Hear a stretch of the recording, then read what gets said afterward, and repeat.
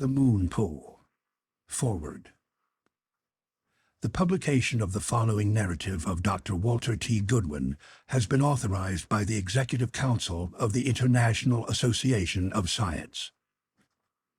First, to end officially what is beginning to be called the Throckmartin mystery, and to kill the innuendo and scandalous suspicions which have threatened to stain the reputations of Dr. David Throckmartin, his youthful wife, and equally youthful associate, Dr. Charles Stanton, ever since a tardy dispatch from Melbourne, Australia, reported the disappearance of the first from a ship sailing to that port, and the subsequent reports of the disappearance of his wife and associate from the camp of their expedition on the Caroline Islands.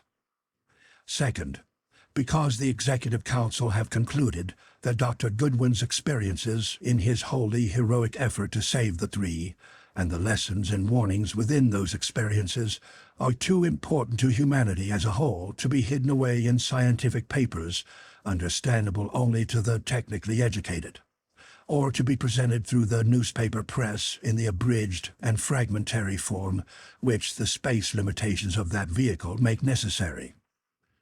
For these reasons, the Executive Council commissioned Mr. A. Merritt to transcribe into form to be readily understood by the layman the stenographic notes of Dr. Goodwin's own report to the Council, supplemented by further oral reminiscences and comments by Dr. Goodwin.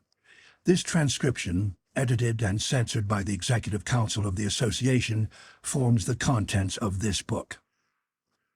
Himself a member of the Council, Dr. Walter T. Goodwin, Ph.D., FRGS, etc., is without cavil the foremost of American botanists, an observer of international reputation and the author of several epical treatises upon his chosen branch of science.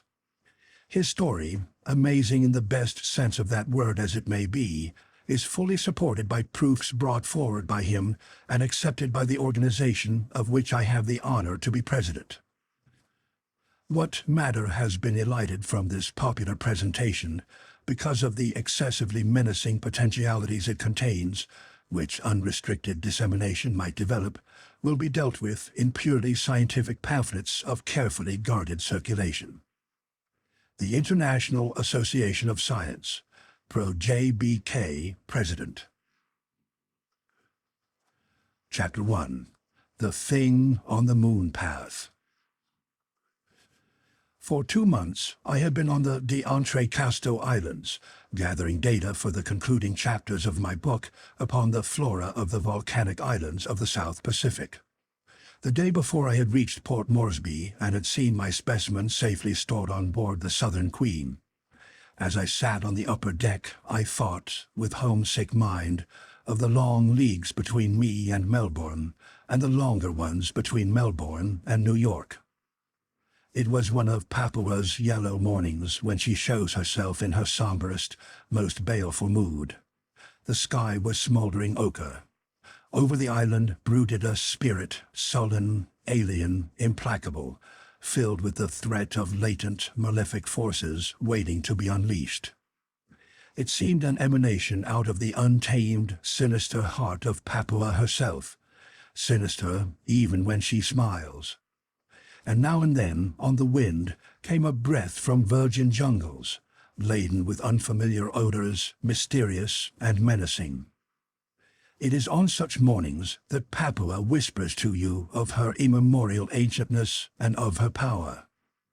And, as every white man must, I fought against her spell. While I struggled, I saw a tall figure striding down the pier. A Kappa boy followed, swinging a new valise. There was something familiar about the tall man. As he reached the gangplank, he looked up straight into my eyes, stared for a moment, then waved his hand. And now I knew him. It was Dr. David Throckmartin. Throck he was to me always, one of my oldest friends, and, as well, a mind of the first water, whose power and achievements were for me a constant inspiration as they were, I know, for scores other. Coincidentally with my recognition came a shock of surprise, definitely unpleasant. It was Throckmartin, but about him was something disturbingly unlike the man I had known long so well, and to whose little party I had bidden farewell less than a month before I myself had sailed for these seas. He had married only a few weeks before Edith, the daughter of Professor William Fraser, younger by at least a decade than he, but at one with him in his ideals, and as much in love, if it were possible, as Throckmartin. By virtue of her father's training, a wonderful assistant. By virtue of her own sweet, sound heart, I use the word in its olden sense, lover. With his equally youthful associate, Dr. Charles Standen, and a Swedish woman, Thora Halverson, who had been Edith Throckmartin's nurse from babyhood, they had set forth for the Nan-Madol, that extraordinary group of island ruins clustered along the eastern shore of Ponape in the Carolines. I knew that he had planned to spend at least a year among these ruins, not only of Ponape, but of Lidi, twin centers of a colossal riddle of humanity, a weird flower of civilization that blossomed ages before the seeds of Egypt were sown, of whose arts we know little enough, and of whose science nothing. He had carried with him unusually complete equipment for the work he had expected to do, and which, he hoped, would be his monument. What, then, had brought Throckmartin to Port Moresby, and what was that change I had sensed in him? Hurrying down to the lower deck, I found him with the purser. As I spoke, he turned, thrust out to me an eager hand, and then I saw what was that difference that had so moved me. He knew, of course, by my silence and involuntary shrieking, the shock of my closer look had given me. My eyes filled. He turned brusquely from the purser, hesitated, then hurried off to his stateroom. "He looks rather queer, eh?" said the purser. "You know him well, sir? Seems to have given you quite a start." I made some reply and went slowly up to my chair. There I sat, composed my mind, and tried to define what it was that had shaken me so. Now it came to me. The old Throckmartin was on the eve of his venture, just turned 40, lithe, erect, muscular. His controlling expression one of enthusiasm, of intellectual keenness, of, what shall I say, expectant search. His always questioning brain had stamped its vigor upon his face. But the Throckmartin I had seen below was one who had borne some scaring shock of mingled rapture and horror, some soul cataclysm that in its climax had remolded deep from within his face, setting on it seal of wedded ecstasy and despair, as though indeed these two had come to him hand in hand, taken possession of him, and departing left behind ineradicably their linked shadows. Yes, it was that which appalled. For how could rapture and horror, heaven and hell, mix, clasp hands, kiss? Yet these were what in closest embrace lay on Throckmartin's face. Deep in thought, subconsciously with relief, I watched the shoreline sink behind, welcomed the touch of the wind of the free seas. I had hoped, and within the hope was an inexplicable shrieking, that I would meet Throckmartin at lunch. He did not come down, and I was sensible of deliverance within my disappointment. All that afternoon I lounged about uneasily, but still he kept to his cabin, and within me was no strength to summon him. Nor did he appear at dinner. Dusk and night fell swiftly. I was warm and went back to my deck chair. The Southern Queen was rolling to a disquieting swell, and I had the place to myself. Over the heavens was a canopy of cloud, glowing faintly and testifyingly to the moon riding behind it. There was much phosphorescence. Fitfully before the ship and at her sides arose those stranger little swirls of mist that swirl up from the southern ocean like breath of sea monsters, whirl for an instant, and disappear. Suddenly the deck door opened, and through it came Throckmartin. He paused uncertainly, looked up at the sky with a curiously eager, intent gaze, hesitated, then closed the door behind him. "Throck," I called. "Come, it's Goodwin." He made his way to me. "Throck," I said, wasting no time in preliminaries. "What's wrong? Can I help you?" I felt his body grow tense. "I'm going to Melbourne, Goodwin," he answered. "I need a few things, need them urgently, and more men, white men." He stopped abruptly, rose from his chair, gazed intently toward the north. I followed his gaze. Far, far away, the moon had broken through the clouds. Almost on the horizon, you could see the faint luminescence of it upon the smooth sea. The distant patch of light quivered and shook. The clouds thickened again, and it was gone. The ship raced on southward swiftly. Throckmartin dropped into his chair.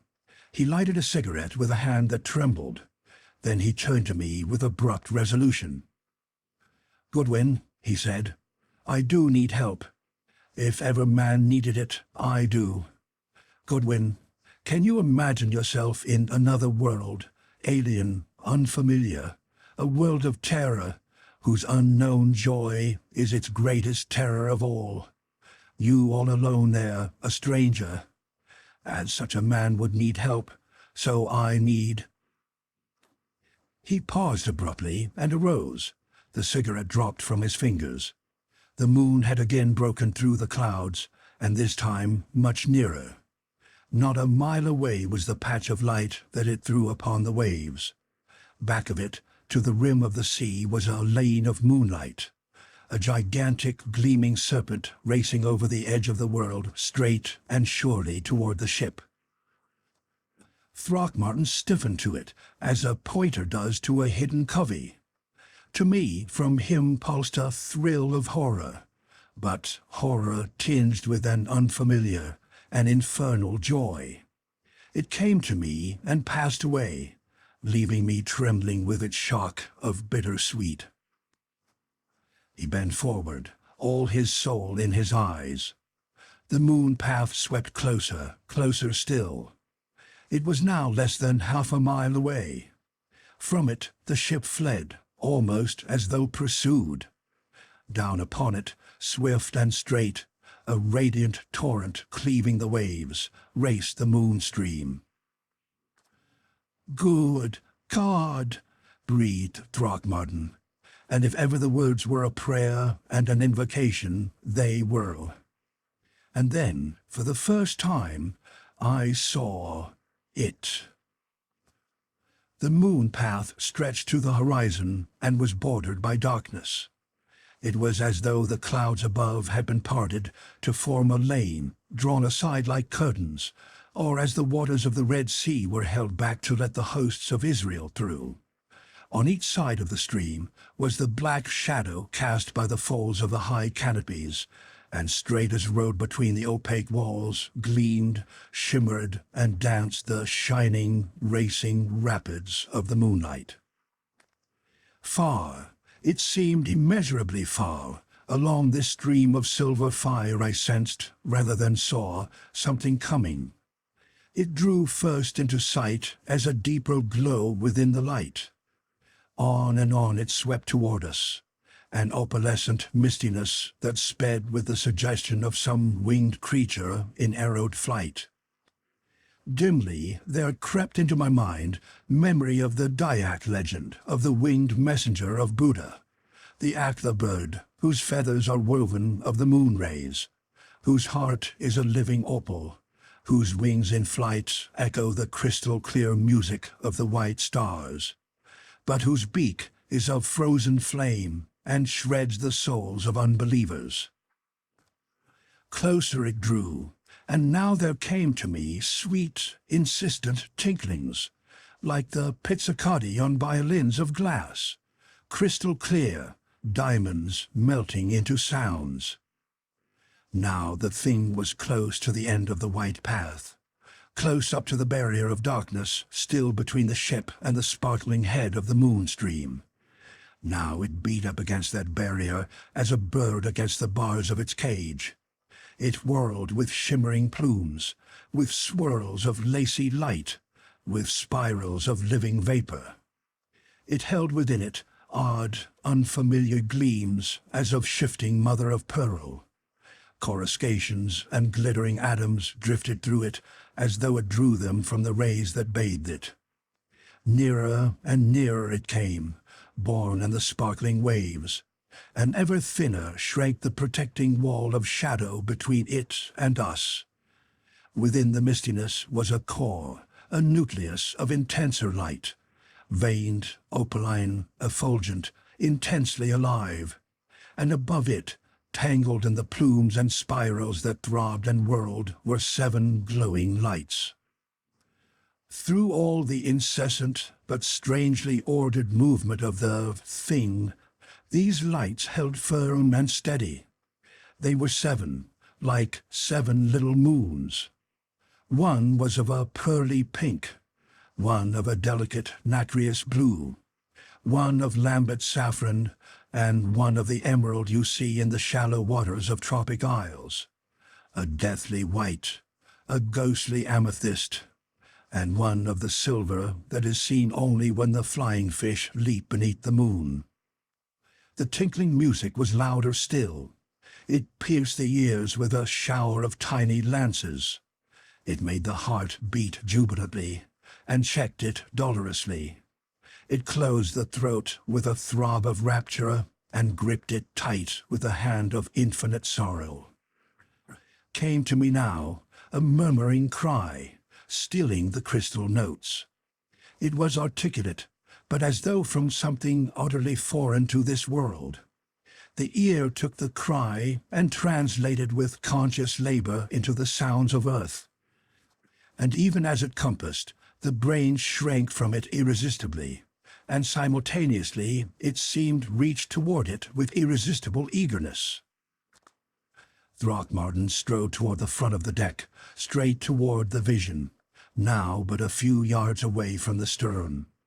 His face had lost all human semblance. Utter agony and utter ecstasy, there they were side by side, not resisting each other.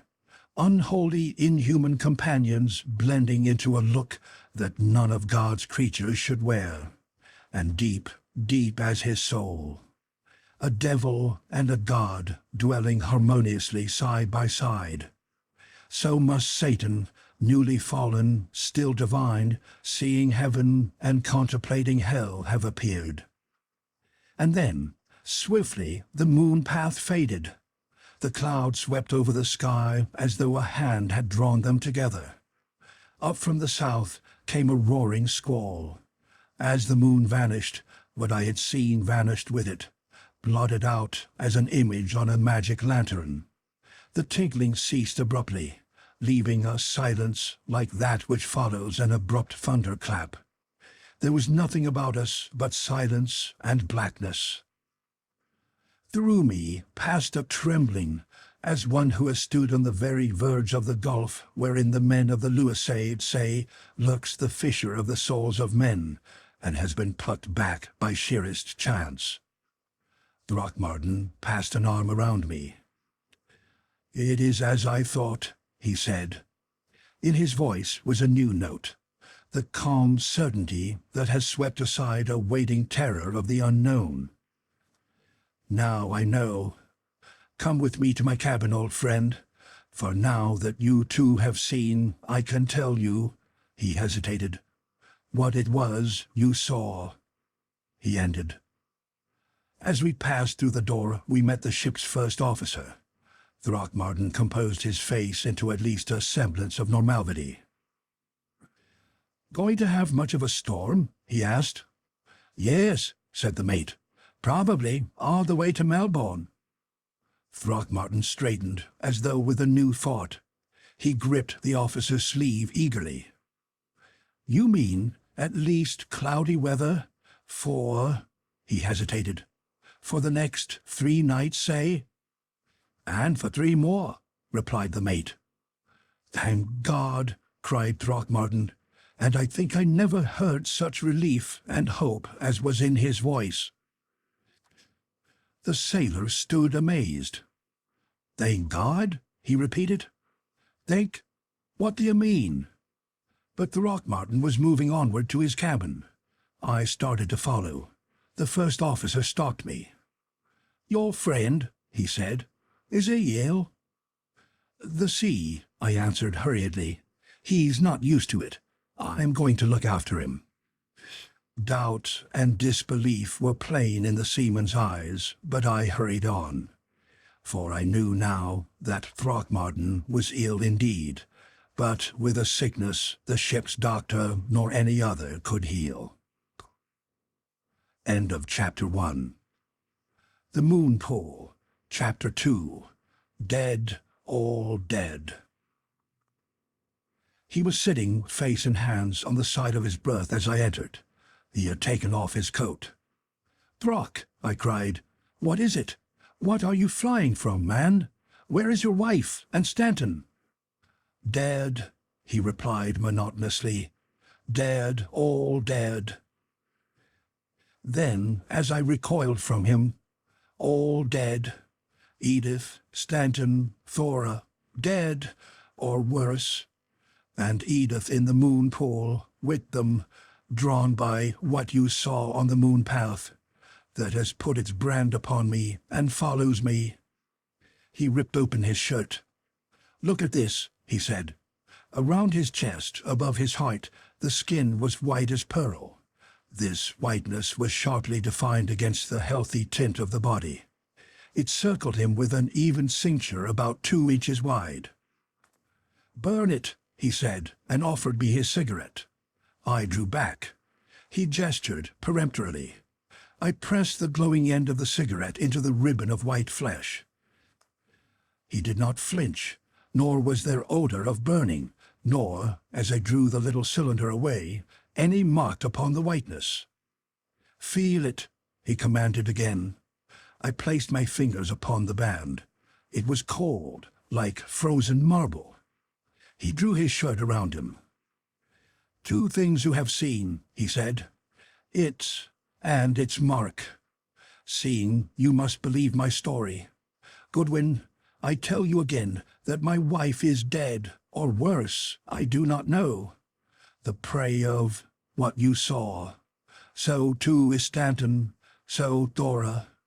How—" Tears rolled down the seared face. "Why did God let it conquer us? Why did he let it take my Edith?"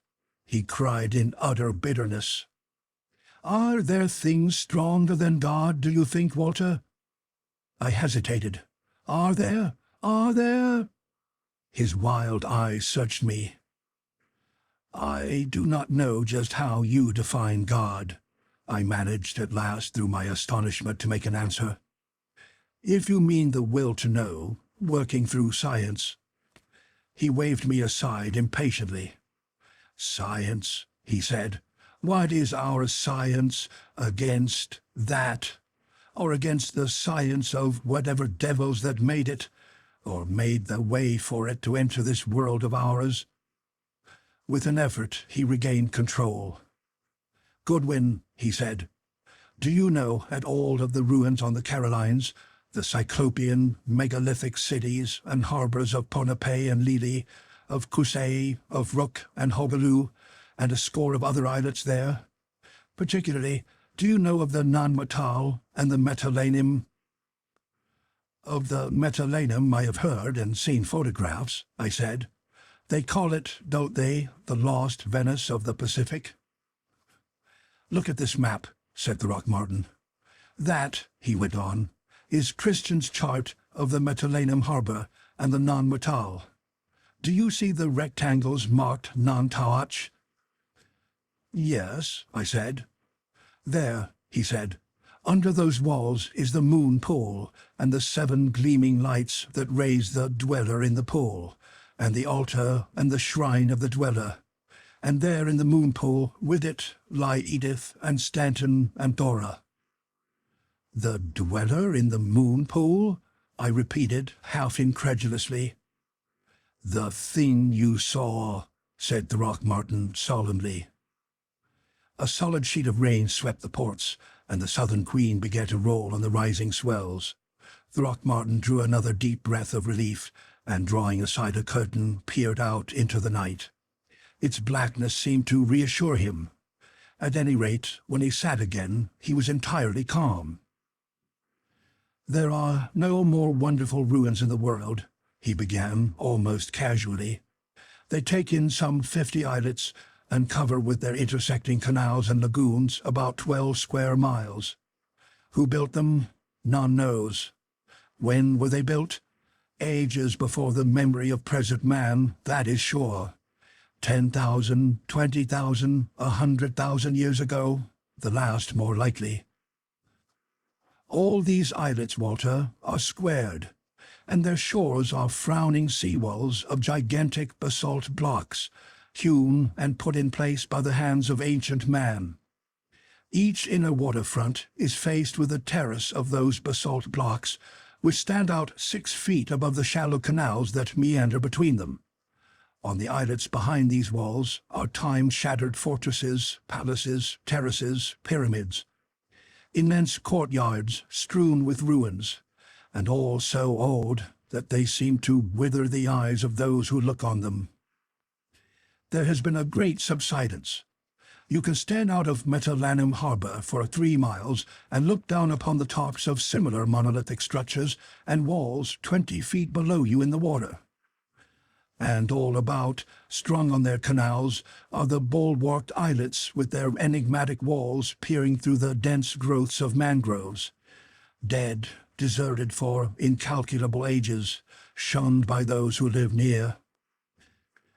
You, as a botanist, are familiar with the evidence that a vast, shadowy continent existed in the Pacific, a continent that was not rent asunder by volcanic forces, as was that legendary one of Atlantis in the Eastern Ocean. My work in Java, in Papua, and in the Ladrones had set my mind upon this Pacific lost land. Just as the Azores are believed to be the last high peaks of Atlantis, so hints came to me steadily that Ponape and Ledi and their basalt bulwarked islets were the last points of the slowly sunken western land clinging still to the sunlight, and had been the last refuge and sacred places of the rulers of that race, which had lost their immemorial home under the rising waters of the Pacific. I believed that under these ruins I might find the evidence that I sought. My wife and I talked before we were married of making this our great work. After the honeymoon, we prepared for the expedition. Stanton was as enthusiastic as ourselves. We sailed, as you know, last May for fulfillment of my dreams. At Ponape we selected, not without difficulty, workmen to help us, diggers. I had to make extraordinary inducements before I could get together my force. Their beliefs are gloomy, these Ponapeans. They people their swamps, their forests, their mountains and shores with malignant spirits. Ani they call them. And they are afraid, bitterly afraid, of the Isles of Ruins and what they think the ruins hide.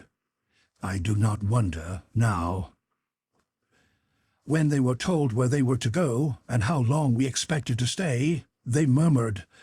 Those who, at last, were tempted made what I thought then merely a superstitious proviso that they were to be allowed to go away on the 3 nights of the full moon.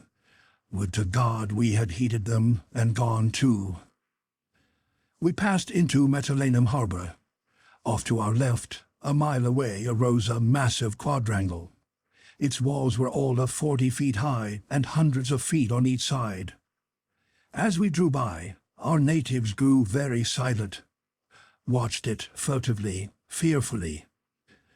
I knew it for the ruins that are called Nan-Tawach, the place of frowning walls. And at the silence of my men, I recalled what Christian had written of this place, of how he had come upon its ancient platforms and tetragonal enclosures of stonework, its wonder of tortuous alleyways and labyrinth of shallow canals, grim masses of stonework peering out from behind verdant screens, cyclopean barricades, and of how, when he had turned into its ghostly shadows, straightway the merriment of guides was hushed and conversation died down to whispers. He was silent for a little time. "Of course, I wanted to pitch our camp there," he went on again quietly. "But I soon gave up that idea. The natives were panic-stricken, threatened to turn back. 'No,' they said, 'too great Ani there. We go to any other place, but not there.'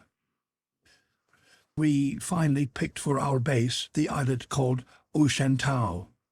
It was close to the Isle of Desire, but far enough away from it to satisfy our men. There was an excellent camping place and a spring of fresh water. We pitched our tents, and in a couple of days the work was in full swing." End of Chapter 2.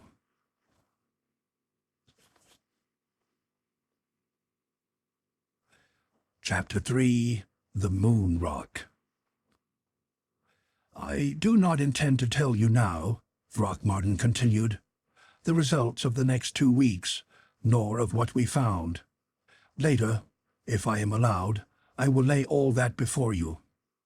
It is sufficient to say that, at the end of those 2 weeks, I had found confirmation for many of my theories. The place, for all its decay and desolation, had not infected us with any touch of morbidity, that is, not Edith, Stanton, or myself. But Thora was very unhappy.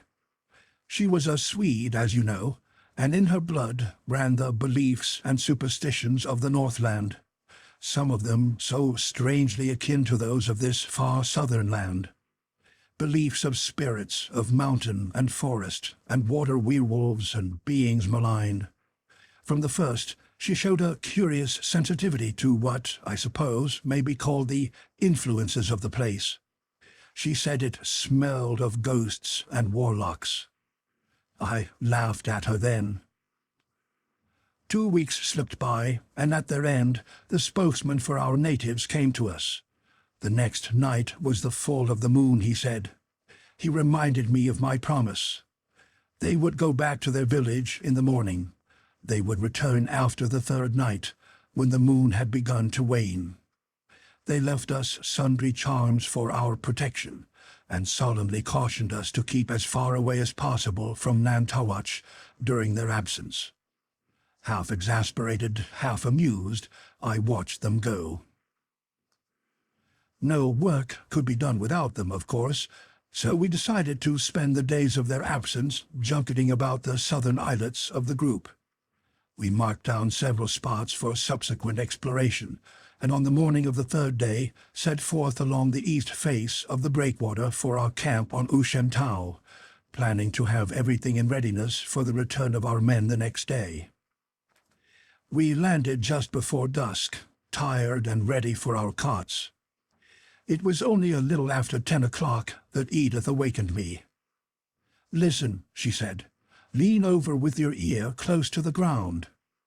I did so, and seemed to hear, far, far below, as though coming up from great distances, a faint chanting. It gathered strength, died down, ended. Began, gathered volume, faded away into silence. "It's the waves rolling on rock somewhere," I said. "We are probably over some ledge of rock that carries the sound." "It's the first time I've heard it," replied my wife doubtfully. We listened again. Then, through the dim rhythms, deep beneath us, another sound came. It drifted across the lagoon that lay between us and Nan-Tawach in little tinkling waves. It was music of a sort. I won't describe the strange effect it had upon me. You felt it. "You mean on the deck?" I asked. Throckmartin nodded. "I went to the flap of the tent," he continued, "and peered out. As I did so, Stanton lifted his flap and walked out into the moonlight, looking over to the other islet and listening. I called to him. "That's the queerest sound," he said.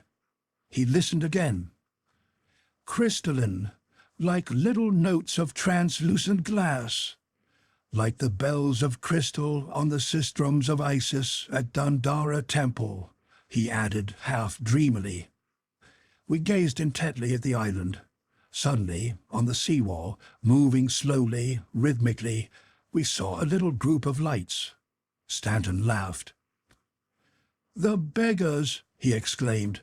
"That's why they wanted to get away, is it? Don't you see, Dave?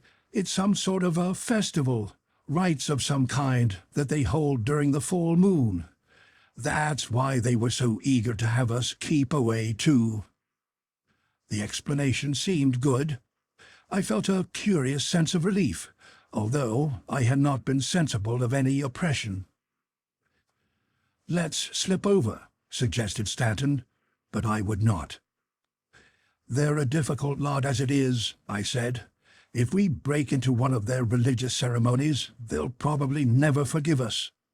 Let's keep out of any family party where we haven't been invited." "That's so," agreed Stanton. The strange tinkling rose and fell, rose and fell. "There's something very unsettling about it," said Edith at last soberly. "I wonder what they make those sounds with. They frighten me half to death, and at the same time they make me feel as though some enormous rapture were just around the corner." "It's devilish uncanny," broke in Stanton.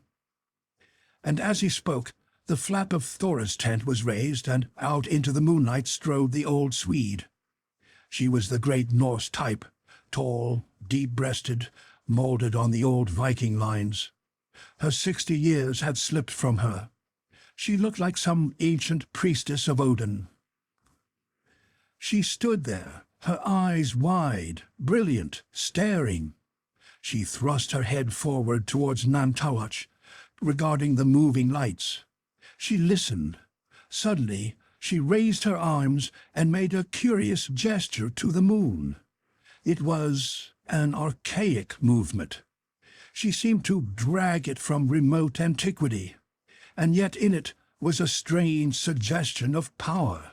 Twice she repeated this gesture, and the tinklings died away. She turned to us. "Go," she said, and her voice seemed to come from far distances. "Go from here, and quickly. Go while you may. It has called." She pointed to the islet. "It knows you are here. It waits," she wailed. "It beckons. The... She fell at Edith's feet, and over the lagoon came again the tinklings, now with a quicker note of jubilance, almost of triumph. We watched beside her throughout the night. The sounds from Nan-Madol continued until about an hour before moonset. In the morning, Thora awoke, none the worse apparently. She had had bad dreams, she said. She could not remember what they were, except that they had warned her of danger. She was oddly sullen, and throughout the morning her gaze returned again and again, half fascinatedly, half wonderingly, to the neighboring isle. That afternoon the natives returned, and that night on Nan-Madol the silence was unbroken, nor were there lights nor sign of life. You will understand, Goodwin, how the occurrences I have related would excite the scientific curiosity. We rejected immediately, of course, any explanation admitting the supernatural. Our symptoms, let me call them, could all very easily be accounted for. It is unquestionable that the vibrations created by certain musical instruments have definite and sometimes extraordinary effect upon the nervous system. We accepted this as the explanation of the reactions we had experienced, hearing the unfamiliar sounds. Thora's nervousness, her superstitious apprehensions, had wrought her up to a condition of semi-somnambulistic hysteria. Science could readily explain her part in the night scene. We came to the conclusion that there must be a passageway between Ponape and Nan-Madol known to the natives, and used by them during their rites. We decided that on the next departure of our laborers, we would set forth immediately to Nan-Madol. We would investigate during the day, and at evening my wife and Thora would go back to camp, leaving Stanton and me to spend the night on the island, observing from some safe hiding place what might occur. The moon waned, appeared crescent in the west, waxed slowly toward the full. Before the men left us, they literally prayed us to accompany them. Their importunities only made us more eager to see what it was that, we are now convinced, they wanted to conceal from us. At least that was true of Stanton and myself. It was not true of Edith. She was thoughtful, abstracted, reluctant. When the men were out of sight around the turn of the harbor, we took our boat and made straight for Nan-Madol. Soon its mighty seawall towered above us.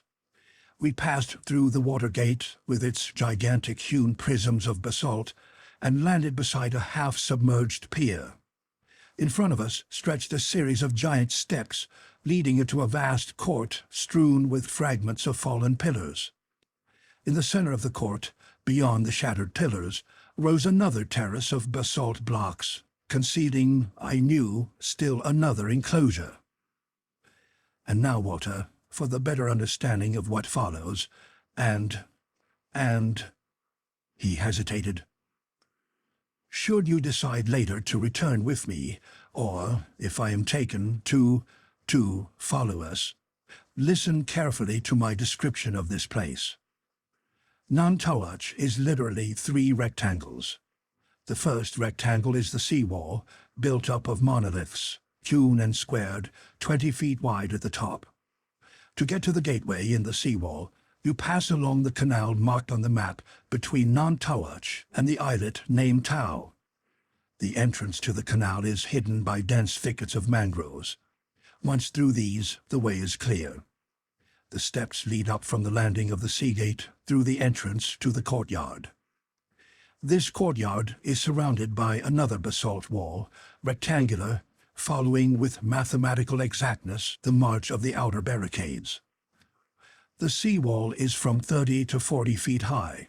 Originally it must have been much higher, but there has been subsidence in parts. The wall of the first enclosure is 15 feet across the top, and its height varies from 20 to 50 feet. Here, too, the gradual sinking of the land has caused portions of it to fall. Within this courtyard is the second enclosure. Its terrace, of the same basalt as the outer walls, is about 20 feet high. Entrance is gained to it by many breaches which time has made in its stonework. This is the inner court, the heart of Nan-Madol. There lies the great central vault, with which is associated the one name of living being that has come to us out of the mists of the past. The natives say it was the treasure house of Chao Telur, a mighty king who reigned long before their fathers. As Chao is the ancient Pohnpeian word both for son and king, the name means, without doubt, place of the Sun King. It is a memory of a dynastic name of the race that ruled the Pacific continent, now vanished, just as the rulers of ancient Crete took the name of Minos and the rulers of Egypt the name of Pharaoh. And opposite this place of the Sun King is the moon rock that hides the moon pool. It was Stanton who discovered the moon rock. We had been inspecting the inner courtyard. Edith and Thora were getting together our lunch. I came out of the vault of Chao Telur to find Stanton before a part of the terrace, studying it wonderingly. "What do you make of this?" he asked me as I came up. He pointed to the wall. I followed his finger and saw a slab of stone about 15 feet high and 10 wide. At first, all I noticed was the exquisite nicety with which its edges joined the blocks about it. Then I realized that its color was subtly different, tinged with gray and of a smooth, peculiar deadness. "Looks more like calcite than basalt," I said. I touched it and withdrew my hand quickly, for at the contact Every nerve in my arm tingled, as though a shock of frozen electricity had passed through it. It was not cold as we know cold. It was a chill force. The phrase I have used, frozen electricity, describes it better than anything else. Stanton looked at me oddly. "So, you felt it too," he said. I was wondering whether I was developing hallucinations like Thora. Notice, by the way, that the blocks beside it are quite warm beneath the sun. We examined the slab eagerly. Its edges were cut as though by an engraver of jewels. They fitted against the neighboring blocks in almost a hairline. Its base was slightly curved, and fitted as closely as top and sides upon the huge stones on which it rested. And then we noted that these stones had been hollowed to follow the line of the grey stone's foot. There was a semicircular depression running from one side of the slab to the other.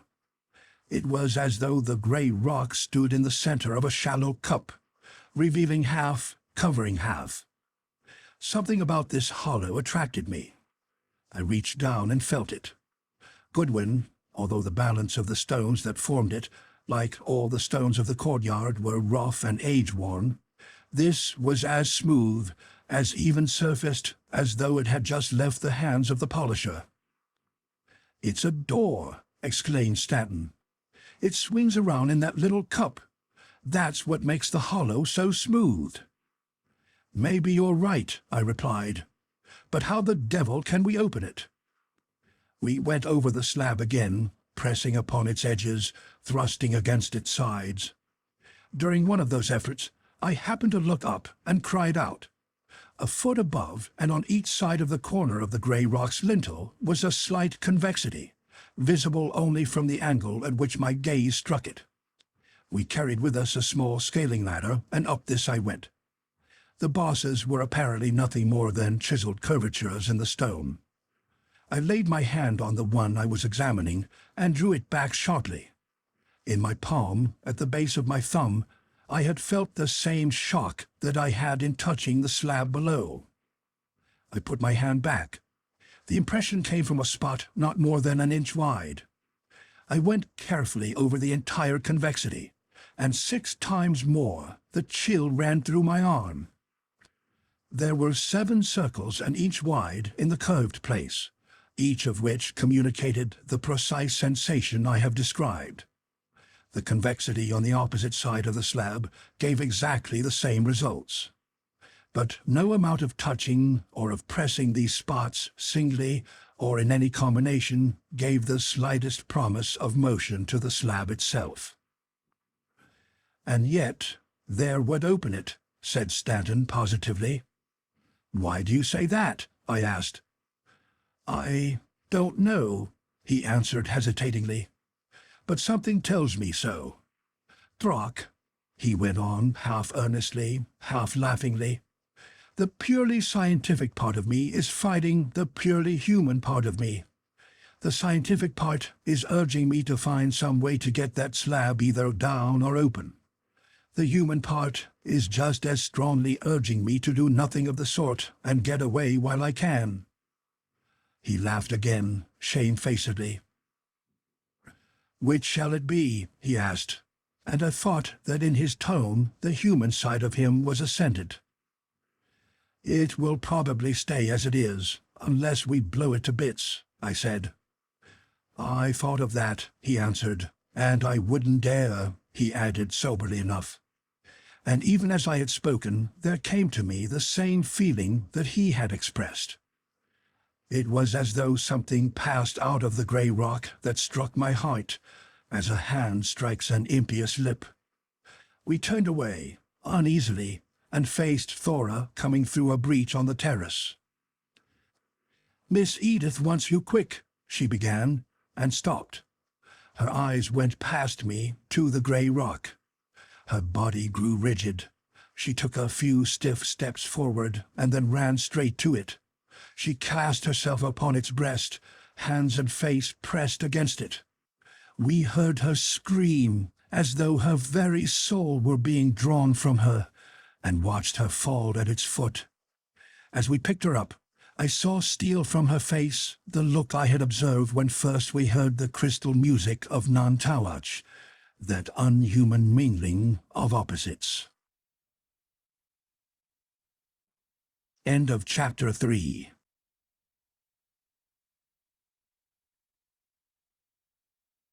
Chapter 4.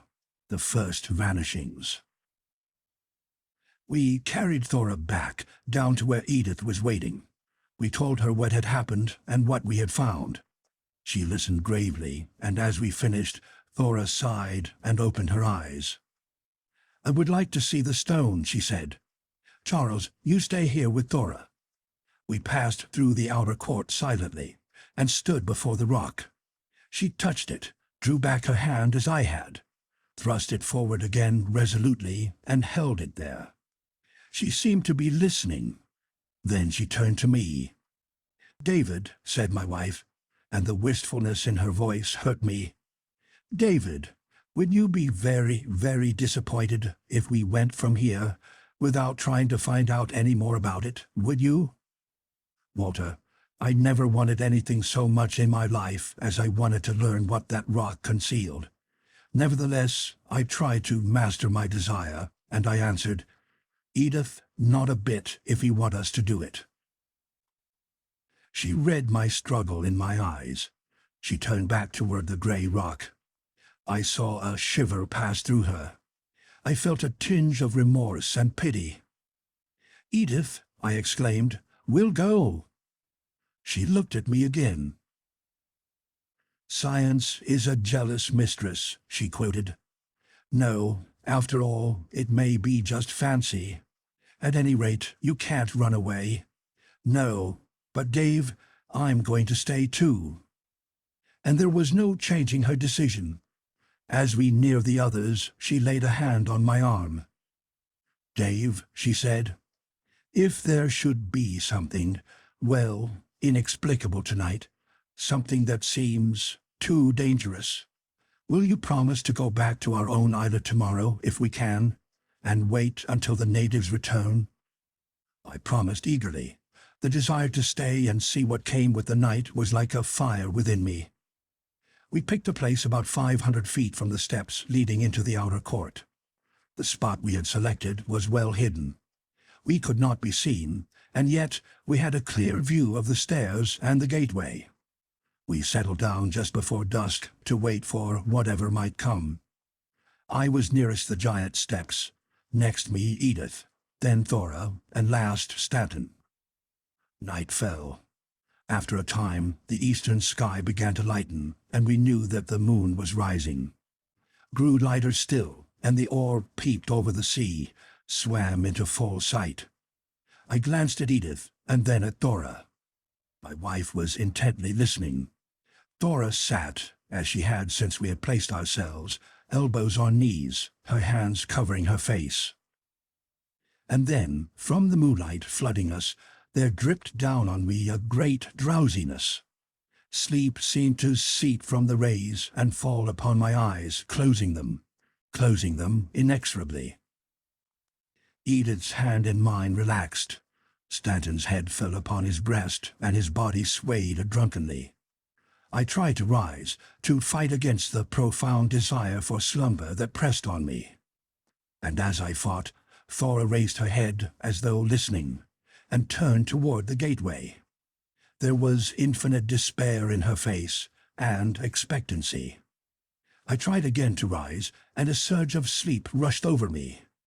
Dimly, as I sank within it, I heard a crystalline chiming, raised my lids once more with supreme effort. Thora, bathed in light, was standing at the top of the stairs. Sleep took me for its very own, swept me into the heart of oblivion. Dawn was breaking when I wakened. Recollection rushed back. I thrust a panic-stricken hand out toward Edith, touched her, and my heart gave a great leap of thankfulness. She stirred, sat up, rubbing dazed eyes. Stanton lay on his side, back toward us, head in arms. Edith looked at me laughingly. "Heavens, what sleep," she said. Memory came to her. "What happened?" she whispered. What made us sleep like that? Stanton awoke. "What's the matter?" he exclaimed. "You look as though you've been seeing ghosts." Edith caught my hands. "Where's Thora?" she cried. Before I could answer, she ran out into the open, calling. "Thora was taken," was all I could say to Stanton. Together we went to my wife, now standing beside the great stone steps, looking up fearfully at the gateway into the terraces. There I told them what I had seen before sleep had drowned me. And together, then we ran up the stairs, through the courts, and to the grey rock. The slab was closed, as it had been the day before, nor was there trace of its having opened. No trace? Even as I thought this, Edith dropped to her knees before it and reached toward something lying at its foot. It was a little piece of gay silk. I knew it for part of the kerchief Thora wore about her hair. She lifted the fragment. It had been cut from the kerchief as though by a razor edge. A few threads ran from it, down toward the base of the slab, ran on to the base of the grey rock, and under it. The grey rock was a door, and it had opened, and Thora had passed through it. I think that for the next few minutes we all were a little insane. We beat upon that portal with our hands, with stones and sticks. At last reason came back to us. Goodwin, during the next 2 hours, we tried every way in our power to force entrance through the slab. The rock resisted our drills. We tried explosions at the base with charges covered by rock. They made not the slightest impression on the surface, expending their force, of course, upon the slighter resistance of their coverings. Afternoon found us hopeless. Night was coming on, and we would have to decide our course of action. I wanted to go to Ponape for help, but Edith objected that this would take hours, and after we had reached there, it would be impossible to persuade our men to return with us that night, if at all. What then was left? Clearly, only one of two choices: to go back to our camp, wait for our men, and on their return, try to persuade them to go with us to Nan-Madol. But this would mean the abandonment of Thora for at least 2 days. We could not do it. It would have been too cowardly. The other choice was to wait where we were for night to come, to wait for the rock to open as it had the night before, and to make a sortie through it for Thora before it could close again. Our path lay clear before us. We had to spend that night on Nan-Madol. We had, of course, discussed the sleep phenomena very fully. If our theory that lights, sounds, and Thora's disappearance were linked with secret religious rites of the natives, the logical inference was that the slumber had been produced by them, perhaps by vapors. You know as well as I what extraordinary knowledge these Pacific peoples have of such things. Or the sleep might have been simply a coincidence, and produced by emanations, either gaseous or from plants, natural causes which had happened to coincide in their effects with the other manifestations. We made some rough and ready but effective respirators. As dusk fell, we looked over our weapons. Edith was an excellent shot with both rifle and pistol. We had decided that my wife was to remain in the hiding place. Stanton would take up a station on the far side of the stairway, and I would place myself opposite him on the side near Edith. The place I picked out was less than 200 feet from her, and I could reassure myself now and then as to her safety as it looked down upon the hollow wherein she crouched. From our respective stations, Stanton and I could command the gateway entrance. His position gave him also a glimpse of the outer courtyard. A faint glow in the sky heralded the moon. Stanton and I took our places. The moon dawn increased rapidly. The disk swam up, and in a moment it was shining in full radiance upon ruins and sea. As it rose, there came a curious little sighing sound from the inner terrace. Stanton straightened up and stared intently through the gateway, rifle ready. "Stanton, what do you see?" I called cautiously. He waved a silencing hand. I turned my head to look at Edith. A shock ran through me. She lay upon her side. Her face, grotesque with its nose and mouth covered by the respirator, was turned full toward the moon. She was again in deepest sleep. As I turned again to call to Stanton, my eyes swept the head of the steps and stopped, fascinated. For the moonlight had thickened. It seemed to be curdled there, and through it ran little gleams and veins of shimmering white fire. A languor passed through me. It was not the ineffable drowsiness of the preceding night. It was a sapping of all will to move. I tried to cry out to Stanton. I had not even the will to move my lips. Goodwin, I could not even move my eyes. Stanton was in the range of my fixed vision. I watched him leap up the steps and move toward the gateway. The curdled radiance seemed to await him. He stepped into it and was lost to my sight. For a dozen heartbeats there was silence. Then a rain of tinklings that set the pulses racing with joy and at once checked them with tiny fingers of ice, and ringing through them Stanton's voice from the courtyard, a great cry, a scream, filled with ecstasy insupportable and horror unimaginable. And once more there was silence. I strove to burst the bonds that held me. I could not. Even my eyelids were fixed. Within them my eyes, dry and aching, burned. Then, Goodwin, I first saw the inexplicable. The crystalline music swelled. Where I sat, I could take in the gateway and its basalt portals, rough and broken, rising to the top of the wall 40 feet above, shattered, ruined portals, unclimbable. From this gateway, an intenser light began to flow. It grew, it gushed, and out of it walked Stanton. Stanton, but, God, what a vision! A deep tremor shook him. I waited. End of Chapter 4.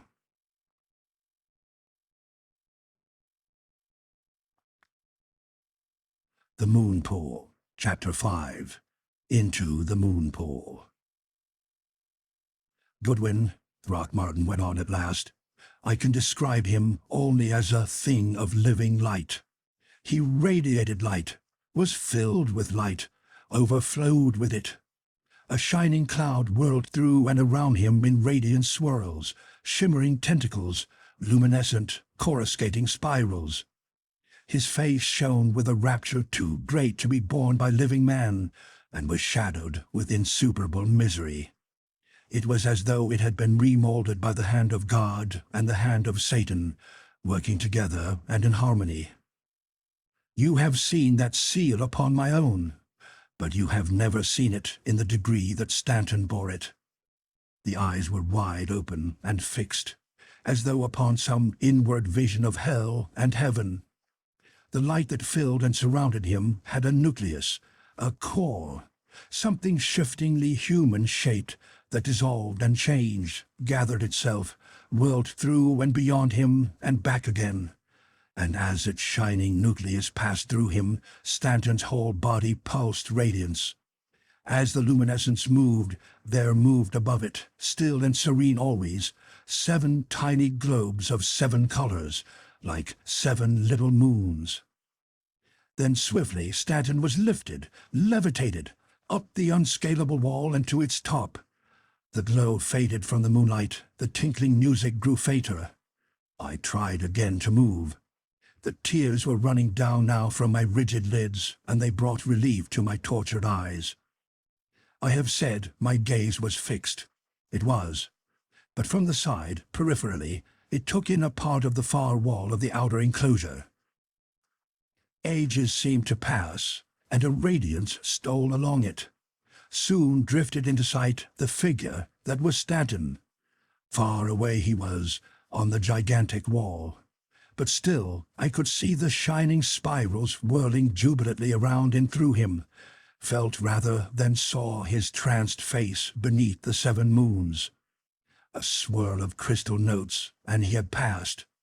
And all the time, as though from some opened well of light, the courtyard gleamed and sent out silver fires that dimmed the moon rays, yet seemed strangely to be a part of them. At last the moon neared the horizon. There came a louder burst of sound, the second and last cry of Stanton, like an echo of his first. Again the soft sighing from the inner terrace. Then utter silence. The light faded. The moon was setting, and with a rush, life and power to move returned to me. I made a leap for the steps, rushed up them, through the gateway, and straight to the grey rock. It was closed, as I knew it would be. But did I dream it, or did I hear, echoing through it as though from vast distances, a triumphant shouting? I ran back to Edith. At my touch she wakened, looked at me wonderingly, raised herself on a hand. "Dave," she said, "I slept, after all." She saw the despair on my face and leaped to her feet. "Dave," she cried, "what is it? Where's Charles?" I lighted a fire before I spoke. Then I told her. And for the balance of that night we sat before the flames, arms around each other, like two frightened children. Abruptly, Throckmartin held his hands out to me appealingly. "Walter, old friend," he cried, "don't look at me as though I were mad. It's truth, absolute truth. Wait." I comforted him as well as I could. After a little time, he took up his story. "Never," he said, "did man welcome the sun as we did that morning. As soon as it had risen, we went back to the courtyard. The walls whereon I had seen Stanton were black and silent. The terraces were as they had been. The grey slab was in its place. The shallow hollow at its base was nothing. Nothing. Nothing was there anywhere on the islet of Stanton. Not a trace. What were we to do?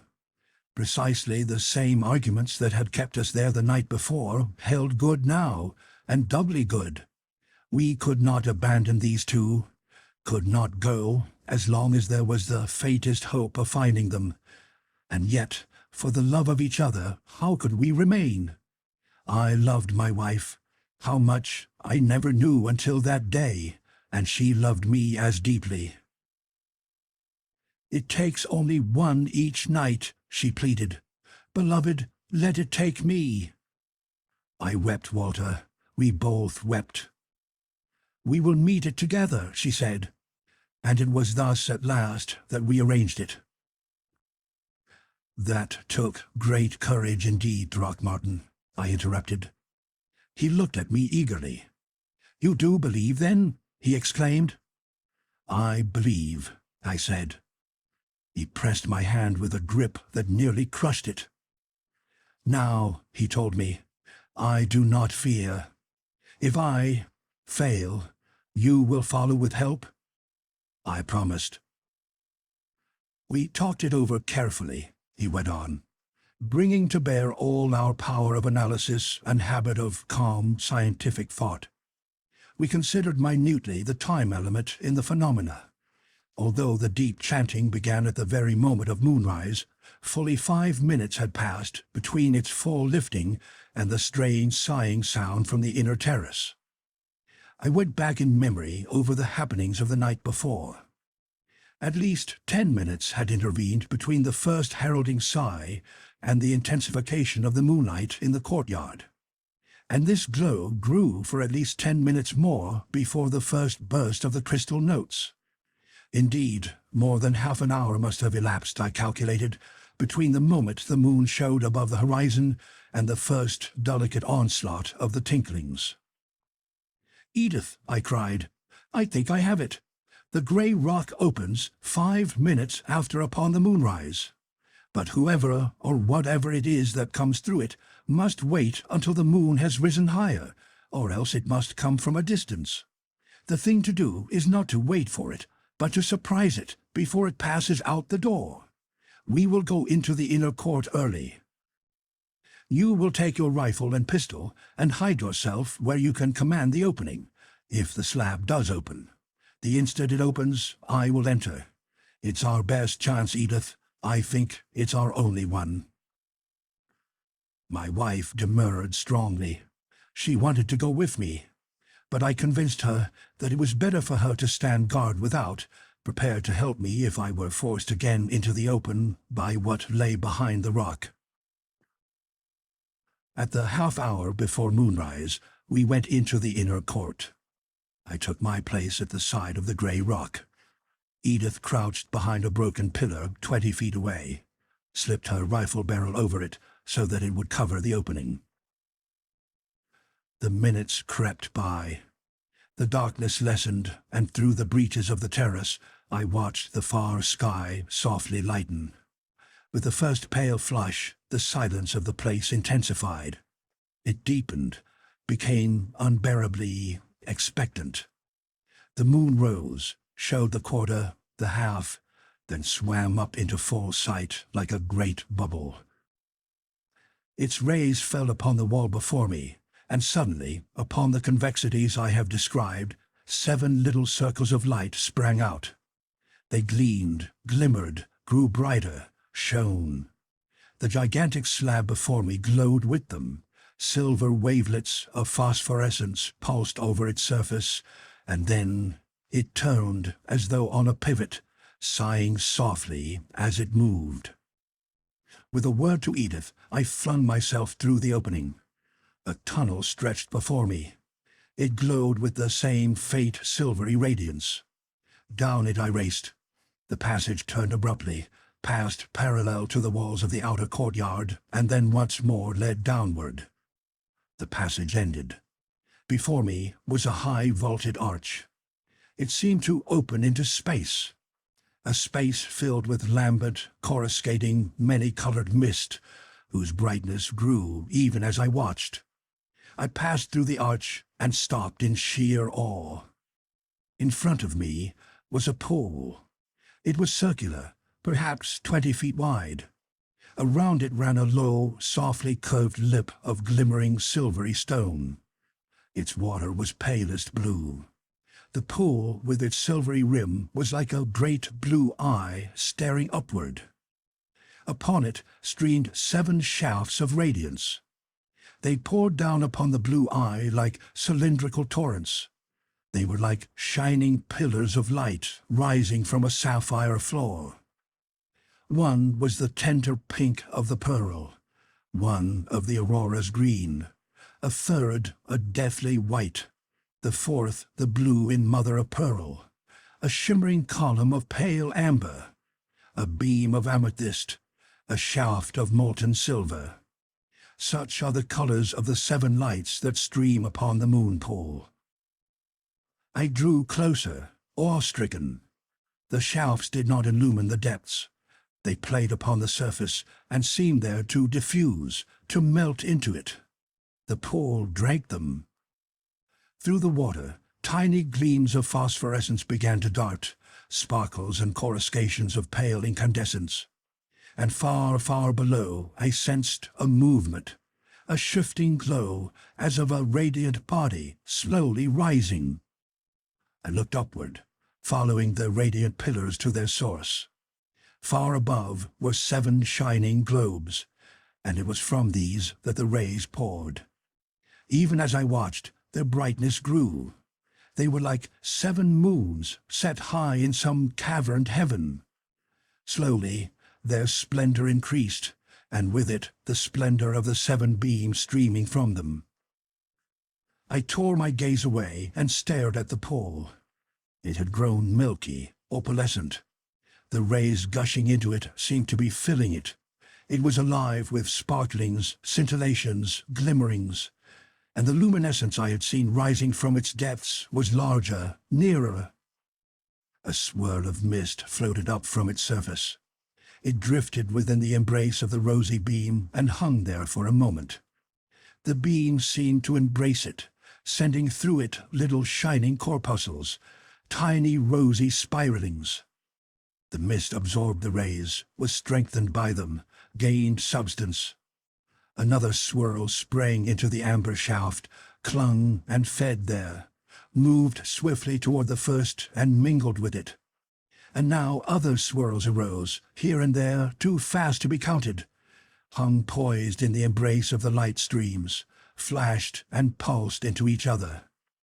Thicker and thicker still they rose until over the surface of the pool was a pulsating pillar of opalescent mist, steadily growing stronger, drawing within it life from the 7 beams falling upon it, drawing to it from below the darting, incandescent atoms of the pool.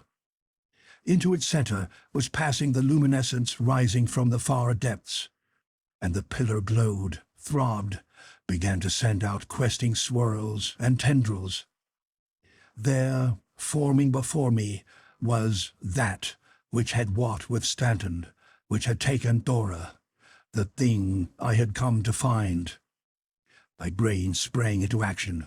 My hand threw up the pistol, and I fired shot after shot into the shining core.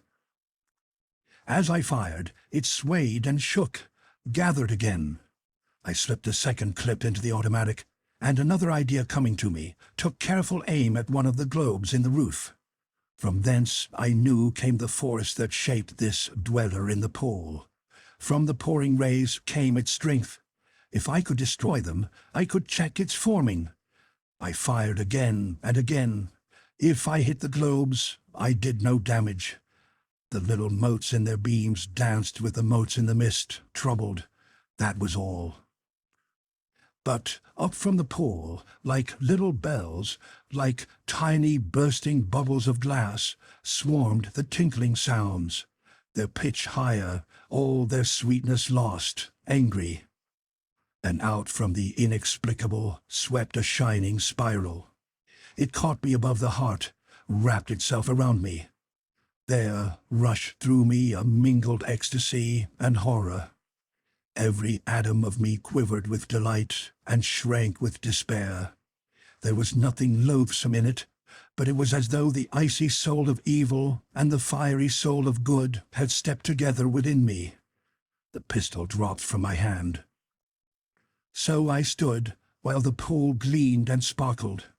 The streams of light grew more intense, and the radiant thing that held me gleamed and strengthened. Its shining core had shape, but a shape that my eyes and brain could not define. It was as though a being of another sphere should assume what it might of human semblance, but was not able to conceal that what human eye saw was but a part of it. It was neither man nor woman. It was unearthly and androgynous. Even as I found its human semblance, it changed, and still the mingled rapture and terror held me.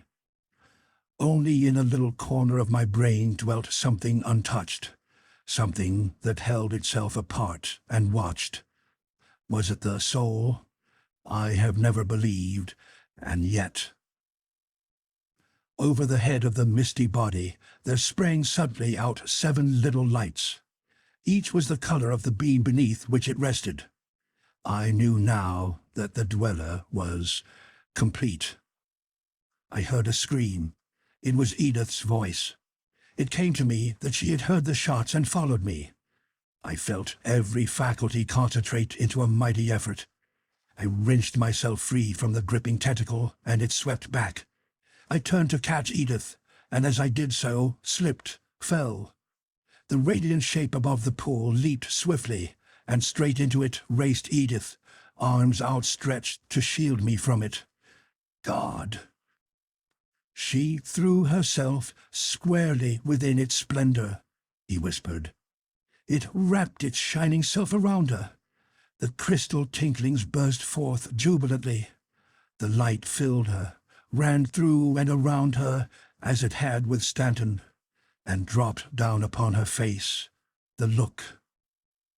But her rush had taken her to the very verge of the moon pool. She tottered, she fell, with the radiance still holding her, still swirling and winding around and through her, into the moon pool. She sank, and with her went the dweller. I dragged myself to the brink. Far down was a shining, many-colored, nebulous cloud descending. Out of it peered Edith's face, disappearing. Her eyes stared up at me, and she vanished. "Edith," I cried again. "Edith, come back to me." And then a darkness fell upon me. I remember running back through the shimmering corridors and out into the courtyard. Reason had left me. When it returned, I was far out at sea in our boat, wholly estranged from civilization. A day later, I was picked up by the schooner in which I came to Port Moresby. "I have formed a plan. You must hear it, Goodwin." He fell upon his berth. I bent over him. Exhaustion and the relief of telling his story have been too much for him. He slept like the dead. All that night I watched over him. When dawn broke, I went to my room to get a little sleep myself, but my slumber was haunted. The next day the storm was unabated. Throckmartin came to me at lunch. He had regained much of his old alertness. "Come to my cabin," he said. There he stripped his shirt from him. "Something is happening," he said. "The mark is smaller." It was as he said. "I'm escaping," he whispered jubilantly. "Just let me get to Melbourne safely, and then we'll see who'll win. For, Walter, I'm not at all sure that Edith is dead, as we know death, nor that the others are. There is something outside experience there, some great mystery." And all that day he talked to me of his plans. "There's a natural explanation, of course," he said. "My theory is that the moon rock is of some composition sensitive to the action of moon rays, somewhat as the metal selenium is to sun rays. The little circles over the top are, without doubt, its operating agency. When the light strikes them, they release the mechanism that opens the slab, just as you can open doors with sun or electric light by an ingenious arrangement of selenium cells. Apparently, it takes the strength of the full moon both to do this and to summon the dweller in the pool. We will first try a concentration of the rays of the waning moon upon these circles to see whether that will open the rock. If it does, we will be able to investigate the pool without interruption from what emanates. Look, here in the chart are their locations.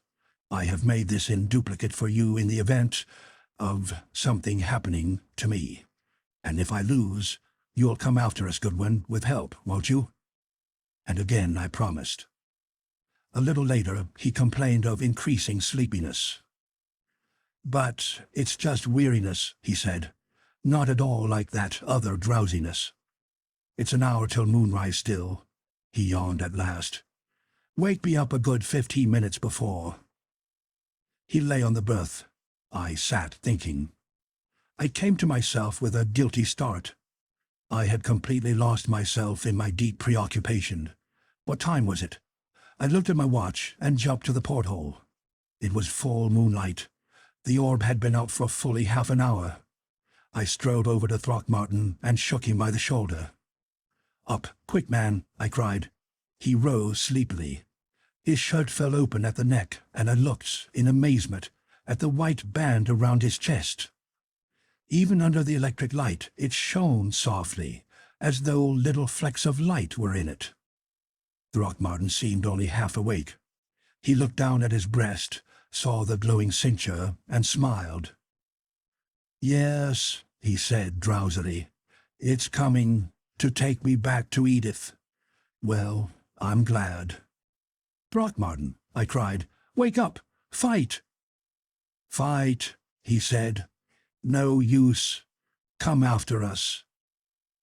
He went to the port and sleepily drew aside the curtain. The moon traced a broad path of light straight to the ship. Under its rays, the band around his chest gleamed brighter and brighter, shot forth little rays, seemed to writhe. The lights went out in the cabin, evidently also throughout the ship, for I heard shoutings above. Throckmartin still stood at the open port. Over his shoulder I saw a gleaming pillar racing along the moon path toward us. Through the window cascaded a blinding radiance. It gathered Throckmartin to it, clothed him in a robe of living opalescence. Light pulsed through and from him, the cabin filled with murmurings. A wave of weakness swept over me, buried me in blackness. When consciousness came back, the lights were again burning brightly, but of Throckmartin there was no trace. End of Chapter 5.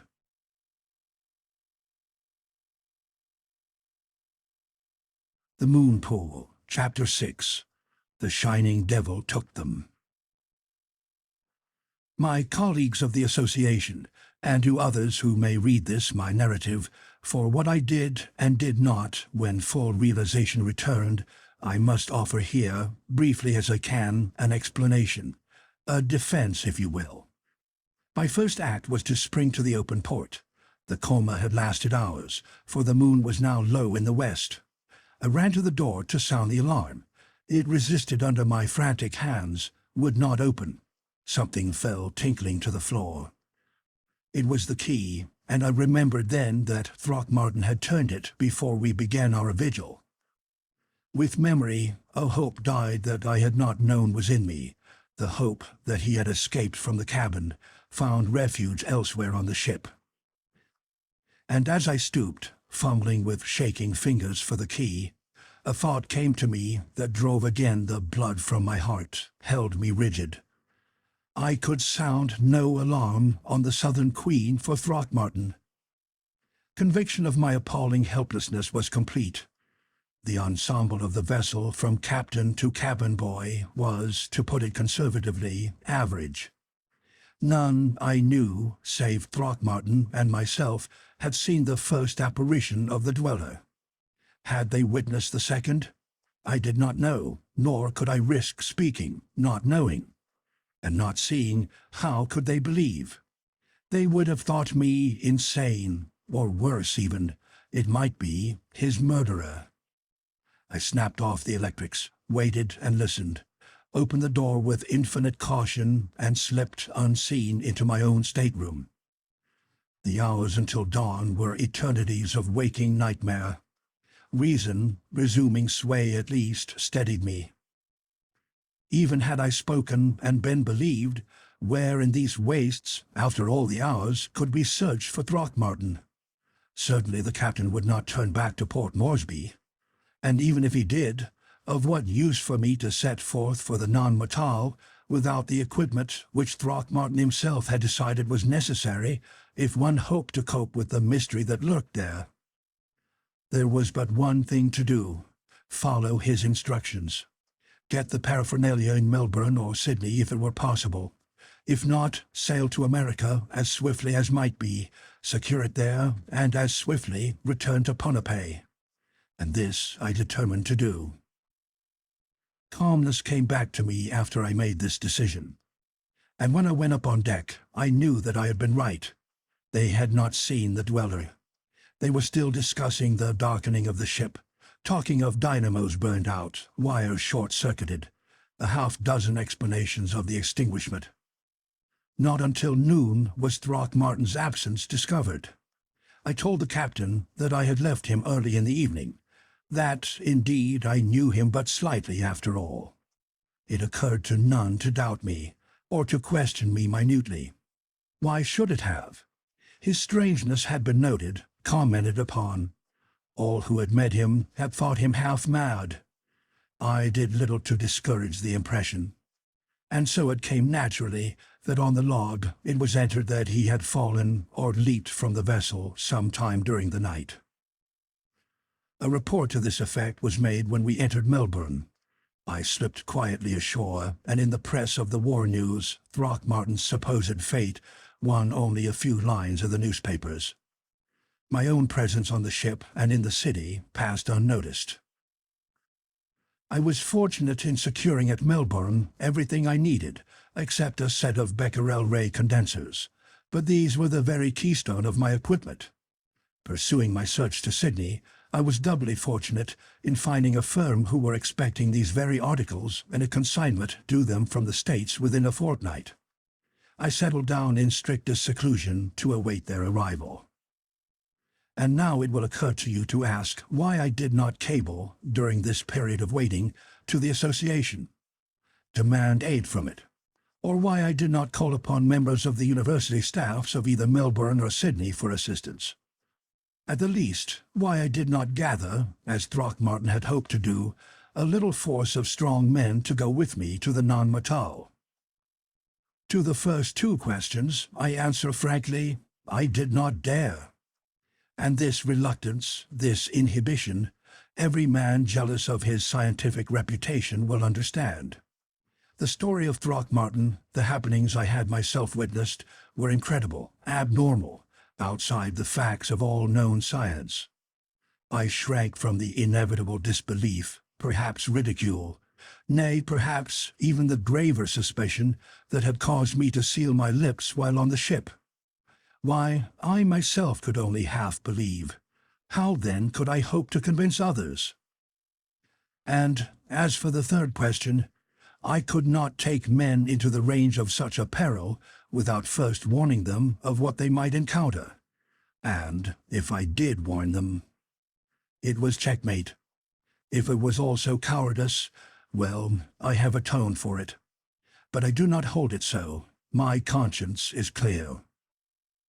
That fortnight and the greater part of another passed before the ship I awaited steamed into port. By that time, between my straining anxiety to be after Throckmartin, the despairing thought that every moment of delay might be vital to him and his, and my intensely eager desire to know whether that shining, glorious horror on the moon path did exist or had been hallucination, I was worn almost to the edge of madness. At last, the condensers were in my hands.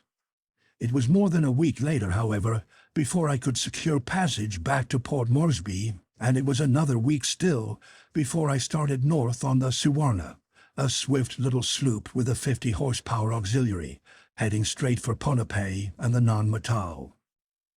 We sighted the Brunhilde some 500 miles south of the Carolines.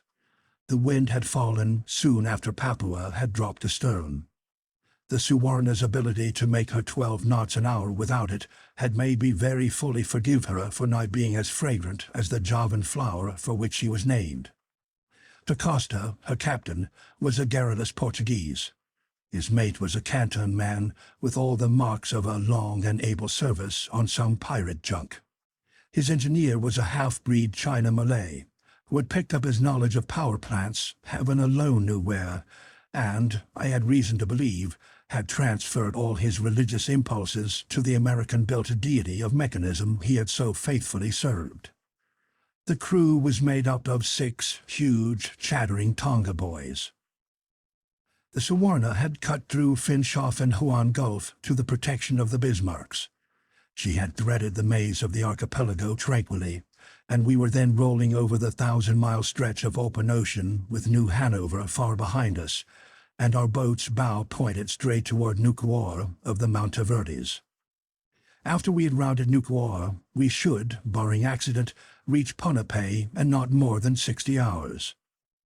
It was late afternoon, and on the demure little breeze that marched behind us came far-flung sighs of spice trees and nutmeg flowers. The slow, prodigious swells of the Pacific lifted us in gentle, giant hands and sent us gently down the long blue wave slopes to the next broad upward slope. There was a spell of peace over the ocean, stilling even the Portuguese captain who stood dreamily at the wheel, slowly swaying to the rhythmic lift and fall of the sloop. There came a whining hail from the Tonga boy lookout draped lazily over the bow. "Sail! He belong port side!" Da Costa straightened and gazed while I raised my glass. The vessel was a scant mile away and must have been visible long before the sleepy watcher had seen her. She was a sloop about the size of the Suwarna without power. All sails set, even to a spinnaker she carried, she was making the best of the little breeze. I tried to read her name, but the vessel jibed sharply as though the hands of the man at the wheel had suddenly dropped the helm, and then, with equal abruptness, swung back to her course. The stern came in sight, and on it I read Brunhilde. I shifted my glasses to the man at wheel. He was crouching down over the spokes in a helpless, huddled sort of way, and even as I looked the vessel veered again, abruptly as before. I saw the helmsman straighten up and bring the wheel about with a vicious jerk. He stood so for a moment, looking straight ahead, entirely oblivious of us, and then seemed again to sink down within himself. It came to me that this was the action of a man striving vainly against a weariness unutterable. I swept the deck with my glasses. There was no other sign of life. I turned to find the Portuguese staring intently and with puzzled air at the sloop, now separated from us by a scant half-mile. "Something very wrong, I think, here, sir," he said in his curious English. "The man on deck I know. He is a captain and owner of the Brunwild. His name, Olaf Hodrickson, what you say, Norwegian. He is either very sick or very tired, but I do not understand where is the crew, and the starboard boat is gone." He shouted an order to the engineer, and as he did so, the faint breeze failed, and the sails of the Brunhilde flapped down inert. We were now nearly abreast and a scant 100 yards away. The engine of the Suwarna died, and the Tonga boys leaped to one of the boats. "You, Olaf Hodrickson," shouted Da Costa. "What's the matter with you?" The man at the wheel turned toward us. He was a giant, his shoulders enormous, thick-chested, strength in every line of him. He towered like a Viking of old at the rudder bar of his shark ship. I raised the glass again. His face sprang into the lens, and never have I seen a visage lined and marked, as though by ages of unsleeping misery, as was that of Olaf Hodrickson. The Tonga boys had the boat alongside, and were waiting at the oars. The little captain was dropping into it. "Wait!" I cried. I ran into my cabin, grasped my emergency medical kit, and climbed down the rope ladder. The Tonga boys bent to the oars. We reached the side, and Da Costa and I each seized a lanyard dangling from the stays and swung ourselves on board. Da Costa approached Hodrickson softly. "What's the matter, Olaf?" he began, and then was silent, looking down at the wheel. The hands of Hodrickson were lashed fast to the spokes by thongs of thin, strong cord. They were swollen and black, and the thongs had bitten into the sinewy wrists till they were hidden in the outraged flesh, cutting so deeply that blood fell, slow drop by drop, at his feet. We sprang toward him, reaching out hands to his fetters to loose them. Even as we touched them, Hodrickson aimed a vicious kick at me, and then another at Da Costa, which sent the Portuguese tumbling into the scuppers. "Let be," croaked Hodrickson. His voice was thick and lifeless, as though forced from a dead throat. His lips were cracked and dry, and his parched tongue was black. "Let be. Go, let be." The Portuguese had picked himself up, whimpering with rage, and knife in hand, but as Hodrickson's voice reached him, he stopped. Amazement crept into his eyes, and as he thrust the blade back into his belt, they softened with pity. "Something very wrong with Olaf," he murmured to me. "I think he crazy." And then Olaf Hodrickson began to curse us. He did not speak. He howled from that hideously dry mouth his imprecations, and all the time his red eyes roamed the seas, and his hands, clenched and rigid on the wheel, dropped blood. "I go below," said Da Costa nervously. "His wife, his daughter." He darted down the companionway and was gone. Hodrickson, silent once more, had slumped down over the wheel. Da Costa's head appeared at the top of the companion steps. "There is nobody, nobody." He paused then. "Nobody nowhere." His hands flew out in a gesture of hopeless incomprehension. "I do not understand." Then Olaf Hodrickson opened his dry lips, and as he spoke, a chill ran through me, checking my heart. "This sparkling devil took them," croaked Olaf Hodrickson. "This sparkling devil took them. Took my Helma and my little Frida. This sparkling devil came down from the moon and took them." He swayed, tears dripping down his cheeks. Da Costa moved toward him again, and again Hodrickson watched him, alertly, wickedly, from his bloodshot eyes. I took a hypodermic from my case and filled it with morphine. I drew Costa to me. "Get to the side of him," I whispered. "Talk to him." He moved over toward the wheel. "Where is your Helma and Frida, Olaf?" he said. Huldriksen turned his head toward him. "Der shiny never took them," he croaked. "Der moon never that spar." A yell broke from him. I had thrust the needle into his arm just above one swollen wrist and had quickly shot the drug through. He struggled to release himself and then began to rock drunkenly. The morphine, taking him in his weakness, worked quickly. Soon over his face a piece dropped.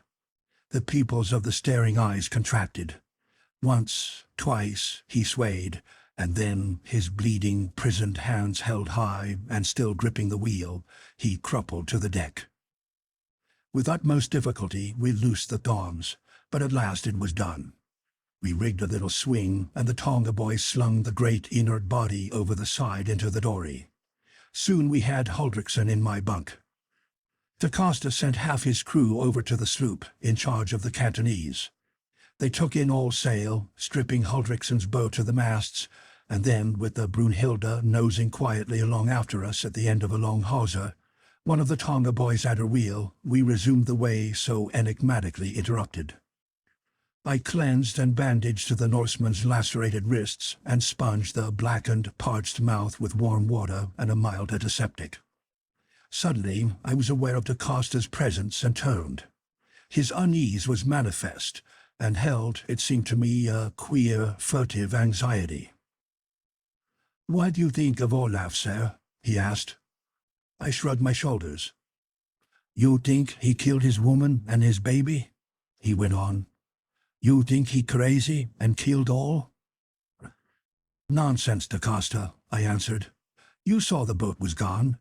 Most probably his crew mutinied, and to torture him tied him up the way you saw. They did the same thing with Hilton of the Coral Lady, you'll remember." "No," he said. "No, the crew did not.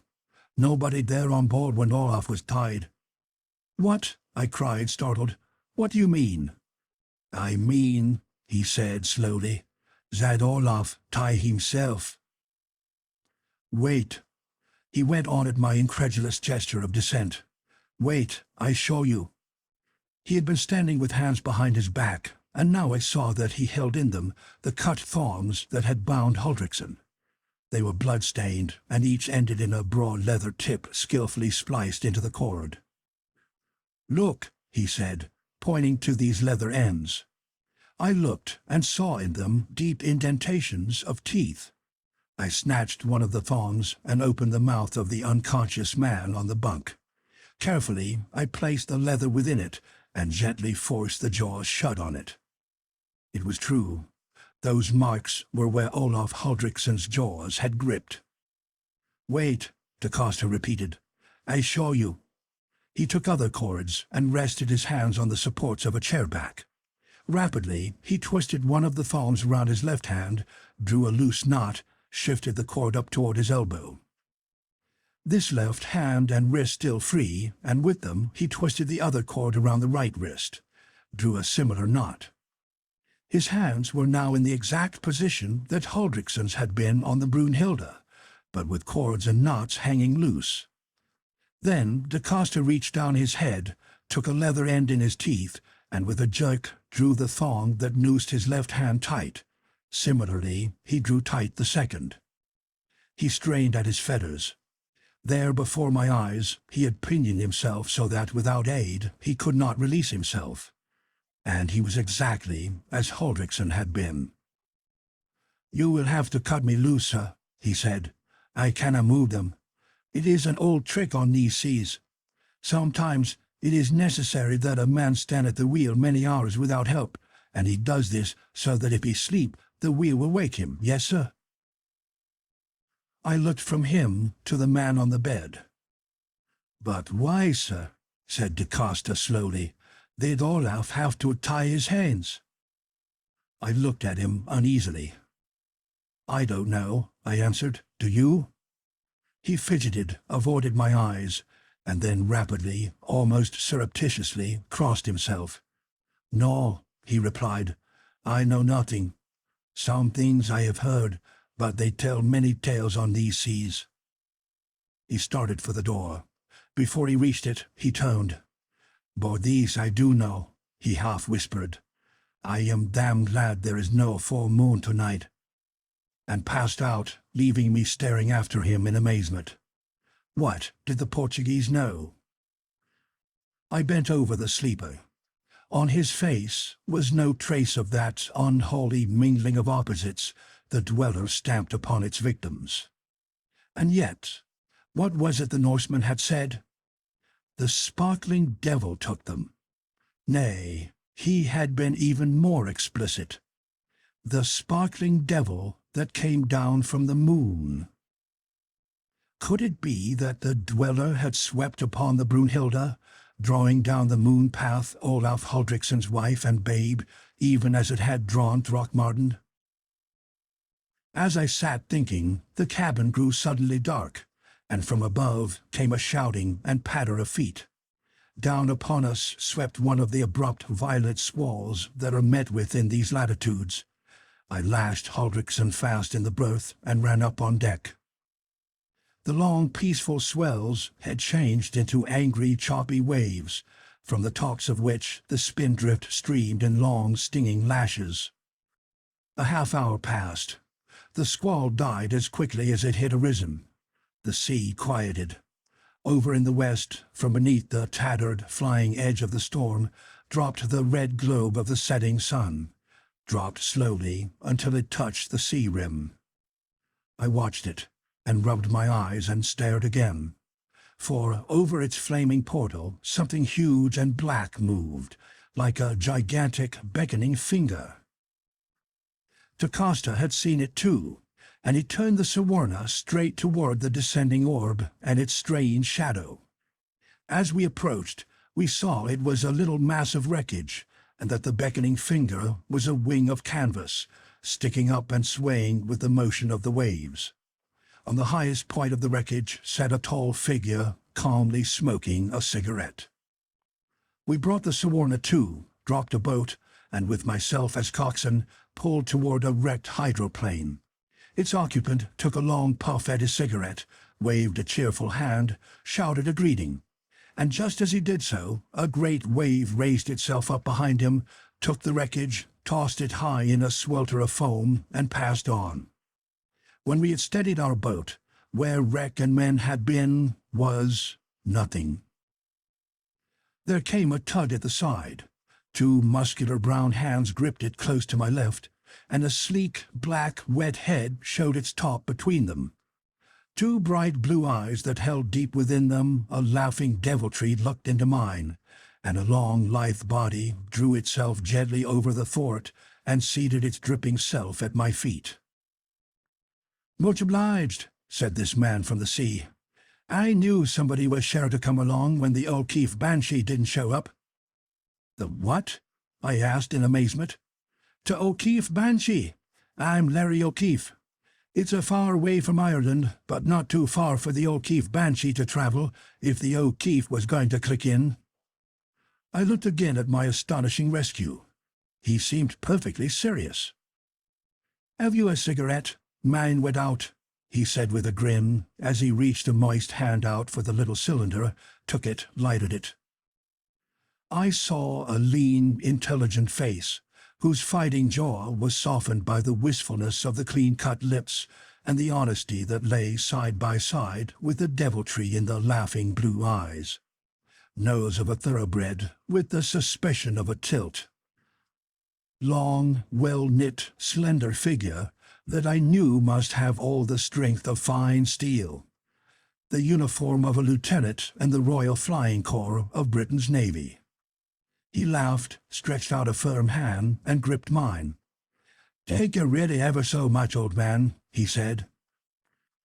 I liked Larry O'Keefe from the beginning, but I did not dream, as the Tonga boys pulled us back to the Suwarna bow, that liking was to be forged into man's strong love for a man by fires which souls such as his and mine, and yours who read this, could never dream.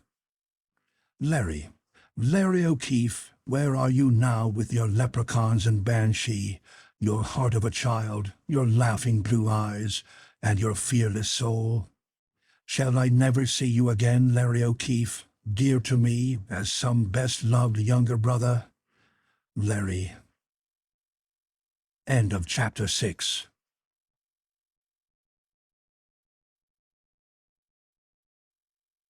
Chapter 7.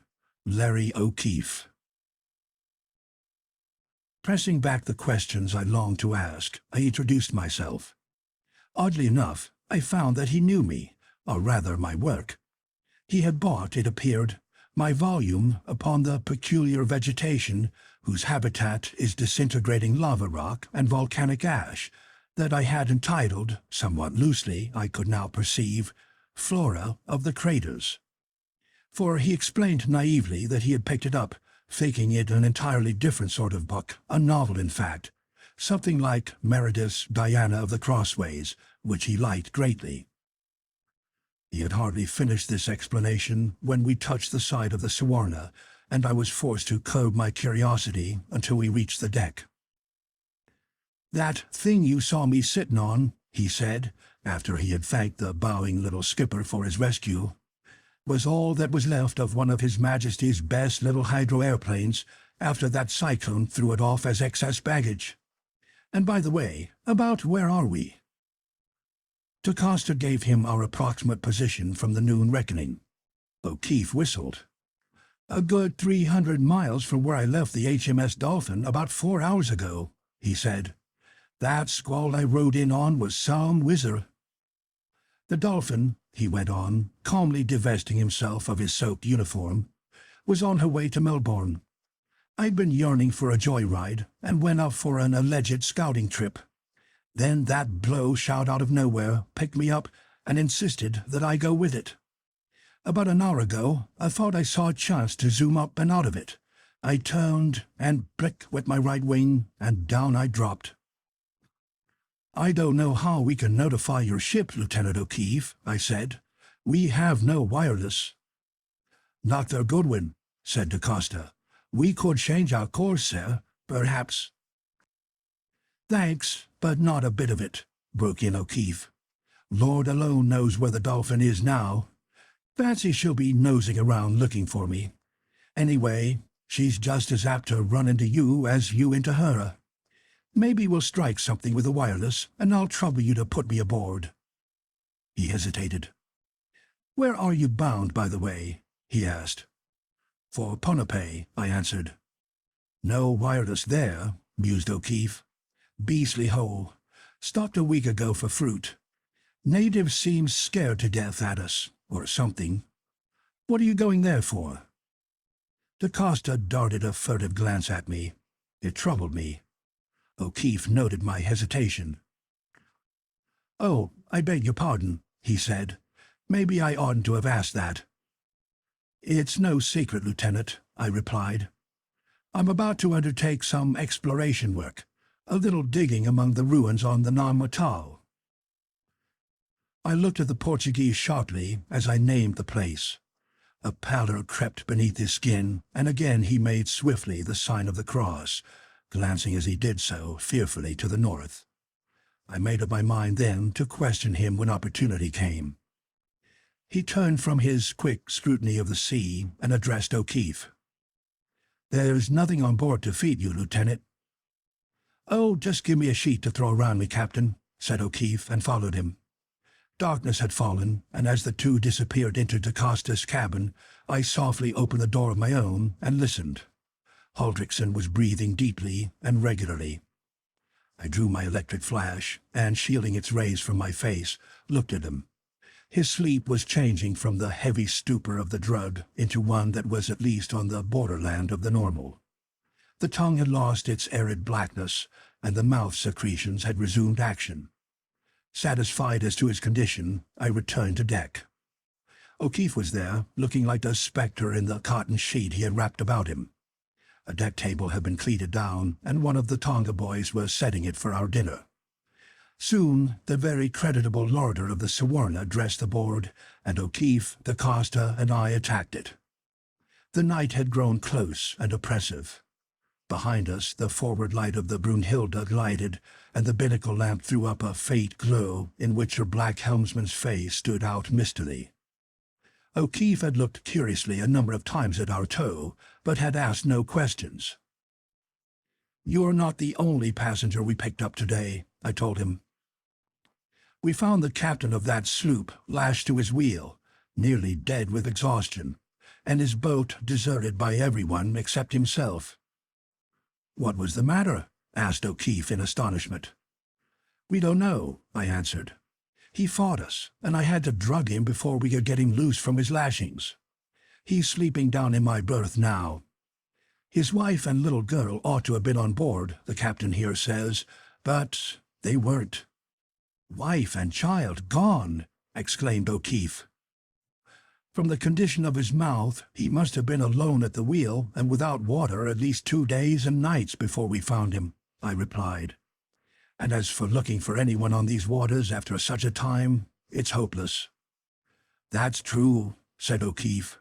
But his wife and baby, poor, poor devil.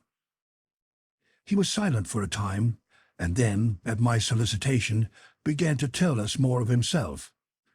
He had been little more than 20 when he had won his wings and entered the war. He had been seriously wounded at Ypres during the 3rd year of the struggle, and when he recovered, the war was over. Shortly after that, his mother had died. Lonely and restless, he had re-entered the air service and had remained in it ever since. And though the war's long over, I get homesick for the Lark's Land, with the German planes playing tunes on their machine guns and their Archies tickling the soles of my feet, he sighed. If you're in love, love to the limit, and if you hate, why, hate like the devil. And if it's a fight you're in, get where it's hottest and fight like hell. If you don't, life's not worth the living, sighed he. I watched him as he talked, feeling my liking for him steadily increasing. If I could but have a man like this beside me on the path of unknown peril upon which I had set my feet, I thought wistfully. We sat and smoked a bit, sipping the strong coffee the Portuguese made so well. Tocosta at last relieved the Catanese at the wheel. O'Keefe and I drew chairs up to the rail. The brighter stars shone out dimly through a hazy sky. Gleams of phosphorescence tipped the crests of the waves and sparkled with an almost angry brilliance as the bow of the Suwarna tossed them aside. O'Keefe pulled contentedly at a cigarette. The glowing spark lighted the keen, boyish face and the blue eyes, now black and brooding under the spell of the tropic night. "Are you American or Irish, O'Keefe?" I asked suddenly. "Why?" he laughed. "Because," I answered, "from your name and your service, I would suppose you Irish, but your command of pure Americanese makes me doubtful." He grinned amiably. "I'll tell you how that is," he said. "My mother was an American, a Grace of Virginia. My father was the O'Keefe of Coleraine, and these two loved each other so well that the heart they gave me is half Irish and half American. My father died when I was 16. I used to go to the States with my mother every other year for a month or two. But after my father died, we used to go to Ireland every other year. And there you are. I'm as much American as I am Irish. When I'm in love, or excited, or dreaming, or mad, I have the brogue. But for the everyday purpose of life, I like the United States talk. And I know Broadway as well as I do Benvenat Lane, and the Sound as well as St. Patrick's Channel. Educated a bit at Eton, a bit at Harvard. Always too much money to have to make any. In love lots of times, and never a heartache after that wasn't a pleasant one. And never a real purpose in life until I took the King's shilling and earned my wings. Something over 30, and that's me, Larry O'Keefe. But it was the Irish O'Keefe who sat out there waiting for the Banshee, I laughed. "It was that," he said somberly, and I heard the brogue creep over his voice like velvet, and his eyes grew brooding again. "'Twas never an O'Keefe for these 1,000 years that has passed without his warning, and twice have I heard the Banshee calling. Once it was when my younger brother died, and once when my father lay waiting to be carried out to the ebb tide." He mused a moment, then went on. "And once I saw an inner child, a girl of the green people, flit like a shade of green fire through the Corntoffer woods. And once at Duncraig, I slept where the ashes of the Dun of Cormac mac Concabar are mixed with those of Cormac and Aelid the Fair, all burned in the 9 flames that spring from the harping of Prevetine, and I heard the echo of his dead harpings. He paused again, and then, softly, with that curiously sweet, high voice that only the iris seemed to have, he sang, "Woman of the white breast eyelid, woman of the gold-brown hair, and lips of the red, red rowan, where is the swan that is whiter, with breast more soft, but a wave on the sea that moved as thou movest, eyelid?" End of Chapter 7.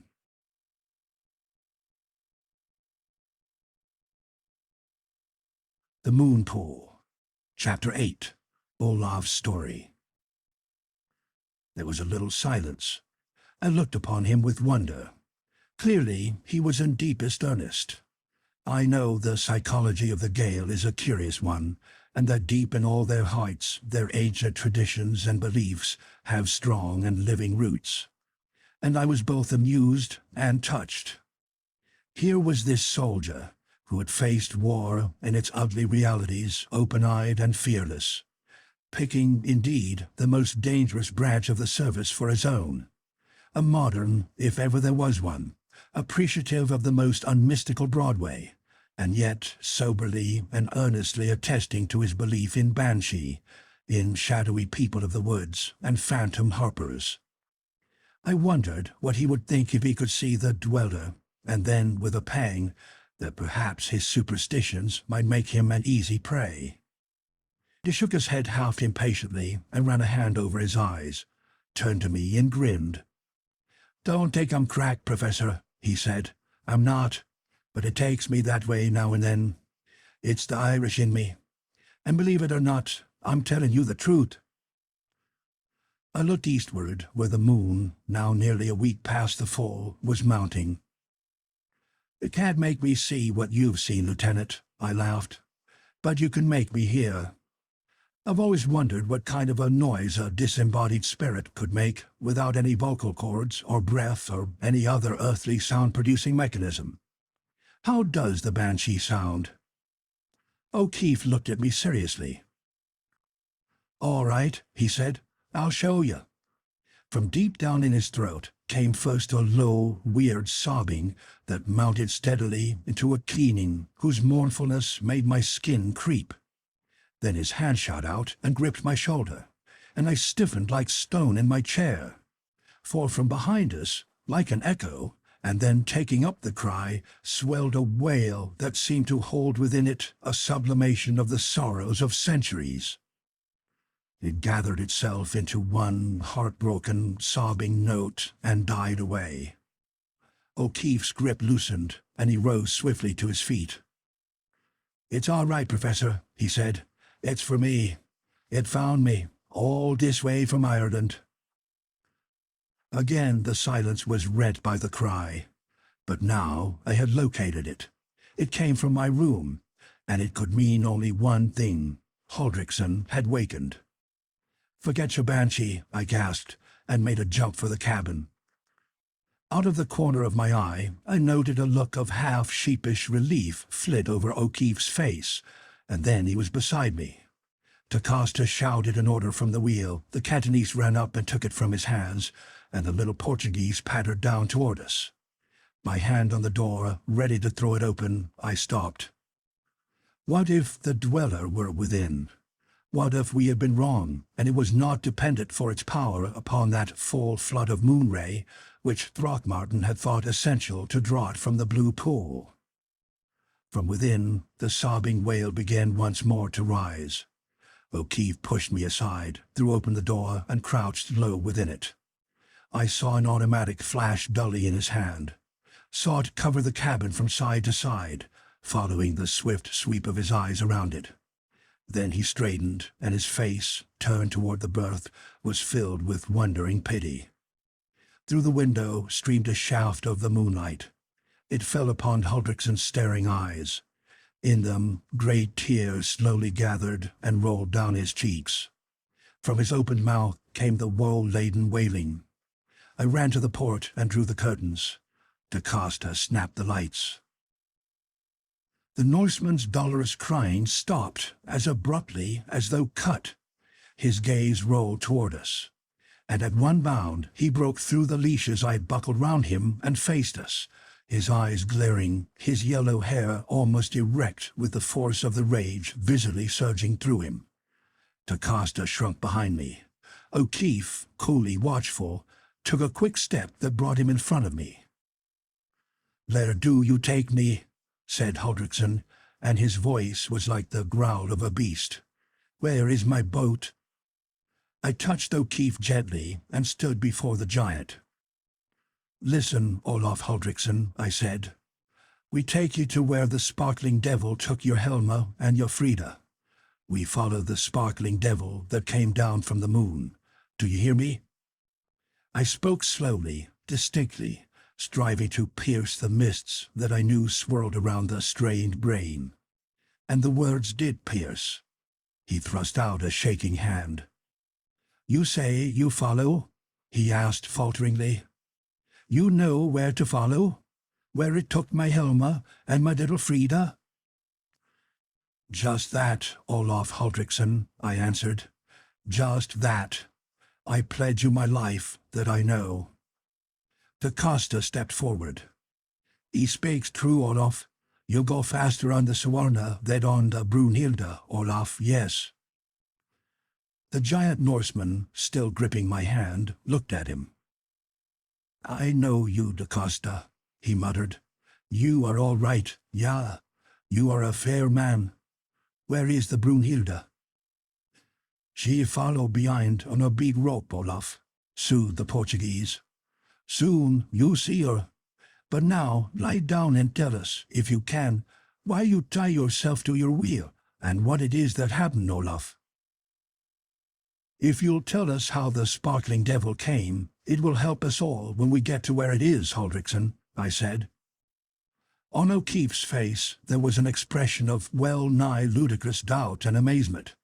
He glanced from one to the other. The giant shifted his own tense look from me to the Irishman. A gleam of approval lighted in his eyes. He loosed me and gripped O'Keefe's arm. "Sterk," he said. "Yeah, strong, and with a strong heart. A man, yeah. He comes too. We shall need him, yeah." "I tell," he muttered, and seated himself on the side of the bunk. "It was 4 nights ago. My Frida," his voice shook, "mine Yinling, she loved the moonlight. I was at the wheel, and my Frida and my Helma, they were behind me. The moon was behind us, and the Brunhilde was like a swan boat sailing down with the moonlight, sending her, yeah. I heard my Frida say, 'I see Anissa coming down the track of the moon,' and I hear her mother laugh, low, like a mother does when her Yinling dreams. I was happy, that night, with my Helma and my Frida, and the Brunhilde sailing like the swan boat, yeah. I heard the child say, 'Denisa comes first,' and then I heard a scream from my Helma, a great scream, like a mare when her foal is torn from her. I spun around fast, yeah. I dropped the wheel and spun fast. I saw—" He covered his eyes with his hands. The Portuguese had crept close to me, and I heard him panting like a frightened dog. "I saw a white fire spring over the rail," whispered Olaf Huldrexon. "It whirled round and round, and it shone like stars in a whirlwind mist. There was a noise in my ears. It sounded like bells, little bells, yeah, like the music you make when you run your finger round goblets. It made me sick and dizzy, the hell noise. My Helma was in the hold, what you say, in the middle of the white fire. She turned her face to me, and she turned it on the child, and my Helma's face burned into my heart, because it was full of fear, and it was full of happiness of blade. I tell you that the fear in my helm's face made me ice here." He beat his breast with clenched hand. "But the happiness in it burned on me like fire, and I could not move. I could not move. I said, 'In here.'" He touched his head. "I said, 'It is Loki come out of Helved. But he cannot take my helm, for Christ lives, and Loki has no power to hurt my helm or my freed. Christ lives, Christ lives,' I said. But the sparkling devil did not let my helm go. It drew her to the reel, half over it. I saw her eyes upon the child, and the lid till she broke away and reached to it. And my freed jumped into her arms, and the fire wrapped them both, and they were gone. A little I saw them whirling on the moon track behind the Brunhilde, and they were gone. The sparkling devil took them. Loki was loosed, and he had the power. I turned the Brunhilde, and I followed where my Hilma and my Yinling had gone. My boys crept up and asked me to turn again, but I would not. They dropped the boot and left me. I steered straight on the path. I lashed my hands to the wheel, that sleep might not loose them. I steered on and on and on. "Where was the God I prayed when my wife and child were taken?"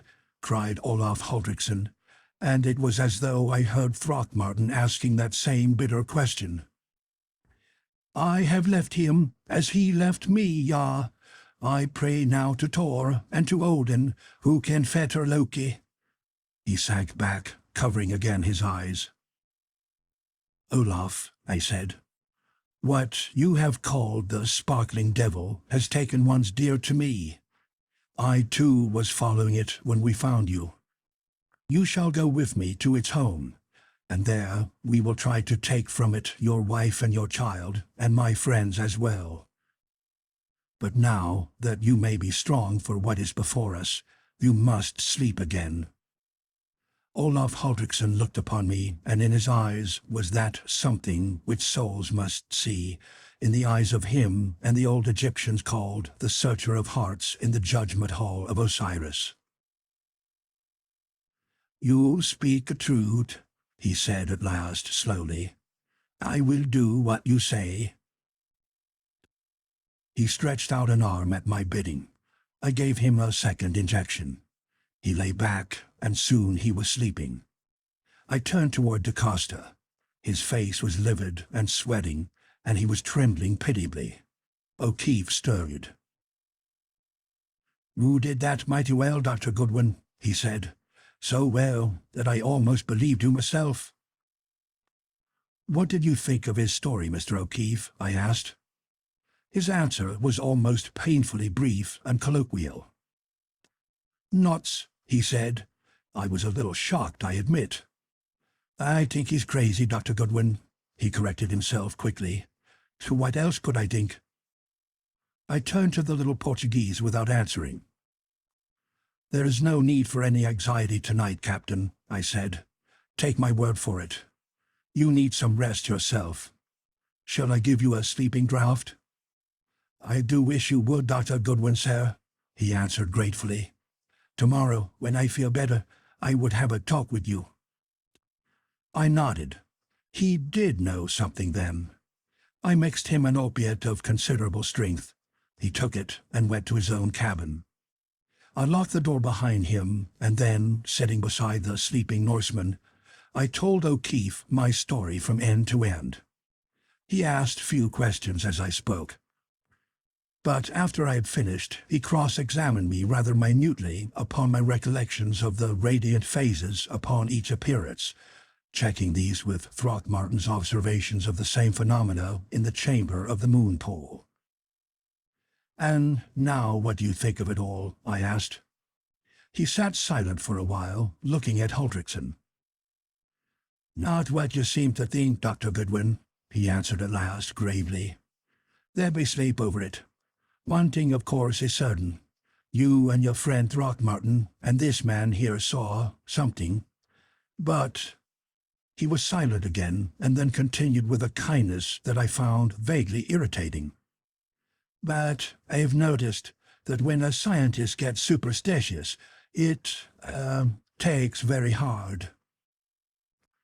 There's a few things I can tell you now, though," he went on while I struggled to speak.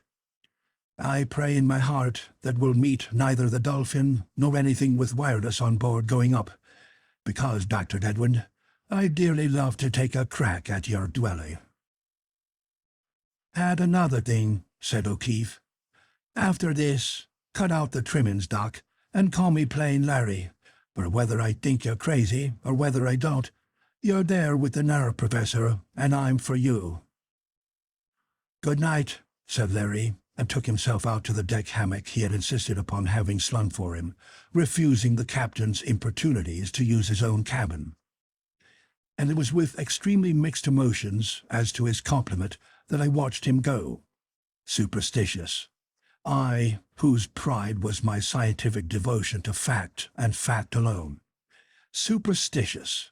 And this from a man who believed in banshees and ghostly harpers and Irish wood nymphs, and no doubt in leprechauns and all their tribe. Half laughing, half irritated, and wholly happy in even the part promise of Larry O'Keefe's comradeship on my venture, I arranged a couple of pillows, stretched myself out on 2 chairs, and took up my vigil beside Olaf Huldrickson. End of Chapter 8.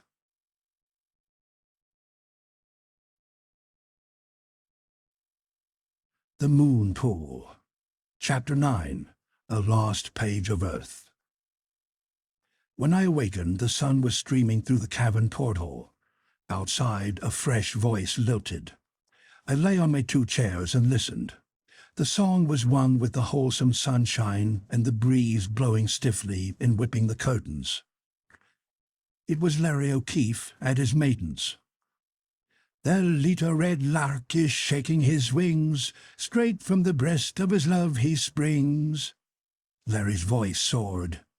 "His wings and his father's are sunrise red, he hails the sun and his golden head. Good morning, Doc, you were long abed." This last was a most irreverent interpolation I well knew.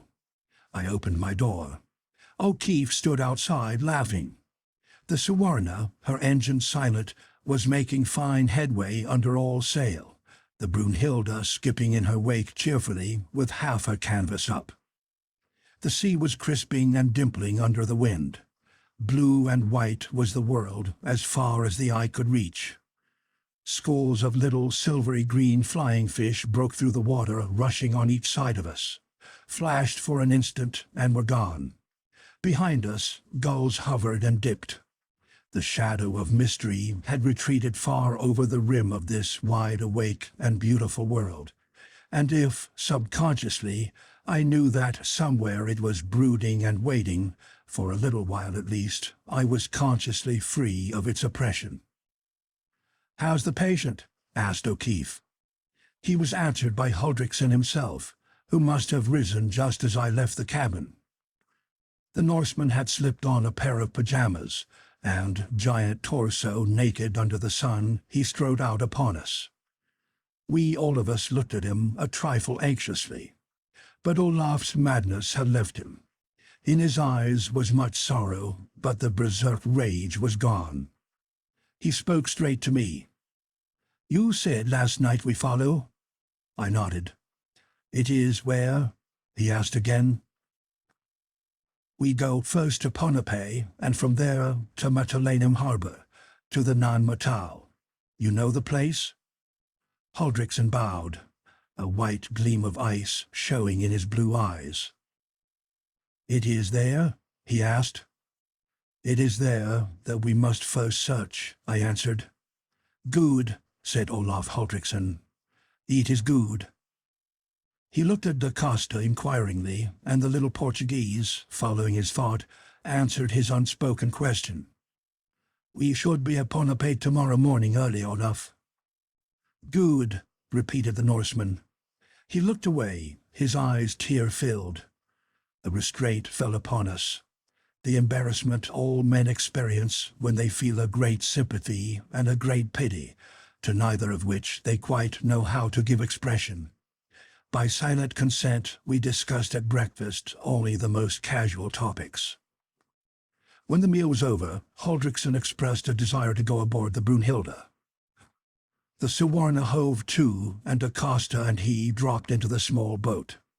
When they reached the Brunhilde's deck, I saw Olaf take the wheel, and the two fall into earnest talk. I beckoned to O'Keefe, and we stretched ourselves out on the bow hatch under cover of the foresail. He lighted a cigarette, took a couple of leisurely puffs, and looked at me expectantly. "Well?" I asked. "Well," said O'Keefe, "suppose you tell me what you think, and then I'll proceed to point out your scientific errors." His eyes twinkled mischievously. "Larry," I replied, somewhat severely, "you may not know that I have a scientific reputation, which, putting aside all modesty, I may say is an enviable one. You used a word last night to which I must interpose serious objection. You more than hinted that I hid superstitions. Let me inform you, Larry O'Keefe, that I am solely a seeker, observer, analyst, and synthesist of facts. I am not," and I tried to make my tone as pointed as my words, "I am not a believer in phantoms or spooks, leprechauns, banshees, or ghostly harpers." O'Keefe leaned back and shouted with laughter. "Forgive me, Goodwin," he gasped, "but if you could have seen yourself solemnly disclaiming the banshee—" Another twinkle showed in his eyes. "And then, with all this sunshine and this wide-open world," he shrugged his shoulders, "it's hard to visualize anything such as you and Huldriksen have described."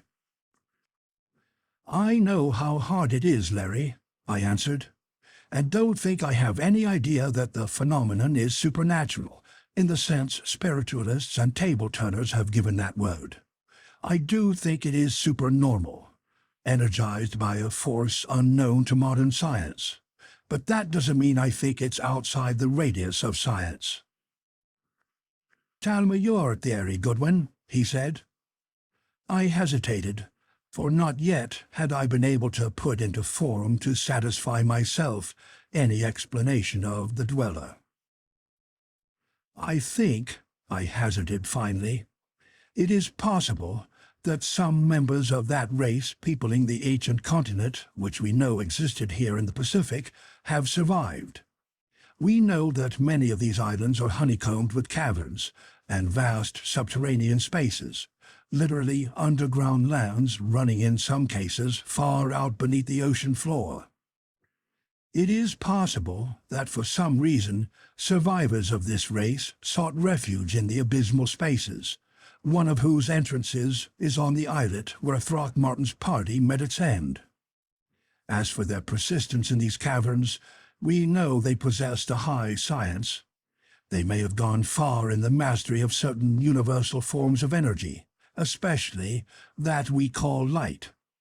They may have developed a civilization and a science far more advanced than ours. What I call the dweller may be one of the results of this science.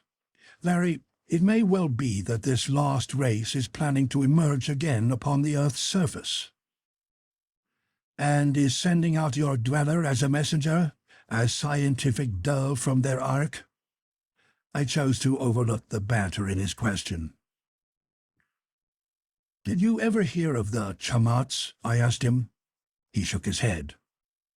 "In Papua," I explained, "there is a widespread and immeasurably old tradition that, imprisoned under the hills, is a race of giants who once ruled this region, when it stretched from sun to sun before the moon god drew the waters over it." I quote from the legend. Not only in Papua, but throughout Malaysia you find this story. And, so the tradition runs, these people, the Chamats, will one day break through the hills and rule the world, make over the world, is the literal translation of the constant phrase in the tale. It was Herbert Spencer who pointed out that there is a basis of fact in every myth and legend of man. It is possible that these survivors I am discussing formed Spencer's fact basis for the Malaysian legend. Footnote: William Beebe, the famous American naturalist and ornithologist, recently fighting in France with America's Air Force, called attention to this remarkable belief in an article printed not long ago in the Atlantic Monthly. Still more significant was it that he noted a persistent rumor that the breaking out of the buried race was close. WJB, President, IA of S. This much is sure. The moon door, which is clearly operated by the action of moon rays upon some unknown element or combination, and the crystals through which the moon rays pour down upon the pool, their prismatic columns, are humanly made mechanisms. So long as they are humanly made, and so long as it is this flood of moonlight from which the dweller draws its power of materialization, the dweller itself, if not the product of the human mind, is at least dependent upon the product of the human mind for its appearance. "Wait a minute, Goodwin," interrupted O'Keefe. "Do you mean to say you think that this thing is made of, well, of moonshine?" "Moonlight," I replied, "is, of course, reflected sunlight. But the rays which pass back to Earth after their impact on the moon's surface are profoundly changed. The spectroscope shows that they lose practically all the slower vibrations we call red and infrared, while the extremely rapid vibrations we call the violet and ultraviolet are accelerated and altered. Many scientists hold that there is an unknown element in the moon, perhaps that which makes the gigantic luminous trails that radiate in all directions from the lunar crater Tycho, whose energies are absorbed by and carried on the moon rays. At any rate, whether by the loss of the vibrations of the red or by the addition of this mysterious force, the light of the moon becomes something entirely different from mere modified sunlight, just as the addition or subtraction of one other chemical in a compound of several makes the product a substance with entirely different energies and potentialities. Now, these rays, Larry, are given perhaps still another mysterious activity by the globes through which Throckmartin said they passed in the chamber of the moon pool. The result is the necessary factor in the formation of the dweller. There would be nothing scientifically improbable in such a process.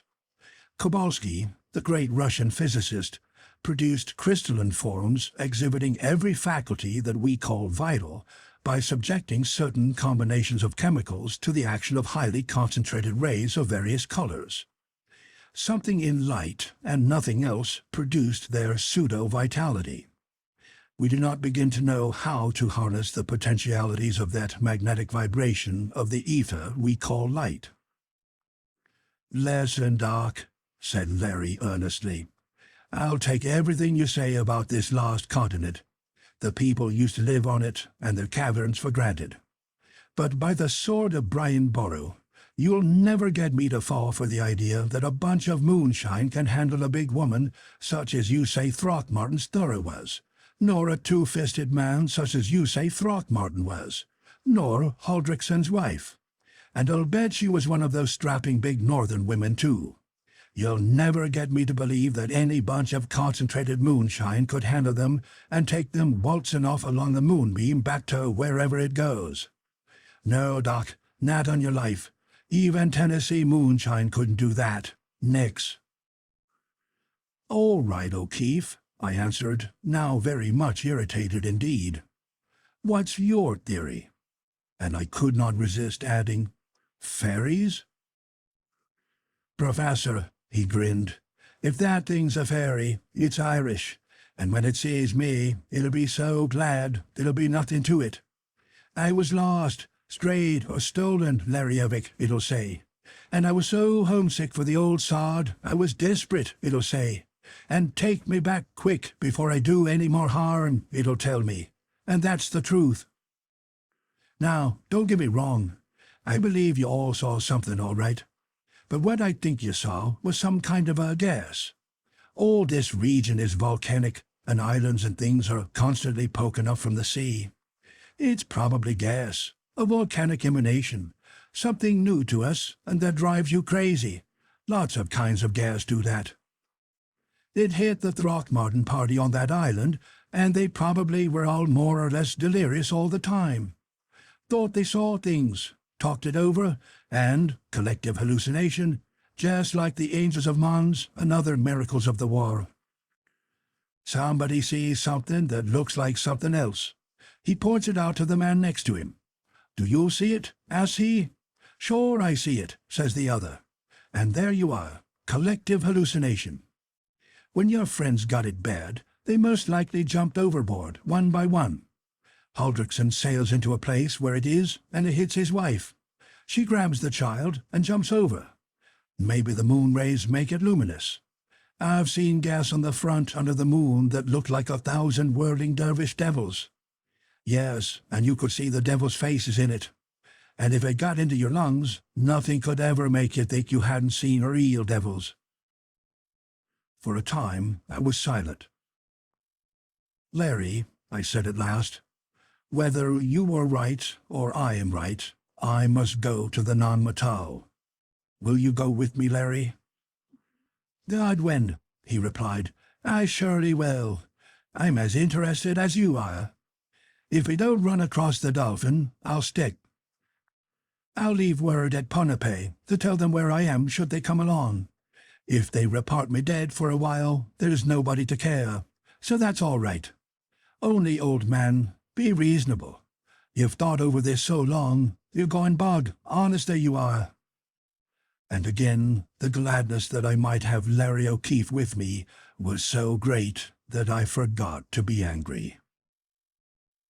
End of Chapter 9.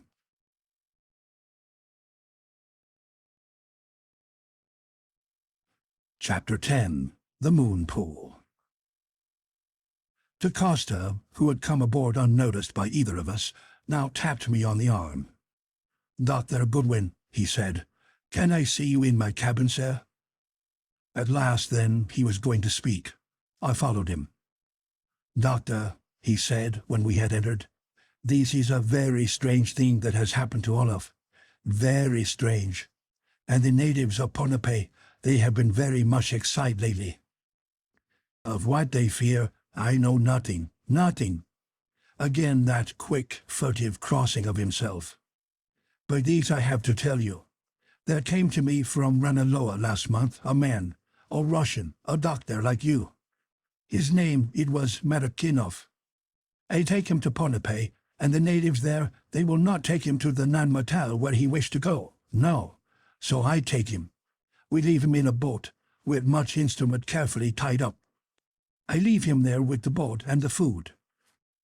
He tell me to tell no one and pay me not to. But you are a friend, and Olaf, he depend much upon you, and so I tell you, sir." "You know nothing more than this, DaCosta?" I asked. "Nothing of another expedition?" "No," he shook his head vehemently. "Nothing more." "Hear the name Throckmartin while you were there?" I persisted. "No." His eyes were steady as he answered, but the pallor had crept again into his face. I was not so sure. But if he knew more than he had told me, why was he afraid to speak? My anxiety deepened, and later I sought relief from it by repeating the conversation to O'Keefe. "A Russian, eh?" he said. "Well, they could be damned nice, or damned otherwise. Considering what you did for me, I hope I can look him over before the dolphin shows up." Next morning we raised Ponape without further incident, and before noon the Suwarna and the Brunhilde had dropped anchor in the harbor. Upon the excitement and manifest dread of the natives, when we sought among them for carriers and workmen to accompany us, I will not dwell. It is enough to say that no payment we offered could induce a single one of them to go to the Nan-Madol, nor would they say why. Finally, it was agreed that the Brunhilde should be left in charge of a half-breed Chinaman, whom both DaCosta and Haldrickson knew and trusted. We piled her longboat up with my instruments and food and camping equipment. The Sawarna took us around to the Mediterranean harbor, and there, with the tops of ancient sea walls deep in the blue water beneath us, and the ruins looming up out of the mangroves, a scant mile from us, left us. Then, with Huldriksen manipulating our small sail and Larry at the rudder, we rounded the titanic wall that swept down into the decks, and turned at last into the canal that Throckmartin, on his map, had marked as that which, running between the frowning Nan-Madol and its satellite islet, Tau, led straight to the gate of the place of ancient mysteries.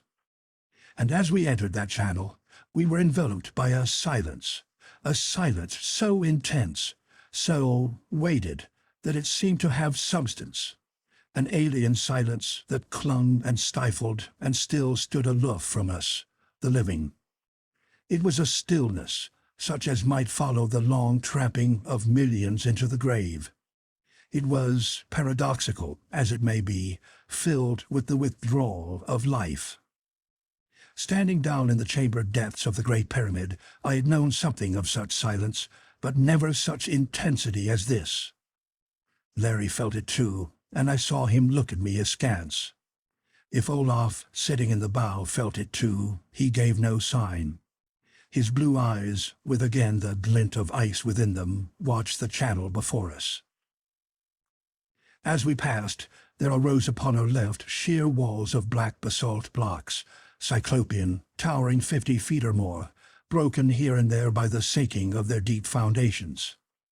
In front of us, the mangroves widened out and filled the canal. On our right, the lesser walls of Tau, somber blocks, smooth and squared, and set with a cold, mathematical nicety that filled me with vague awe, slipped by. Through breaks, I caught glimpses of dark ruins and of great fallen stones that seemed to crouch and menace us as we passed. Somewhere there, hidden, were the 7 globes that poured the moon fire down upon the moon pool. Now we were among the mangroves, and, sail down, the 3 of us pushed and pulled the boat through their tangled roots and branches. The noise of our passing split the silence like a profanation, and from the ancient bastions came murmurs, forbidding, strangely sinister. And now we were through, floating on a little open space of shadow-filled water. Before us lifted the gateway of Nan-Madol, gigantic, broken, incredibly old. Shattered portals through which had passed men and women of Earth's dawn. Old, with a weight of years that pressed leadenly upon the eyes that looked upon it, and yet was in some curious, indefinable way menacingly defiant. Beyond the gate, back from the portals, stretched a flight of enormous basalt slabs. A giant stairway indeed. And from each side of it marched the high walls that were the dweller's pathway. None of us spoke as we grounded the boat and dragged it upon a half-submerged pier. And when we did speak, it was in whispers. "What next?" asked Larry. "I think we ought to take a look around," I replied in the same low tones. "We'll climb the wall here and take a flash about. The whole place ought to be plain as day from that height." Huldriksen, his blue eyes alert, nodded. With the greatest difficulty, we clambered up the broken blocks. To the east and south of us, set like children's blocks in the midst of the sapphire sea, lay dozens of islets, none of them covering more than 2 square miles of surface, each of them a perfect square or oblong within its protecting walls. On none was there a sign of life, save for a few great birds that hovered here and there, and gulls dipping in the blue waves beyond. We turned our gaze upon the island on which we stood. It was, I estimated, about 3/4 of a mile square. The sea-wall enclosed it. It was really an enormous basalt-sided open cube, and within it 2 other open cubes. The enclosure between the first and second wall was stone-paved, with here and there a broken pillar and long stone benches. The hibiscus, the aloe tree, and a number of small shrubs had found place, but seemed only to intensify its stark loneliness. "Wonder where the Russian can be," asked Larry. I shook my head. There was no sign of life here. Had Marakinov gone, or had the dweller taken him too? Whatever had happened, there was no trace of him below us or on any of the islets within our range of vision.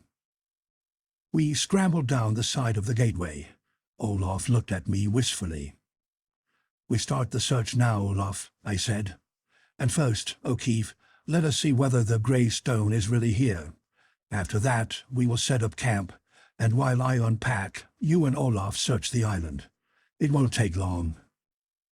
Larry gave a look at his service automatic and grinned. "Lay it on, Macduff," he said. We made our way up the steps, through the outer enclosures and into the central square. I confess to a fire of scientific curiosity and eagerness tinged with a dread that O'Keefe's analysis might be true. Would we find the moving slab? And if so, would it be as Throckmartin had described?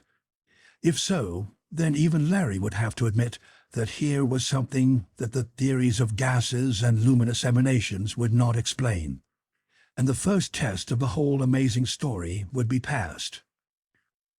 But if not, and there before us, the faintest tinge of grey, setting it apart from its neighboring blocks of basalt, was the moon door.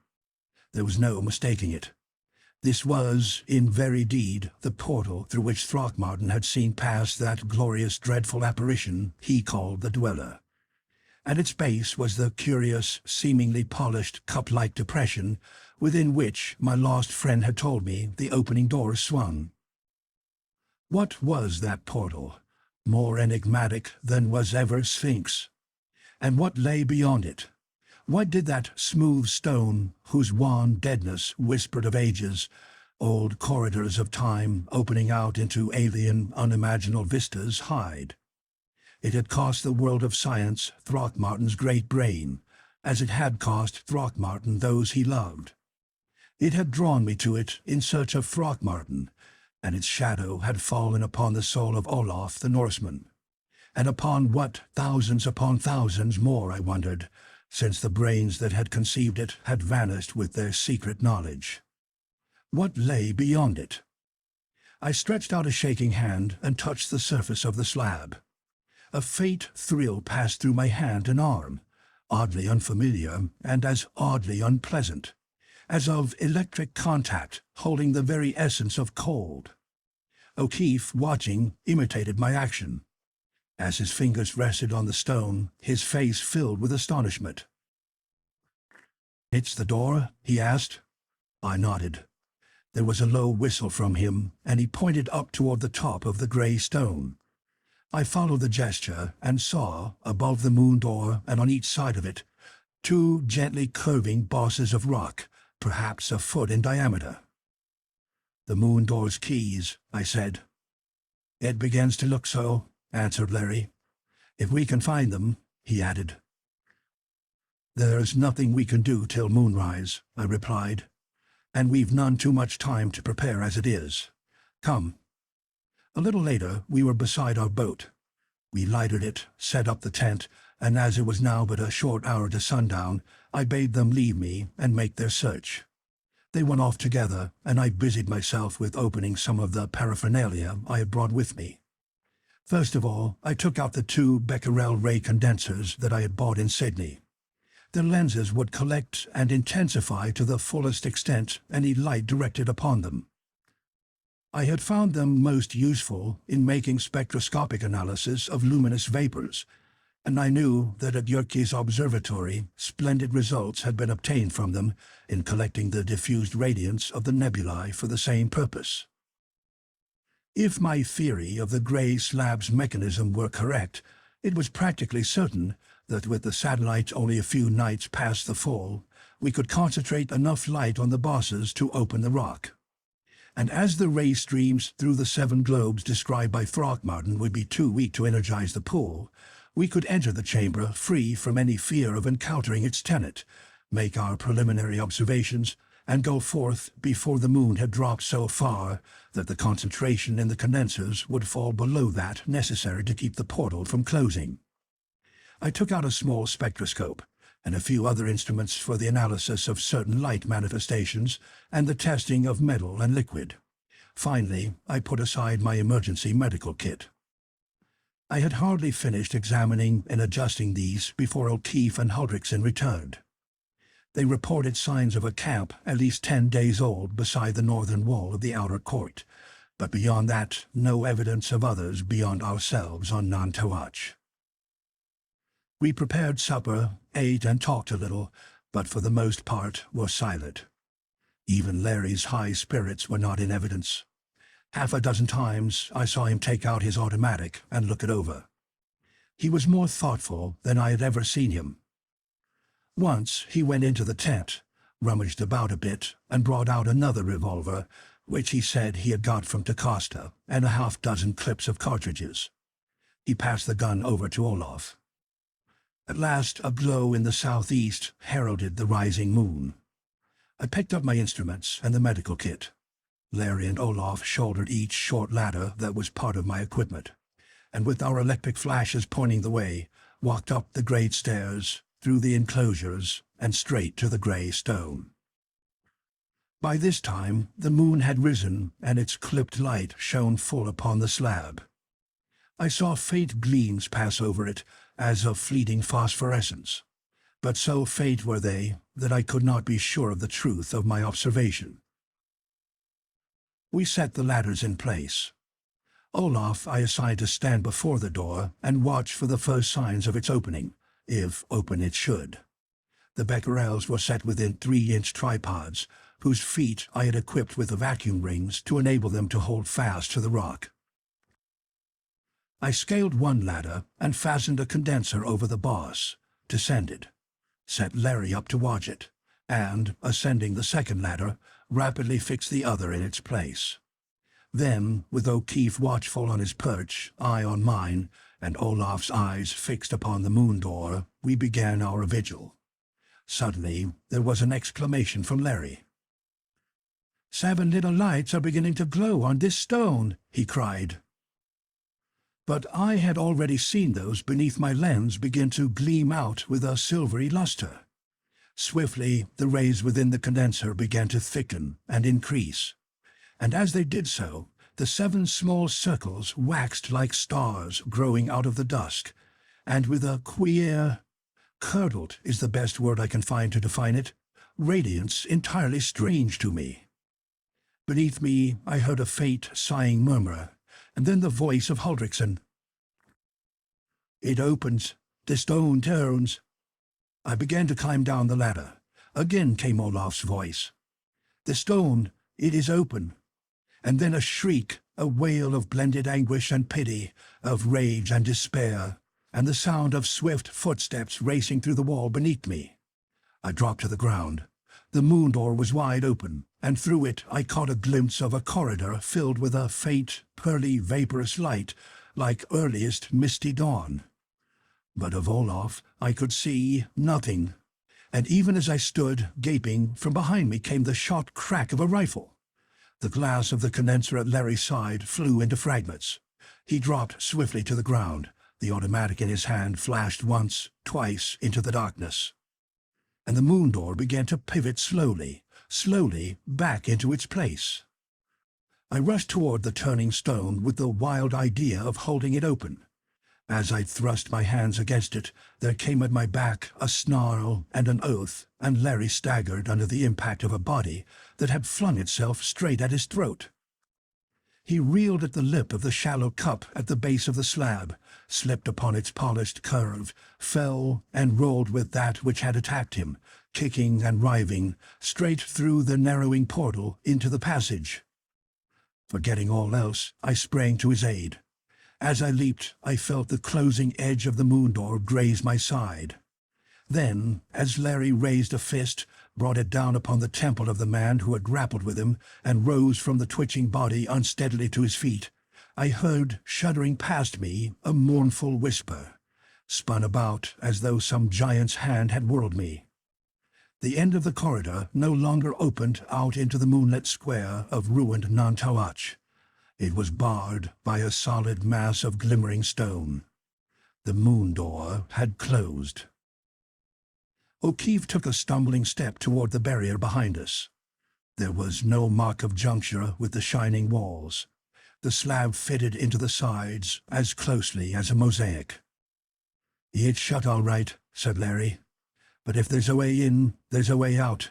Anyway, Doc, we're right in the pew we've been heading for, so why worry?" He grinned at me cheerfully. The man on the floor groaned, and he dropped to his knees beside him. "Marikinoff!" he cried. At my exclamation, he moved aside, turning the face so I could see it. It was clearly Russian, and just as clearly its possessor was one of unusual force and intellect. The strong, massive brow with orbital ridge unusually developed, the dominant, high-bridged nose, the straight lips with their more than suggestion of latent cruelty, and the strong lines of the jaw beneath a black, pointed beard all gave evidence that here was a personality beyond the ordinary. "Couldn't be anybody else," said Larry, breaking in on my thoughts.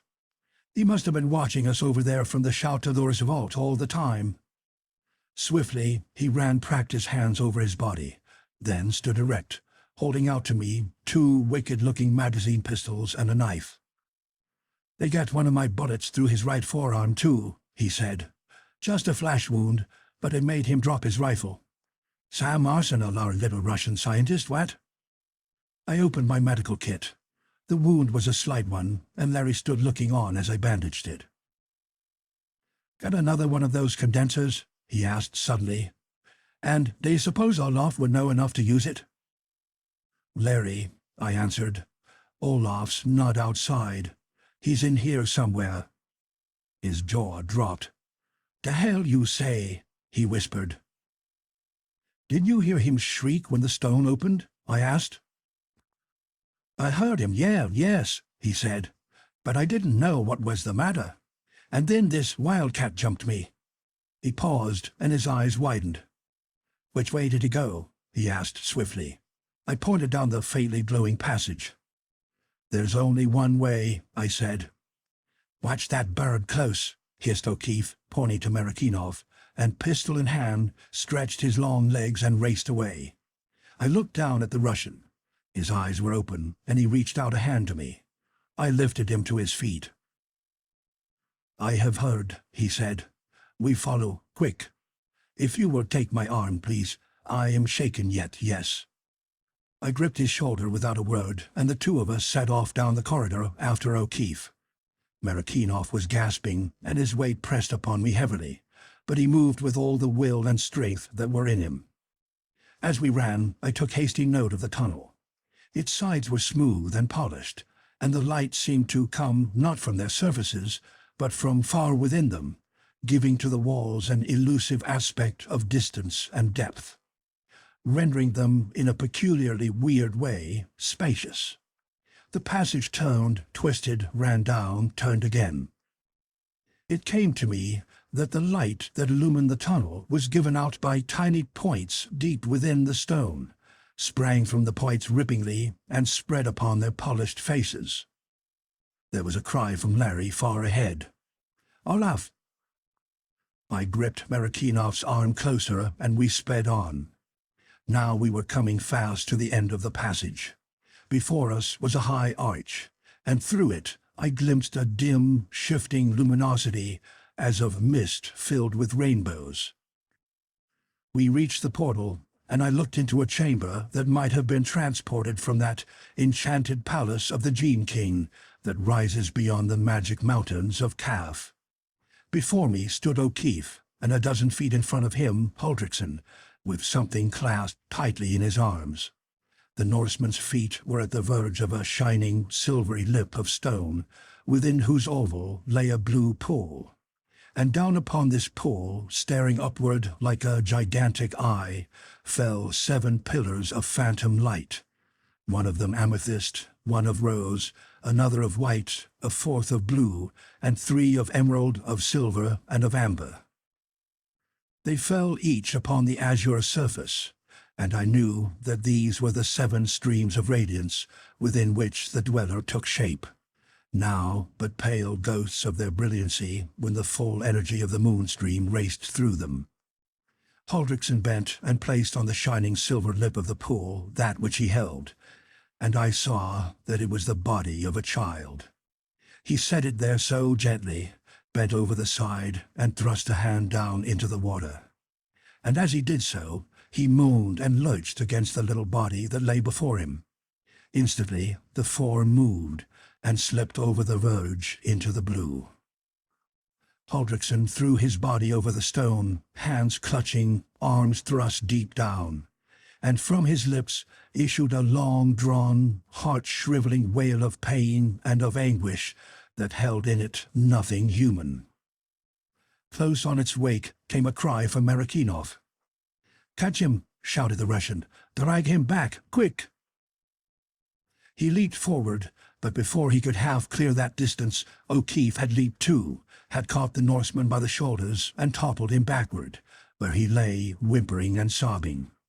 And as I rushed behind Marikhinov, I saw Larry lean over the lip of the pool and cover his eyes with a shaking hand, saw the Russian peer into it with real pity in his cold eyes.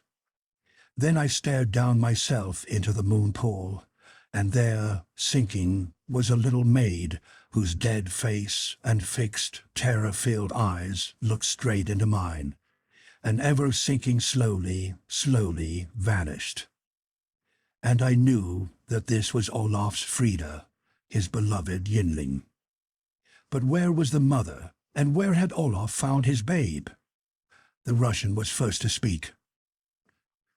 "You have nitroglycerin there, yes?" he asked, pointing toward my medical kit that I had gripped unconsciously and carried with me during the mad rush down the passage. I nodded and drew it out. "Hypodermic," he ordered next, curtly.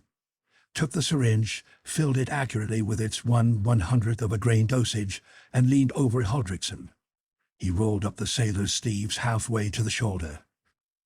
The arms were white, with somewhat of that weird semi-translucence that I had seen on Throckmartin's breast where a tendril of the Dweller had touched him, and his hands were of the same whiteness, like a baroque pearl. Above the line of white, Marikhinov thrust the needle.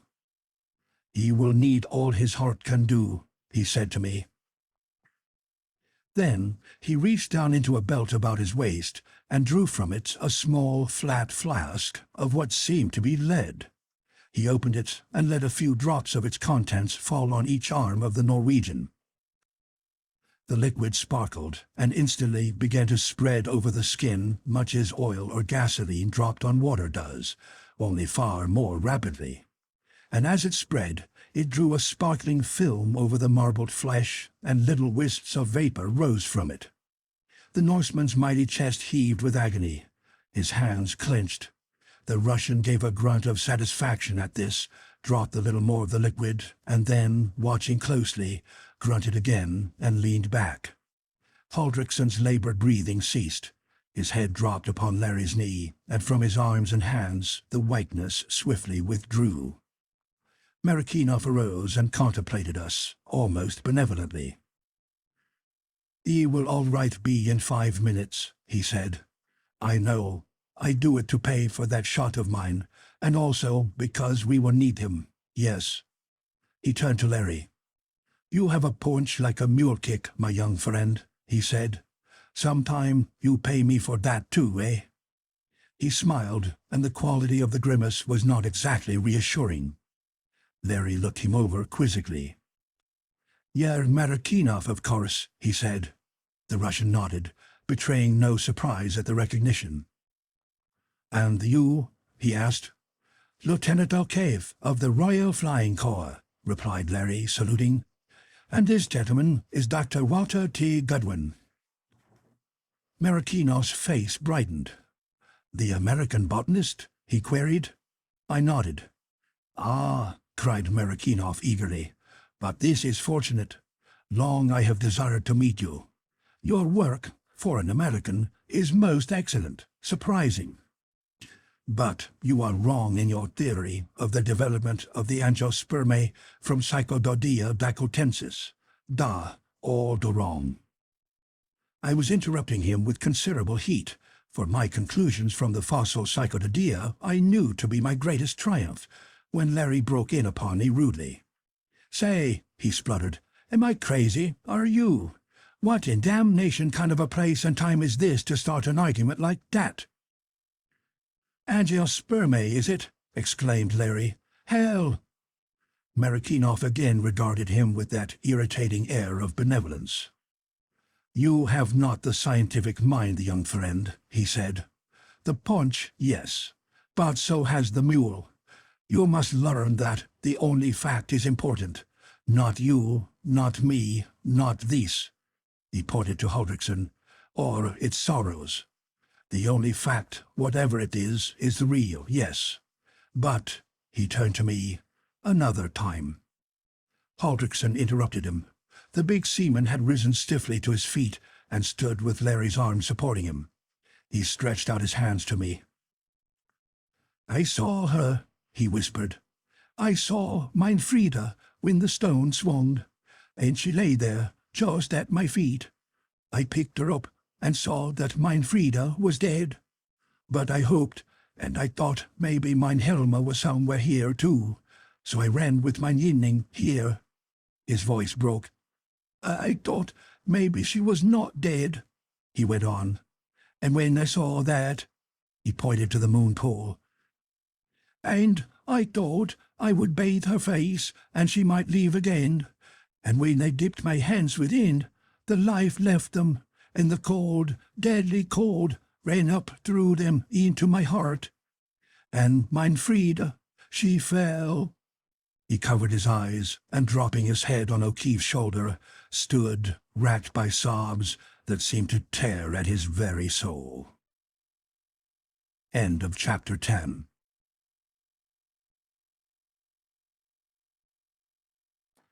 The Moon Pool. Chapter 11. The Flame-Tipped Shadows. Marikinoff nodded his head solemnly as Olaf finished. "Bah," he said, "that which comes from here took them both, the woman and the child. Bah, they came clasped within it, and the stone shut upon them. But why left the child behind, I do not understand." "How do you know that?" I cried in amazement. "Because I saw it," answered Marikinoff simply.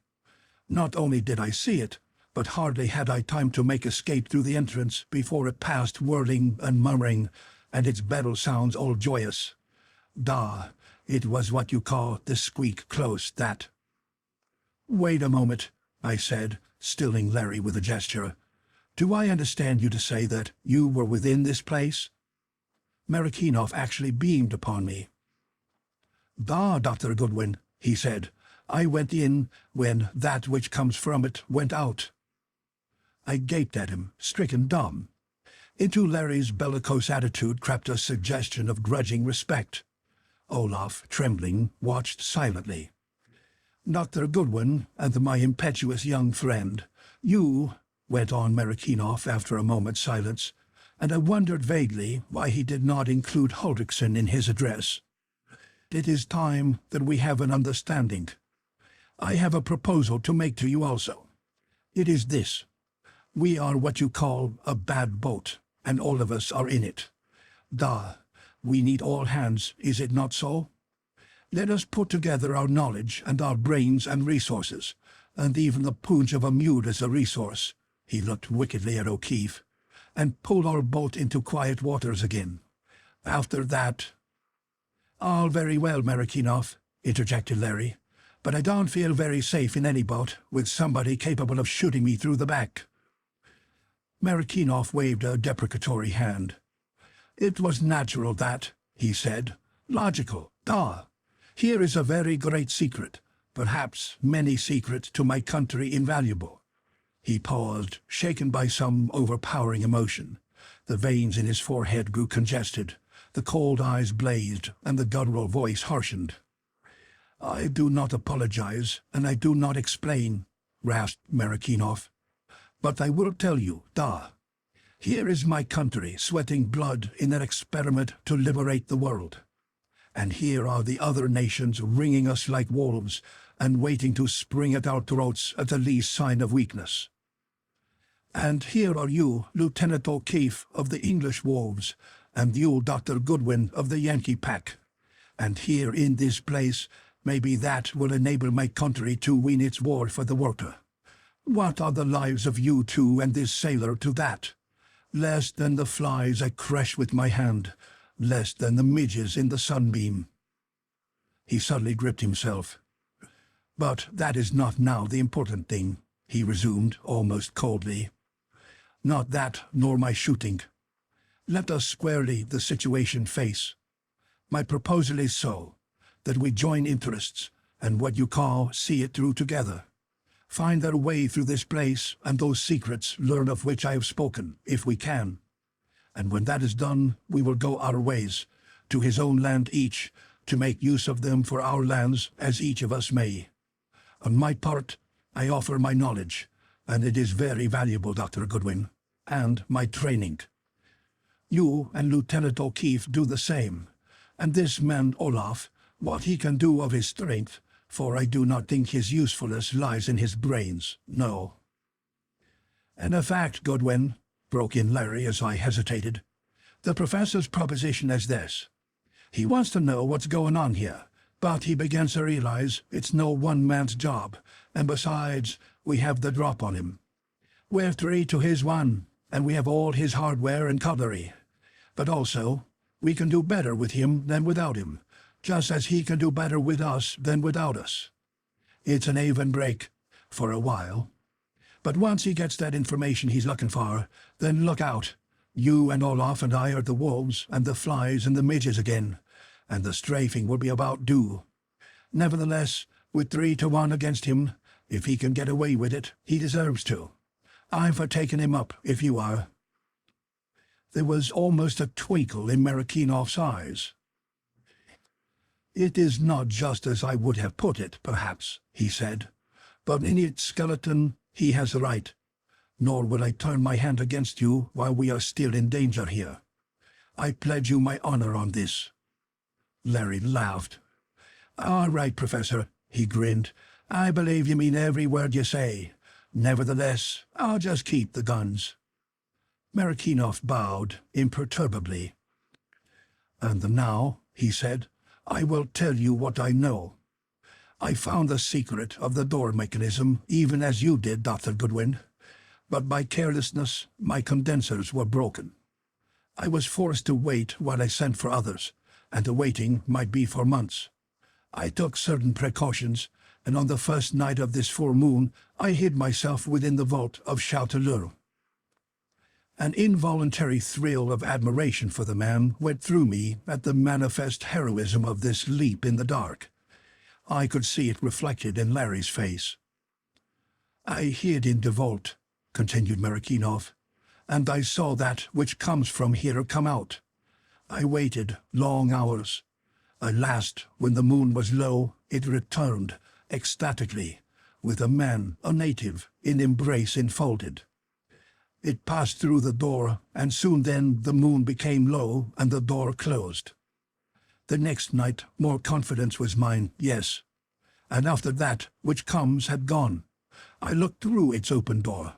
I said, it will not return for 3 hours. While it is away, why shall I not into its home go through the door it has left open? So I went, even to here. I looked at the pillars of light, and I tested the liquid on the pole on which they fell. That liquid, Dr. Goodwin, is not water. It is not any fluid known on earth. He handed me a small vial, its neck held in a long thong. "Take this," he said, "and see." Wonderingly, I took the bottle, dipped it down into the pool. The liquid was extraordinarily light, seemed in fact to give the vial buoyancy. I held it to the light. It was striated, streaked, as though little living, pulsing veins ran through it. And its blueness, even in the vial, held an intensity of luminousness. "The radioactive," said Markinov. "Some liquid that is intensely radioactive. But what it is, I know not at all. Upon the living skin it acts like radium, raised to the nth power, and with an element most mysterious added. The solution with which I treated him," he pointed to Hultrickson, "I had prepared before I came here, from certain information I had. It is largely salts of radium, and its base is Loeb's formula for the neutralization of radium and X-ray burns. Taking this man at once, before the degeneration had become radioactive, I could negative it. But after 2 hours, I could have done nothing. He paused a moment. Next, I studied the nature of these luminous walls. I concluded that whoever had made them knew the secret of the Almighty's manufacture of light from the ether itself. Colossal, da.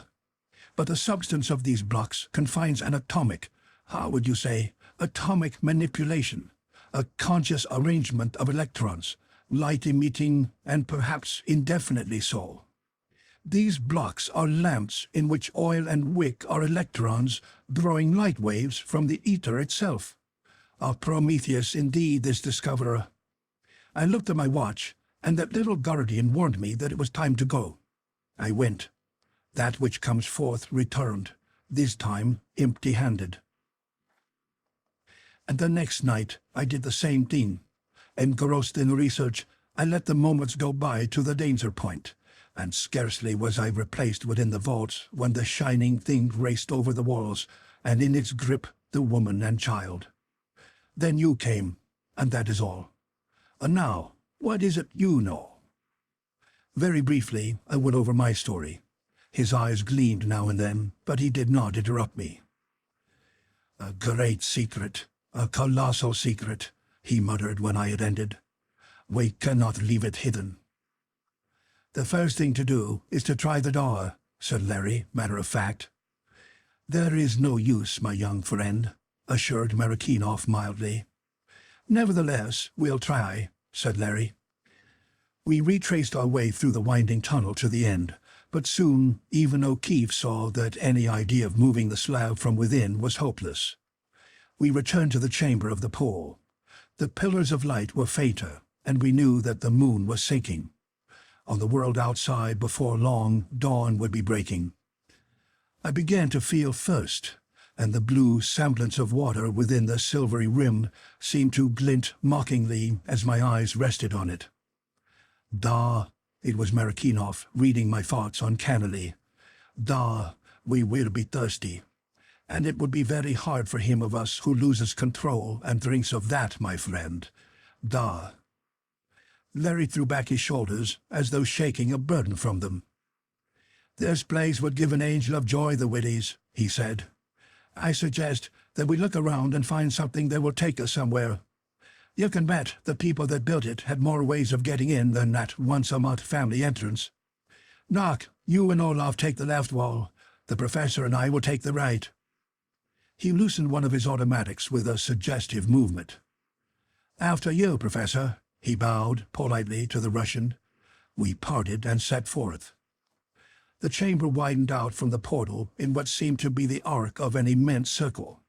The shining walls held a perceptible curve, and from this curvature I estimated that the roof was fully 300 feet above us. The floor was of smooth, mosaic-fitted blocks of a faintly yellow tinge. They were not light-emitting like the blocks that formed the walls. The radiance from these latter, I noted, had the peculiar quality of thickening a few yards from its source, and it was this that produced the effect of the misty, veiled distances. As we walked, the 7 columns of rays streaming down from the crystalline globes high above us waned steadily. The globe within the chamber lost its prismatic shimmer and became an even gray tone, somewhat like moonlight in a thin cloud. Now before us, out from the wall, jutted a low terrace. It was all of a pearly rose-colored stone, slender, graceful pillars of the same hue. The face of the terrace was about 10 feet high, and all over it ran a bas-relief of what looks like short trailing vines, surmounted by 5 stalks, on the tip of each of which was a flower. We passed along the terrace. It turned in an abrupt curve. I heard a hail, and there, 50 feet away, at the curving end of a wall, identical with that where we stood, were Larry and Marikinoff. Obviously, the left side of the chamber was a duplicate of that we had explored. We joined. In front of us, the columned barriers ran back 100 feet, forming an alcove. The end of this alcove was another wall of the same rose stone, but upon it the design of vines was much heavier. We took a step forward. There was a gasp of awe from the Norseman, a guttural exclamation from Marikinoff. For on, rather within, the wall before us, a great oval began to glow, waxed almost to a flame, and then shone steadily out, as though from behind it a light was streaming through the stone itself. And within the roseate oval, two flame-tipped shadows appeared, stood for a moment, and then seemed to float out upon its surface. The shadows wavered. The tips of flame that nimbused them with flickering points of vermilion pulsed outward, drew back, darted forth again, and once more withdrew themselves. And as they did so, the shadows thickened, and suddenly there before us stood two figures. One was a girl whose great eyes were golden as the fabled lilies of Kuan Yung that were born of the kiss of the sun upon the amber goddess the demons of Lao Tse carved for him, whose softly curved lips were red as the royal coral, and whose golden brown hair reached to her knees. And the second was a gigantic frog, a woman frog, head helmeted with carapace of shell, around which a fillet of brilliant yellow jewel shone. Enormous round eyes of blue circled a broad iris of green. Monstrous body of banded orange and white girdled with strand upon strand of the flashing yellow gems. 6 feet high if an inch, and with one webbed paw of its short, powerfully muscled forelegs, resting upon the white shoulder of the golden-eyed girl. Moments must have passed as we stood in stark amazement, gazing at that incredible apparition. The two figures, although as real as any of those who stood beside me, unphantom-like as it is possible to be, had a distinct suggestion of projection. They were there before us, golden-eyed girl and grotesque frog-woman, complete in every line and curve, and still it was as though their bodies passed back through distances, as though, to try to express the well-nigh inexpressible, the two shapes we were looking upon were the end of an infinite number stretching in fine linked chain far away, of which the eye saw only the nearest, while in the brain some faculty higher than sight recognized and registered the unseen others. The gigantic eyes of the frog-woman took us all in, unwinkingly.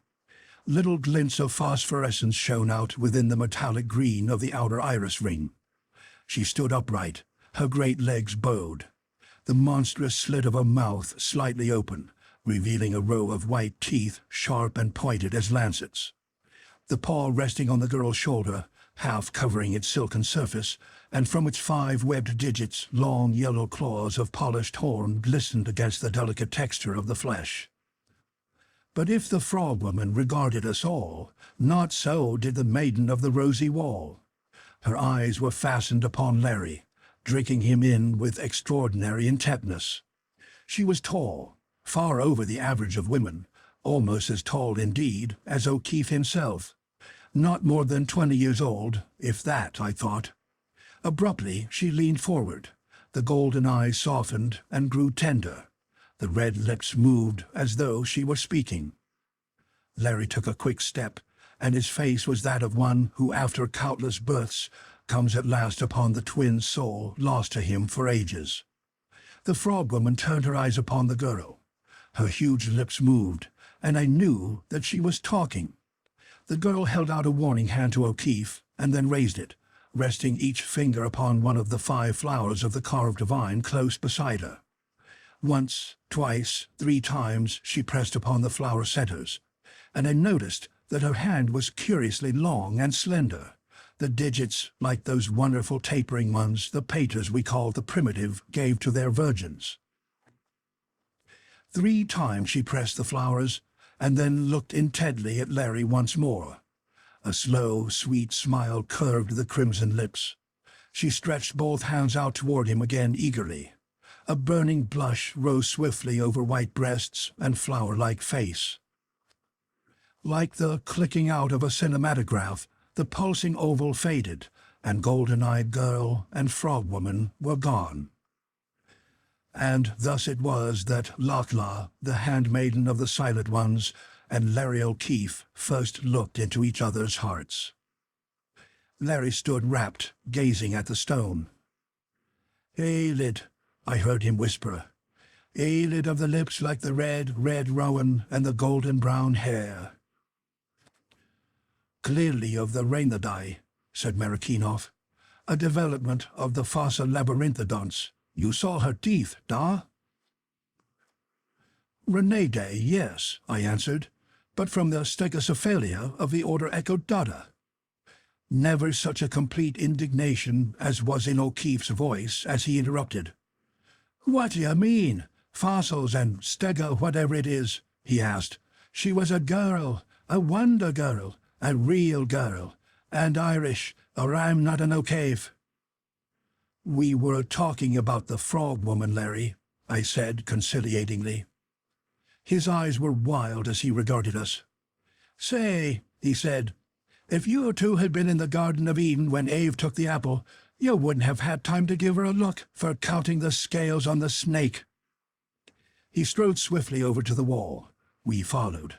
Larry paused, stretched up his hand to the flowers on which the tapering fingers of the golden-eyed girl had rested. "It was here she put up her hand," he murmured.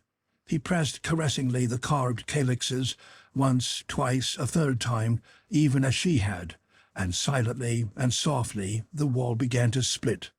On each side a great stone pivoted slowly, and before us a portal stood, opening into a narrow corridor glowing with the same rosy luster that had gleamed around the flame-tipped shadows. "Have your gun ready, Olaf," said Larry. "We follow Golden Eyes," he said to me. "Follow?" I echoed stupidly. "Follow," he said. "She came to show us the way. Follow? I'd follow her through 1,000 hells." And with Olaf at one end, O'Keefe at the other, both of them with automatics in hand, and Marikinoff and I between them, we stepped over the threshold. At our right, a few feet away, the passage ended abruptly in a square of polished stone, from which came faint rose radiance. The roof of the place was less than 2 feet over O'Keefe's head.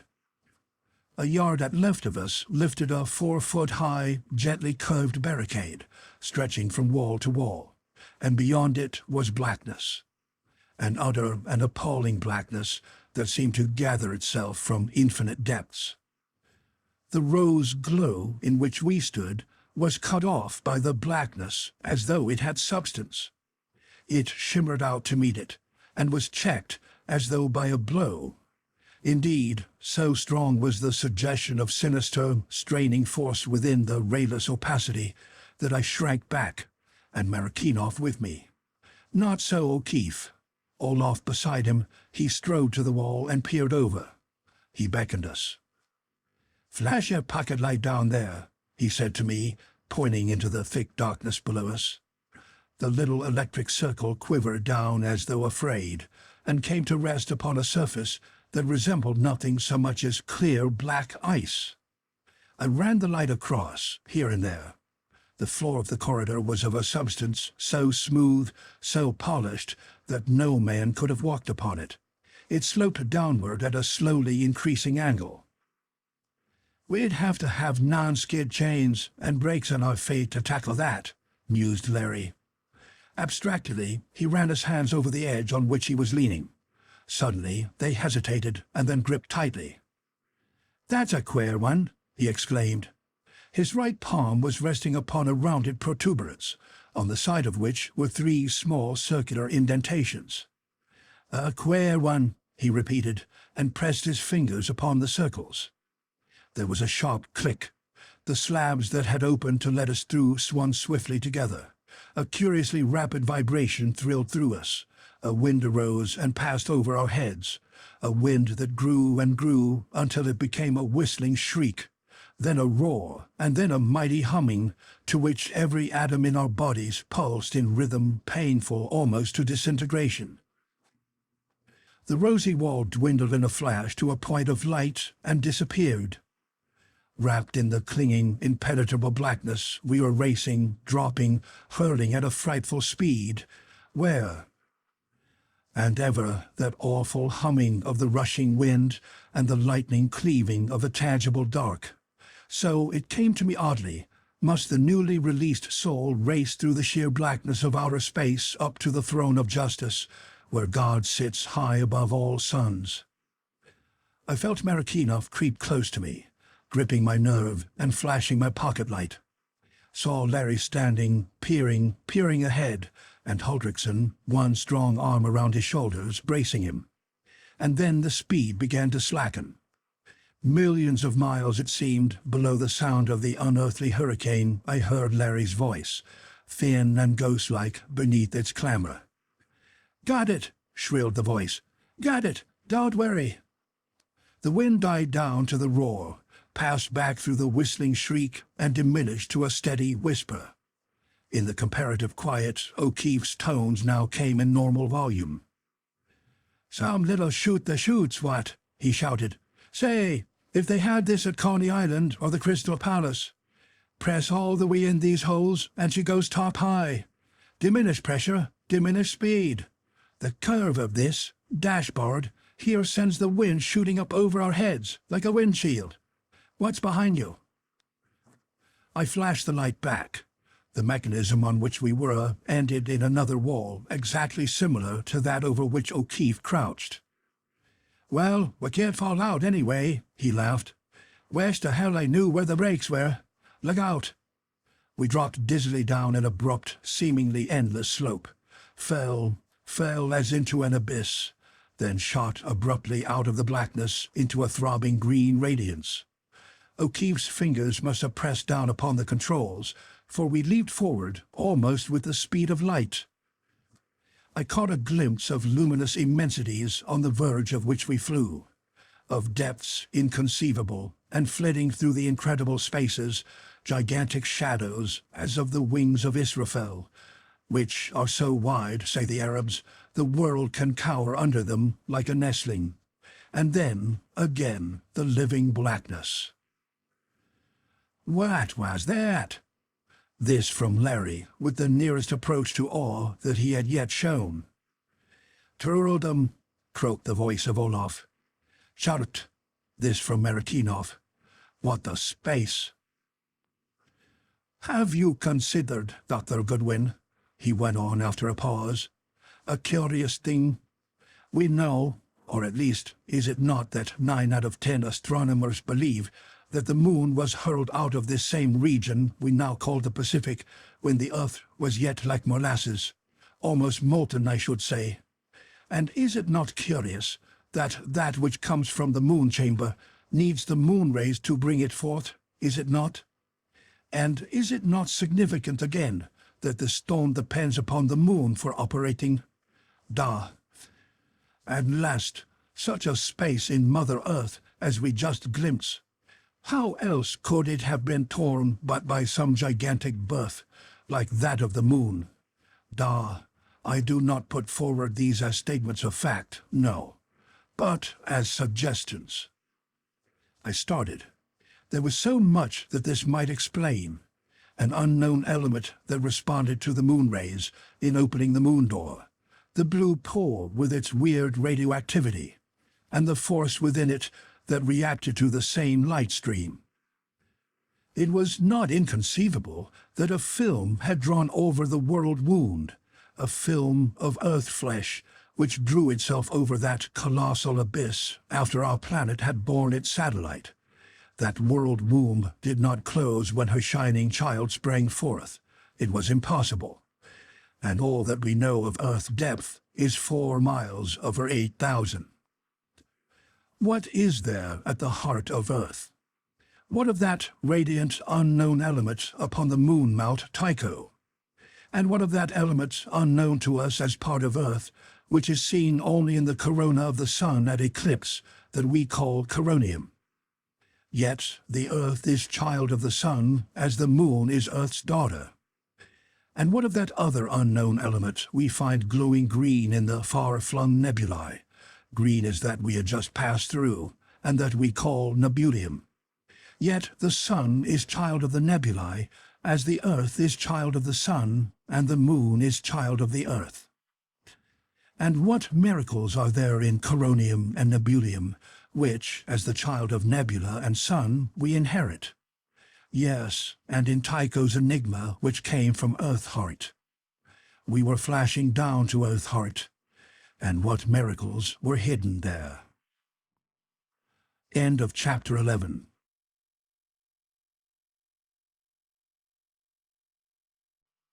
The Moon Pool. Chapter 12. The End of the Journey. "Say, Doc," it was Larry's voice flung back at me. "I was thinking about that frog. I think it was her pet. Damn me if I see any difference between a frog and a snake, and one of the nicest women I ever knew had 2 pet pythons that followed her around like kittens.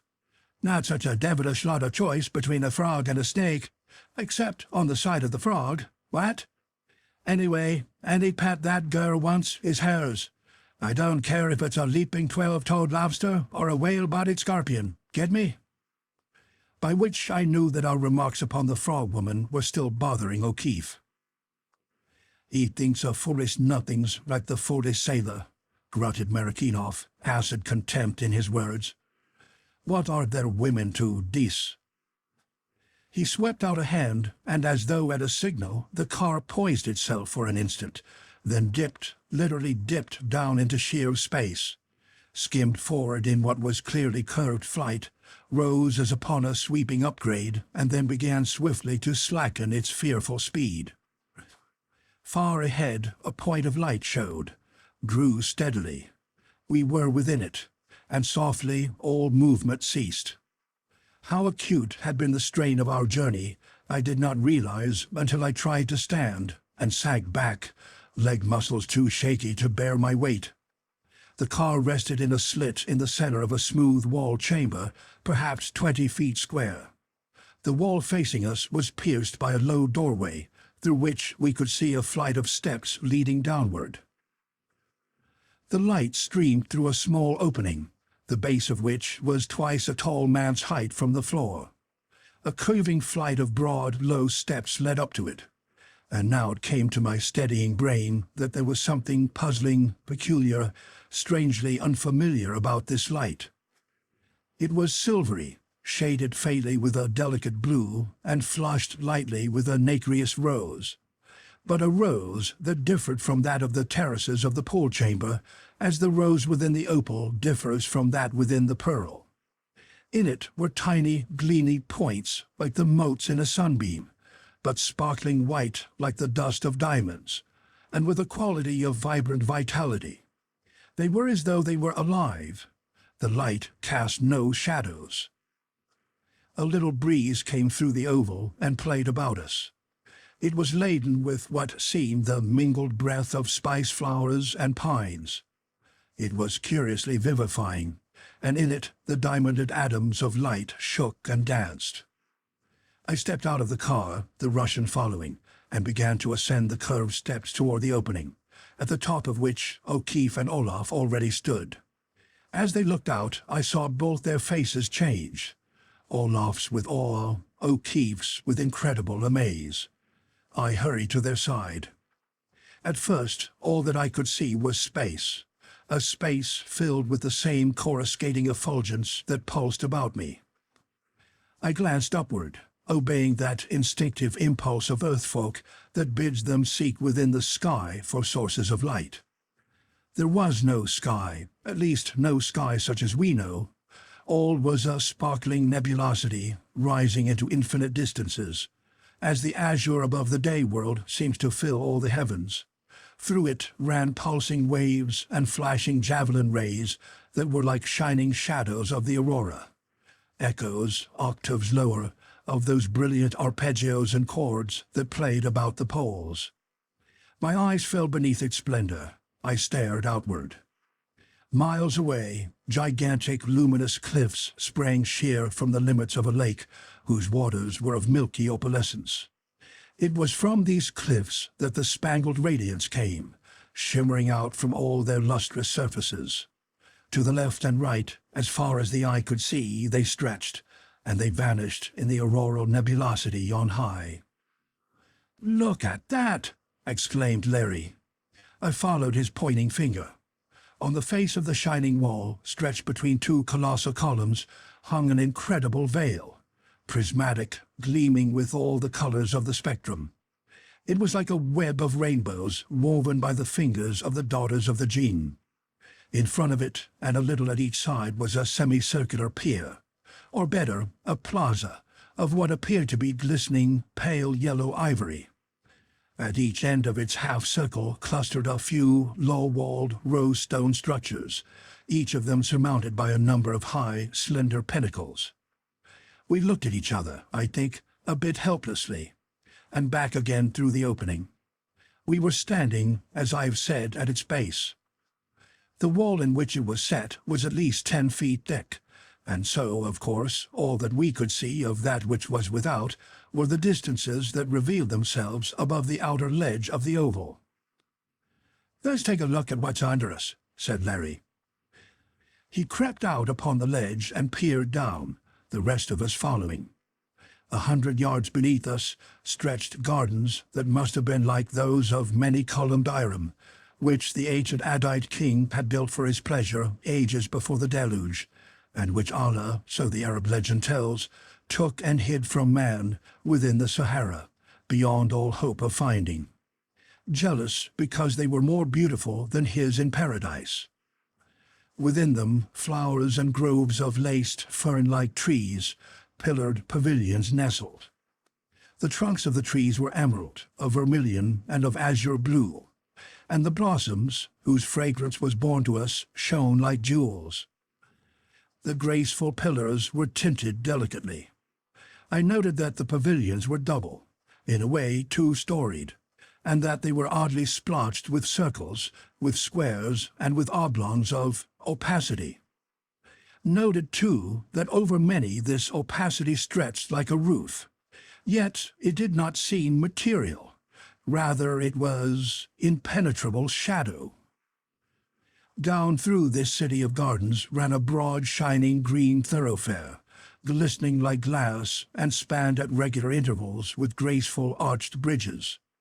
The road flashed to a wide square, where rose, from a base of that silvery stone that formed the lip of the moon pool, a titanic structure of 7 terraces, and along it flitted objects that bore a curious resemblance to the shell of a nautilus. Within them were human figures, and upon tree-bordered promenades on each side walked others. Far to the right we caught the glint of another emerald-paved road, and between the two the gardens grew sweetly down to the hither side of that opalescent water, across which were the radiant cliffs and the curtain of mystery. Thus it was that we first saw the city of the dweller, blessed and accursed as no place on earth, or under or above earth, has ever been, or that force willing, which some call God, ever again shall be. "Chert," whispered Marikinoff. "Incredible." "Trolldom," gasped Olaf Haldriksson. "It is trolldom." "Listen, Olaf," said Larry. "Cut out that trolldom stuff. There's no trolldom or fairies outside Ireland. Get that? And this isn't Ireland. And buck up, Professor." This to Marikinoff. "What you see down there are people. Just plain people. And wherever there's people is where I live. Get me?" "There's no way in but in, and no way out but out," said O'Keefe. "And there's the stairway. Eggs are eggs, no matter how they're cooked. And people are just people, fellow travellers, no matter what dish they're in," he concluded. "Come on." With the 3 of us close behind him, he marched toward the entrance. End of Chapter 12.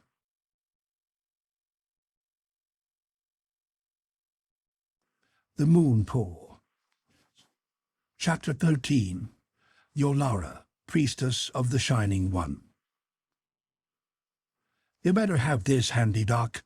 O'Keefe paused at the head of the stairway and handed me one of the automatics he had taken from Marikinoff. "Shall I not have one also?" rather anxiously asked the latter. "When you need it, you'll get it," answered O'Keefe. "I'll tell you frankly, though, Professor, that you'll have to show me before I trust you with a gun. You shoot too straight, from cover." The flash of anger in the Russian's eyes turned to a cold consideration. "You'll say always just what is in your mind, Lieutenant O'Keefe," he mused. "Da, that I shall remember." Later I was to recall this odd observation, and Marikhinov was to remember indeed. In single file, O'Keefe at the head and Olaf bringing up the rear, we passed through the portal. Before us dropped a circular shaft, into which the light from the chamber of the oval streamed liquidly. Set in its sides, the steps spiraled, and down them we went, cautiously. The stairway ended in a circular well. Silence, with no trace of exit. The rounded stones joined each other evenly, hermetically. Carved on one of the slabs was one of the 5 flowered vines. I pressed my fingers upon the calyxes, even as Larry had within the moon chamber. A crack, horizontal, 4 feet wide, appeared on the wall. Widened, and as the sinking slab that made it dropped to the level of our eyes, we looked through a 100-feet-long rift in the living rock. The stone fell steadily, and we saw that it was a cyclopean wedge set within the slit of the passageway. It reached the level of our feet and stopped. At the far end of this tunnel, whose floor was the polished rock that had, a moment before, fitted hermetically into its roof, was a low, narrow, triangular opening through which light streamed. "Nowhere to go but out," grinned Larry. "And I'll bet Golden Eyes is waiting for us with a taxi." He stepped forward. We followed, slipping, sliding along the glassy surface. And I, for one, had a lively apprehension of what our fate would be should that enormous mass rise before we had emerged. We reached the end, crept out of the narrow triangle that was its exit. We stood upon a wide ledge carpeted with a thick yellow moss. I looked behind and clutched O'Keefe's arm. The door through which we had come had vanished. There was only a precipice of pale rock, on whose surfaces great patches of the amber moss hung, around whose base our ledge ran, and whose summits, if summits it had, were hidden, like the luminous cliffs, in the radiance above us. "Nowhere to go but ahead, and Golden Eyes hasn't kept her date," laughed O'Keefe, but somewhat grimly. We walked a few yards along the ledge, and rounding a corner, faced the end of one of the slender bridges. From this vantage point the oddly shaped vehicles were plain, and we could see they were, indeed, like the shell of the Nautilus, and elfinly beautiful. Their drivers sat high upon the forward whorl. Their bodies were piled high with cushions, upon which lay women half swathed in gay silken webs. From the pavilioned gardens, smaller channels of glistening green ran into the Broadway, much as automobile runways do on Earth, and in and out of them flashed the fairy shells. There came a shout from one. Its occupants had glimpsed us. They pointed. Others stopped and stared. One shell turned and sped up a runway, and quickly over the side of the bridge came a score of men. They were dwarfed, none of them more than 5 feet high, prodigiously broad of shoulder, clearly enormously powerful. "Trolda," muttered Olaf, stepping beside O'Keefe, pistol swinging free in his hand. But at the middle of the bridge the leader stopped, waved back his men, and came toward us alone, palms outstretched in the immemorial universal gesture of truce. He paused, scanning us with manifest wonder. We returned the scrutiny with interest. The dwarf's face was as white as Olaf's, far whiter than those of the other 3 of us. The features clean-cut and noble, almost classical. The wide-set eyes of a curious greenish-gray, and the black hair curling over his head like that on some old Greek statue. Dwarfed though he was, there was no suggestion of deformity about him. The gigantic shoulders were covered with a loose green tunic that looked like fine linen. It was caught in at the waist by a broad girdle, studded with what seemed to be amazonites. In it was thrust a long curved poniard resembling the Malaysian kris. His legs were swathed in the same green cloth as the upper garment, His feet were sandaled.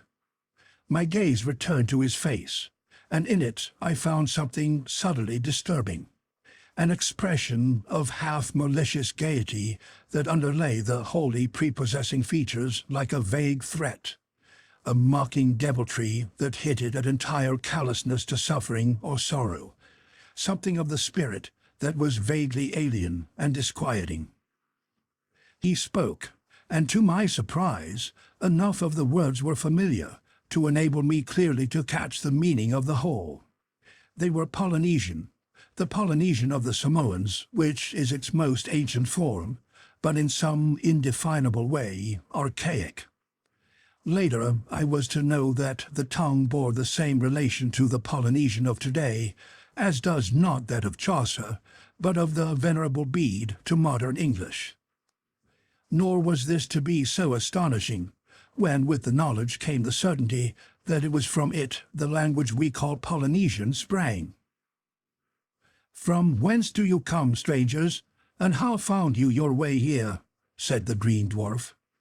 I waved my hand toward the cliff behind us. His eyes narrowed incredulously. He glanced at its top, upon which even a mountain goat could not have made its way, and laughed. "We came through the rock," I answered his thought. "And we come in peace," I added. "And may peace walk with you," he said half derisively, "if the Shining One wills it." He considered us again. "Show me, strangers, where you came through the rock," he commanded. We led the way to where we had emerged from the well of the stairway. "It was here," I said, tapping the cliff. "But I see no opening," he said suavely. "It closed behind us," I answered, and then for the first time realized how incredible the explanation sounded. The derisive gleam passed through his eyes again, but he drew his poniard and gravely sounded the rock. "You give a strange turn to our speech," he said. "It sounds strangely indeed, as strange as your answers." He looked at us quizzically. "I wonder where you learned it." "Well, all that you can explain to the Afyo-Mai." His head bowed and his arms swept out in a wide salaam. "Be pleased to come with me," he ended abruptly. "In peace?" I asked. "In peace," he replied, then slowly. "With me, at least." "Ah, come on, Doc," cried Larry. "As long as we're here, let's see the sights. Allons, mon vieux," he called gaily to the green dwarf. The latter, understanding the spirit, if not the words, looked at O'Keefe with a twinkle of approval, turned then to the great Norseman and scanned him with admiration, reached out and squeezed one of the immense biceps. "Lugur will welcome you, at least," he murmured as though to himself. He stood aside and waved a hand courteously, inviting us to pass. We crossed. At the base of the span, one of the elfin shells was waiting. Beyond, scores had gathered, their occupants evidently discussing us in much excitement. The green dwarf waved us to the piles of cushions and then threw himself beside us. The vehicle started off smoothly, the now silent throng making way, and swept down the green roadway at a terrific pace, and wholly without vibration, toward the seven-terraced tower. As we flew along, I tried to discover the source of the power, but I could not, then.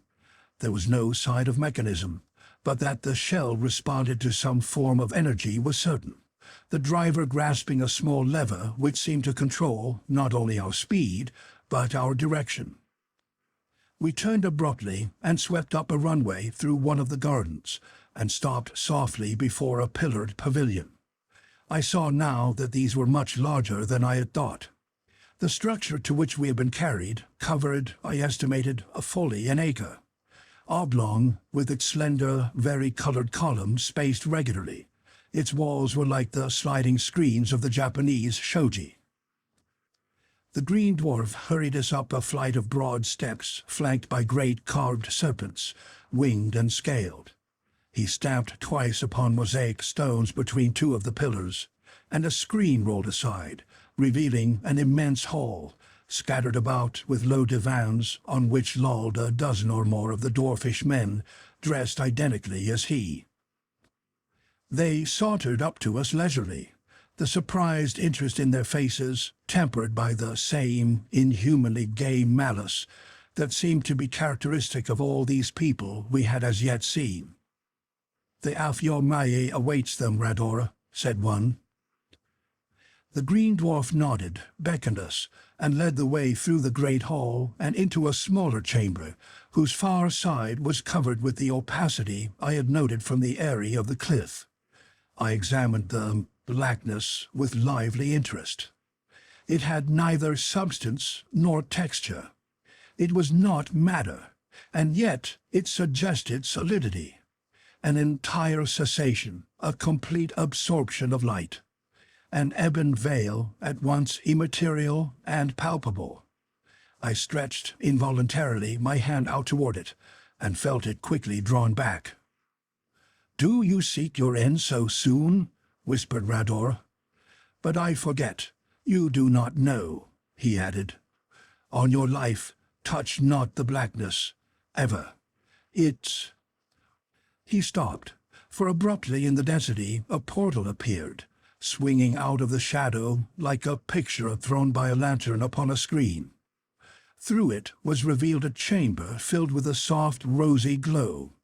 Rising from cushioned couches, a woman and a man regarded us, half leaning over a long, low table of what seemed polished jet, laden with flowers and unfamiliar fruits. About the room, that part of it at least that I could see, were a few oddly shaped chairs of the same substance. On high silvery tripods 3 immense globes stood, and it was from them that the rose glow emanated. At the side of the woman was a smaller globe, whose roseate gleam was tempered by quivering waves of blue. "Enter, Rador, with the strangers," a clear, sweet voice called. Rador bowed deeply and stood aside, motioning us to pass. We entered, the green dwarf behind us, and out of the corner of my eye I saw the doorway fade as abruptly as it had appeared, and again the dense shadow fill its place. "Come closer, strangers. Be not afraid," commanded the bell-toned voice. We approached. The woman, sober scientist that I am, made the breath catch in my throat. Never had I seen a woman so beautiful as was Yolara of the Dweller's City, and none of so perilous a beauty.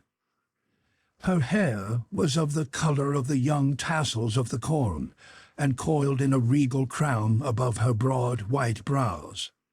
Her wide eyes were of a gray that could change to a cornflower blue, and in anger deepen to purple. Gray or blue, they had little laughing devils within them. But when the storm of anger darkened them, they were not laughing, no. The silken webs that half covered, half revealed her, did not hide the ivory whiteness of her flesh, nor the sweet curve of shoulders and breasts. But for all her amazing beauty, she was sinister. There was cruelty about the curving mouth, and in the music of her voice, not conscious cruelty, but the more terrifying, careless cruelty of nature itself. The girl of the rose wall had been beautiful, yes, but her beauty was human, understandable. You could imagine her with a babe in her arms, but you could not so imagine this woman. About her loveliness hovered something unearthly. A sweet feminine echo of the Dweller was Yolara, the Dweller's priestess, and as gloriously, terrifyingly evil. End of chapter 13.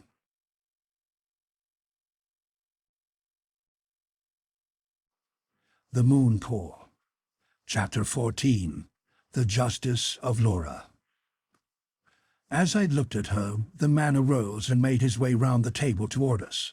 For the first time, my eyes took in Lugur. A few inches taller than the green dwarf, he was far broader, more filled with the suggestion of appalling strength. The tremendous shoulders were 4 feet wide, if an inch, tapering down to mighty thewed thighs. The muscles of his chest stood out beneath his tunic of red. Around his forehead shone a chaplet of bright blue stones, sparkling among the thick curls of his silver ash hair. Upon his face pride and ambition were written large, and power still larger. All the mockery, the malice, the hint of callous indifference that I had noted in the other dwarfish men were there too, but intensified, touched with the satanic. The woman spoke again. "Who are you, strangers, and how came you here?" She turned to Rador. "Or is it that they do not understand our tongue?" "One understands and speaks it, but very badly, O Yolara," answered the green dwarf. "Speak then, that one of you," she commanded. But it was Marakinov who found his voice first, and I marveled at the fluency, so much greater than mine, with which he spoke. "We came for different purposes. I, to seek knowledge of a kind. He," pointing to me, "of another. This man," he looked at Olaf, "to find his wife and child." The grey-blue eyes had been regarding O'Keefe steadily and with plainly increasing interest. "And why did you come?" she asked him. "Nay, I would have him speak for himself, if he can." She stilled Marakinov peremptorily. When Mary spoke, it was haltingly, in the tongue that was strange to him, searching for the proper words. "I came to help these men, and because something I could not then understand called me, O lady, whose eyes are like forest pools at dawn," he answered, and even in the unfamiliar words there was a touch of the Irish brogue, and little merry lights danced in the eyes Larry had so apostrophized. "I could find fault with your speech, but none with its burden," she said. "What forest pools are, I know not, and the dawn has not shone upon the people of Laura these many says of Leia. But I sense what you mean. Unquestionably, there is a subtle difference between time as we know it and the time in this subterranean land, its progress there being slower. This, however, is only in accord with the well-known doctrine of relativity, which predicates both space and time as necessary inventions of the human mind to orient itself to the conditions under which it finds itself. I tried often to measure this difference, but could never do so to my entire satisfaction. The closest I can come to it is to say that an hour of our time is the equivalent of an hour and 5/8 in Myria. For further information upon this matter of relativity, the reader may consult any of the numerous books upon the subject. W.T.G. The eyes deepened to blue as she regarded him. She smiled. "Are there many like you in the world from which you come?" she asked softly. "Well, we soon shall." Lugur interrupted her almost rudely and glowering. "Best we should know how they came hence," he growled. She darted a quick look at him, and again the little devils danced in her wondrous eyes. "Yes, that is true," she said. "How came you here?" Again it was Marakinov who answered, slowly, considering every word. "In the world above," he said, "there are ruins of cities not built by any of those who now dwell there. To us these places called, and we sought for knowledge of the wise ones who made them. We found the passageway. The way led us downward to a door in yonder cliff, and through it we came here." "Then have you found what you sought?" spoke she. "For we are of those who built the cities. But this gateway in the rock, where is it?" "After we passed, it closed upon us, nor could we after find trace of it," answered Marakinov. The incredulity that had shone upon the face of the green dwarf fell upon theirs. On Lugur's it was clouded with furious anger. He turned to Rador. "I could find no opening, Lord," said the green dwarf quickly. and there was so fierce a fire in the eyes of Lugur as he swung back upon us that O'Keefe's hand slipped stealthily down toward his pistol. "Best it is to speak truth to Yolara, Priestess of the Shining One, and to Lugur, the Voice," he cried menacingly. "It is the truth," I interposed. "We came down the passage. At its end was a carved vine, a vine of 5 flowers. The fire died from the red dwarf's eyes, and I could have sworn to a swift pallor. I rested a hand upon these flowers, and a door opened, but when we had gone through it and turned, behind us was nothing but the unbroken cliff. The door had vanished." I had taken my cue from Marikinoff. If he had eliminated the episode of Carr and Moonpool, he had good reason, I had no doubt, and I would be as cautious. And deep within me, something cautioned me to say nothing of my quest, to stifle all thought of Throckmartin, something that warned peremptorily, finely, as though it were a message from Throckmartin himself. "A vine with 5 flowers," exclaimed the red dwarf. "Was it like this, say?" He thrust forward a long arm. Upon the thumb of the hand was an immense ring, set with a dull blue stone. Graven on the face of the jewel was the symbol of the rosy walls of the moon chamber that had opened to us their 2 portals. But cut over the vine were 7 circles, one about each of the flowers, and 2 larger ones covering, intersecting them.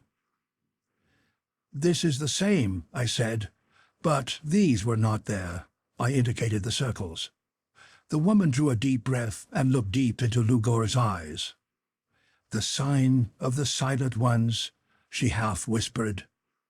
It was the woman who first recovered herself. "The strangers are weary, Lugur," she said. "When they are rested, they shall show where the rocks opened." I sensed a subtle change in their attitude toward us, a new intentness, a doubt plainly tinged with apprehension. What was it they feared? Why had the symbol of the vine wrought the change? And who or what were the Silent Ones? Yolara's eyes turned to Olaf, hardened and grew cold gray. Subconsciously, I had noticed that from the first the Norseman had been absorbed in his regard of the pair, had indeed never taken his gaze from them, had noticed, too, the priestess dart swift glances toward him. He returned her scrutiny fearlessly, a touch of contempt in the clear eyes, like a child watching a snake which he did not dread, but whose danger he well knew. Under that look, Yolara stirred impatiently, sensing, I know, its meaning. "Why do you look at me so?" she cried. An expression of bewilderment passed over Olaf's face. "I do not understand," he said in English. I caught a quickly repressed gleam in O'Keefe's eyes. He knew, as I knew, that Olaf must have understood. But did Marikinoff? Apparently he did not. But why was Olaf feigning ignorance? "'Tis man is a sailor from what we call the North," thus Larry haltingly. "He is crazed, I think. He tells a strange tale of something of cold fire that took his wife and babe. We found him wandering where we were, and because he is strong, we brought him with us. That is all, O lady, whose voice is sweeter than the honey of the wild bees." "A shape of cold fire?" she repeated. "A shape of cold fire that whirled beneath the moon with the sound of little bells," answered Larry, watching her intently. She looked at Lugur and laughed. "Then he too is fortunate," she said, "for he has come to the place of his something of cold fire, and tell him that he shall join his wife and child in time. That I promise him." Upon the Norseman's face there was no hint of comprehension, and at that moment I formed an entirely new opinion of Olaf's intelligence. For certainly it must have been a prodigious effort of the will, indeed, that enabled him, understanding, to control himself. "What does she say?" he asked. Larry repeated. "Good," said Olaf. "Good." He looked at Yolara with well-assumed gratitude. Lugur, who had been scanning his bulk, drew close. He felt the giant muscles which Huldriksen accommodatingly flexed for him. "But he shall meet Valdor and Norhala before he sees those kin of his," he laughed mockingly. "And if he best them, for reward, his wife and babe." A shudder, quickly repressed, shook the seaman's frame. The woman bent her supremely beautiful head. "These two," she said, pointing to the Russian and to me, "seem to be men of learning. They may be useful. As for this man," she smiled at Larry, "I would have him explain to me some things." She hesitated. "What honey of wild bees is?" Larry had spoken the words in English, and she was trying to repeat them. "As for this man, the sailor, do as you please with him, Lugur, always remembering that I have given my word that he shall join that wife and babe of his." She laughed sweetly, sinisterly. "And now take them, Radora. Give them food and drink, and let them rest till we shall call them again." She stretched out a hand toward O'Keefe. The Irishman bowed low over it, raised it softly to his lips. There was a vicious hiss from Lugur, but Yolara regarded Larry with eyes now all tender blue. "You please me," she whispered, and the face of Lugur grew darker. We turned to go. The rosy, azure-shot globe at her side suddenly dulled. From it came a faint bell sound, as of chimes far away. She bent over it. It vibrated, and then its surface ran with little waves of dull color. From it came a whispering so low that I could not distinguish the words, if words they were. She spoke to the Red Dwarf. "They have brought the three who blasphemed the Shining One," she said slowly. "Now it is in my mind to show these strangers the justice of Laura. What say you, Lugur?" The Red Dwarf nodded, his eyes sparkling with a malicious anticipation. The woman spoke again to the globe. "Bring them here." And again it ran swiftly with its film of colors, darkened and shone rosy once more. From without there came a rustle of many feet upon the rugs. Yolara pressed a slender hand upon the base of the pedestal of the globe beside her.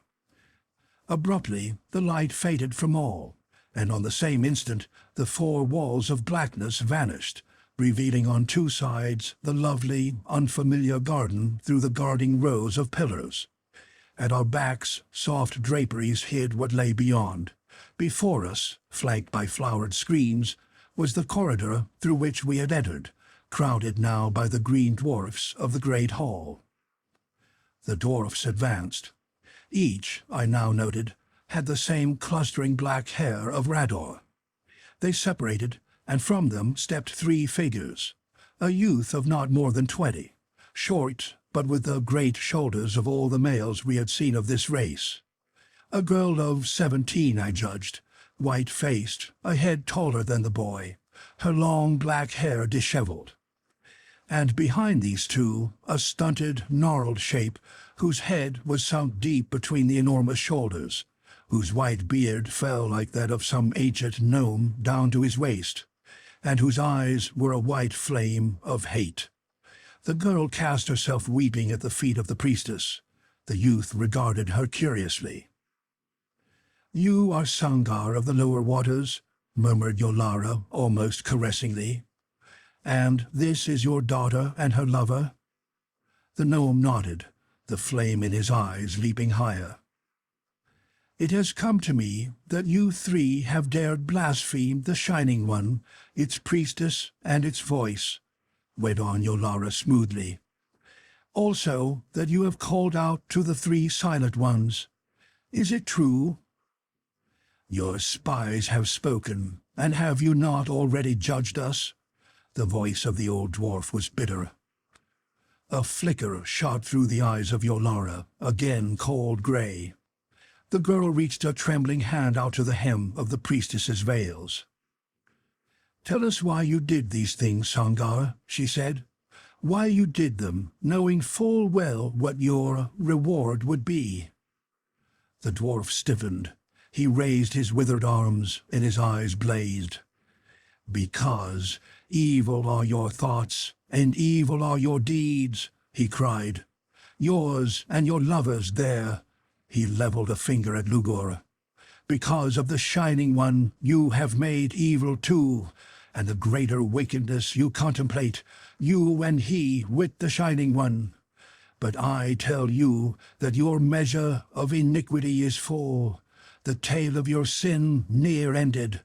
Yea, the Silent Ones have been impatient, but soon they will speak." He pointed at us. "A sign are they, a warning, harlot." He spat the word. In Yolara's eyes, grown black, the devils leaped unrestrained. "Is it even so, Sangar?" her voice caressed. "Now ask the Silent Ones to help you. They sit afar, but surely they will hear you." The sweet voice was mocking. "As for these two, they shall pray to the Shining One for forgiveness, and surely the Shining One will take them to its bosom. As for you, you have lived long enough, Sangar. Pray to the Silent One, Sangar, and pass out into the nothingness, you." She dipped down into her bosom and drew forth something that resembled a small comb of tarnished silver. She leveled it. A covering flicked from its base, and out of it darted a slender ray of intense green light. It struck the old dwarf squarely over the heart, and spread swift as light itself, covering him with a gleaming pale film. She clenched her hand upon the cone, and the ray disappeared. She thrust the cone back into her breast and leaned forward expectantly. So Lugur, and so the other dwarfs. From the girl came a low wail of anguish. The boy dropped upon his knees, covering his face. For the moment the Whitebeard stood rigid. Then the robe that had covered him seemed to melt away, revealing all the knotted, monstrous body. And in that body a vibration began, increasing to incredible rapidity. It wavered before us like a reflection in a still pond stirred by a sudden wind. It grew and grew, to a rhythm whose rapidity was intolerable to watch and that still chained the eyes. The figure grew indistinct, misty. Tiny sparks in infinite numbers leaped from it, like, I thought, the radiant shower of particles hurled out by radium when seen under the microscope. Mistier still it grew. There trembled before us for a moment a faintly luminous shadow, which held, here and there, tiny sparkling atoms, like those that pulsed in the light about us. The glowing shadow vanished. The sparkling atoms were still for a moment, and shot away, joining those dancing others. Where the gnome-like form had been but a few seconds before, there was nothing. O'Keefe drew a long breath, and I was sensible of a prickling along my scalp. Yolara leaned toward us. "You have seen," she said. Her eyes lingered tigerishly upon Olaf's pallid face. "Heed," she whispered. She turned to the men in green, who were laughing softly among themselves. "Take these two and go," she commanded. "The justice of Laura," said the red dwarf. "The justice of Laura and the Shining One under Thanaroa." Upon the utterance of the last word, I saw Marakinov start violently. The hand at his side made a swift, surreptitious gesture, so fleeting that I hardly caught it. The red dwarf stared at the Russian, and there was amazement upon his face. Swiftly as Marakinov, he returned it. "Yolara," the red dwarf spoke, "it would please me to take this man of wisdom to my own place for a time. The giant I would have too." The woman awoke from her brooding, nodded. "As you will, Lugur," she said. And as, shaken to the core, we passed out into the garden, into the full throbbing of the light, I wondered if all the tiny sparkling diamond points that shook about us had once been men like Songar of the lower waters, and felt my very soul grow sick. Later, I was to find that Mirian reckoning rested upon the extraordinary increased luminosity of the cliffs at the time of full moon on Earth, this action, to my mind, being linked either with the effect of the light streaming globes upon the moon pole, whose source was in the shining cliffs, or else upon some mysterious affinity of their radiant element with the flood of moonlight on Earth. The latter most probably, because even when the moon must have been clouded above, it made no difference in the phenomenon. 13 of these shinings forth constituted a Leia, one of them a Lat. 10 was Sa. 10 times 10 times 10 a Said, or 1,000. 10 times 1,000 was a Sais. A Sais of Leia was then literally 10,000 years. What we would call an hour was by them called a Va. The whole time system was, of course, a mingling of time as it had been known to their remote, surface-dwelling ancestors, and the peculiar determining factors in the vast cavern. End of Chapter 14.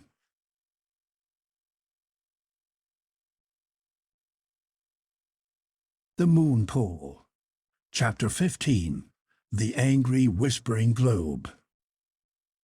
Our way led along a winding path between banked masses of softly radiant blooms, groups of feathery ferns whose plumes were starred with fragrant white and blue flowerets, slender creepers swinging from the branches of the strangely trunked trees, bearing along their threads orchid-like blossoms, both delicately frail and gorgeously flamboyant.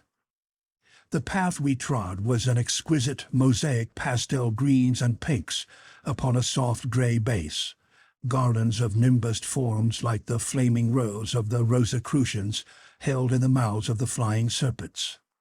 A smaller pavilion arose before us, single-storied, front wide open. Upon its threshold Rador paused, bowed deeply, and motioned us within. The chamber we entered was large, closed on 2 sides by screens of grey.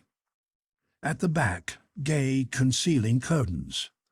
The low table of blue stone, dressed with fine white cloths, stretched at one side, flanked by the cushioned divans. At the left was a high tripod, bearing one of the rosy globes we had seen in the house of Yolara. At the end of the table, a smaller globe similar to the whispering one. Rador pressed upon its base, and 2 other screens slid into place across the entrance, shutting in the room. He clapped his hands. The curtains parted, and 2 girls came through them. Tall and willow-lithe, their bluish-black hair falling in ringlets just below their white shoulders, their clear eyes of forget-me-not blue, and skins of extraordinary fineness and purity, they were singularly attractive. Each was clad in an extremely scanty bodice of silken blue, girdled above a kirtle that came barely to their very pretty knees. "Food and drink," ordered Rador. They dropped back through the curtains. "Do you like them?" he asked us. "Some chickens," said Larry. "They delight the heart," he translated for Rador. The green dwarf's next remark made me gasp. "They are yours," he said. Before I could question him further upon this extraordinary statement, the pair re-entered, bearing a great platter on which there were small loaves, strange fruits, and 3 immense flagons of rock crystal, 2 filled with a slightly sparkling yellow liquid, and the third with a purplish drink. I became acutely sensible that it had been hours since I had either eaten or drunk. The yellow flagons were set before Larry and me, the purple at Rador's hand. The girls, at his signal, again withdrew. I raised my glass to my lips and took a deep draught. The taste was unfamiliar, but delightful. Almost at once, my fatigue disappeared. I realized a clarity of mind, an interesting exhilaration and sense of irresponsibility, of freedom from care, that were oddly enjoyable. Larry became immediately his old gay self. The green dwarf regarded us whimsically, sipping from his great flagon of rock crystal. "Much do I desire to know of that world you came from," he said at last. "Through the rocks," he added slyly. "And much do we desire to know of this world of yours, O Rador," I answered. Should I ask him of the dweller, seek from him a clue to Throckmartin? Again, clearly as a spoken command, came the warning to forbear, to wait, and once more I obeyed. "Let us learn, then, from each other." The dwarf was laughing. "And first, are all above like you, drawn out?" He made an expressive gesture. "And are there many of you?" "There are." I hesitated, and at last spoke the Polynesian that means tens upon tens multiplied indefinitely. "There are as many as the drops of water in the lake we saw from the ledge where you found us," I continued. "Many as the leaves on the trees without, and they are all like us, varyingly." He considered skeptically, I could see, my remark upon our numbers. "In Muria," he said at last, "the men are like me, or like Lugur. Our women are as you see them, like Yolara, or those two who served you." He hesitated. "And there is a third, but only one." Larry leaned forward eagerly. "Brown-haired, with glints of reddy bronze, golden-eyed and lovely as a dream, with long, slender, beautiful hands," he cried. "Where saw you her?" interrupted the dwarf, starting to his feet. "Saw her?" Larry recovered himself. "Nay, Rador, perhaps I only dreamed that there was such a woman." "See to it, then, that you tell not your dream to Yolara," said the dwarf grimly. "For her I meant, and her you have pictured is Lakla, the handmaiden to the Silent Ones, and neither Yolara nor Lugur, nay, nor the Shining One, love her overmuch, stranger." "Does she dwell here?" Larry's face was alight. The dwarf hesitated, glanced about him anxiously. "Nay," he answered, "ask me no more of her." He was silent for a space.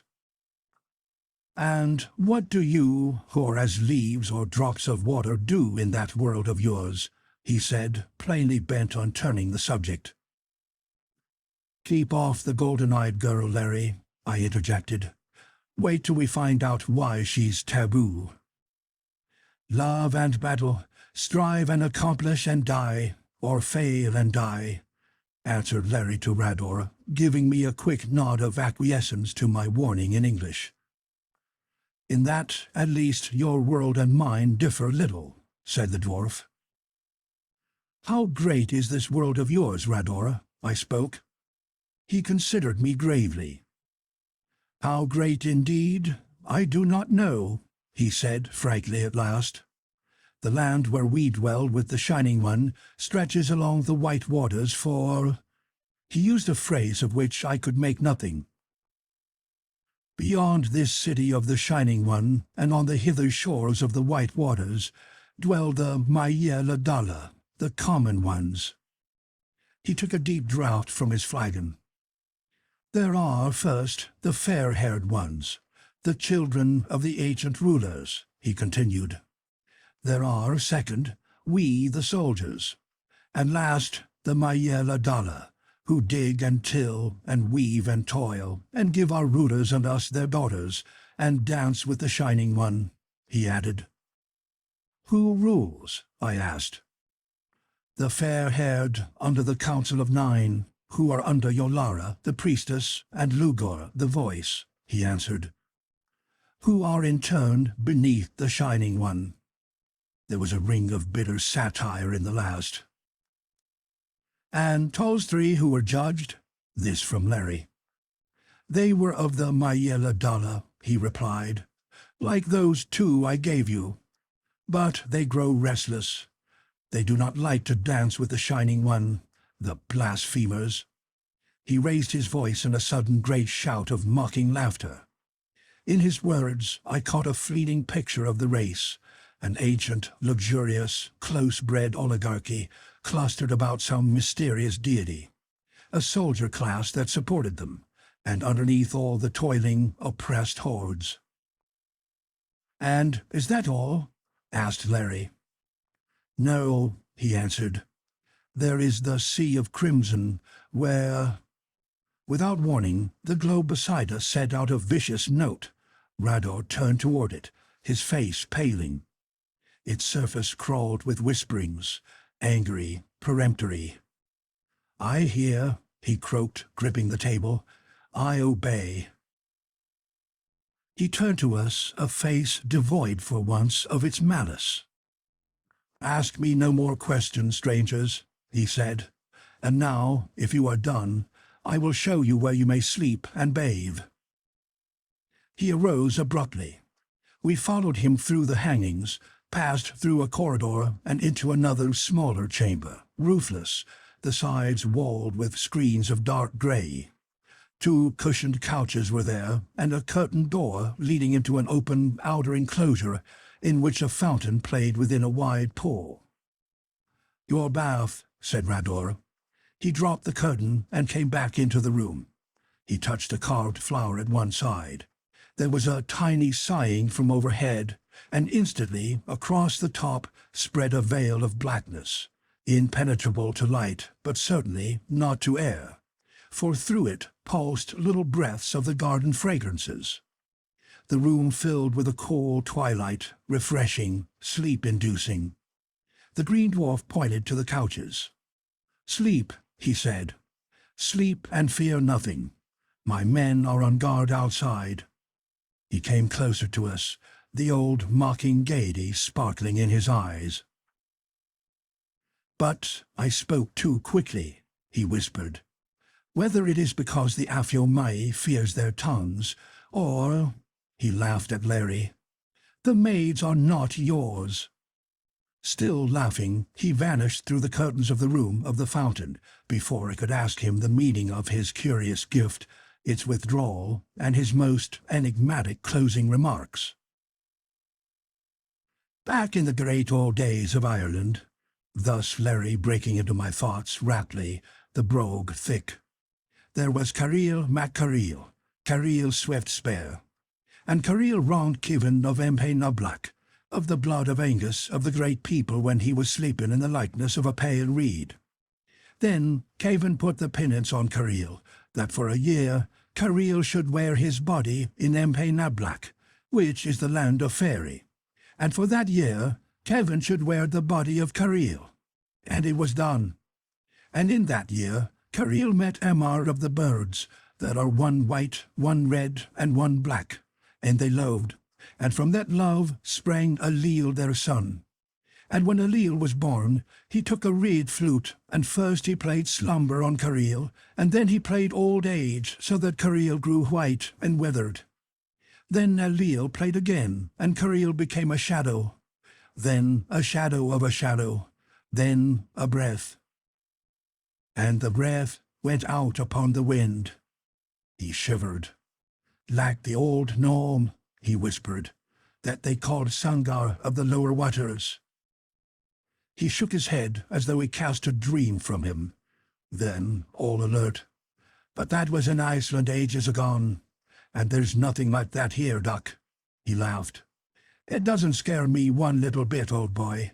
The pretty devil lady's got the wrong slant.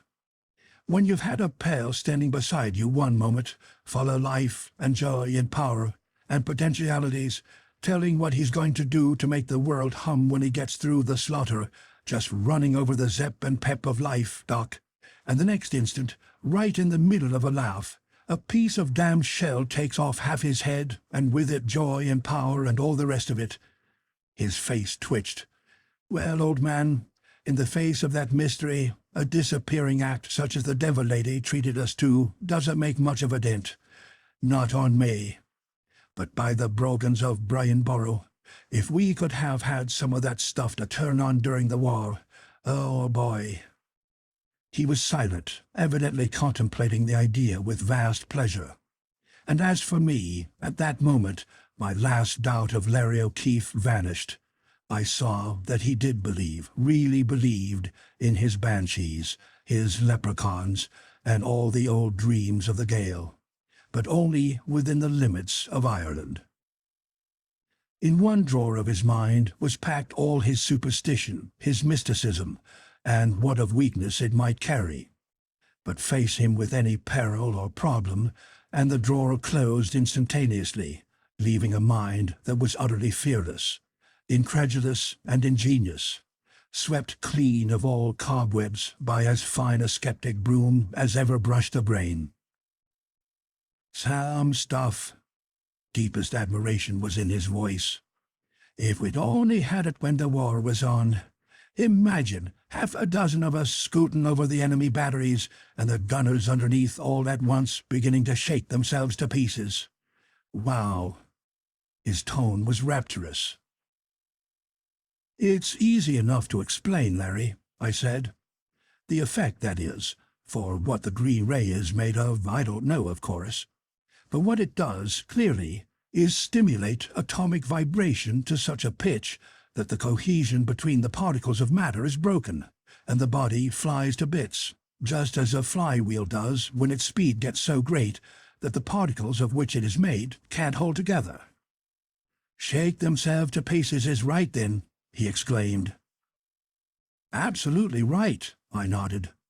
Everything in nature vibrates, and all matter, whether man or beast or stone or metal or vegetable, is made up of vibrating molecules, which are made up of vibrating atoms, which are made up of truly infinitely small particles of electricity called electrons. And electrons, the base of all matter, are themselves perhaps only a vibration of the mysterious ether. If a magnifying glass of sufficient size and strength could be placed over us, we could see ourselves as sieves, our space lattice, as it is called. And all that is necessary to break down the lattice, to shake us into nothingness, is some agent that will set our atoms vibrating at such a rate that at last they escape the unseen cords and fly off. The green ray of Yolara is such an agent. It set up in the dwarf that incredibly rapid rhythm that you saw, and shook him not to atoms, but to electrons. They had a gun on the West Front, a 75, said O'Keefe, that broke the eardrums of everybody who fired it, no matter what protection they used. It looked like all the other 75s, but there was something about its sound that did it. They had to recast it. It's practically the same thing, I replied. By some freak, its vibratory qualities had that effect. The deep whistle of the sunken Lusitania would, for instance, make the Singer building shake to its foundation, while the Olympic did not affect the Singer at all, but made the Woolworth shiver all through. In each case, they stimulated the atomic vibration of the particular building. I paused, aware all at once of an intense drowsiness. O'Keefe, yawning, reached down to unfasten his puttees. "Lord, I'm sleepy," he exclaimed. "Can't understand it. What you say, most interesting. Lord," he yawned again, straightened. "What made Reddy take such a shine to the Russian?" he asked. "The Naroa," I answered, fighting to keep my eyes open. "What?" When Lugur spoke that name, I saw Merakhinov signal him. Thanaroa is, I suspect, the original form of the name of Tangaroa, the greatest god of the Polynesians. There's a secret cult to him in the islands. Merakhinov may belong to it. He knows it anyway. Lugur recognized the signal, and despite his surprise, answered it. "Sir, he gave him the high sign, eh?" mused Larry. "How could they both know it?" "The cult is a very ancient one. Undoubtedly, it had its origin in the dim beginnings before these people migrated here," I replied. "It's a link, one of the few links between up there and the lost past. Trouble then, mumbled Larry. Hell brewing. I smell it. Say, Doc, is this sleepiness natural? Wonder where my gas mask is, he added, half incoherently. But I myself was struggling desperately against the drugged slumber pressing down upon me. Lakla, I heard O'Keefe murmur. Lakla of the golden eyes. No Aelid the fair. He made an immense effort, half-raised himself, grinned faintly. Thought this was paradise when I first saw it, Doc, he sighed. But I know now, if it is, no man's land was the greatest place on earth for a honeymoon. They've got us, Doc. He sank back. Good luck, old boy, wherever you're going. His hand waved feebly. Glad knew ya. Hope see ya again. His voice trailed into silence. Fighting with every fiber of brain and nerve against the sleep, I felt myself being steadily overcome. Yet before oblivion rushed down upon me, I seemed to see upon the grey screen wall nearest the Irishman an oval of rosy light begin to glow.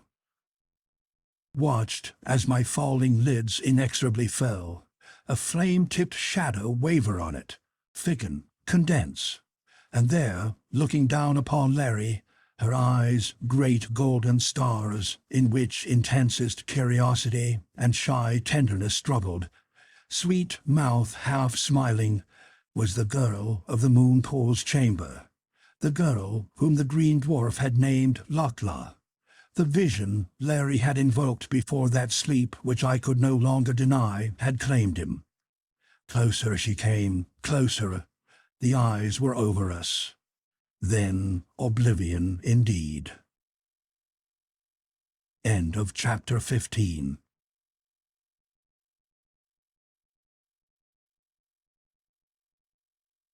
The Moon Pool, Chapter 16. Yolara of Myria versus the O'Keefe.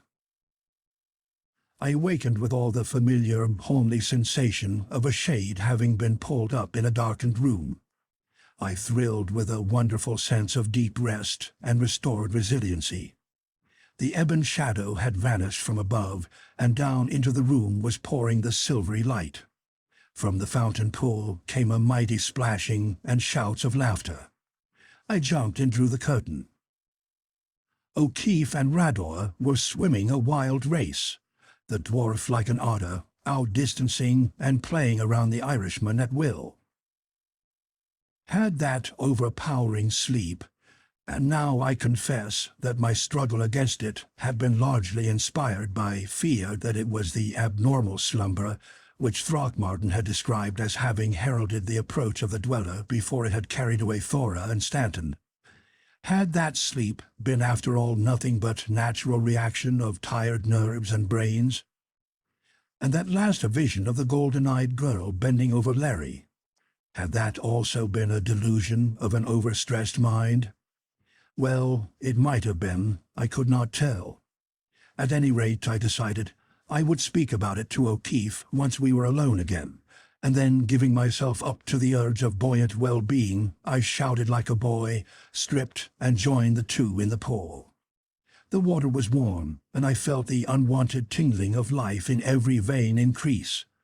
Something from it seemed to pulse through the skin, carrying a clean, vigorous vitality that toned every fiber. Tiring at last, we swam to the edge and drew ourselves out. The green dwarf quickly clothed himself, and Larry rather carefully donned his uniform. "Deaf Mai has summoned us, Doc," he said. "We're to, well, I suppose you'd call it breakfast with her. After that, Rador tells me, we're to have a session with the Council of Nine. I suppose Yolara is as curious as any lady of the upper world, as you might put it, and just naturally can't wait," he added. He gave himself a last shake, patted the automatic hidden under his left arm, whistled cheerfully. "After you, my dear Alphonse," he said to Rador with a low bow. The dwarf laughed, bent in an absurd imitation of Larry's mocking courtesy, and started ahead of us to the house of the priestess. When he had gone a little way on the orchid-walled path, I whispered to O'Keefe, "Larry, when you were falling off to sleep, didn't you think you saw anything?" "Say anything?" he grinned. "Dark, slip hit me like a Hun shell. I thought they were pulling the gas on us. I had some intention of bidding you tender farewells," he continued, half sheepishly. "I think I did start 'em, didn't I?" I nodded. "But wait a minute." He hesitated. "I had a queer sort of dream." "What was it?" I asked eagerly. "Well," he answered slowly, "I suppose it was because I'd been thinking of Golden Eyes. Anyway, I thought she came through the wall and leaned over me. Yes, and put one of those long white hands of hers on my head. I couldn't raise my lids, but in some queer way I could see her. Then it got real dreamish. Why do you ask?" Rador turned back toward us. "Later," I answered. "Not now, when we're alone." But through me went a little glow of reassurance. Whatever the maze through which we were moving, whatever of menacing evil lurking there, the Golden Girl was clearly watching over us, watching with whatever unknown powers she could muster. We passed the pillared entrance, went through a long, bowered corridor, and stopped before a door that seemed to be sliced from monolith of pale jade, high, narrow, set in a wall of opal. Rador stamped twice, and the same supernally sweet silver bell tones, of yesterday I must call it, although in that place of eternal day the term is meaningless, bade us enter. The door slipped aside. The chamber was small, the opal walls screening it on 3 sides, the black opacity covering it, the 4th side opening out into a delicious little walled garden, a mass of the fragrant, luminous blooms and delicately colored fruit. Facing it was a small table of reddish wood, and from the omnipresent cushions heaped around it arose to greet us Yolara. Larry drew in his breath with an involuntary gasp of admiration and bowed low. My own admiration was as frank, and the priestess was well pleased with her homage. She was swathed in the filmy, half-revelant webs, now of palest blue. The corn-silk hair was caught within a wide meshed golden net, in which sparkled tiny brilliants, like blended sapphires and diamonds. Her own azure eyes sparkled as brightly as they, and I noted again in their clear depths the half-eager approval as they rested upon O'Keefe's lithe, well-knit figure and his keen, clean-cut face. The high-arched, slender feet rested upon soft sandals, whose gauzy widths laced the exquisitely formed leg to just below the dimpled knee. "Some giddy wonder," exclaimed Larry, looking at me and placing a hand over his heart. "Put her on a New York roof, and she'd empty Broadway. Take the cue from me, Doc." He turned to Yolara, whose face was somewhat puzzled.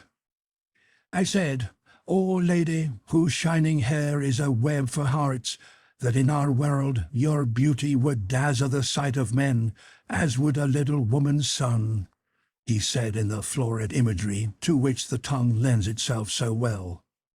A flush stole up through the translucent skin. The blue eyes softened, and she waved us toward the cushions. Black-haired maids stole in, placing before us the fruits, the little loaves with a steaming drink, somewhat the color and odor of chocolate. I was conscious of outrageous hunger. "What are you named, strangers?" she asked. "This man is named Goodwin," said O'Keefe. "As for me, call me Larry." "Nothing like getting acquainted quick," he said to me, but kept his eyes upon Yolara as though he were voicing another honeyed phrase. And so she took it, for, "You must teach me your tongue," she murmured. "Then shall I have 2 words, where now I have 1 to tell you of your loveliness," he answered. And also, that'll take time, he spoke to me. Essential occupation out of which we can't be drafted to make these fun-loving folk any Roman holiday. Get me? Larry, mused Yolara. I like the sound. It is sweet. And indeed it was, as she spoke it. And what is your land named Larry? She continued. And Goodwin's. She caught the sound perfectly. My land, O Lady of Loveliness, is two, Ireland and America. His but one, America. She repeated the two names, slowly, over and over. We seized the opportunity to attack the food, halting half guiltily as she spoke again. Oh, but you are hungry, she cried. Eat then. She leaned her chin upon her hands and regarded us, whole fountains of questions brimming up in her eyes. How is it, Larry, that you have two countries and Goodwin but one? She asked, at last unable to keep silent longer. I was born in Ireland, he in America, but I have dwelt long in his land, and my heart loves each, he said. She nodded understandingly. Are all the men of Ireland like you, Larry, as all the men here are like Lugur or Rador? I like to look at you, she went on with naive frankness. I am tired of men like Lugur and Rador, but they are strong, she added swiftly. Lugur can hold up 10 in his 2 arms and raise 6 with but one hand. We could not understand her numerals, and she raised white fingers to illustrate. That is little, O lady, to the men of Ireland, replied O'Keefe. Lo, I have seen one of my race hold up 10 times 10 of our— What call you that swift thing in which Rador brought us here? Coriol, said she. Hold up 10 times 20 of our corials with but 2 fingers, and these corials of ours— Coria, said she. And these coria of ours are each greater in weight than 10 of yours. Yes, and I have seen another with but one blow of his hand raise hell. And so I have, he murmured to me, and both at 42nd and 5th Avenue, NY, USA. Yolara considered all this with manifest doubt. Hell? She inquired at last. I know not the word. Well, answered O'Keefe, say Maria then. In many ways they are, I gather, O heart's delight, one and the same. Now the doubt in the blue eyes was strong indeed. She shook her head. None of our men can do that, she answered at length. Nor do I think you could, Larry. Oh, no, said Larry easily. I never tried to be that strong. I fly, he added casually. The priestess rose to her feet, gazing at him with startled eyes.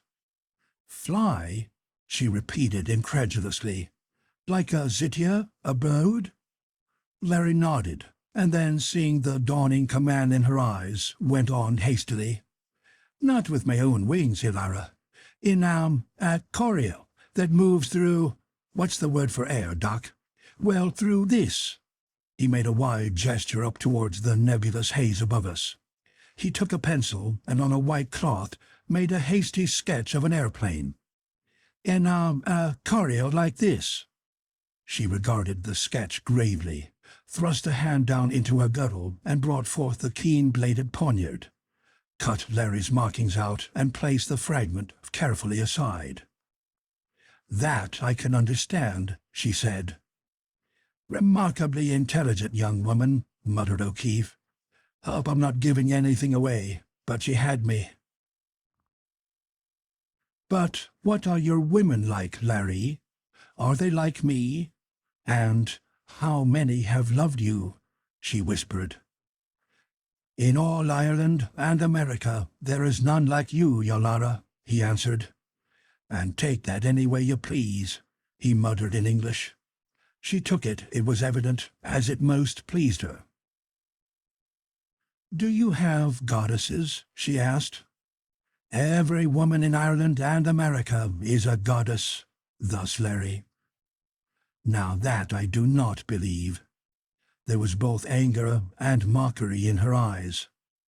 I know women, Larry, and if that were so, there would be no peace for men.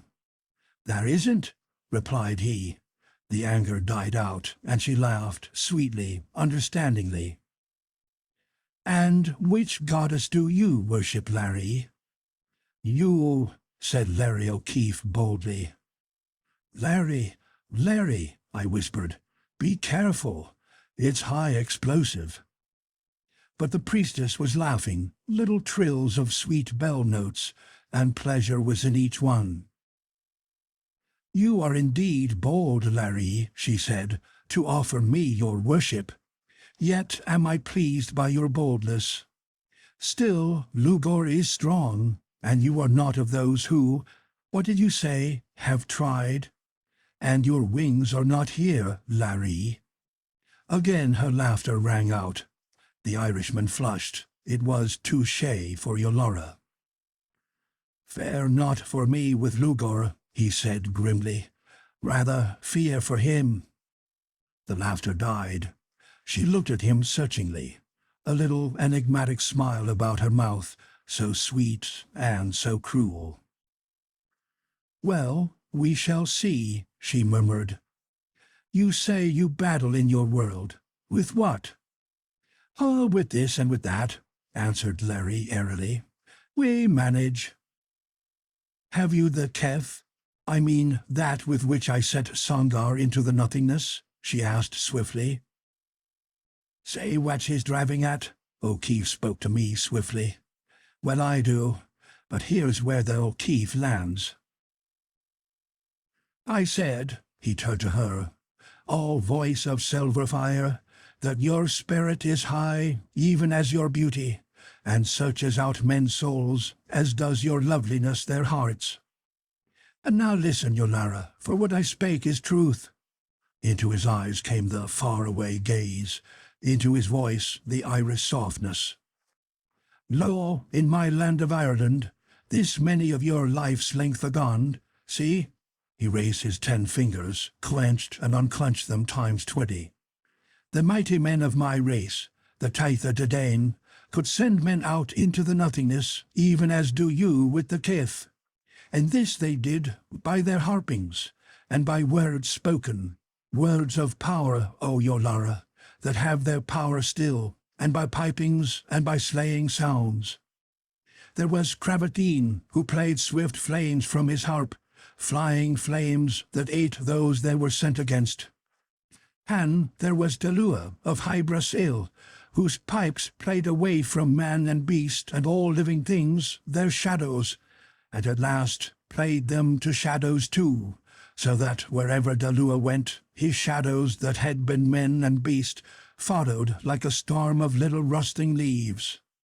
Yea, and Bel the harper, who could make women's hearts run like wax and men's hearts flame to ashes, and whose harpings could shatter strong cliffs and bow great trees to the sod. His eyes went bright, dream-filled. She shrank a little from him, faint pallor under the perfect skin. I say to you, Yolara, that these things were and are in Ireland. His voice rang strong. And I have seen men as many as those that are in your great chamber, this many times over. He clenched his hands once more, perhaps a dozen times. Blasted into nothingness before your keth could even have touched them. Yea, and rocks as mighty as those through which we came, lifted up and shattered before the lids could fall over your blue eyes. And this is truth, Yolara, all truth. Stay, have you that little cone of the keth with which you destroyed Sangar? She nodded, gazing at him, fascinated, fear and puzzlement contending. Then use it. He took a vase of crystal from the table, placed it on the threshold that led into the garden. Use it on this, and I will show you. I will use it upon one of the Ladala, she began eagerly. The exultation dropped from him. There was a touch of horror in the eyes he turned to her. Her own dropped before it. "It shall be as you say," she said hurriedly. She drew the shining cone from her breast, leveled it at the vase. The green ray leaped forth, spread over the crystal. But before its action could even be begun, a flash of light shot from O'Keefe's hand. His automatic spat, and the trembling vase flew into fragments. As quickly as he had drawn it, he thrust the pistol back into place and stood there empty-handed, looking at her sternly. From the anteroom came shouting, a rush of feet. Yolara's face was white, her eyes strained, but her voice was unshaken as she called to the clamoring guards. "It is nothing. Go to your places." But when the sound of their return had ceased, she stared tensely at the Irishman, then looked again at the shattered vase. "It is true," she cried, "but see, the Keth is alive." I followed her pointing finger. Each broken bit of the crystal was vibrating, shaking its particles out into space. Broken it, the bullet of Larry's had, but not released it from the grip of the disintegrating force. The priestess's face was triumphant. "But what matters it, O shining urn of beauty? What matters it to the vase that is broken what happens to its fragments?"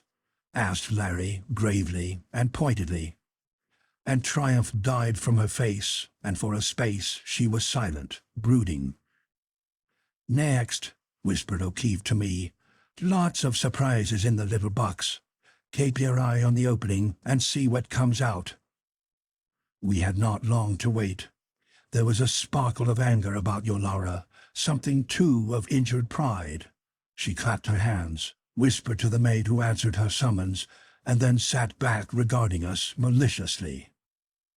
"You have answered me as to your strength, but you have not proved it.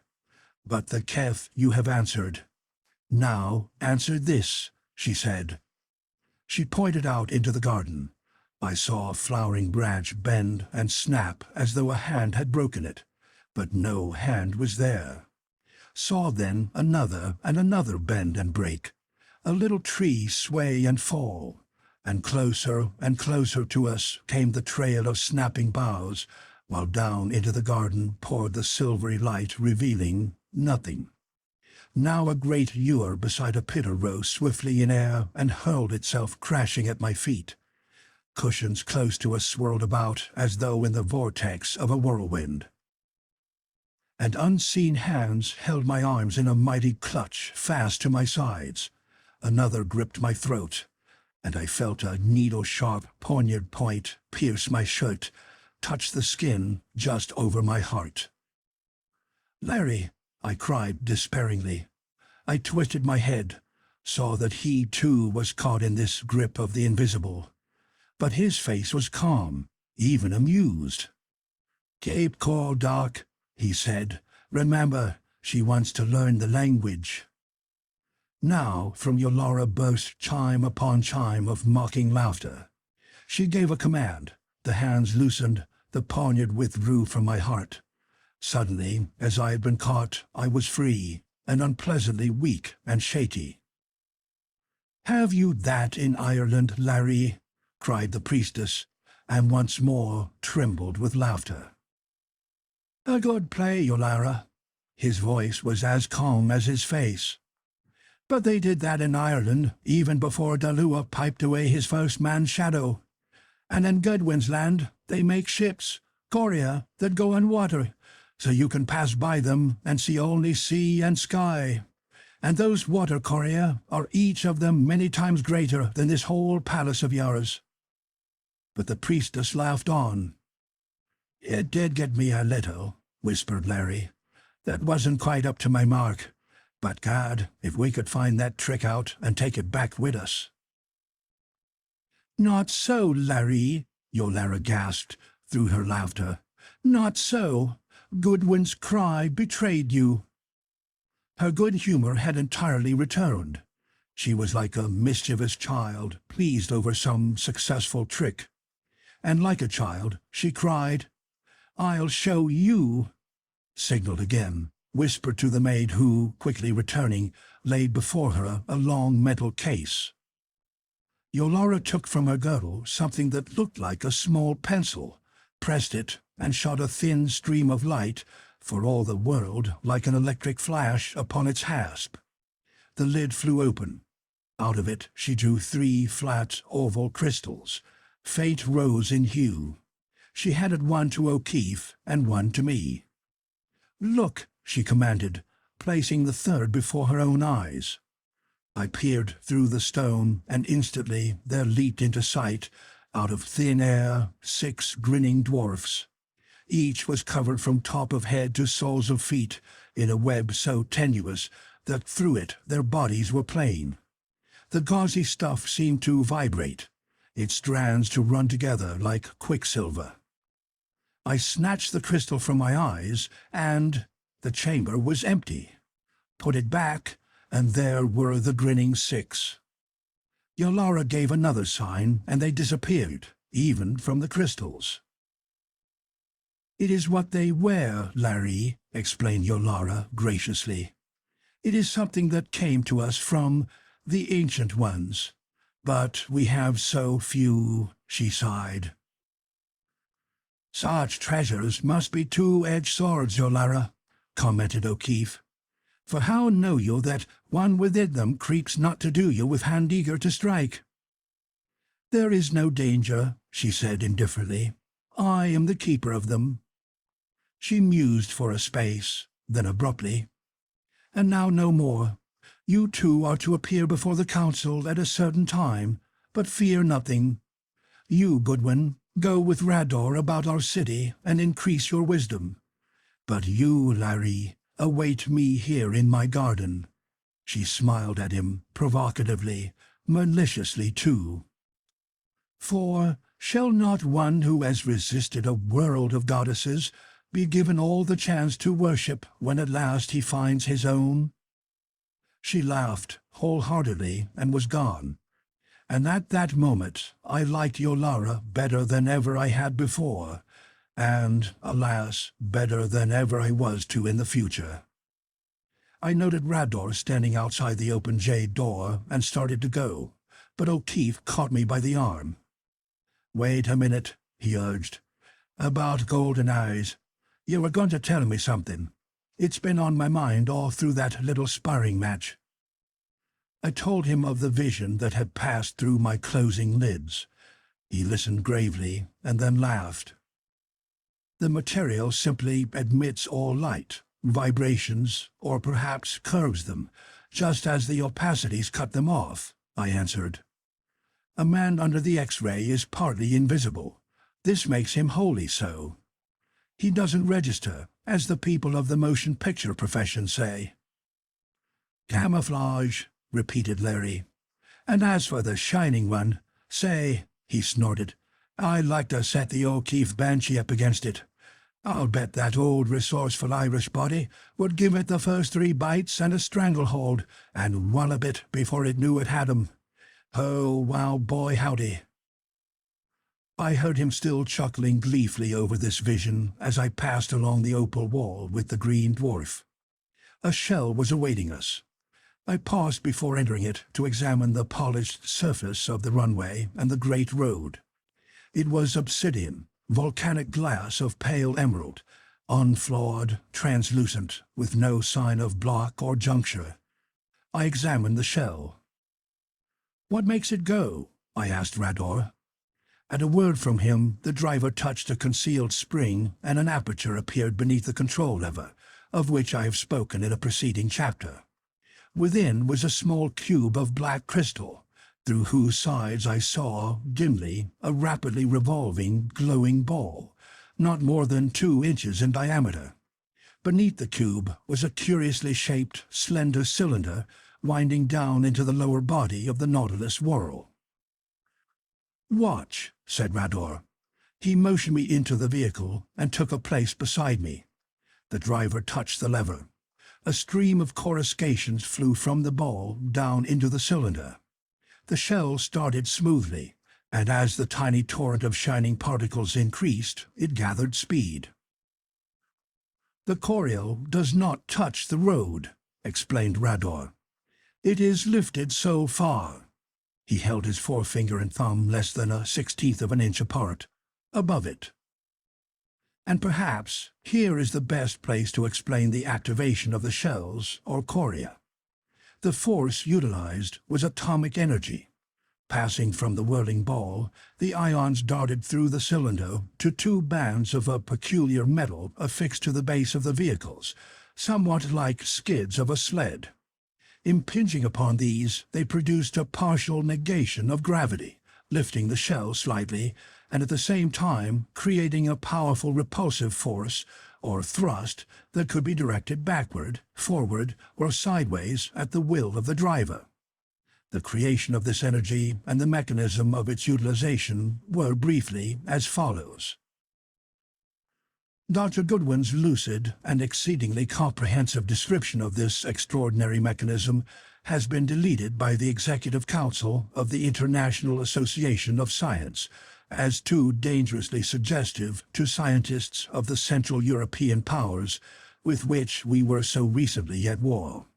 It is allowable, however, to state that his observations are in the possession of experts in this country who are, unfortunately, hampered in their research, not only by the scarcity of the radioactive elements that we know, but also by the lack of the elements or elements unknown to us that enter into the formation of the fiery ball within the cube of black crystal. Nevertheless, as the principle is so clear, it is believed that these difficulties will ultimately be overcome. J.B.K., President, IA of S. The wide, glistening road was gay with the choria. They darted in and out of the gardens. Within them, the fair-haired, extraordinarily beautiful women on their cushions were like princesses of Elfland, caught in gorgeous fairy webs, resting within the hearts of flowers. In some shells were flaxen-haired dwarfish men of Lugur's type, sometimes black-polled brother officers of Rador, often raven-tressed girls, plainly handmaidens of the women, and now and then beauties of the lower folk went by with one of the blonde dwarfs. We swept around the turn that made of the jewel-like roadway an enormous horseshoe, and speedily, upon our right, the cliffs through which we had come in our journey from the moon pool began to march forward beneath their mantles of moss. They formed a gigantic abutment, a titanic salient. It had been from the very front of this salient's invading angle that we had emerged. On each side of it, the precipices, faintly glowing, drew back and vanished into distance. The slender, graceful bridges under which we skimmed ended at openings in the upflung, far walls of verdure. Each had its little garrison of soldiers. Through some of the openings, a rivulet of the green obsidian river passed. These were roadways to the farther country, to the land of the Ladala, Rador told me, adding that none of the lesser folk could cross into the pavilion city unless summoned or with pass. We turned the bend of the road and flew down that farther emerald ribbon we had seen from the great oval. Before us rose the shining cliffs and the lake. A half-mile perhaps from these, the last of the bridges flung itself. It was more massive, and about it hovered a spirit of ancientness lacking in the other spans. Also, its garrison was larger, and at its base, the tangent way was guarded by two massive structures, somewhat like blockhouses, between which it ran. Something about it aroused in me an intense curiosity. "Where does that road lead, Rador?" I asked. "To the one place above all which I may not tell you, Goodwin," he answered. And again I wondered. We skimmed slowly out upon the great pier. Far to the left was the prismatic rainbow curtain between the cyclopean pillars.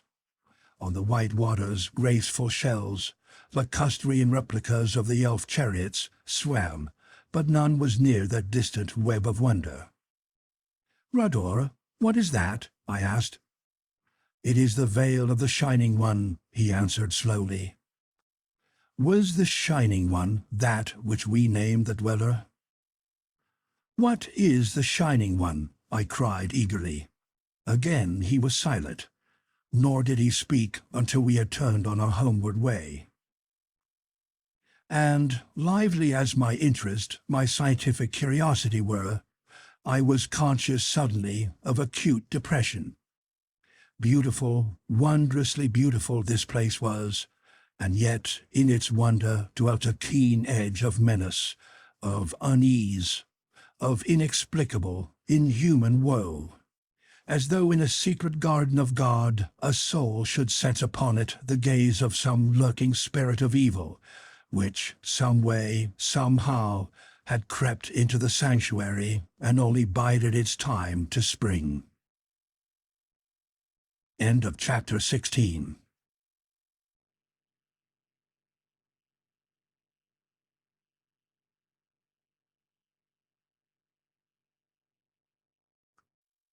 The Moon Call. Chapter 17. The Leprechaun. The shell carried us straight back to the house of Yolara. Larry was awaiting me. We stood again before the tenebrous wall where first we had faced the Priestess and the Voice, and as we stood, again the portal appeared with all its disconcerting, magical abruptness. But now the scene was changed. Around the jet table were grouped a number of figures. Lugur, Yolara beside him. 7 others, all of them fair-haired and all men, save one who sat at the left of the Priestess. An old woman, how old I could not tell, her face bearing traces of beauty that must once have been as great as Yolara's own, but now ravaged, in some way awesome. Through its ruins, the fearful, malicious gaiety shining out like a spirit of joy held within a corpse. Began then our examination, for such it was. And as it progressed, I was more and more struck by the change in the O'Keefe. All flippancy was gone. Rarely did his sense of humor reveal itself in any of his answers. He was like a cautious swordsman, fencing, guarding, studying his opponent, or rather like a chess player who keeps sensing some far-reaching purpose in the game. Alert, contained, watchful. Always he stressed the power of our surface races, their multitudes, their solidarity. Their questions were myriad. What were our occupations? Our system of government? How great were the waters, the land? Intensely interested were they in the world war, querying minutely into its causes, its effects. In our weapons their interest was avid. And they were exceedingly minute in their examination of us as to the ruins which had excited our curiosity, their position and surroundings, and if others than ourselves might be expected to find and pass through their entrance. At this I shot a glance at Lugur. He did not seem unduly interested. I wondered if the Russian had told him as yet of the girl of the rosy wall of the moonpool chamber, and the real reasons for our search. Then I answered as briefly as possible, omitting all reference to these things. The Red Dwarf watched me with unmistakable amusement, and I knew Marakinov had told him. But clearly Lugur had kept his information even from Yolara, and as clearly she had spoken to none of that episode when O'Keefe's automatic had shattered the Keth-smitten vase. Again I felt that sense of deep bewilderment, of helpless search for clue to all the tangle. For 2 hours we were questioned, and then the Priestess called Rador and let us go. Larry was somber as we returned. He walked about the room uneasily. "Hannah's brewing here all right," he said at last, stopping before me. "I can't make out just the particular brand. That's all that bothers me. We're going to have a stiff fight, that's for sure. What I want to do quick is to find the Golden Girl, Doc. Haven't seen her on the wall lately, have you?" he queried, hopefully fantastic. "Laugh if you want to," he went on, "but she's our best bet. It's going to be a race between her and the O'Keefe Banshee, but I put my money on her. I had a queer experience while I was in that garden after you had left." His voice grew solemn. "Did you ever see a leprechaun, Doc?" I shook my head again, as solemnly. "He's a little man in green," said Larry. "Oh, about as high as your knee. I saw one once in Carndoffer Woods, and as I sat there, half asleep, in Yolara's garden, the living spit of him stepped out from one of those bushes, twirling a little shillelagh. 'It's a tight box you're getting in, Larry Evick,' said he, 'but don't you be downhearted, lad.' 'I'm carrying on,' said I. 'But you're a long way from Ireland,' I said, or thought I did. 'You've a lot of friends there,' he answered, 'and where the heart rests, the fate are swift to follow. Not that I'm saying I'd like to live here, Larry,' said he. 'I know where my heart is now,' I told him. 'It rests on a girl with golden eyes and the hair and swan-white breast of Aelid the Fair. But me feet don't seem to get me to her,' I said. The brogue thickened, and the little man in green nodded his head and whirled his shillelagh. 'It's what I came to tell you,' says he. 'Don't ye fall for the Bain na Mare, the serpent woman with the blue eyes. She's a daughter of evil, lad. And don't ye do nothing to make the brown-haired colleen ashamed of you, Larry O'Keefe. I knew your great-great-grandfather, and his before him, Maroon,' says he.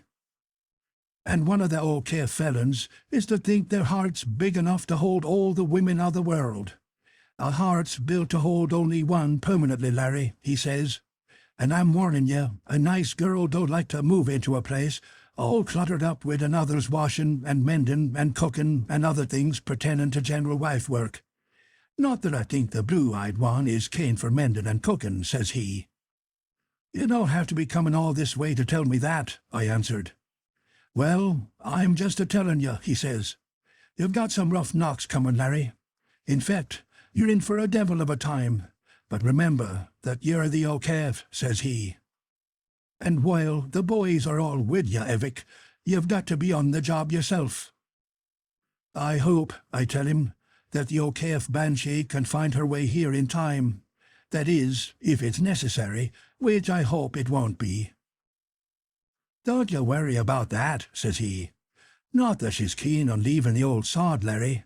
The good old soul's in quite a state of mind about you, Aroon.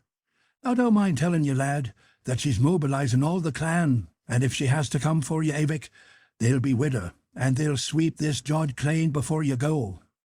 What they'll do to it will make the big wind look like a summer breeze on Lough Lane. And that's about all, Larry. But thought a voice from the Green Isle would cheer you. Don't forget that you're the O'Keefe, and I say it again, all the boys are with you. But we want to keep being proud of you, lad.' And I looked again, and there was only a bush waving. There wasn't a smile in my heart, or if there was, it was a very tender one. 'I'm going to bed,' he said abruptly. 'Keep an eye on the wall, Doc.' Between the 7 sleeps that followed, Larry and I saw but little of each other.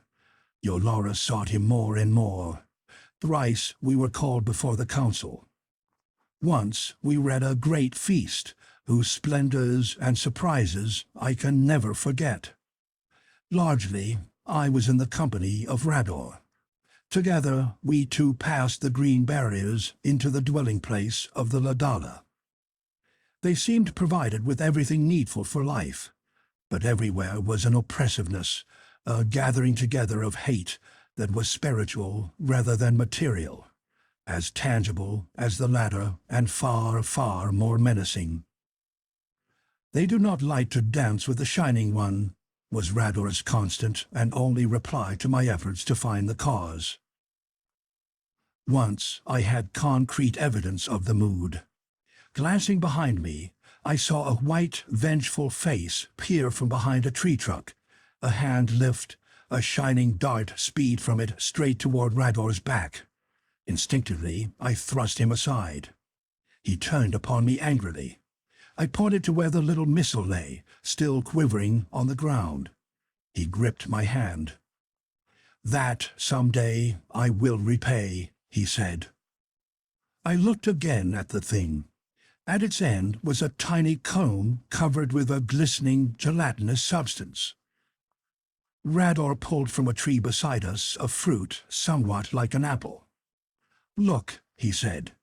He dropped it upon the dart, and at once, before my eyes, in less than 10 seconds, the fruit had rotted away.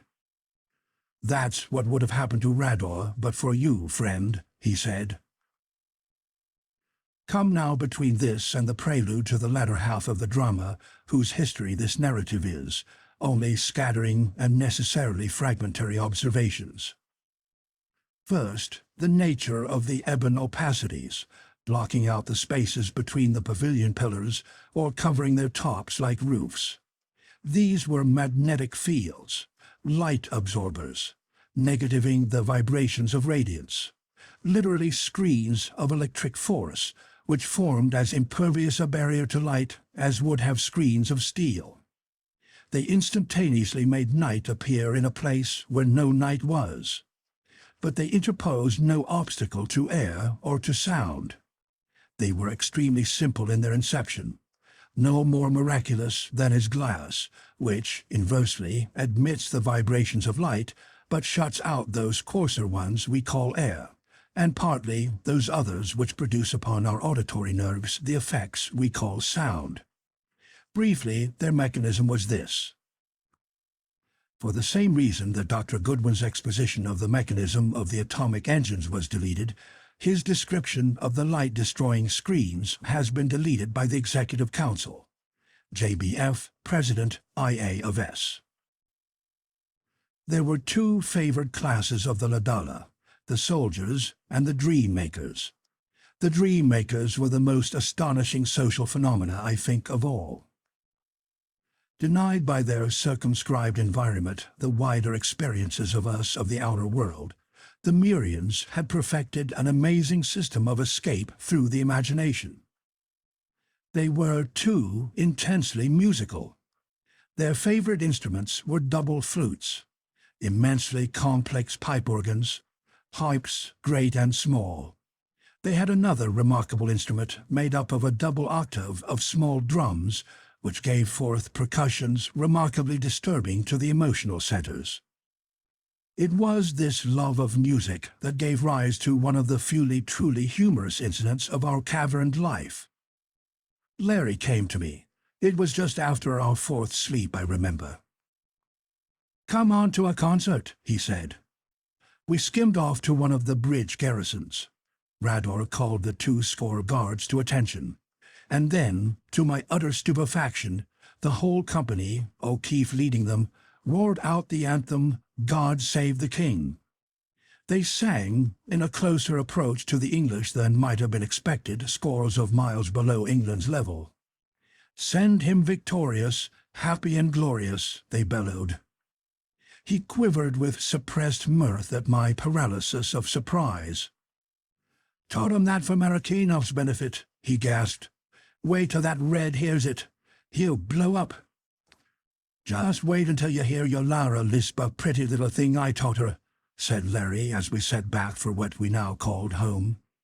There was an impish twinkle in his eyes.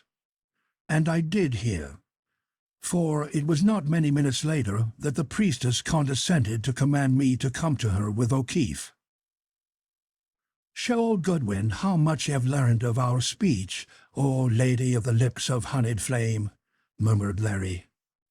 She hesitated, smiled at him, and then from that perfect mouth, out of that exquisite throat, in the voice that was like the chiming of little silver bells, she trilled a melody familiar to me indeed. "She's only a bird in a gilded cage, a beautiful sight to see," and so on to the bitter end. "She thinks it's a love song," said Larry when we had left. "It's only part of a repertoire I'm teaching her.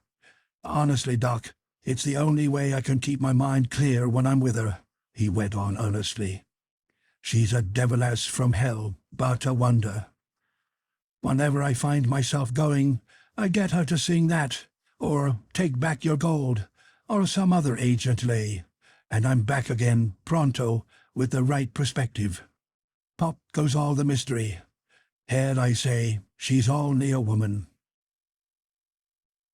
End of chapter 17.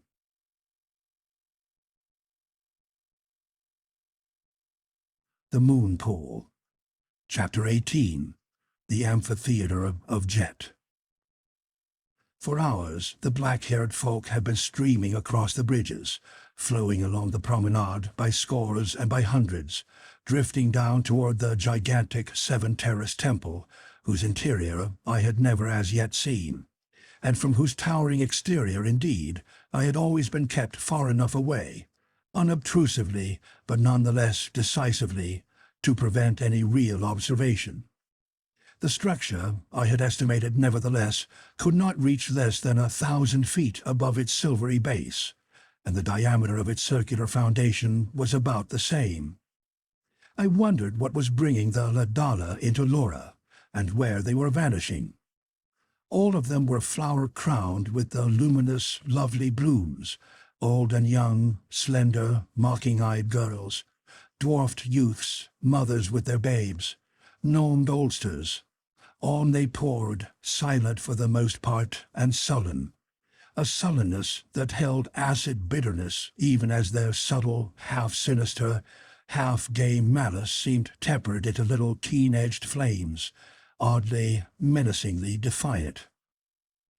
There were many of the green-clad soldiers along the way, and the garrison of the only bridge span I could see had certainly been doubled. Wondering still, I turned from my point of observation and made my way back to our pavilion, hoping that Larry, who had been with Yolara for the past 2 hours, had returned. Hardly had I reached it before Rador came hurrying up, in his manner a curious exultance mingled with what in anyone else I would have called a decided nervousness.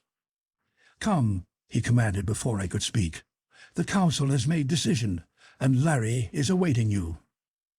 "What has been decided?" I panted as we sped along the mosaic path that led to the house of Yolara. "And why is Larry awaiting me?" And at his answer I felt my heart pause in its beat, and through me race a wave of mingled panic and eagerness. "The Shining One dances," had answered the green dwarf, "and you are to worship." What was this dancing of the Shining One, of which so often he had spoken? Whatever my forebodings, Larry evidently had none. "Great stuff," he cried, when we had met in the great antechamber, now empty of the dwarfs. "Hopping and be worth seeing. Have to be something damn good, though, to catch me, after what I've seen of shows at the front," he added. And remembering, with a little shock of apprehension, that he had no knowledge of the dweller beyond my poor description of it, for there are no words actually to describe what that miracle of interwoven glory and horror was, I wondered what Larry O'Keefe would say and do when he did behold it. Rador began to show impatience. "Come," he urged. "There is much to be done, and the time grows short." He led us to a tiny fountain room in whose miniature pool the white waters were concentrated, pearl-like and opalescent in their circling rim. "Bathe," he commanded, and set the example by stripping himself and plunging within. Only a minute or two did the green dwarf allow us, and he checked us as we were about to don our clothing. Then, to my intense embarrassment, without warning, 2 of the black-haired girls entered, bearing robes of a peculiar dull blue hue. At our manifest discomfort, Rador's laughter roared out. He took the garments from the pair, motioned them to leave us, and, still laughing, threw one around me. Its texture was soft, but decidedly metallic, like some blue metal spun to the fineness of a spider's thread. The garment buckled tightly at the throat, was girdled at the waist, and below this cincture fell to the floor, its folds being held together by a half-dozen looped cords. From the shoulders, a hood resembling a monk's cowl. Rador cast this over my head. It completely covered my face, but was of so transparent a texture that I could see, though somewhat mistily, through it.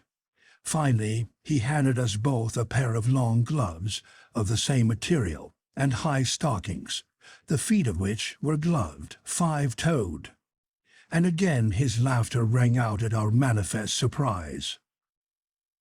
The Priestess of the Shining One does not altogether trust the Shining One's voice, he said at last. And these are to guard against any sudden errors. And fear not, Goodwin, he went on kindly. Not for the Shining One itself would Yolara see harm come to Larry here, nor, because of him, to you. But I would not stake much on the Great White One, and for him I am sorry. For him I do like well.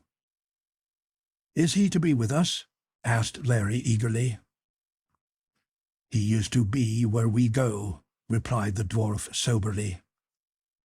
Grimly, Larry reached down and drew from his uniform his automatic. He popped a fresh clip into the pocket fold of his girdle. The pistol he slung high up beneath his armpit. The green dwarf looked at the weapon curiously. O'Keefe tapped it. "This," said Larry, "slays quicker than the calf. I take it so no harm shall come to the blue-eyed one, whose name is Olaf. If I should raise it, be you not in its way, Rador," he added significantly. The dwarf nodded again, his eyes sparkling. He thrust a hand out to both of us. "A change comes," he said. "What it is, I know not, nor how it will fall. But this remember, Rador is more friend to you than you yet can know. And now let us go," he ended abruptly.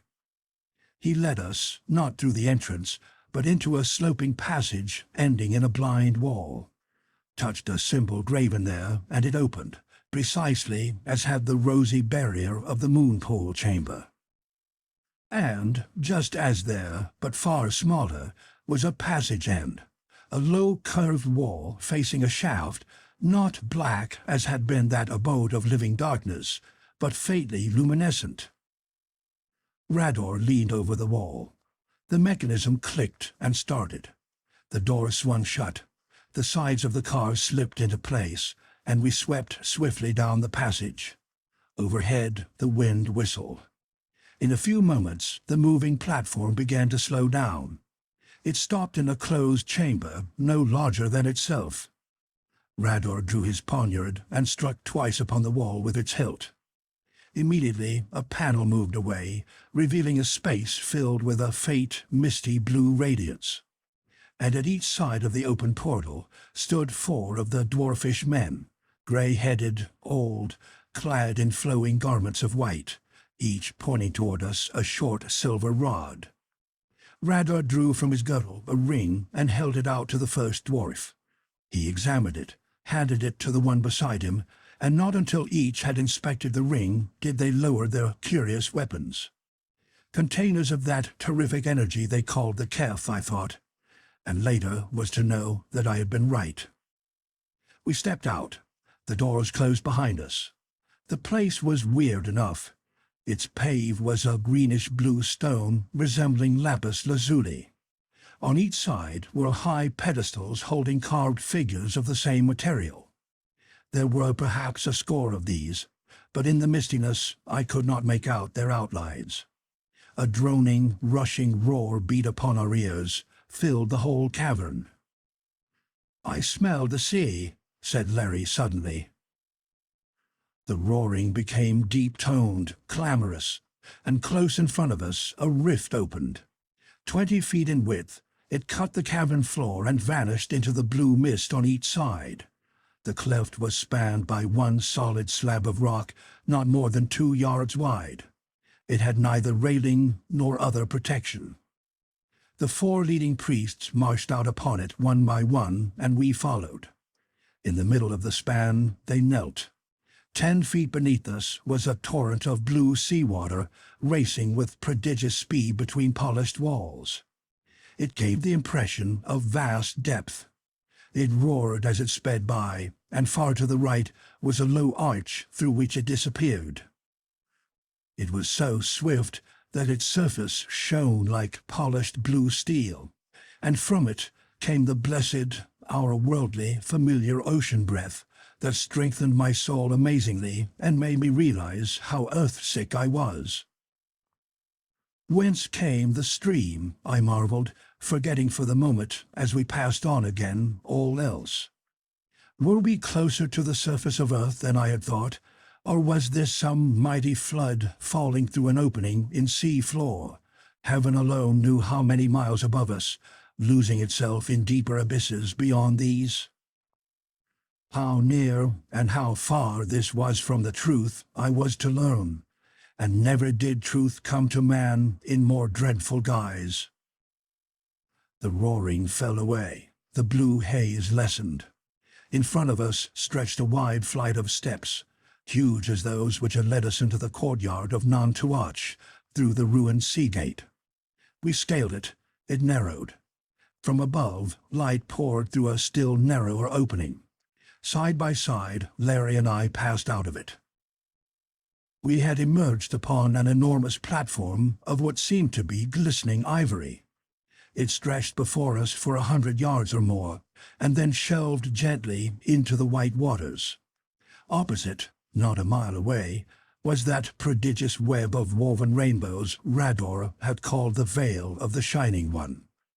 There it shone in all its unearthly grandeur, on each side of the cyclopean pillars, as though a mountain should stretch up arms raising between them a fairy banner of auroral glories. Beneath it was the curved scimitar sweep of the pier with its clustered, gleaming temples. Before that brief, fascinated glance was done, there dropped upon my soul a sensation as of brooding weight intolerable, a spiritual oppression as though some vastness was falling, pressing, stifling me. I turned, and Larry caught me as I reeled. "Steady, steady, old man," he whispered.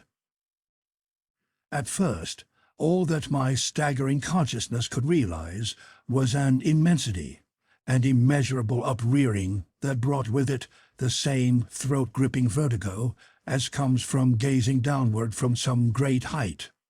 Then a blur of white faces, intolerable shinings of hundreds upon thousands of eyes. Huge, incredibly huge, a colossal amphitheater of jet, a stupendous semicircle, held within its mighty arc the ivory platform on which I stood. It reared itself almost perpendicularly hundreds of feet up into the sparkling heavens, and thrust down on each side its ebon bulwarks, like monstrous paws. Now, the giddiness from its sheer greatness passing, I saw that it was indeed an amphitheater, sloping slightly backward, tier after tier, and that the white blur of faces against its blackness, the gleaming of countless eyes, were those of myriads of the people who sat, silent, flower-garlanded, their gaze focused upon the rainbow curtain and sweeping over me like a torrent, tangible, appalling. 500 feet beyond, the smooth, high retaining wall of the amphitheater raised itself. Above it, the first terrace of the seats, and above this, dividing the tiers for another 1,000 feet upward, set within them like a panel, was a dead black surface in which shone faintly with a bluish radiance a gigantic disk. Above it and around it, a cluster of innumerable smaller ones. On each side of me, bordering the platform, were scores of small pillared alcoves, a low wall stretching across their fronts, delicate fretted grills shielding them, save where in each lattice an opening stared. It came to me that they were like those stalls in ancient Gothic cathedrals, wherein for centuries had kneeled paladins and people of my own race on earth's fair face. And within these alcoves were gathered, score upon score, the elfin beauties, the dwarfish men of the fair-haired folk. At my right, a few feet from the opening through which we had come, a passageway led back between the fretted stalls. Halfway between us and the massive base of the amphitheater, a dais rose. Up the platform to it, a wide ramp ascended. And on ramp and dais, and along the center of the gleaming platform down to where it kissed the white waters, a broad ribbon of the radiant flowers lay like a fairy carpet. On one side of this dais, meshed in a silken web that hid no line or curve of her sweet body, white flesh gleaming through its folds, stood Yolara, and opposite her, crowned with a circlet of flashing blue stones, his mighty body stark bare, was Lugur. O'Keefe drew a long breath. Rador touched my arm, and still dazed, I let myself be drawn into the aisle and through a corridor that ran behind the alcoves.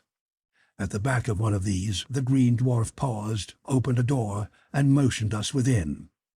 Entering, I found that we were exactly opposite where the ramp ran up to the dais, and that Yolara was not more than 50 feet away.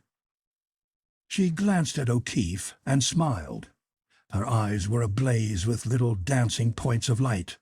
Her body seemed to palpitate, the rounded, delicate muscles beneath the translucent skin to run with joyful little eager waves. Larry whistled softly. "There's Merritt enough," he said. I looked where he pointed. Opposite us sat the Russian, clothed as we were, leaning forward, his eyes eager behind his glasses. But if he saw us, he gave no sign. "And there's Olaf," said O'Keefe. Beneath the carved stall in which sat the Russian was an aperture, and within it was Huldrickson. Unprotected by pillars or by grills, opening clear upon the platform, near him stretched the trail of flowers up to the great dais which Lugur and Yolara the Priestess guarded. He sat alone, and my heart went out to him. O'Keefe's face softened. "Bring him here," he said to Rador. The green dwarf was looking at the Norseman too, a shade of pity upon his mocking face. He shook his head. "Wait," he said. "You can do nothing now, and it may be there will be no need to do anything," he added, but I could feel that there was little of conviction in his words. End of chapter 18.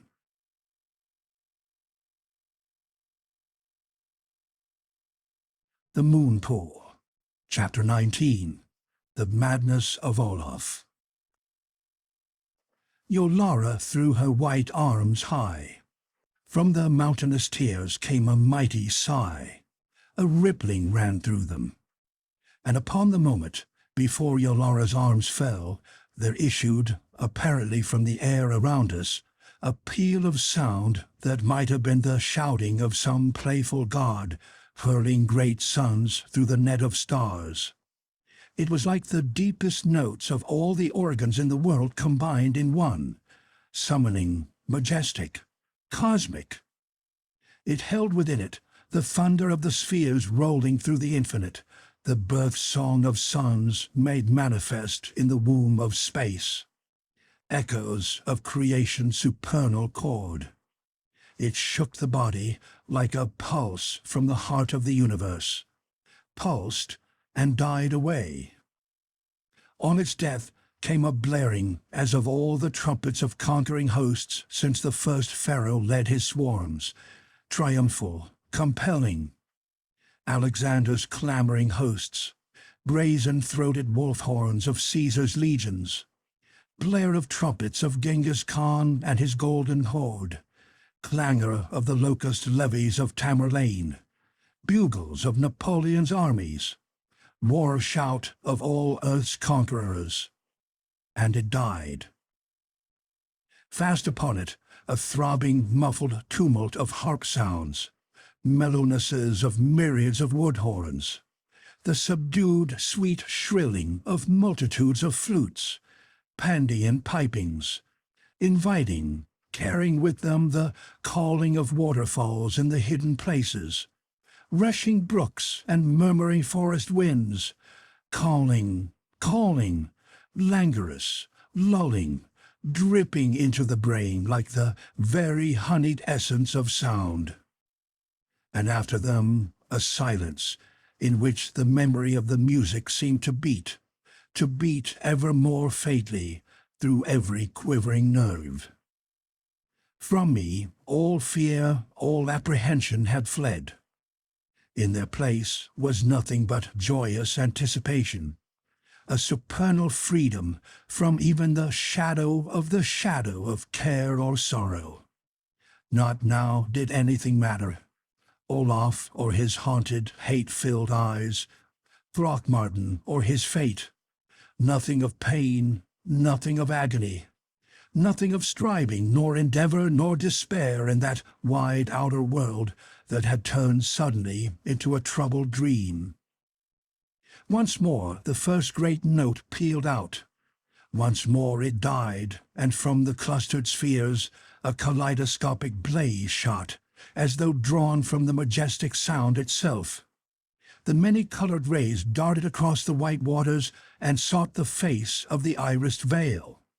As they touched, it sparkled, flamed, wavered, and shook with fountains of prismatic color.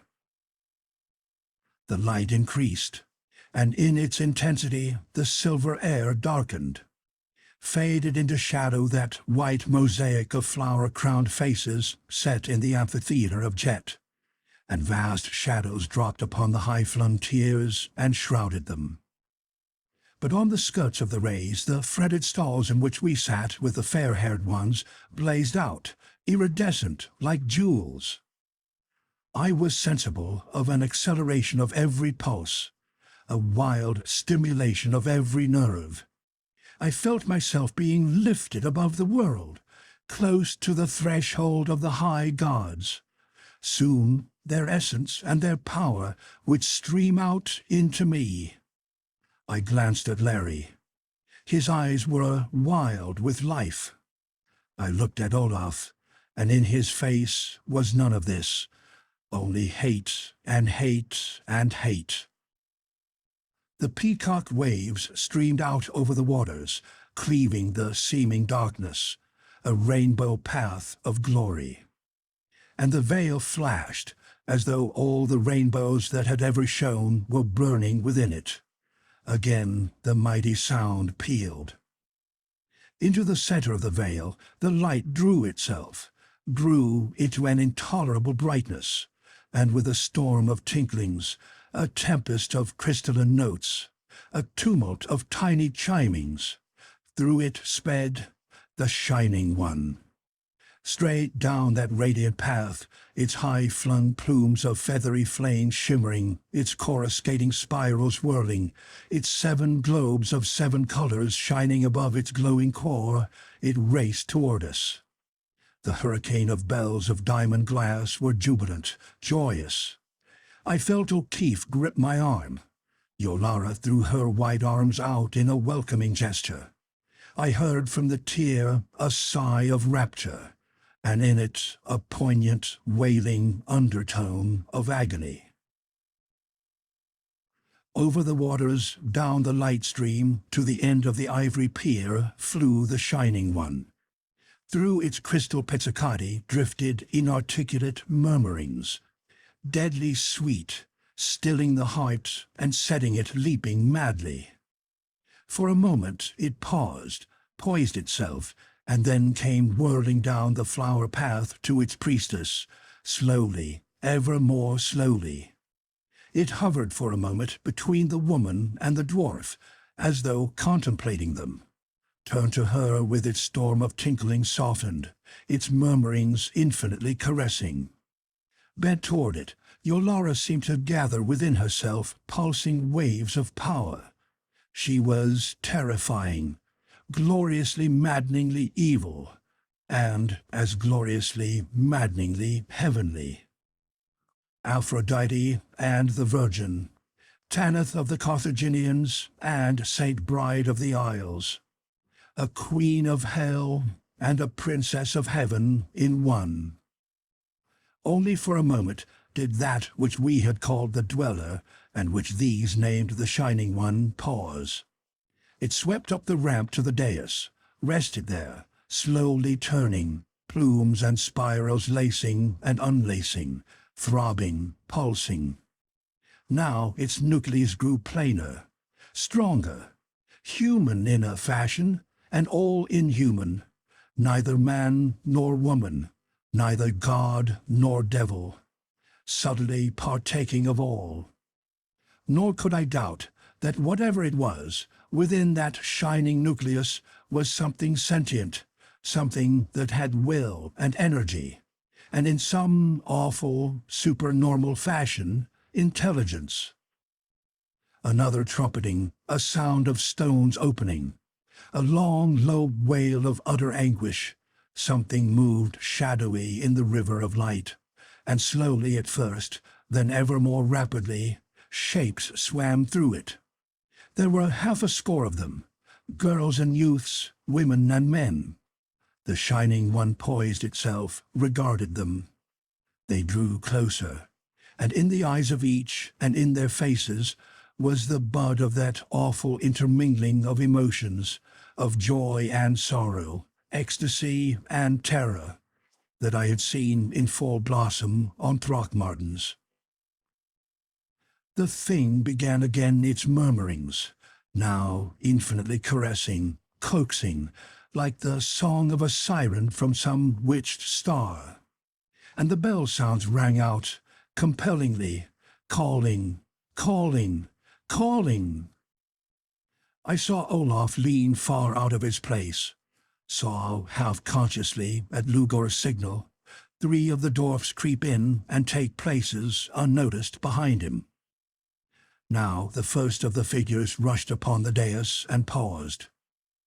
It was the girl who had been brought before Yolara when the gnome named Sangar was driven into the nothingness. With all the quickness of light, a spiral of the Shining One stretched out and encircled her. At its touch there was an infinitely dreadful shrinking, and it seemed a simultaneous hurling of herself into its radiance. As it wrapped its swirls around her, permeated her, the crystal chorus burst forth, tumultuously.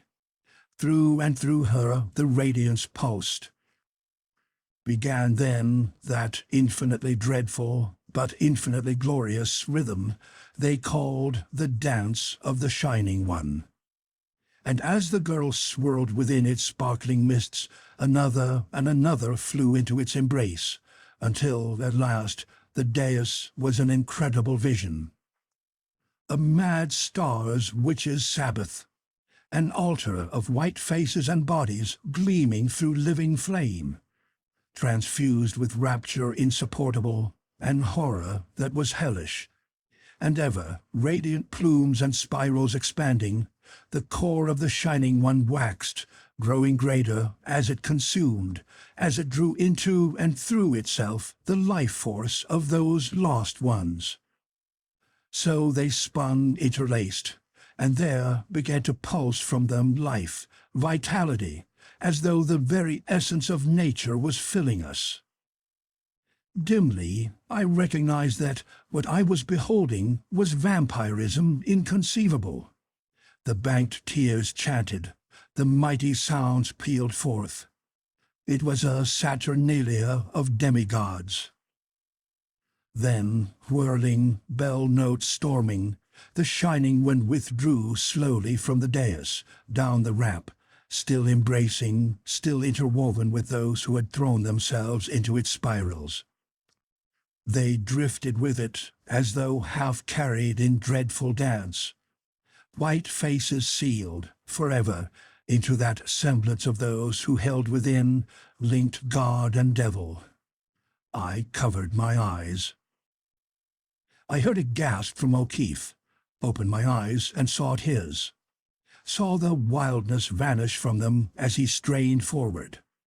Olaf had leaned far out, and as he did so, the dwarfs beside him caught him, and whether by design or through his own swift, involuntary movement, thrust him half into the dweller's path. The dweller paused in its gyrations, seemed to watch him. The Norseman's face was crimson, his eyes blazing. He threw himself back, and with one defiant shout, gripped one of the dwarfs about the middle and sent him hurtling through the air, straight at the radiant thing. A whirling mass of legs and arms, the dwarf flew. Then, in mid-flight, stopped, as though some gigantic, invisible hand had caught him, and was dashed down upon the platform not a yard from the Shining One. Like a broken spider he moved, feebly, once, twice. From the dweller shot a shimmering tentacle, touched him, recoiled. Its crystal tinklings changed into an angry chiming. From all about, jeweled stalls and jet peak, came a sigh of incredulous horror. Lugur leaped forward. On the instant, Larry was over the low barrier between the pillars, rushing to the Norseman's side. And even as they ran, there was another wild shout from Olaf, and he hurled himself out, straight at the throat of the dweller. But before he could touch the Shining One, now motionless, and never was the thing more horrible than then, with the purely human suggestion of surprise plain in its poise, Larry had struck him aside. I tried to follow, and was held by Rador. He was trembling, but not with fear. In his face was incredulous hope, inexplicable eagerness. "Wait," he said, "wait!" The Shining One stretched out a slow spiral, and as it did so, I saw the bravest thing man has ever witnessed. Instantly, O'Keefe thrust himself between it and Olaf, pistol out. The tentacle touched him, and the dull blue of his robe flashed out into blinding, intense azure light. From the automatic in his gloved hand came 3 quick bursts of flame, straight into the thing. The dweller drew back. The bell sound swelled. Lugur paused.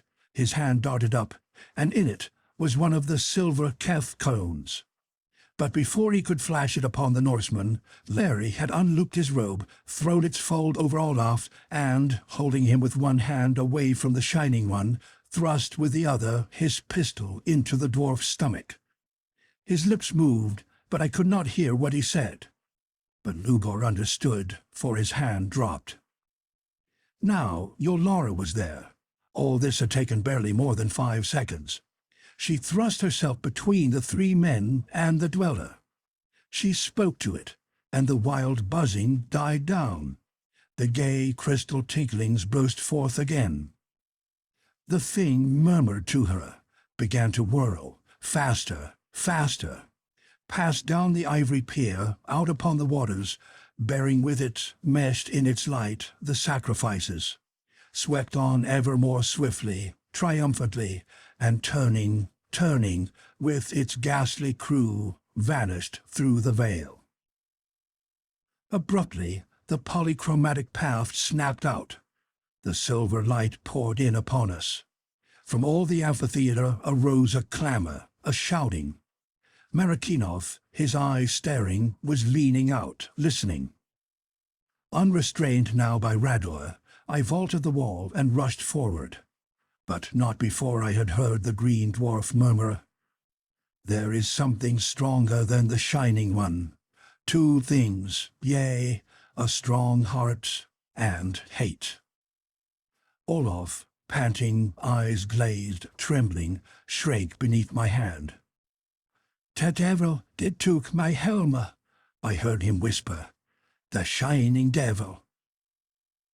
"Both these men," Lugur was raging, "they shall dance with the Shining One, and this one too." He pointed at me malignantly. "This man is mine," said the priestess, and her voice was menacing. She rested her hand on Larry's shoulder. "He shall not dance. No, nor his friend. I have told you, I dare not for this one," she pointed to Olaf. "Neither this man nor this," said Larry, "shall be harmed. This is my word, Yolara." "Even so," she answered quietly, "my lord." I saw Marikhinov stare at O'Keefe with a new and curiously speculative interest. Lugur's eyes grew hellish. He raised his arms as though to strike her. Larry's pistol prodded him rudely enough. "No rough stuff now, kid," said Keefe in English. The red dwarf quivered, turned, caught a robe from a priest standing by, and threw it over himself. The Ladala, shouting, gesticulating, fighting with the soldiers, were jostling down from the tiers of jet. "Come," commanded Yolara. Her eyes rested upon Larry. "Your heart is great indeed, my lord," she murmured, and her voice was very sweet. "Come." "This man comes with us, Yolara," said O'Keefe, pointing to Olaf. "Bring him," she said. "Bring him, only tell him to look no more upon me as before," she added fiercely. Beside her the three of us passed along the stalls, where sat the fair-haired, now silent, at gaze, as though in the grip of some great doubt. Silently Olaf strode beside me. Rador had disappeared. Down the stairway, through the hall of turquoise mist, over the rushing sea stream we went, and stood beside the wall through which we had entered. The white-robed ones had gone. Yolara pressed, the portal opened. We stepped upon the car, she took the lever, we raced through the faintly luminous corridor to the house of the Priestess. And one thing now I knew, sick at heart and soul, the truth had come to me. No more need to search for Throckmartin. Behind that veil, in the lair of the Dweller, dead alive, like those we had just seen swim in its shining train was he, and Edith, Stanton, and Thora, and Olaf Huldriksson's wife. The car came to rest. The portal opened. Yolara leaped out lightly, beckoned, and flitted up the corridor. She paused before an ebon screen. At a touch it vanished, revealing an entrance to a small blue chamber, glowing as though cut from the heart of some gigantic sapphire. Bare, save that in its center, upon a low pedestal, stood a great globe fashioned from milky rock crystal. Upon its surface were faint tracings, as of seas and continents, but if so, either of some other world or of this world in immemorial past, for in no way did they resemble the mapped coastlines of our earth. Poised upon the globe, rising from it out into space, locked in each other's arms, lips to lips, were two figures, a woman and a man, so exquisite, so lifelike, that for the moment I failed to realize that they too were carved of the crystal. And before this shrine, for nothing else could it be, I knew, three slender cones raised themselves, one of the purest white flame, one of opalescent water, and the third of moonlight. There was no mistaking them. The height of a tall man each stood, but how water, flame, and light were held so evenly, so steadily in their spire shapes, I could not tell. Yolara bowed lowly, once, twice, thrice. She turned to O'Keefe, nor by slightest look or gesture betrayed she knew others were there than he. The blue eyes wide, searching, unfathomable, she drew close, put white hands on his shoulders, looked down into his very soul. "My lord," she murmured, "now listen well, for I, Yolara, give you three things, myself, and the Shining One, and the power that is the Shining One's. Yea, and still a fourth thing that is all three, power over all upon that world from whence you came. These, my lord, ye shall have. I swear it." She turned toward the altar, uplifted her arms. "By Saya and by Sayana, and by the flame, by the water, and by the light." I have no space here even to outline the eschatology of this people, nor to catalogue their pantheon. Saya and Sayana typified worldly love. Their ritual was, however, singularly free from those degrading elements usually found in love cults. Priests and priestesses of all cults dwelt in the immense seven-terraced structure, of which the jet amphitheater was the water side.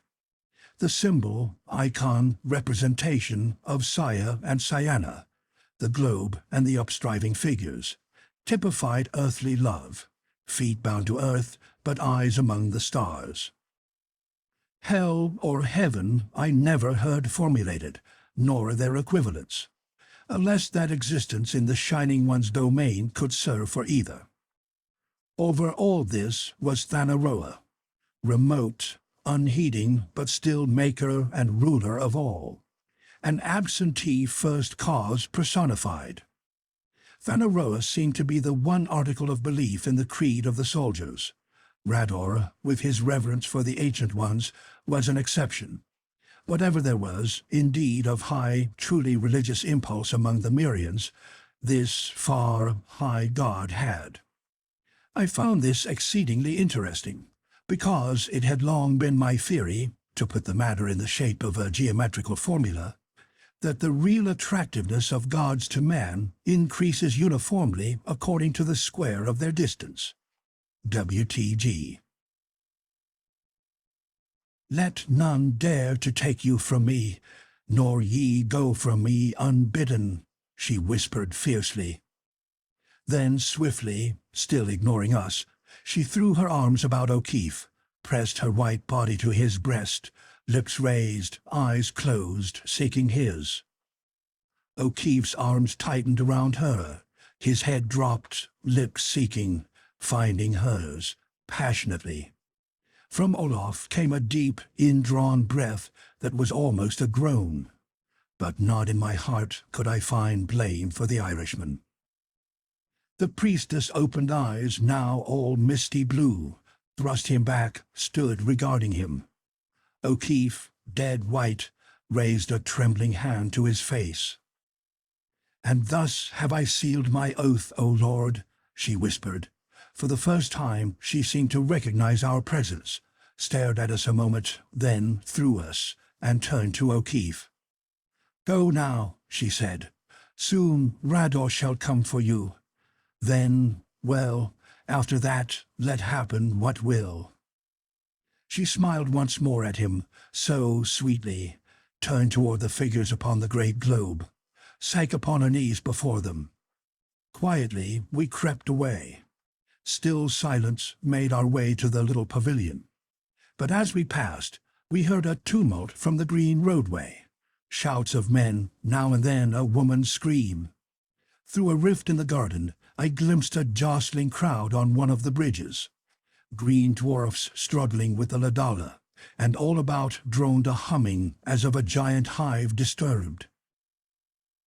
Larry threw himself down upon one of the divans, covered his face with his hands, dropped them to catch in Olaf's eyes troubled reproach, looked at me.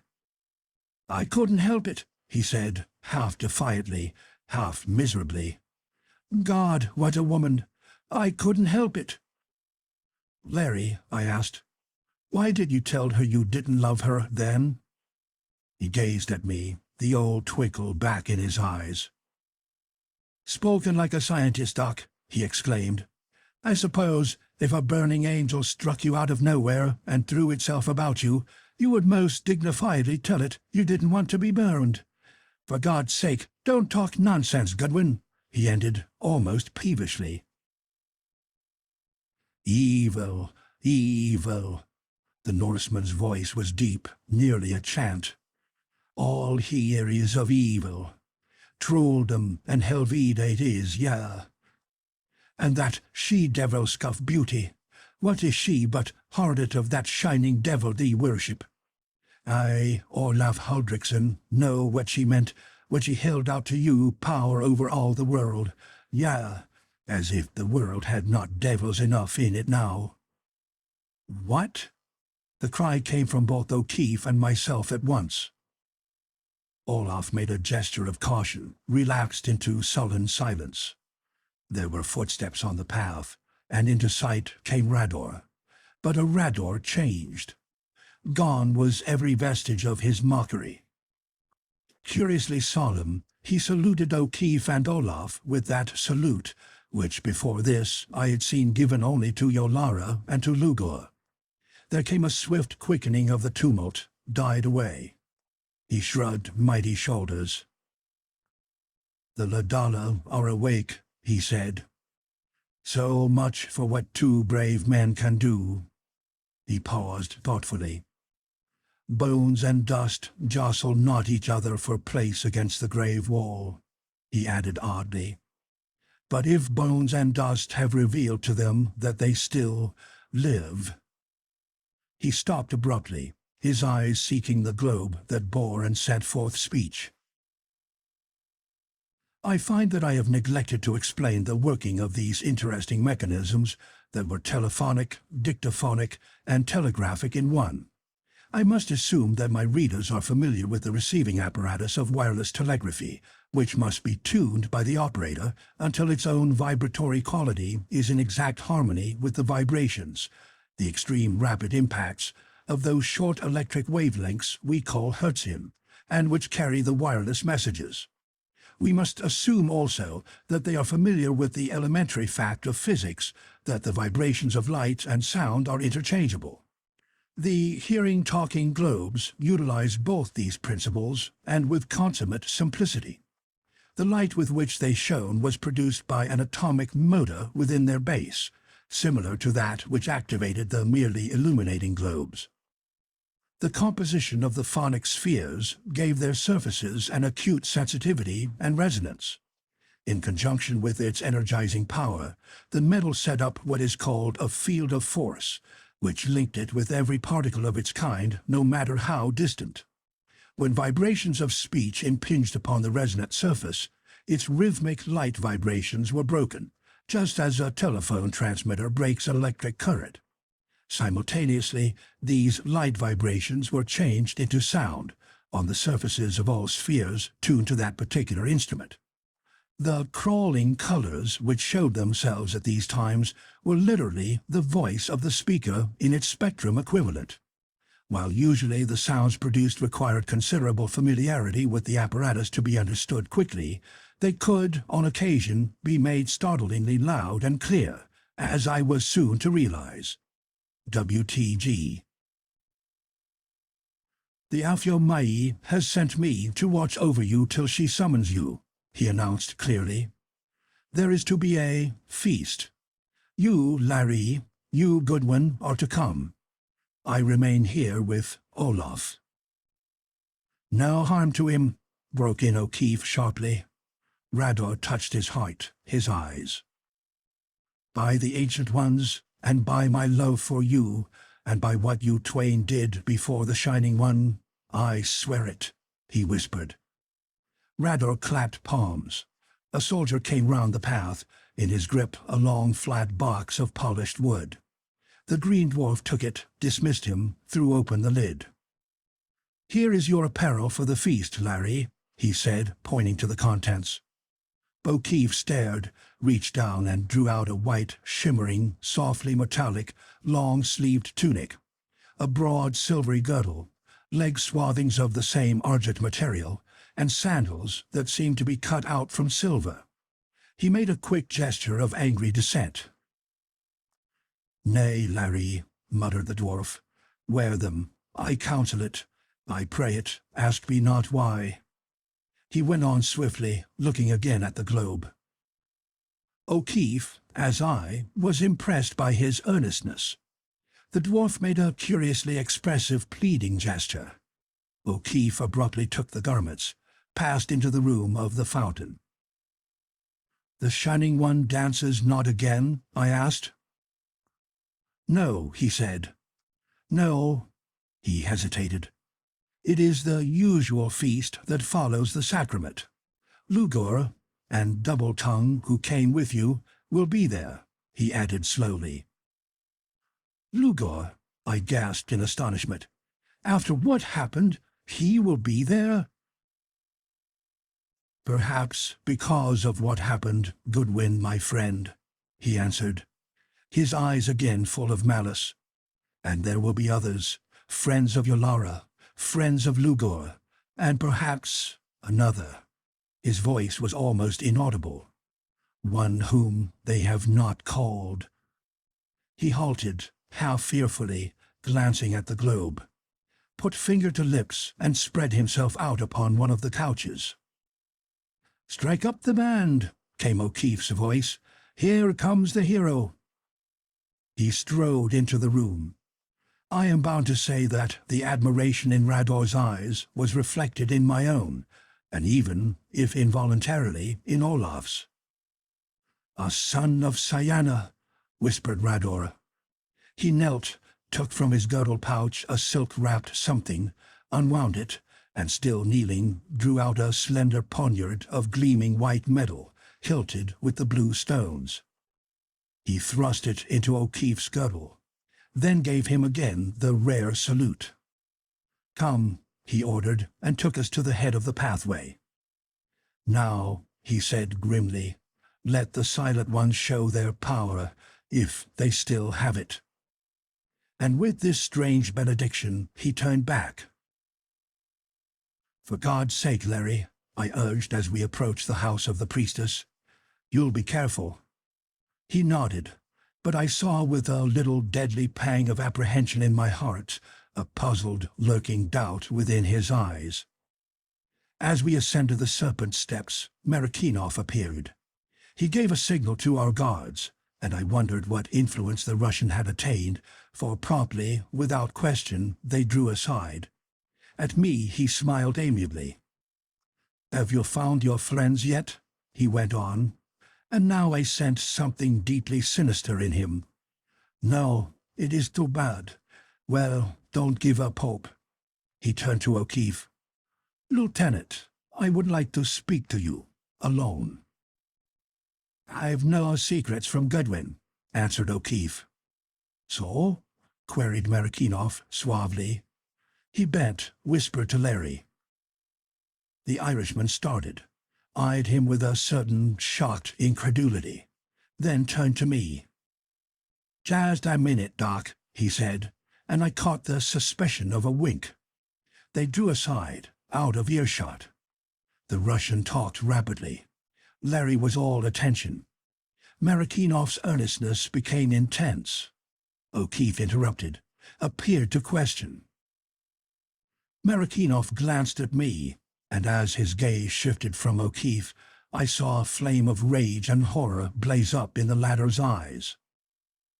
At last the Irishman appeared to consider gravely, nodded as though he had arrived at some decision, and Marikinoff thrust his hand to him.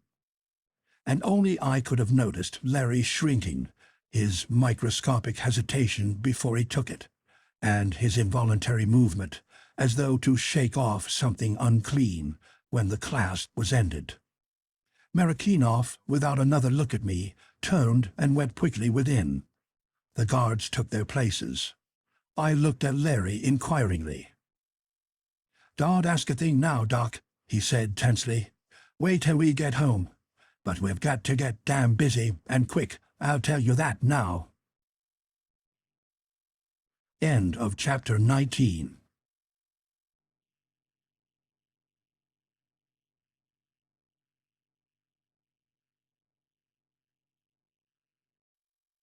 The Moon Pool. Chapter 20. The Tempting of Larry.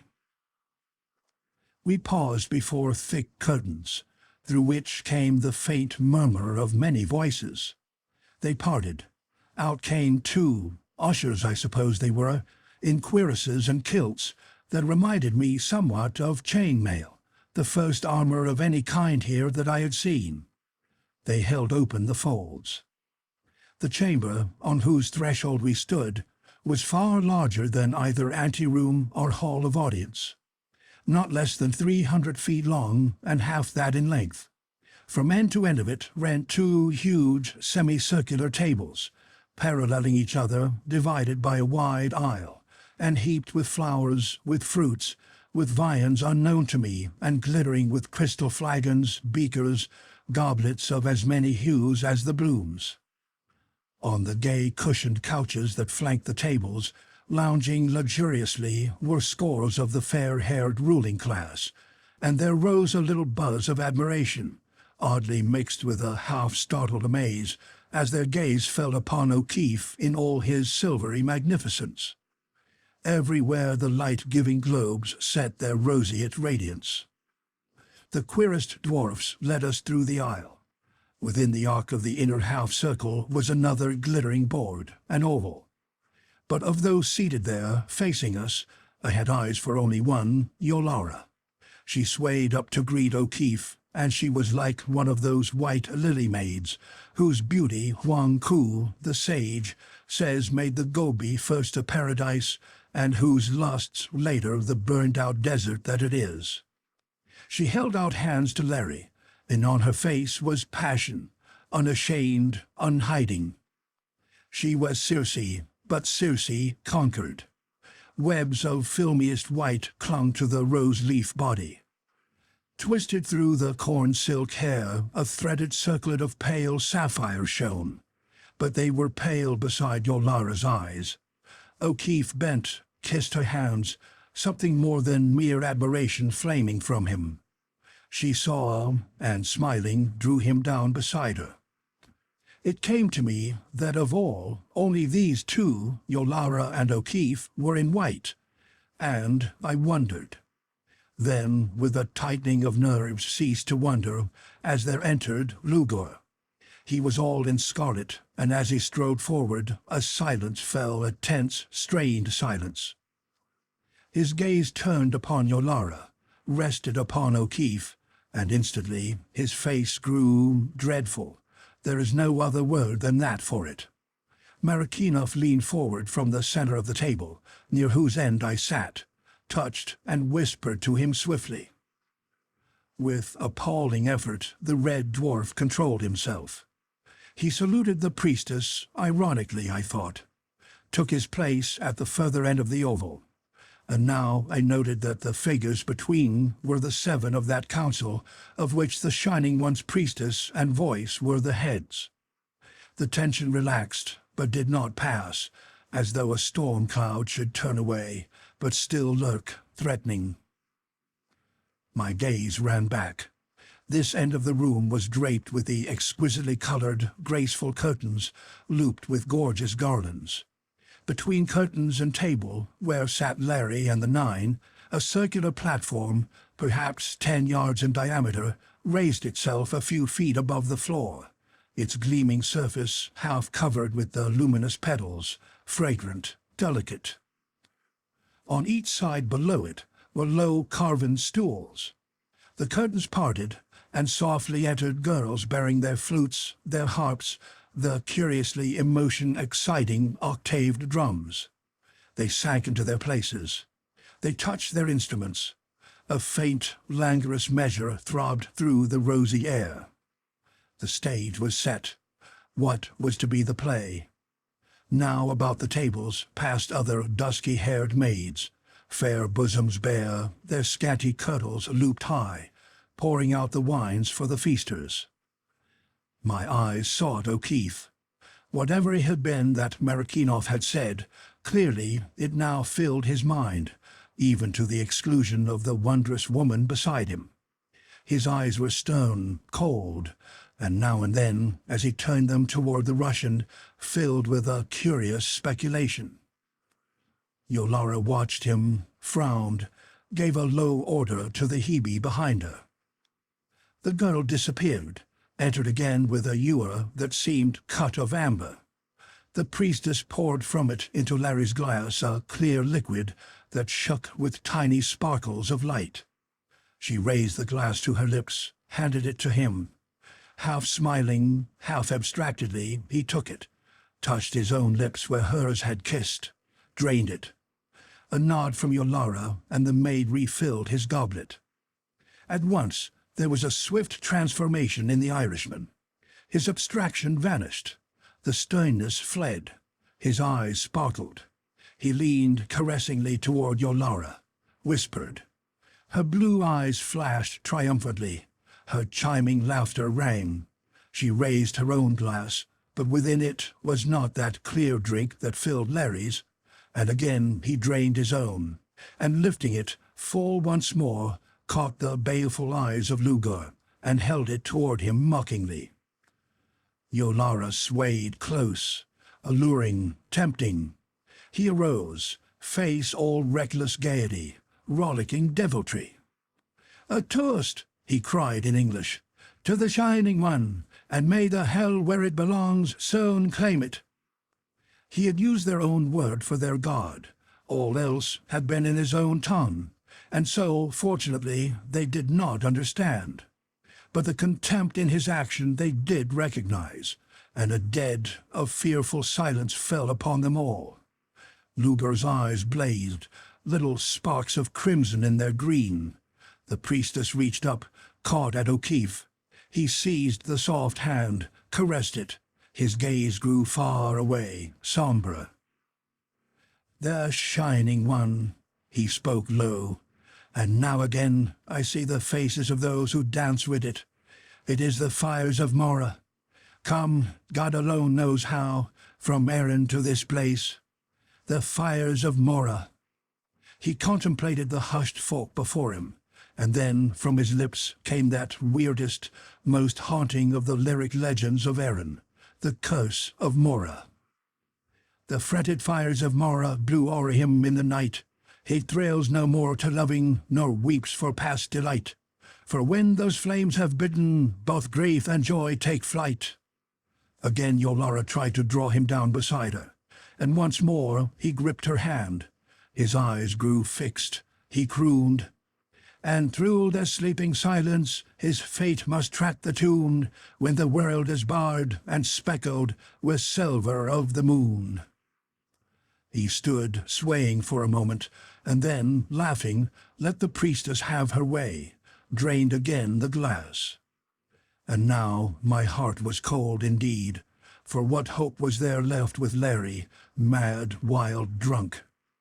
The silence was unbroken. Elfin women and dwarfs glancing furtively at each other.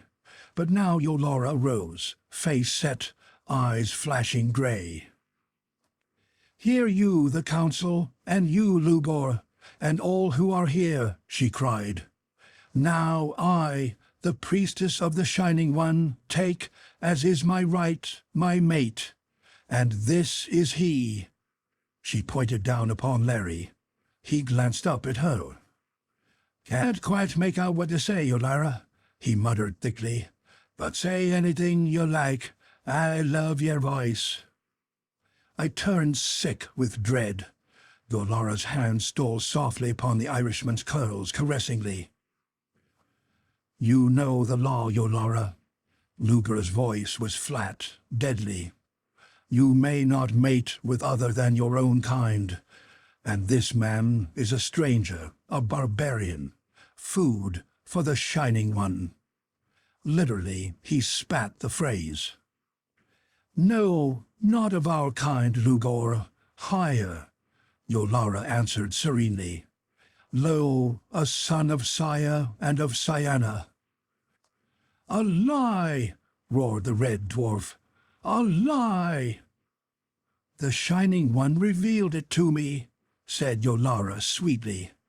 "And if ye believe not, Lugur, go ask of the Shining One if it be not truth."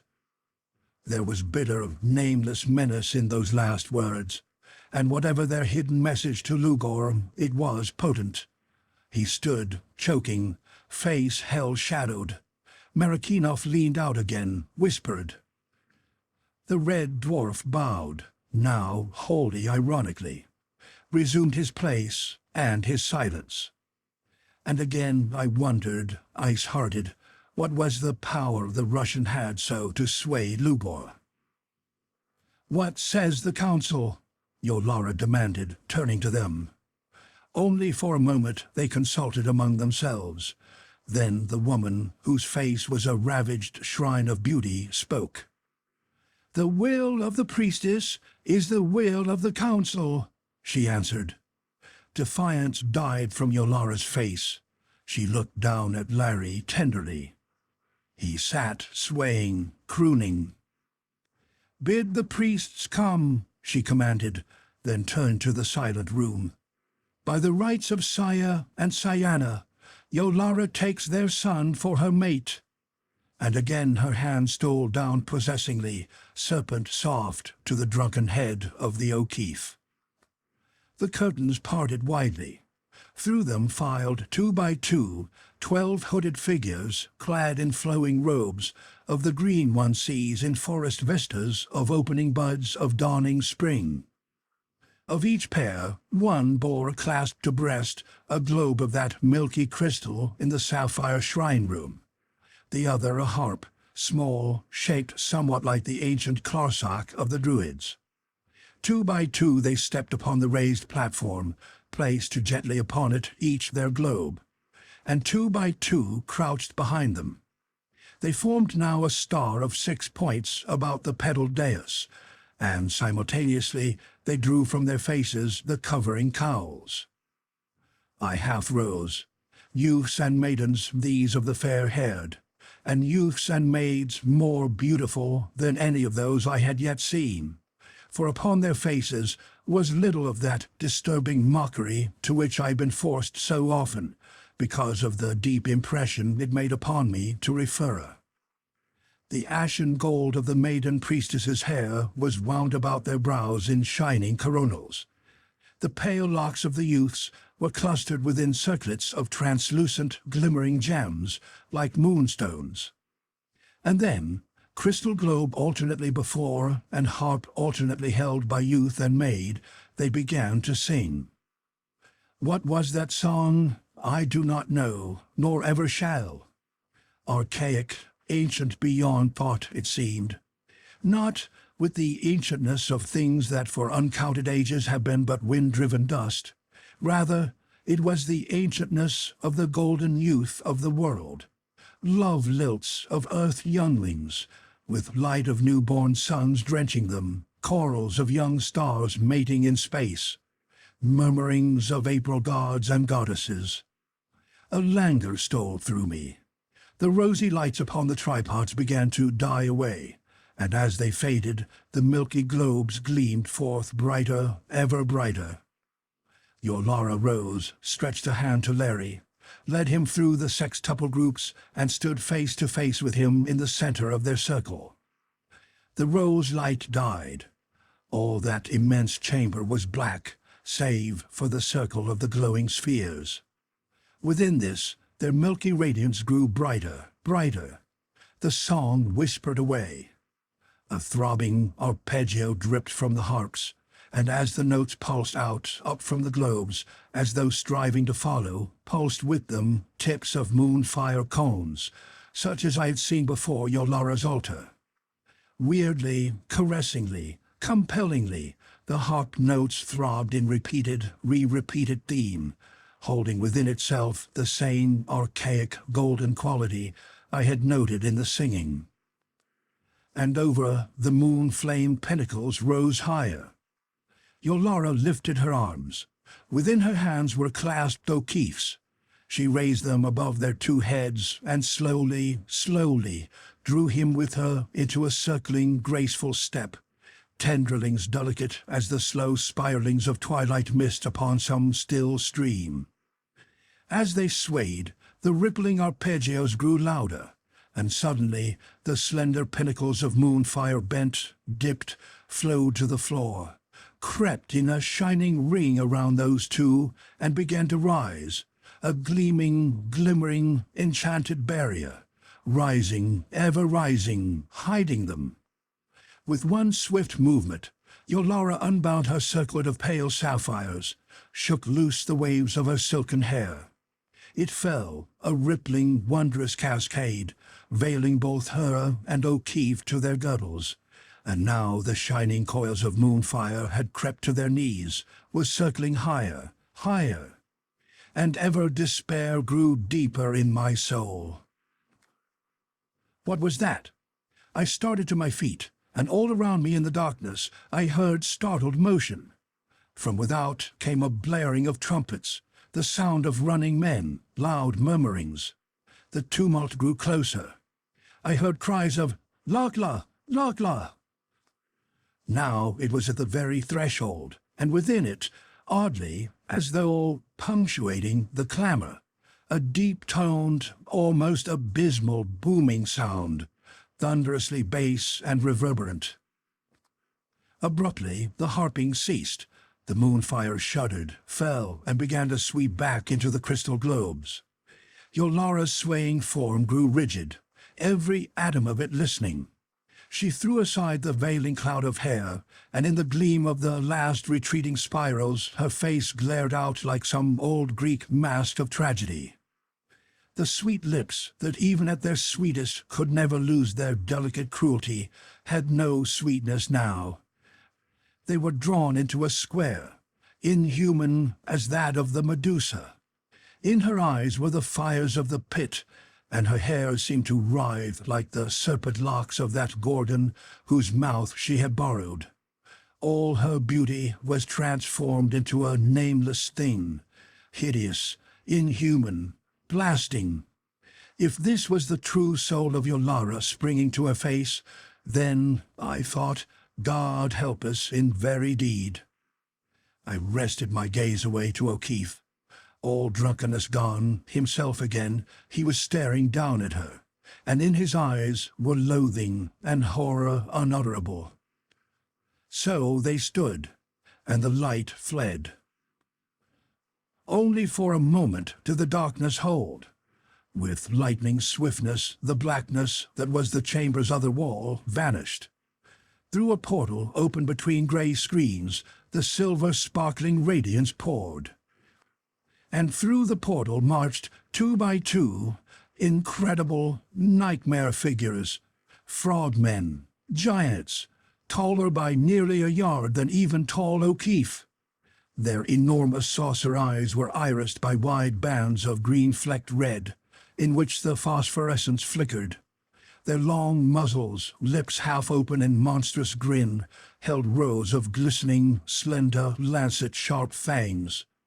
Over the glaring eyes arose a horny helmet, a carapace of black and orange scales, studded with foot-long, lance-headed horns. They lined themselves like soldiers on each side of the wide table aisle, and now I could see that their horny armor-covered shoulders and backs ran across the chest in a gnawed cuirass, and at wrists and heels jutted out into curved, murderous spurs. The webbed hands and feet ended in yellow, spade-shaped claws. They carried spears, 10 feet at least in length, the heads of which were pointed cones, glistening with that same covering from whose touch of swift decay I had so narrowly saved Rador. They were grotesque, yes, more grotesque than anything I had ever seen or dreamed, and they were terrible. And then, quietly, through their ranks came a girl. Behind her, enormous pouch at his throat swelling in and out menacingly, in one paw a tree-like, spike-studded mace, a frog-man, huger than any of the others, guarding. But of him I caught but a fleeting, involuntary impression. All my gaze was for her. For it was she who had pointed out to us the way from the peril of the dweller's lair on Nan-Madol, and as I looked at her, I marveled that ever could I have thought the priestess more beautiful. Into the eyes of O'Keefe rushed joy and an utter abasement of shame. And from all about came murmurs, edged with anger, half incredulous, tinged with fear. "Lachla! Lachla!" the handmaiden. She halted close beside me. From firm little chin to dainty buskined feet, she was swathed in the soft robes of dull, almost coppery hue. The left arm was hidden, the right free and gloved. Wound tight about it was one of the vines of the sculptured wall and of Lugur's circled signet ring. Thick, of vivid green, its 5 tendrils ran between her fingers, stretching out in 5 flowered heads that gleamed like blossoms cut from gigantic, glowing rubies. So she stood, contemplating Yolara. Then, drawn perhaps by my gaze, she dropped her eyes upon me. Golden, translucent, with tiny flecks of amber in their aureate irises, the soul that looked through them was far removed from that flaming out of the priestess, as zenith is above nadir. I noted the low, broad brow, the proud little nose, the tender mouth, and the soft, sunlight glow that seemed to transfuse the delicate skin. And suddenly, in the eyes dawned a smile, sweet, friendly, a touch of roguishness, profoundly reassuring in all its humanness. I felt my heart expand, as though freed from fetters. a recrudescence of confidence in the essential reality of things, as though in nightmare the struggling consciousness should glimpse some familiar face and know the terrors with which it strove were but dreams. And involuntarily I smiled back at her. She raised her head and looked again at Yolara, contempt and a certain curiosity in her gaze. At O'Keefe, and through the softened eyes drifted swiftly a shadow of sorrow. In Audit's fleeting wings deepest interest, and hovering over that a naive approval, as reassuringly human as had been her smile. She spoke, and her voice, deep-timbered, liquid gold as was Yolara's all silver, was subtly the synthesis of all the golden glowing beauty of her. "The Silent Ones have sent me, O Yolara," she said, "and this is their command to you, that you deliver to me to bring before them 3 of the 4 strangers who have found their way here. For him there who plots with Lugur," she pointed at Marikinoff, and I saw Yolara start. "They have no need. Into his heart the Silent Ones have looked, and Lugur and you may keep him, Yolara." There was honeyed venom in the last words. Yolara was herself now. Only the edge of shrillness on her voice revealed her wrath as she answered. "And whence have the Silent Ones gained power to command, Choya?" This last, I knew, was a very vulgar word. I had heard Rador use it in a moment of anger to one of the serving maids, and it meant, approximately, kitchen girl, scullion. Beneath the insult and the acid disdain, the blood rushed up under Lochlaw's ambered ivory skin. "Yolara," her voice was low, "of no use is it to question me. I am but the messenger of the Silent Ones. And one thing only am I bidden to ask you. Do you deliver to me the 3 strangers?" Lugur was on his feet. Eagerness, sardonic delight, sinister anticipation thrilling from him.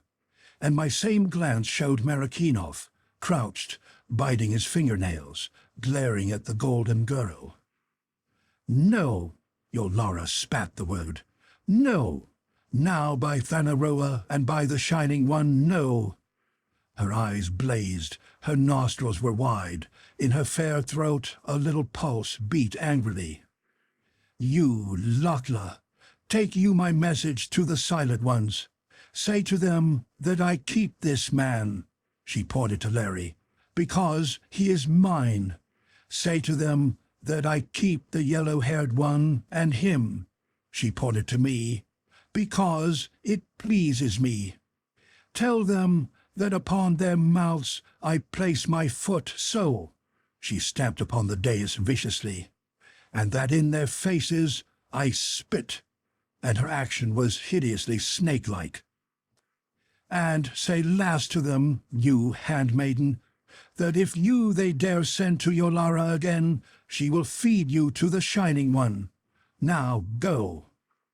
The handmaid's face was white. "Not unforeseen by the 3 was this, Yolara," she replied. "And did you speak as you have spoken then, I was bidden to say this to you." Her voice deepened. 3 tal have you to take counsel, Yolara, and at the end of that time these things must you have determined, either to do or not to do. First, send the strangers to the Silent Ones. Second, give up, you and Lugur and all of you, that dream you have of conquest of the world without. And third, forswear the Shining One. And if you do not one and all these things, then you are done, your cup of life broken, your wine of life spilled. Yea, Yolara, for you and the Shining One, Lugur and the 9, and all those here and their kind shall pass. This say the Silent Ones, surely shall all of ye pass, and be as though never had ye been. Now a gasp of rage and fear arose from all those around me, but the priestess threw back her head and laughed loud and long. Into the silver sweet chiming of her laughter clashed that of Lugur, and after a little the nobles took it up, till the whole chamber echoed with their mirth. O'Keefe, lips tightening, moved toward the handmaiden, and almost imperceptibly but peremptorily she waved him back. "Those are great words indeed, Choya," shrilled Yolara at last, and again Lakla winced beneath the word. "Lo, for layer upon layer, the Shining One has been freed from the three, and for layer upon layer they have sat helpless, rotting. Now I ask you again, whence comes their power to lay their will upon me, and whence comes their strength to wrestle with the Shining One and the beloved of the Shining One?" And again she laughed, and again Lugur and all the fair-haired joined in her laughter. Into the eyes of Lakla I saw creep a doubt, a wavering, as though deep within her the foundations of her own belief were none too firm. She hesitated, turning upon O'Keefe a gaze in which rested more than suggestion of appeal. And Yolara saw too, for she flushed with triumph, stretched a finger toward the handmaiden. "Look," she cried, "look! Why, even she does not believe." Her voice grew silk of silver, merciless, cruel.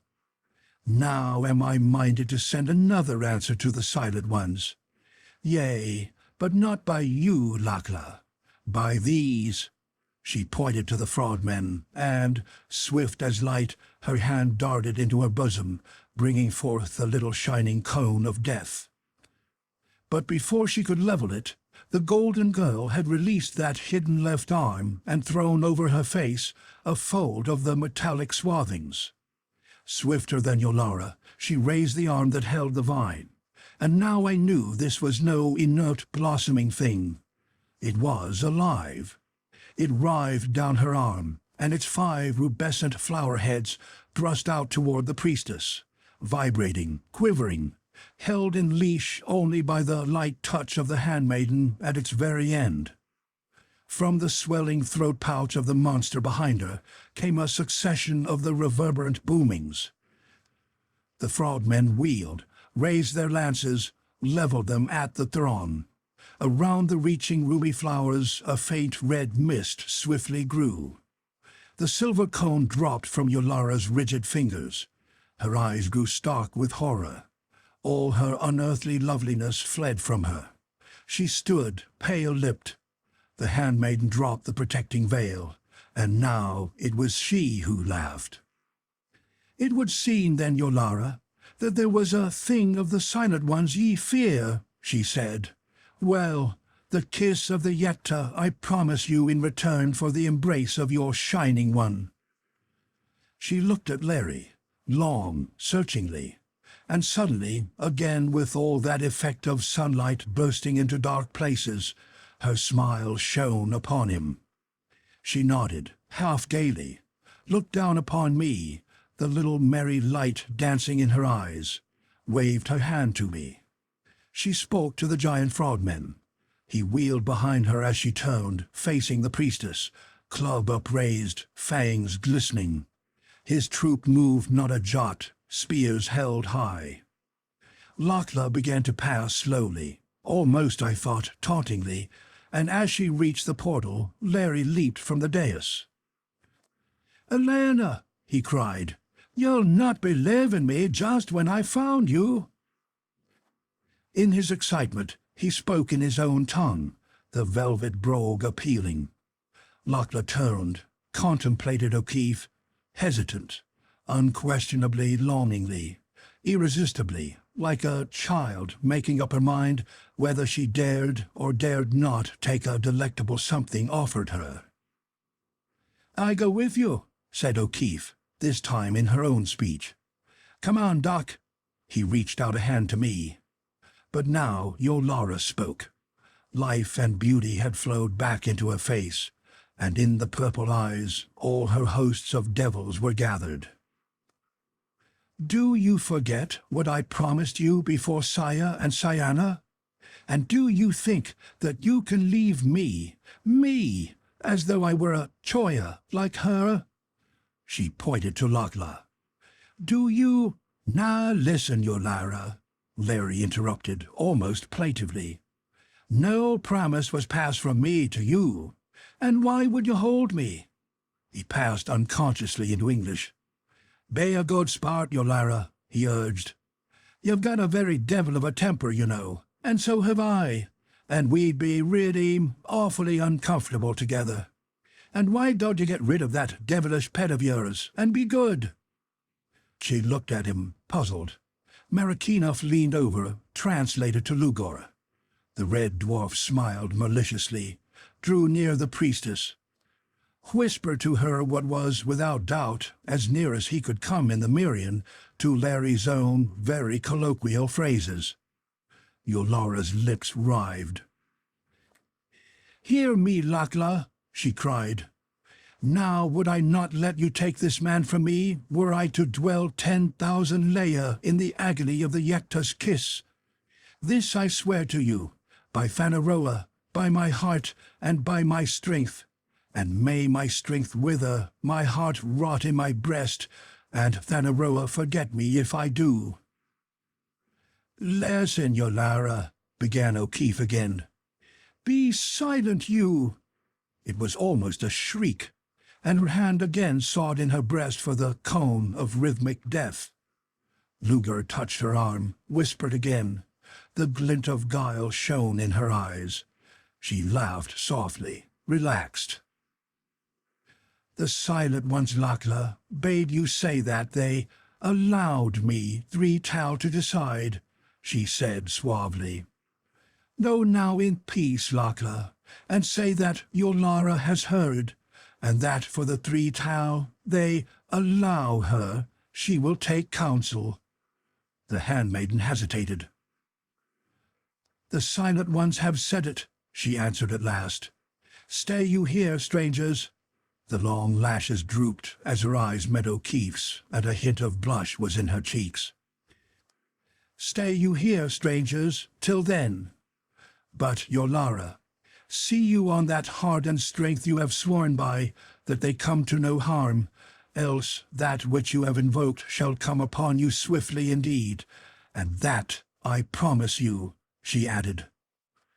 Their eyes met, clashed, burned into each other, black flame from Abaddon and golden flame from Paradise. "Remember," said Lakla, and passed through the portal. The gigantic frogman boomed a thunderous note of command. His grotesque guards turned and slowly followed their mistress, and last of all passed out the monster with the mace. End of Chapter 20.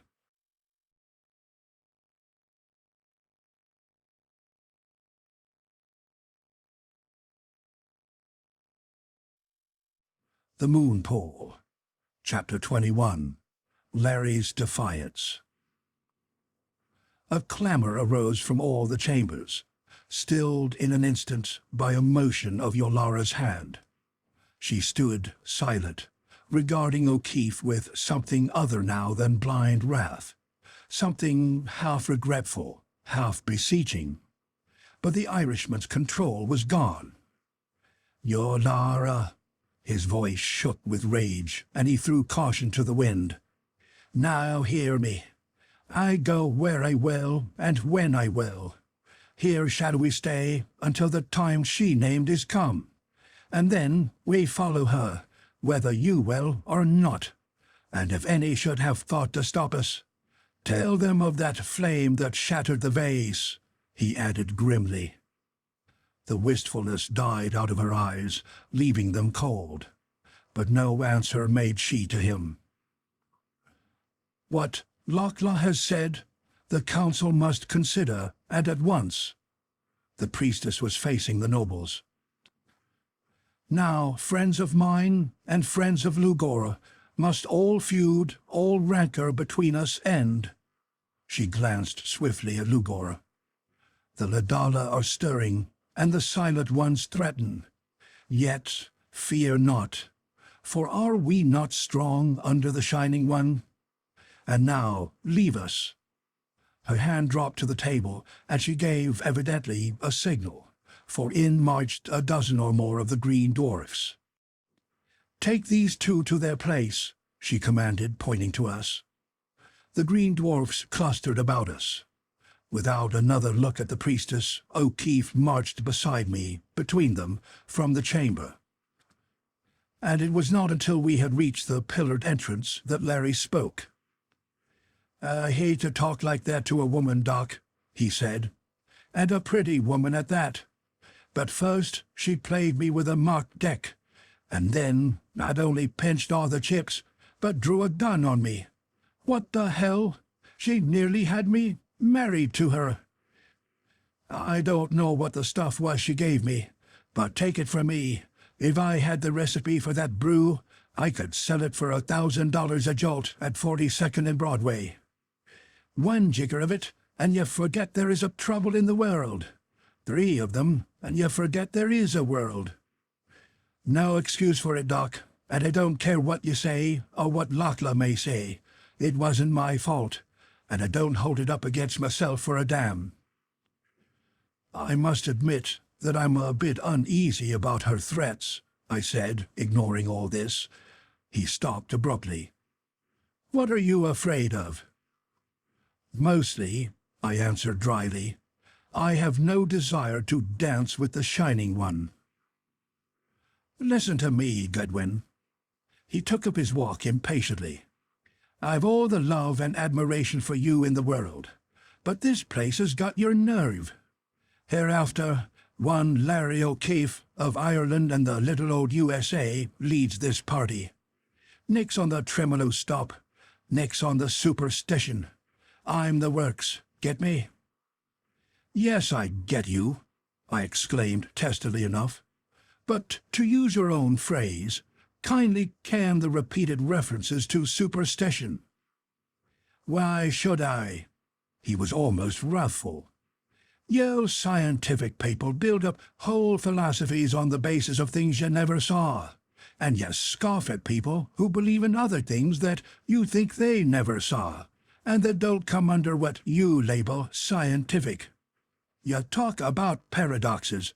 Why, your scientist, who thinks he is the most skeptical, the most materialistic aggregation of atoms ever gathered at the exact mathematical center of Missouri, has more blind faith than a dervish, and more credulity, more superstition than a cross-eyed smoke beating past a country graveyard in the dark of the moon." "Oh, Larry," I cried, dazed. "Olaf's no better," he said, "but I can make allowances for him. He's a sailor. No, sir, what this expedition needs is a man without superstition. And remember this, the leprechaun promised that I'd have full warning before anything happened.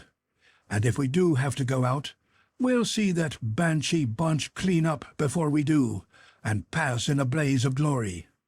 And don't forget it, hereafter I'm in charge."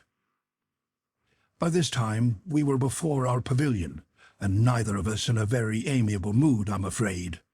Rador was awaiting us with a score of his men. "Let none pass in here without authority, and let none pass out unless I accompany them," he ordered brusquely. "Summon one of the swiftest of the Coria, and have it wait in readiness," he added, as though by afterthought. But when we had entered and the screens were drawn together, his manner changed. All eagerness, he questioned us. Briefly, we told him of the happenings at the feast, of Lochla's dramatic interruption, and of what had followed. "3 tal," he said musingly. "3 tal the Silent Ones have allowed, and Yolara agreed." He sank back, silent and thoughtful. "A tal in Muria is the equivalent of 30 hours of Earth surface time, WTG. "Ja," it was Olaf. "Ja, I told you the Shining Devil's mistress was all evil. Ja, Now I begin again that tale I started when he came. He glanced toward the preoccupied Rador. And tell him not what I say should he ask, for I trust none here in Truodom, save the Jungfrau, the White Virgin. After the Ulster was at Spreed, Olaf once more used that expressive Norwegian word for the dissolving of Sangar. I knew that it was a time for cunning. I said to myself, if they think I have no ears to hear, they will speak, and it may be I will find a way to save my Hilma and Dr. Goodwin's friends too. Ja, and they did speak. The Red Trolda asked the Russian how came it he was a worshipper of Danaroa. I could not resist a swift glance of triumph toward O'Keefe. And the Russian, rumbled Olaf, said that all his people worshipped Danaroa and had fought against the other nations that denied him. And then we had come to Lugur's palace. They put me in rooms, and there came to me men who rubbed and oiled me and loosened my muscles. The next day I wrestled with a great dwarf they called Valdor. He was a mighty man, and long we struggled, and at last I broke his back. And Lugur was pleased, so that I sat with him at feast, and with the Russian too. And again, not knowing that I understood them, they talked. The Russian had gone fast and far. They talked of Lugur, an emperor of all Europe, and Marakinov under him. They spoke of the green light that shook life from the Ulster, and Lugur said that the secret of it had been the Ancient Ones, and that the council had not too much of it. But the Russian said that among his race were many wise men who could make more once they had studied it. And the next day I wrestled with a great dwarf named Tahola, mightier far than Valdor. Him I threw after a long, long time, and his back also I broke. Again Lugur was pleased, and again we sat at table, and he and the Russian and I. This time they spoke of something these Troda have, which opens up a sverg, abysses into which all in which its range drops up into the sky. What? I exclaimed. I know about them, said Larry. Wait. Lugur had drunk much, went on Olaf. He was boastful. The Russian pressed him to show this thing. After a while, the red one went out and came back with a little golden box. He and the Russian went into the garden. I followed them. There was a little hoy, a mound of stones in that garden in which grew flowers and trees. Lugur pressed upon the box, and a spark no bigger than a sand grain leaped out and fell beside the stones. Lugur pressed again, and a blue light shot from the box and lighted on the spark. The spark that had been no bigger than a grain of sand grew and grew as the blue struck it. And then there was a sighing, a wind blew, and the stones and the flowers and the trees were not. They were forslind, vanished. Then Lugur, who'd been laughing, grew quickly sober, for he thrust the Russian back, far back. And soon down into the garden came tumbling the stones and the trees, but broken and shattered, and fallen as though from a great height. And Lugur said that of this something they had much, for its making was a secret handed down by their own forefathers, and not by the Ancient Ones. They feared to use it, he said, for a spark thrice as large as that he had used would have set all that garden falling upward, and might have opened a way to the outside before, he said just this, before we are ready to go out into it. The Russian questioned much, but Lugur sent for more drink and grew merrier and threatened him, and the Russian was silent through fear. Thereafter I listened when I could, and little more I learned, but that little enough. Ja, Lugur is hot for conquest, so Yolara and so the council.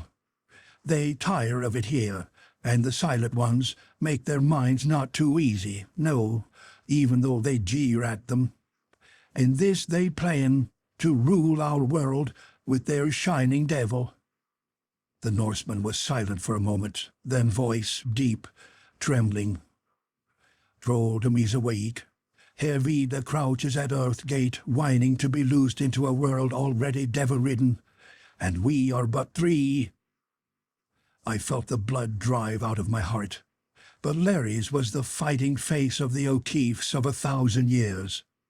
Rador glanced at him, arose, stepped through the curtains, returned swiftly with the Irishman's uniform. "Put it on," he said brusquely. Again fell back into his silence, and whatever O'Keefe had been about to say was submerged in his wild and joyful whoop. He ripped from him glittering tunic and leg swathings. "Richard is himself again," he shouted, and each garment as he donned it fanned his old devil-may-care confidence to a higher flame. The last scrap of it on, he drew himself up before us.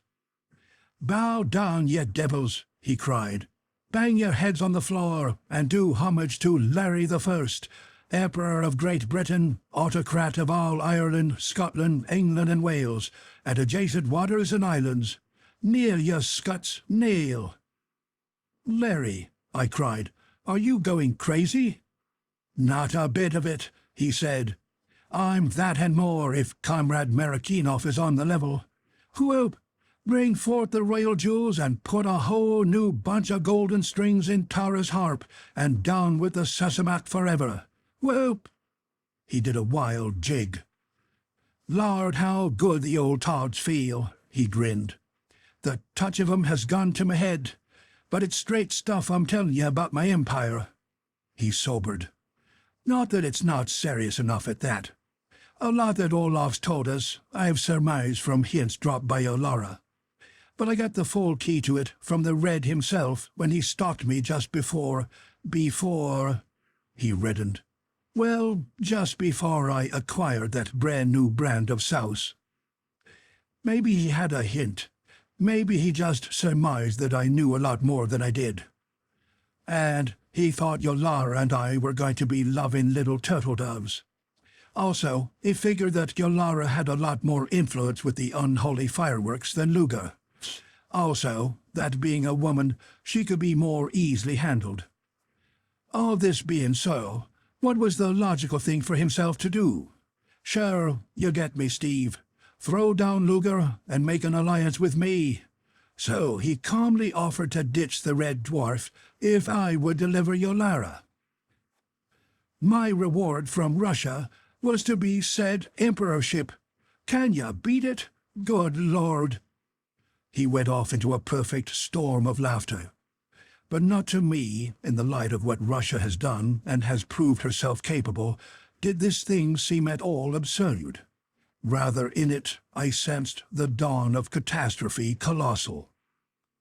And yet, he was quiet enough now, I'm a bit scared. They've got that Keth ray and those gravity-destroying bombs.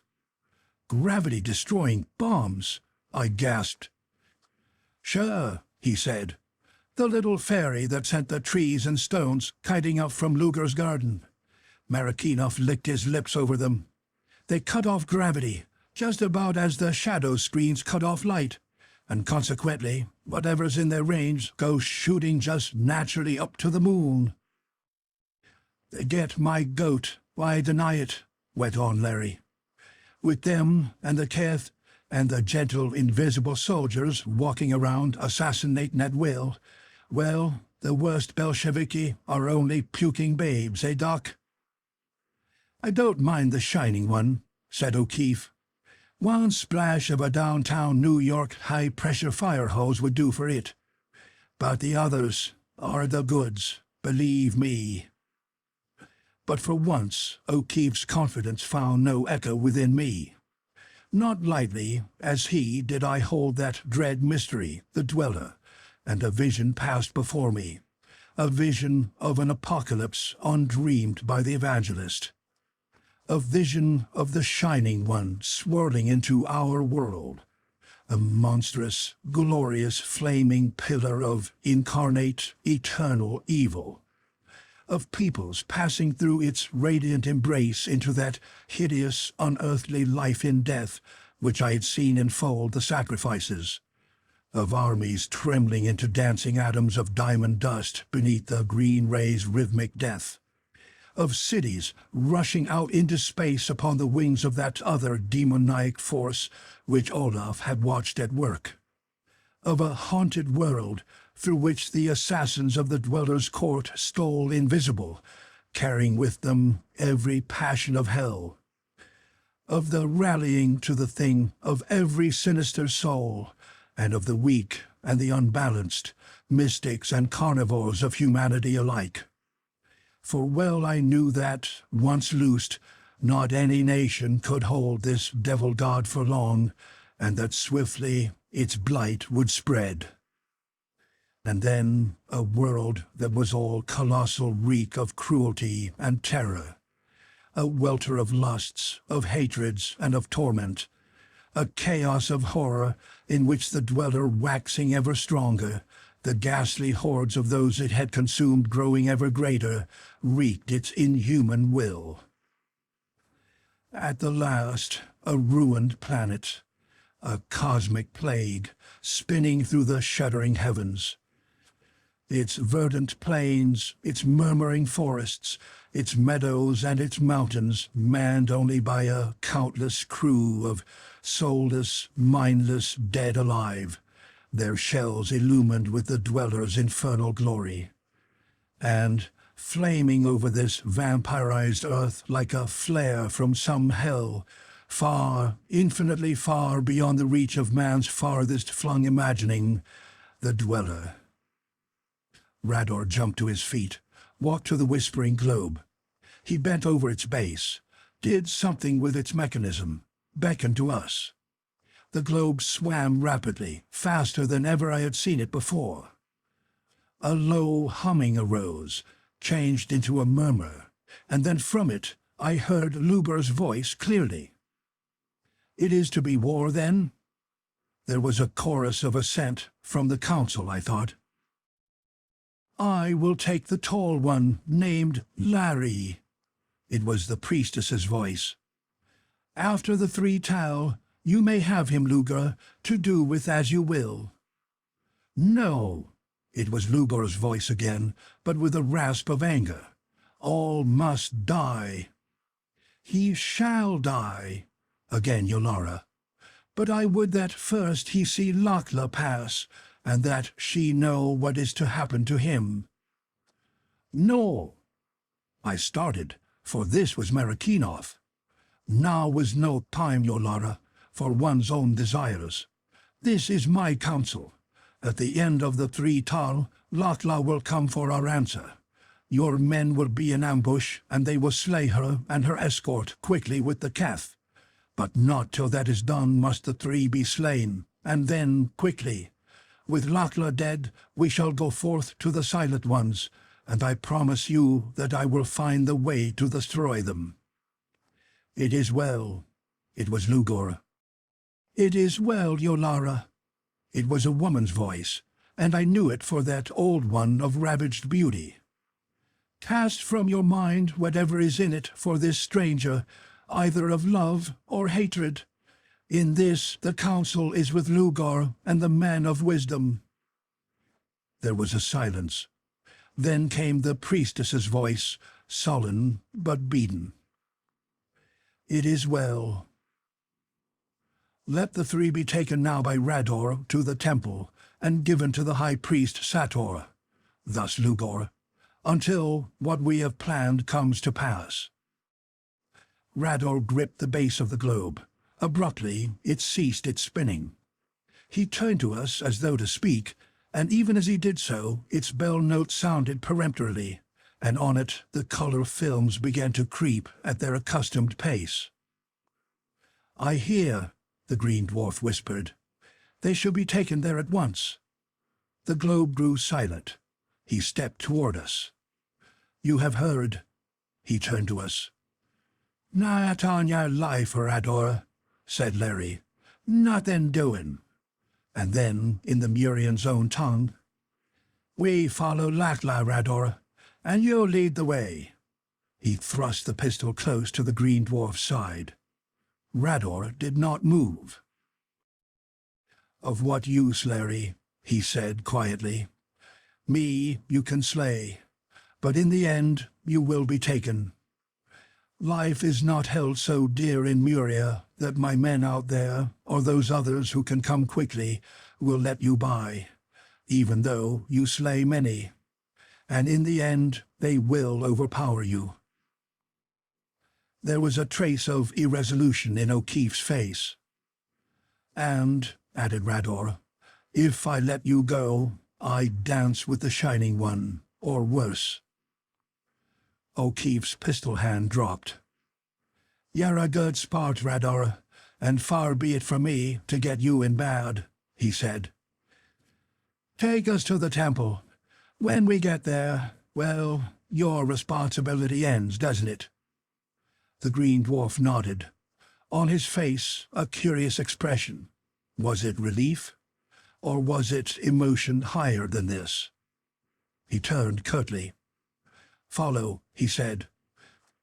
We passed out of that gay little pavilion that had come to be home to us, even in this alien place. The guards stood at attention. "You, Satoya, stand by the globe," he ordered one of them. "Should the Alfio-Mai ask, say that I am on my way with the strangers, even as she has commanded." We passed through the lines to the Coriol, standing like a great shell at the end of the runway leading to the green road. "Wait you here," he said curtly to the driver. The green dwarf ascended to his seat, sought the lever, and we swept on and out upon the glistening obsidian. Then Rador faced us and laughed. "Larry," he cried, "I love you for that spirit of yours. And did you think that Rador would carry to the temple prison a man who would take the chances of torment upon his own shoulders to save him?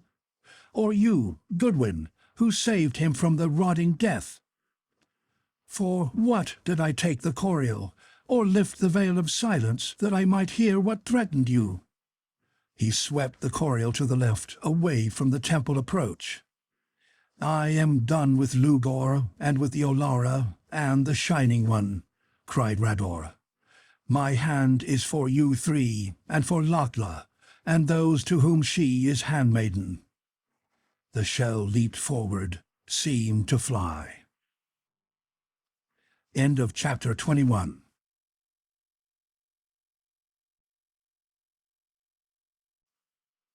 The Moon Pool, chapter 22. The Casting of the Shadow. Now we were racing down toward that last span whose ancientness had set it apart from all the other soaring arches. The shell's speed slackened. We approached warily. "We passed there?" asked O'Keefe. The green dwarf nodded, pointing to the right, where the bridge ended in a broad platform held high upon two gigantic piers, between which ran a spur from the glistening road. Platform and bridge were swarming with men-at-arms. They crowded the parapets, looking down upon us curiously, but with no evidence of hostility. Rador drew a deep breath of relief. "We don't have to break our way through, then?" There was disappointment in the Irishman's voice. "No use, Larry." Smiling, Rador stopped the Coriol just beneath the arch and beside one of the piers. "Now, listen well. They have had no warning. Hence does Yolara still think us on the way to the temple. This is the gateway of the portal, and the gateway is closed by the shadow. Once I commanded here, and I know its laws. This must I do. By craft persuade Serku, the keeper of the gateway, to lift the shadow, or raise it myself. And that will be hard, and it may well be that, in the struggle, life will be stripped of us all. Yet is it better to die fighting than to dance with the Shining One." He swept the shell around the pier. opened a wide plaza paved with the volcanic glass, but black as that down which we had sped from the chamber of the moon pool. It shone like a mirrored lakelet of jet. On each side of it arose what at first glance seemed towering bulwarks of the same ebon obsidian. At second revealed themselves as structures hewn and set in place by men. Polished faces pierced by dozens of high, narrow windows. Down each facade a stairway fell, broken by small landings on which a door opened. They dropped to a broad ledge of greyish stone, edging the lip of this midnight pool, and upon it also fell 2 wide flights from either side of the bridge platform.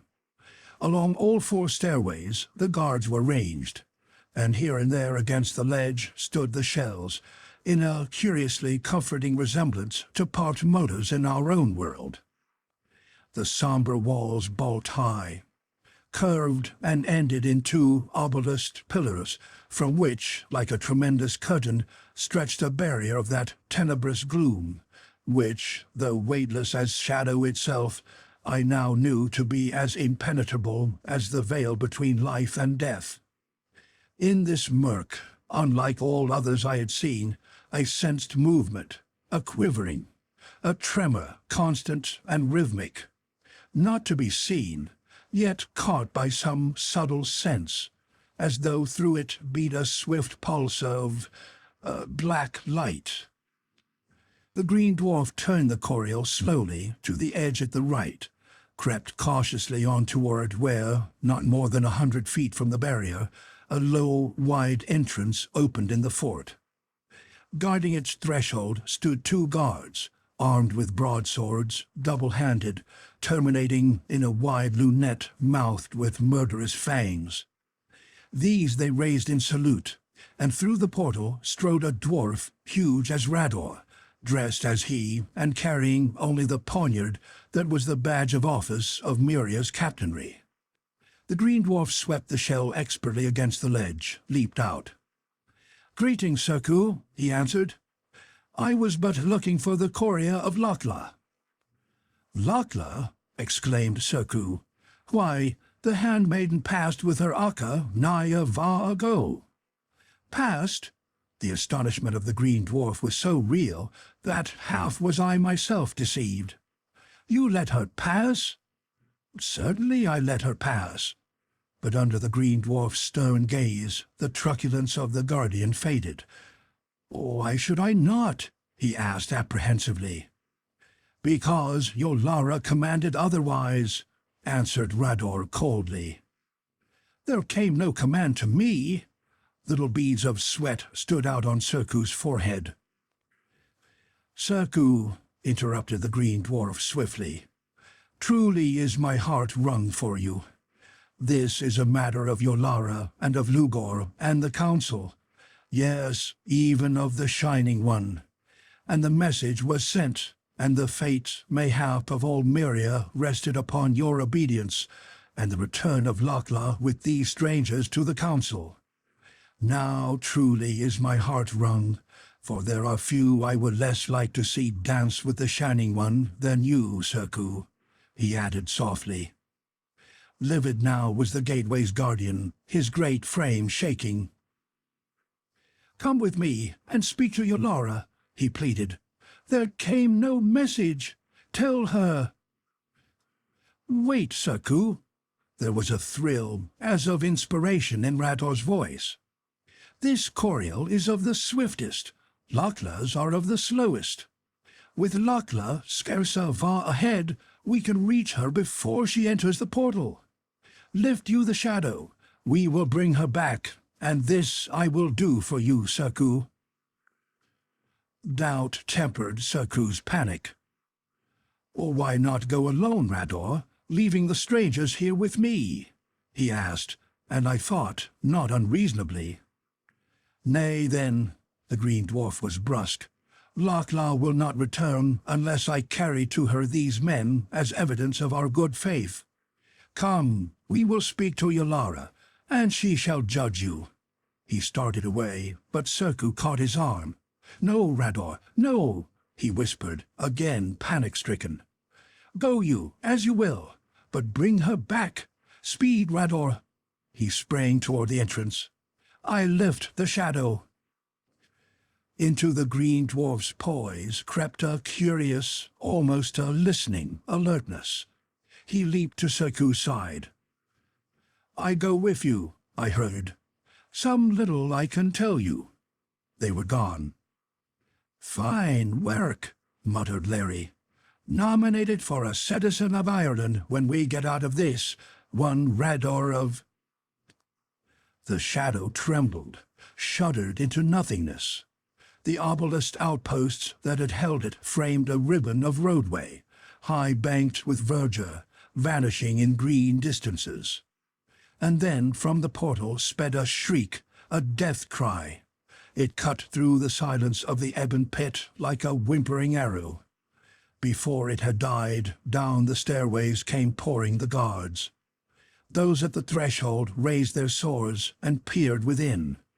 Abruptly, Rador was between them. One dropped his hilt and grabbed him. The green dwarf's poniard flashed and was buried in his throat. Down upon Rador's head swept the second blade. A flame leaped from O'Keefe's hand, and the sword seemed to fling itself from its wielder's grasp. Another flash, and the soldier crumpled. Rador threw himself into the shell, darted to the high seat, and straight between the pillars of the shadow we flew. There came a crackling, a darkness of vast wings flinging down upon us. The Coriol's flight was checked as by a giant's hand. The shell swerved sickeningly. There was an oddly metallic splintering. It quivered, shot ahead. Dizzily, I picked myself up and looked behind. The shadow had fallen, but too late, a bare instant too late. And shrieking as we fled from it, still it seemed to strain like some fettered Afreet from Eblis, throbbing with wrath, seeking with every malign power it possessed to break its bonds and pursue. Not until long after were we to know that it had been the dying hand of Serku, groping out of oblivion, that had cast it after us as a fowler upon an escaping bird. "Snappy work, Rador." It was Larry speaking. "But they cut the end off your bus all right." A full quarter of the hindward whorl was gone, sliced off cleanly. Rador noted it with anxious eyes. "That is bad," he said, "but not too bad, perhaps. All depends upon how closely Lugur and his men can follow us." He raised a hand to O'Keefe in salute. "But to you, Larry, I owe my life. Not even the Keth could have been as swift to save me as that death flame of yours, friend." The Irishman waved an airy hand. "Serku," the green dwarf drew from his girdle the blood-stained poniard. "Serku, I was forced to slay." Even as he raised the shadow, the globe gave the alarm. "Lugur follows with twice 10 times 10 of his best." He hesitated. "Though we have escaped the shadow, it has taken toll of our swiftness. May we reach the portal before it closes upon Lochla. But if we do not—" He paused again. "Well, I know a way, but it is not the one I am gay to follow, no." He snapped open the aperture that held the ball flaming within the dark crystal, peered at it anxiously. I crept to the torn end of the Coriol. The edges were crumbling, disintegrated. They powdered in my fingers like dust. Mystified still, I crept back where Larry, sheer happiness pouring from him, was whistling softly and polishing up his automatic. His gaze fell upon Olaf's grim, sad face and softened. "Buck up, Olaf," he said. "We have got a good fighting chance. Once we link up with Lochla and her crowd, I'm betting that we get your wife, never doubt it. The baby—" He hesitated awkwardly. The Norseman's eyes filled. He stretched a hand to the O'Keefe. "The yearning, she is of the Dode," he half whispered, "of the blessed dead. For her I have no fear, and for her vengeance will be given me. Yea, but my Helma, she is of the dead alive, like those we saw whirling like leaves in the light of the shining devil. And I would that she too were off the dead, and at rest. I do not know how to fight the shining devil, no. His bitter despair welled up in his voice. Olaf, Larry's voice was gentle. We'll come out on top. I know it. Remember one thing. All this stuff that seems so strange and, well, sort of supernatural, is just a lot of tricks we're not hep to as yet. Why, Olaf, suppose you took a Fijian when the war was on and set him suddenly down in London, with autos rushing past, sirens blowing, Archies popping, a dozen enemy planes dropping bombs, and the searchlights shooting all over the sky. Wouldn't he think he was among 33rd-degree devils in some exclusive circle of hell? Sure he would. And yet everything we saw would be natural, just as natural as all this is, once we get the answer to it. Not that we're Fijians, of course, but the principle is the same. The Norseman considered this, nodding gravely. "Ja," he answered at last, "and at least we can fight. That is why I have turned to Thor of the battles, ja. And one have I hope in for mine Helma, the White Maiden. Since I have turned to the old gods, it has been made clear to me that I shall slay Lugur, and that the Hex, the even witch Yolara, shall also die. But I would talk with the White Maiden." "All right," said Larry, "but just don't be afraid of what you don't understand. There's another thing." He hesitated nervously. "There's another thing that may startle you a bit when we meet up with Lakla. Her frogs." "Like the frog woman we saw on the wall?" asked Olaf. "Yes," went on Larry rapidly. "It's this way. I figure that the frogs grow rather large where she lives, and they're a bit different, too. Well, Lakla's got a lot of 'em trained. Carry spears and clubs and all that junk, just like trained seals or monkeys or so on in the circus. Probably a custom of the place. Nothing queer about that, Olaf. Why, people have all kinds of pets. Armadillos and snakes and rabbits, kangaroos and elephants and tigers." Remembering how the frog woman had struck in Larry's mind from the outset, I wondered whether all this was not more to convince himself than Olaf. "Why, I remember a nice girl in Paris who had 4 pet pythons," he went on. But I listened no more, for now I was sure of my surmise. The road had begun to thrust itself through high-flung, sharply pinnacled masses and rounded outcroppings of rock, on which clung patches of the amber moss. The trees had utterly vanished, and studding the moss-carpeted plains were only clumps of a willowy shrub from which hung, like grapes, clusters of white waxen blooms. The light, too, had changed. Gone were the dancing, sparkling atoms, and the silver had faded to a soft, almost ashen grayness. Ahead of us marched a rampart of coppery cliffs, rising, like all these mountainous walls we had seen, into the immensities of haze. Something long drifting in my subconsciousness turned to startled realization. The speed of the shell was slackening. The aperture containing the ionizing mechanism was still open. I glanced within. The whirling ball of fire was not dimmed, but its coruscations, instead of pouring down through the cylinder, swirled and eddied and shot back as though trying to re-enter their source.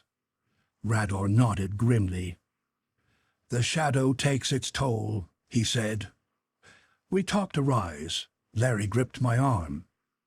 "Look," he cried and pointed. Far, far behind us, so far that the road was but a glistening thread, a score of shining points came speeding. "Lugur and his men," said Rador. "Can't you step on her?" asked Larry. "Step on her?"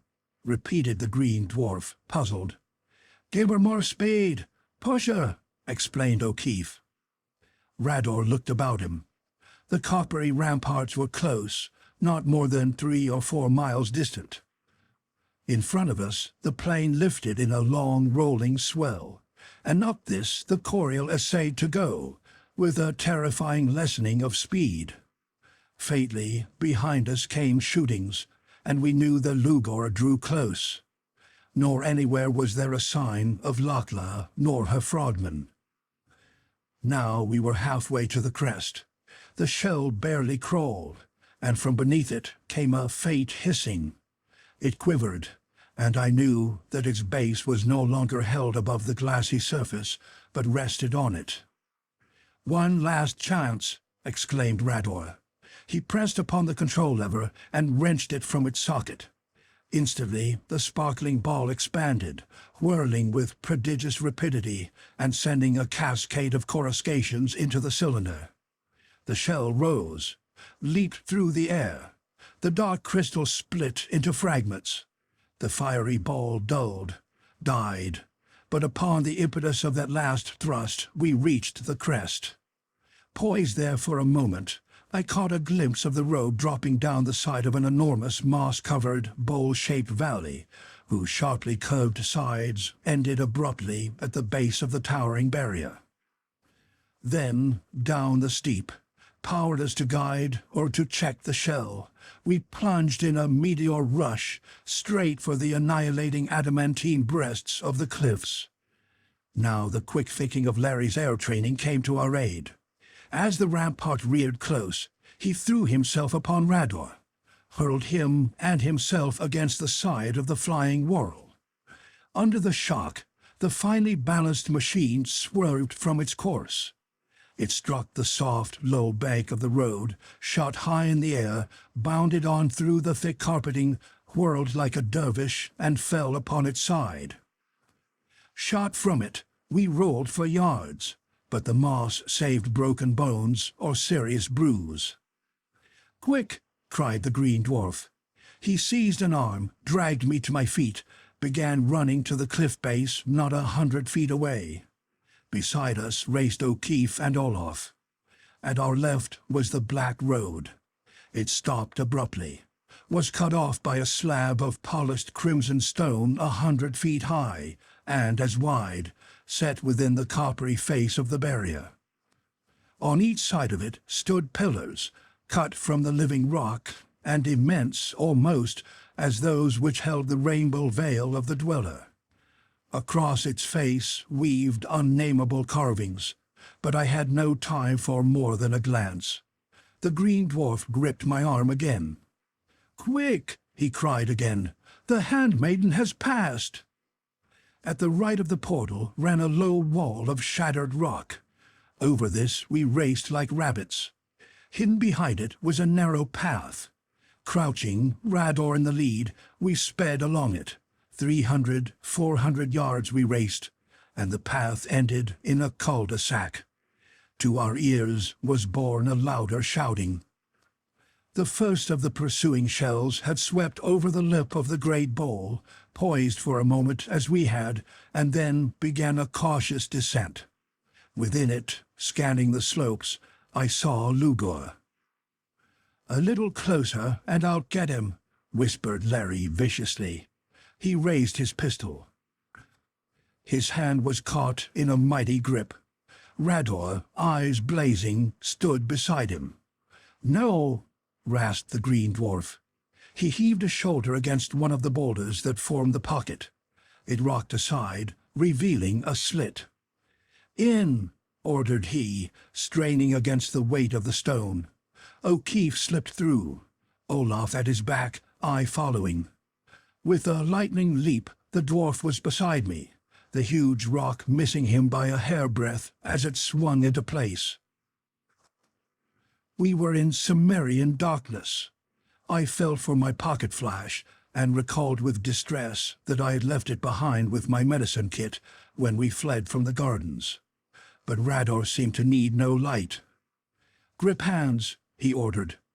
We crept, single file, holding to each other like children, through the black. At last the green dwarf paused. "Await me here," he whispered. "Do not move, and for your lives be silent." And he was gone. End of chapter 22.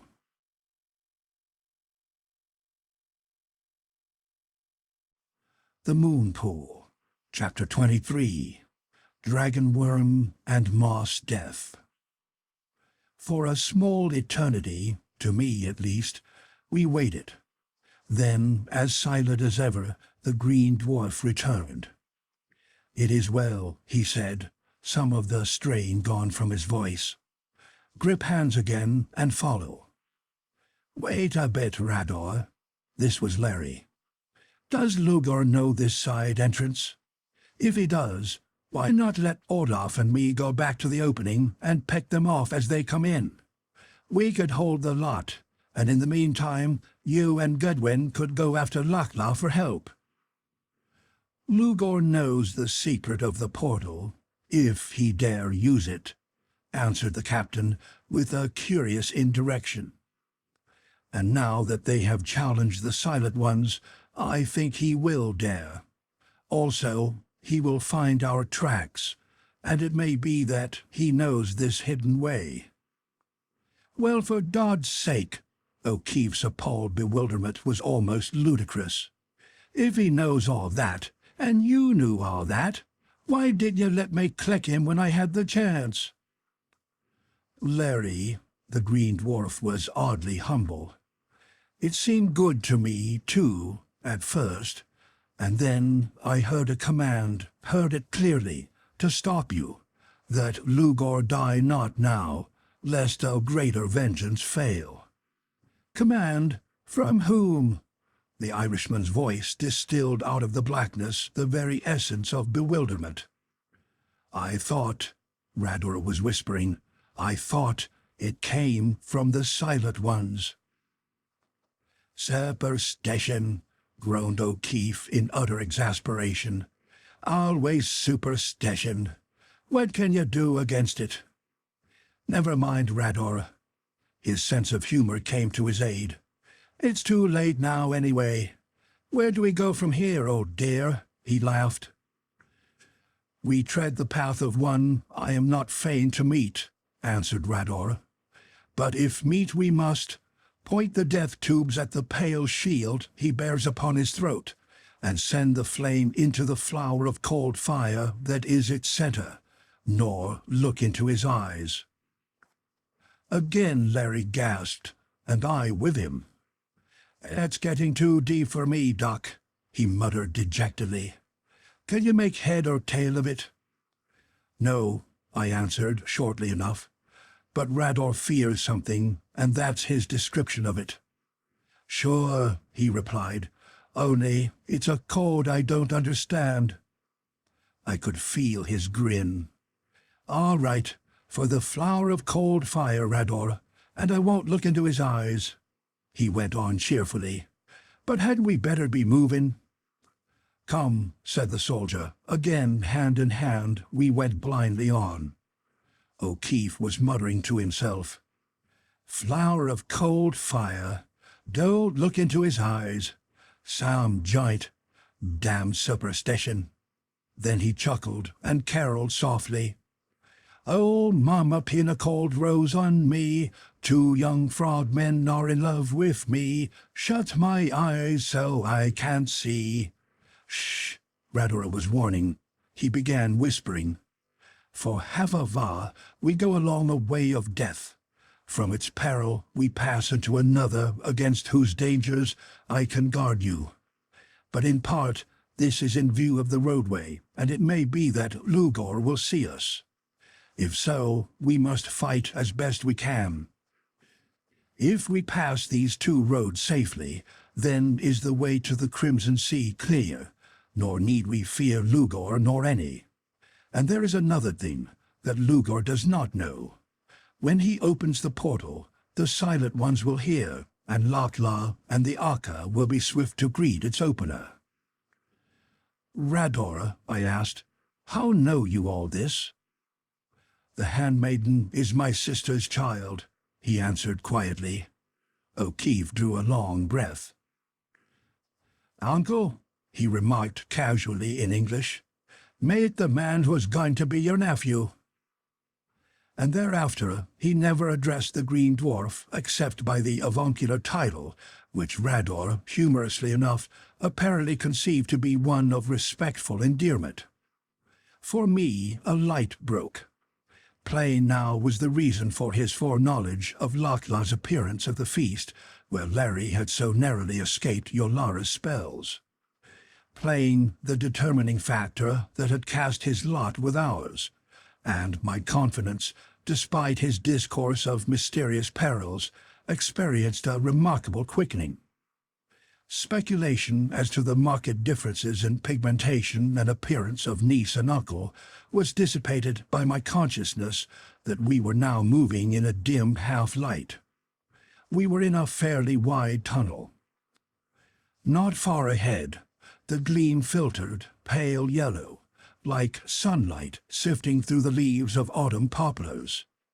And as we drove closer to its source, I saw that it did indeed pass through a leafy screen hanging over the passage end. This Rador drew aside cautiously, beckoned us, and we stepped through. It appeared to be a tunnel cut through soft green mold. Its base was a flat strip of pathway, a yard wide, from which the walls curved out in perfect cylindrical form, smoothed and evened with utmost nicety. 30 feet wide they were at their widest, then drew toward each other with no break in their symmetry. They did not close. Above was roughly a 10-foot rift, ragged-edged, through which poured light like that in the heart of pale amber, a buttercup light shot through with curiously evanescent bronze shadows.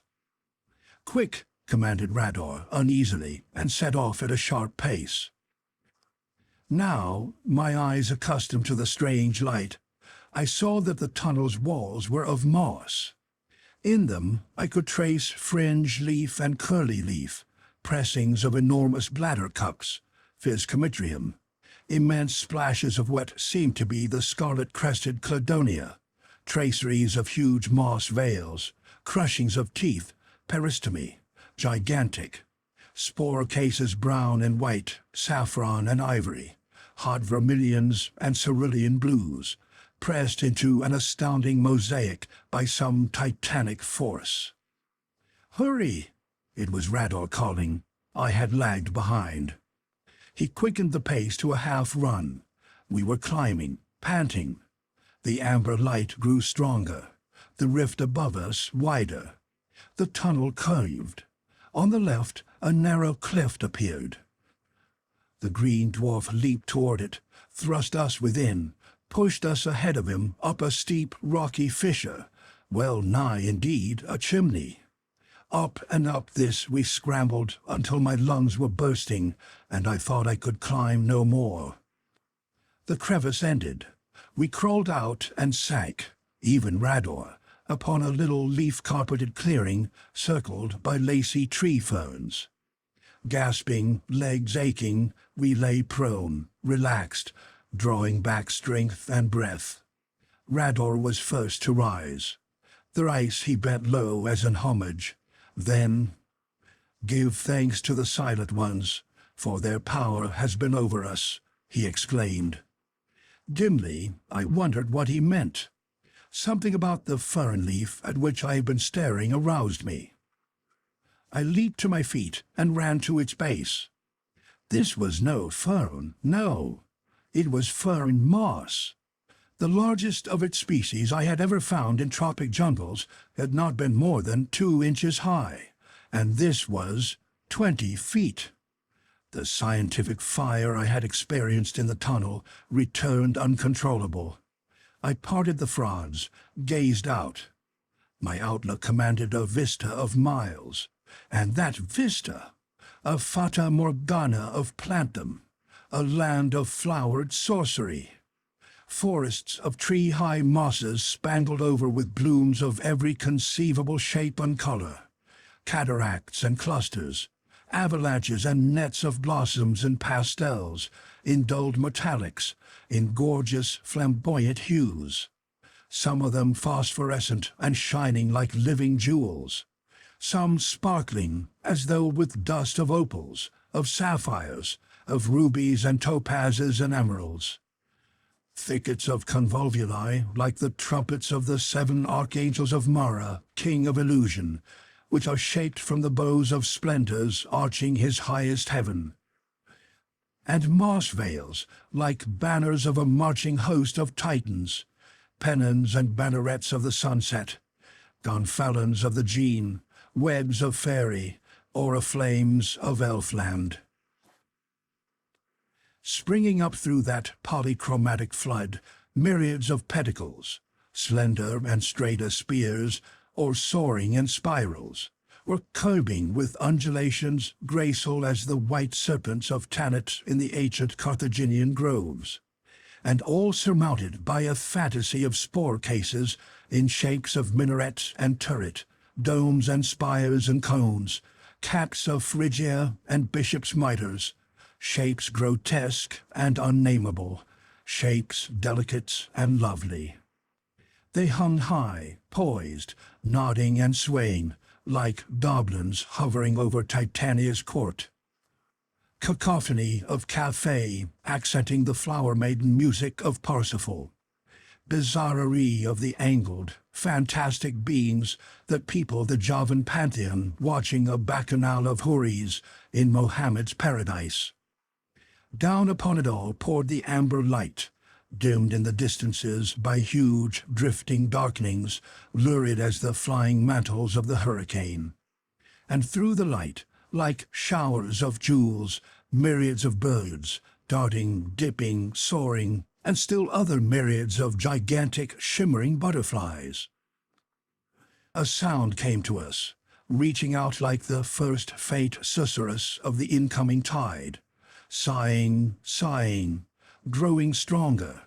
Now its mournful whispering quivered all about us, shook us, then passing like a presence, died away in far distances. "The portal," said Rador. "Lugur has entered." Peering with him, we saw the barrier through which we had come, stretching verdure-covered walls for miles 3 or more away. Like a mole burrow in a garden stretched the trail of the tunnel. Here and there we could look down within the rift at its top. Far off in it, I thought I saw the glint of spears. "They come," whispered Rador. "Quick, we must not meet them here." And then, "Holy Saint Bridget!" gasped Larry. From the rift in the tunnel's continuation, nigh a mile beyond the cleft through which we had fled, lifted a crown of horns, of tentacles, erect, alert, of mottled gold and crimson, lifted higher, and from a monstrous scarlet head beneath them blazed 2 enormous ovoid eyes, their depths wells of purplish phosphorescence. Higher still, noseless, earless, chinless, a livid worm mouth from which a slender scarlet tongue leaped like playing flames. Slowly it rose, its mighty neck cuirassed with gold and scarlet scales, from whose polished surfaces the amber light glinted like flakes of fire. And under this neck shimmered something like a palely luminous silvery shield, guarding it. The head of horror mounted, and in the shield's center, full 10 feet across, glowing, flickering, shining out, coldly, was a rose of white flame, a flower of cold fire, even as Rador had said. Now swiftly the thing upreared, standing like a scaled tower 100 feet above the rift, its eyes scanning that movement I had seen along the course of its lair. There was a hissing. The crown of horns fell, whipped and writhed like the tentacles of an octopus. The towering length dropped back. "Quick!" gasped Rador, and through the fern moss, along the path and down the other side of the steep we raced. Behind us for an instant there was a rushing, as of a torrent. A far-away, faint, agonized screaming. Silence. "No fear now from those who followed," whispered the green dwarf, pausing. "Saint Patrick!" O'Keefe gazed ruminatively at his automatic. "And he expected me to kill that with this. Well, as Fergus O'Connor said when they sent him out to slaughter a wild bull with a potato knife, you'll never realize how I appreciate the confidence you show in me." "What was it, Doc?" he asked. "The dragon worm," Rador said.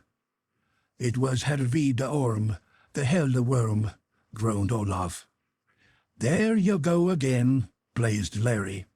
But the green dwarf was hurrying down the path, and swiftly we followed, Larry muttering, Olaf mumbling behind me. The green dwarf was signaling us for caution. He pointed through a break in the grove of 50-foot cedar mosses. We were skirting the glassy road. Scanning it, we found no trace of Lugur, and wondered whether he too had seen the worm and had fled.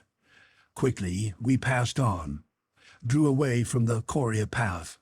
The mosses began to thin. Less and less they grew, giving way to low clumps that barely offered a shelter. Unexpectedly, another screen of fern moss stretched before us. Slowly, Rador made his way through it and stood hesitating. The scene in front of us was oddly weird and depressing. In some indefinable way, dreadful. Why, I could not tell, but the impression was plain. I shrank from it. Then, self-analyzing, I wondered whether it could be the uncanny resemblance the heaps of curious mossy fungi scattered about had to beast and bird. Yes, and to man, that was the cause of it. Our path ran between a few of them. To the left they were thick. They were viridescent, almost metallic-hued, verd antique. Curiously, indeed, were they like distorted images of dog and deer-like forms, of birds, of dwarfs, and here and there the simulacra of giant frogs. Spore cases, yellowish-green, as large as mitres and much resembling them in shape, protruded from the heaps. My repulsion grew into a distant nausea. Rador turned to us a face wider far than that with which he had looked upon the dragon worm. "Now, for your lives," he whispered, "tread softly here as I do, and speak not at all." He stepped forward on tiptoe, slowly, with utmost caution. We crept after him, past the heaps beside the path, and as I passed, my skin crept, and I shrank and saw the others shrink too, with that unnameable loathing. Nor did the green dwarf pause until we had reached the brow of a small hillock 100 yards beyond, and he was trembling. "Now what are we up against?" grumbled O'Keefe. The green dwarf stretched a hand, stiffened, gazed over to the left of us beyond a lower hillock upon whose broad crest lay a file of the moss shapes. They fringed it, their mitres having a grotesque appearance of watching what lay below. The glistening road lay there, and from it came a shout. A dozen of the Coria clustered, filled with Lugur's men, and in one of them Lugur himself, laughing wickedly. There was a rush of soldiers, and up the low hillock raced a score of them toward us. "Run!" shouted Rador. "Not much," grunted Larry, and took swift aim at Lugur. The automatic spat. Olaf's echoed. Both bullets went wild, for Lugur, still laughing, threw himself into the protection of the body of his shell. But following the shots, from the file of moss heaps on the crest, came a series of muffled explosions. Under the pistol's concussions, the mitred caps had burst, and instantly, all about the running soldiers, grew a cloud of tiny, glistening white spores, like a little cloud of puffball dust, many times magnified. Through this cloud I glimpsed their faces, stricken with agony. Some turned to fly, but before they could take a second step, stood rigid.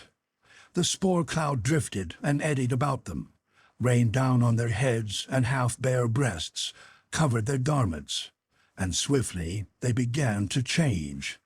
Their features grew indistinct, merged. The glistening white spores that covered them turned to a pale yellow, grew greenish, spread and swelled, darkened. The eyes of one of the soldiers glittered for a moment, and then they were covered by the swift growth. Where, but a few moments before, had been men, were only grotesque heaps, swiftly melting, swiftly rounding into the semblance of the mounds that lay behind us, and already beginning to take on their gleam of ancient viridescence. The Irishman was gripping my arm fiercely. The pain brought me back to my senses. "Olaf's right," he gasped. "This is hell. I'm sick." And he was, frankly, and without restraint. Lugur and his others awakened from their nightmare, piled into the Coria, wheeled and raced away. "On," said Rador thickly. "Two perils have we passed. The Silent Ones watch over us."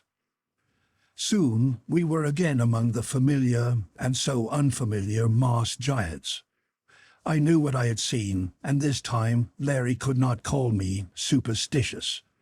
In the jungles of Borneo, I had examined that other swiftly developing fungus, which wreaks the vengeance of some of the hill tribes upon those who steal their women, gripping with its microscopic hooks into the flesh, sending quick, tiny rootlets through the skin down into the capillaries, sucking life and thriving, and never to be torn away until the living thing it clings to has been sapped dry.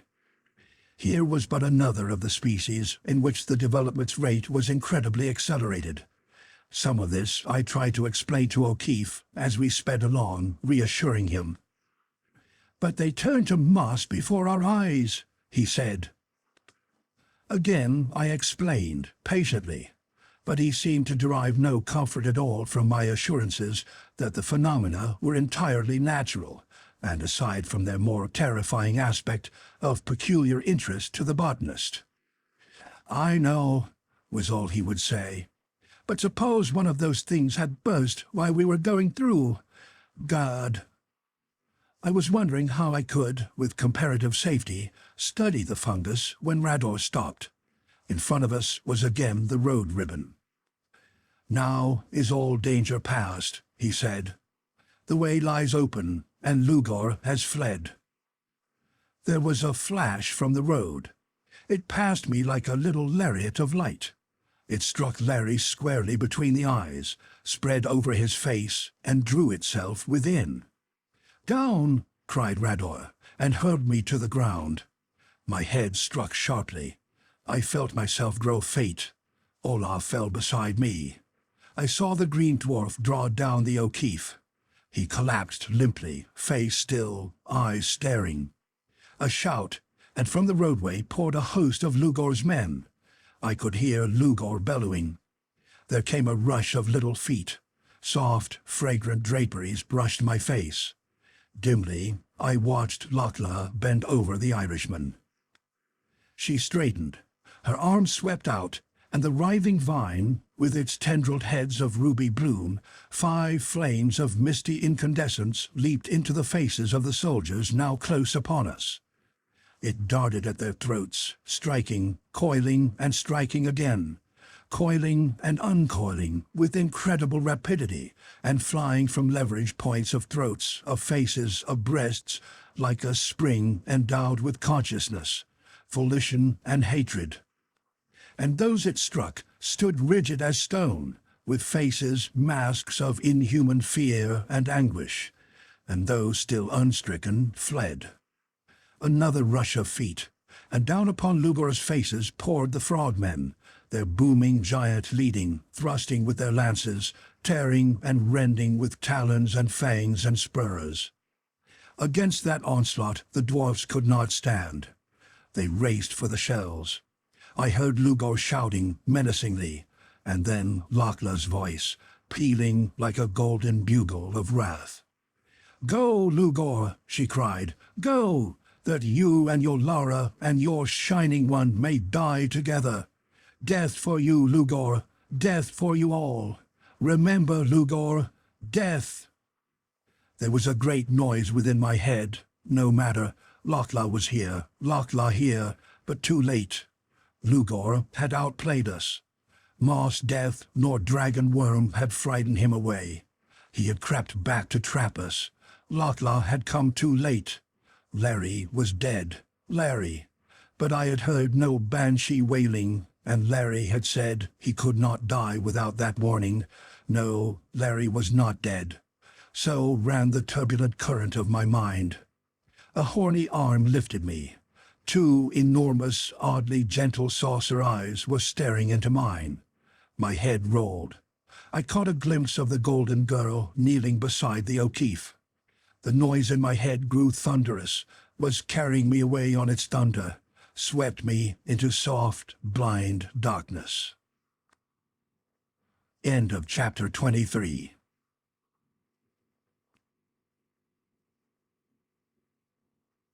The Moon Pool. Chapter 24. The Crimson Sea. I was in the heart of a rose pearl, swinging. No, I was in a rosy dawn cloud, pendulous in space. Consciousness flooded me. In reality, I was in the arms of one of the man-frogs, carrying me as though I were a babe, and we were passing through some place suffused with glow enough, like heart of pearl or dawn cloud, to justify my awakening vagaries. Just ahead walked Norhala in earnest talk with Rador, and content enough was I for a time to watch her. She had thrown off the metallic robes. Her thick braids of golden-brown hair, with their flame glints of bronze, were twined in a high coronal meshed in silken net of green. Little clustering curls escaped from it, clinging to the nape of the proud white neck, shyly kissing it. From her shoulders fell a loose, sleeveless garment of shimmering green, belted with a high golden girdle, skirt folds dropping barely below the knees. She had cast aside her buskins too, and the slender, high-arched feet were sandaled. Between the buckled edges of her kirtle, I caught gleams of translucent ivory, as exquisitely molded, as delectably rounded as those revealed so naively beneath the hem. Something was knocking at the doors of my consciousness, some tragic thing. What was it? Larry. Where was Larry? I remembered, raised my head abruptly. Saw at my side another frogman carrying O'Keefe, and behind him Olaf, step instinct with grief, following like some faithful, wistful dog who has lost a loved master. Upon my movement, the monster bearing me halted, looked down inquiringly, uttered a deep, booming note that held the quality of interrogation. Norhala turned. The clear golden eyes were sorrowful, the sweet mouth drooping, but her loveliness, her gentleness, that undefinable synthesis of all her tender self that seemed always to circle her with an atmosphere of lucid normality, lulled my panic. "Drink this," she commanded, holding a small vial to my lips. Its contents were aromatic, unfamiliar, but astonishingly effective, for as soon as they passed my lips, I felt a surge of strength. Consciousness was restored. "Larry," I cried, "is he dead?" Norhala shook her head. Her eyes were troubled. "No," she said, "but he is like one dead, and yet unlike." "Put me down," I demanded of my bearer. He tightened his hold, round eyes upon the golden girl.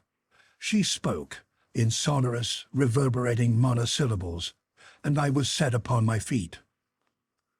I leaped to the side of the Irishman. He lay limp, with a disquieting, abnormal sequacity, as though every muscle were utterly flaccid. The antithesis of the rigor mortis, thank God, but terrifyingly toward the other end of its arc, a syncope I had never known. The flesh was stone cold, the pulse barely perceptible, long-intervaled, the respiration undiscoverable. The pupils of the eyes were enormously dilated. It was as though life had been drawn from every nerve. A light flashed from the road. It struck his face and seemed to sink in, I said. I saw, answered Rador, but what it was I know not, and I thought I knew all the weapons of our rulers. He glanced at me curiously. Some talk there has been that the stranger who came with you, Double-Tongue, was making new death tools for Lugur, he ended. Marakinov, the Russian at work already in this storehouse of devastating energies, fashioning the weapons for his plots. The apocalyptic vision swept back upon me. He is not dead. Lochla's voice was poignant. He is not dead, and the three have wondrous healing. They can restore him if they will, and they will. For a moment she was silent. Now, their gods help Lugur and Yolara, she whispered. For come what may, whether the silent ones be strong or weak, if he dies, surely shall I fall upon them, and I will slay those too, yea, though I too perish. Yolara and Lugur shall both die. Olaf's eyes were burning, but Lugur is mine to slay. That pity I had seen before in Lochla's eyes when she looked upon the Norsemen banished the white wrath from them. She turned, half-hurriedly, as though to escape his gaze. "Walk with us," she said to me, "unless you are still weak." I shook my head, gave a last look at O'Keefe. There was nothing I could do. I stepped beside her. She thrust a white arm into mine protectingly, the wonderfully molded hand with its long, tapering fingers catching about my wrist. My heart glowed toward her. "Your medicine is potent, handmaiden," I answered, "and the touch of your hand would give me strength enough, even had I not drunk it," I added in Larry's best manner. Her eyes danced, trouble flying. "Now that was well spoken for such a man of wisdom as Rador tells me you are," she laughed, and a little pang shot through me. Could not a lover of science present a compliment without it always seeming to be as unusual as plucking a damask rose from a cabinet of fossils? Mustering my philosophy, I smiled back at her. Again I noted that broad, classic brow, with the little tendrils of shining bronze caressing it.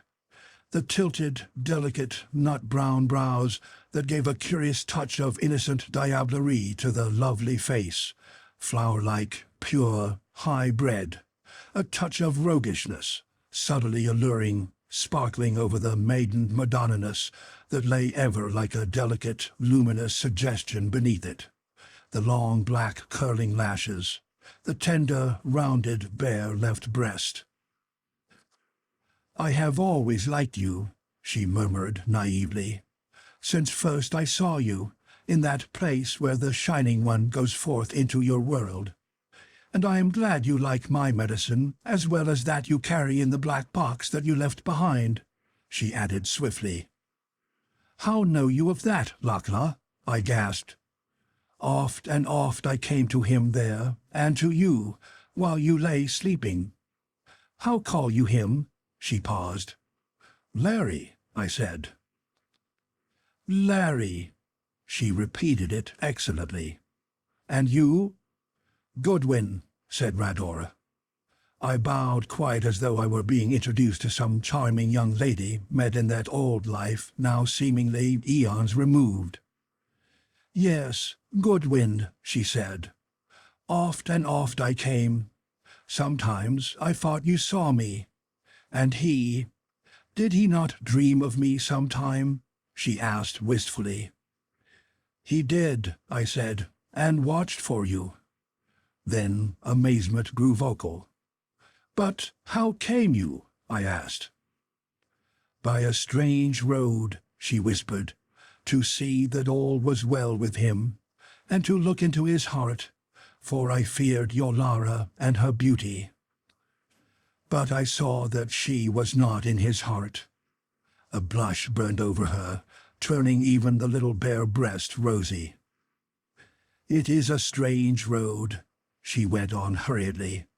Many times have I followed it, and watched the Shining One bear back its prey to the blue pool. Seen the woman he seeks, she made a quick gesture toward Olaf, and a babe cast from her arms and the last pang of her mother love. Seen another woman throw herself into the Shining One's embrace to save a man she loved, and I could not help. Her voice grew deep, thrilled. The friend, it comes to me, who drew you here, Goodwin. She was silent, walking as one who sees visions and listens to voices unheard by others. Rador made a warning gesture. I crowded back my questions, glanced about me. We were passing over a smooth strand, hard-packed as some beach of long, thrust-back ocean. It was like crushed garnets, each grain stained deep red, faintly sparkling. On each side were distances, the floor stretching away into them bare of vegetation, stretching on and on into infinitudes of rosy mist, even as did the space above. Flanking and behind us marched the giant batrachians, 5 score of them at least, black scale and crimson scale lustrous and gleaming in the rosaceous radiance.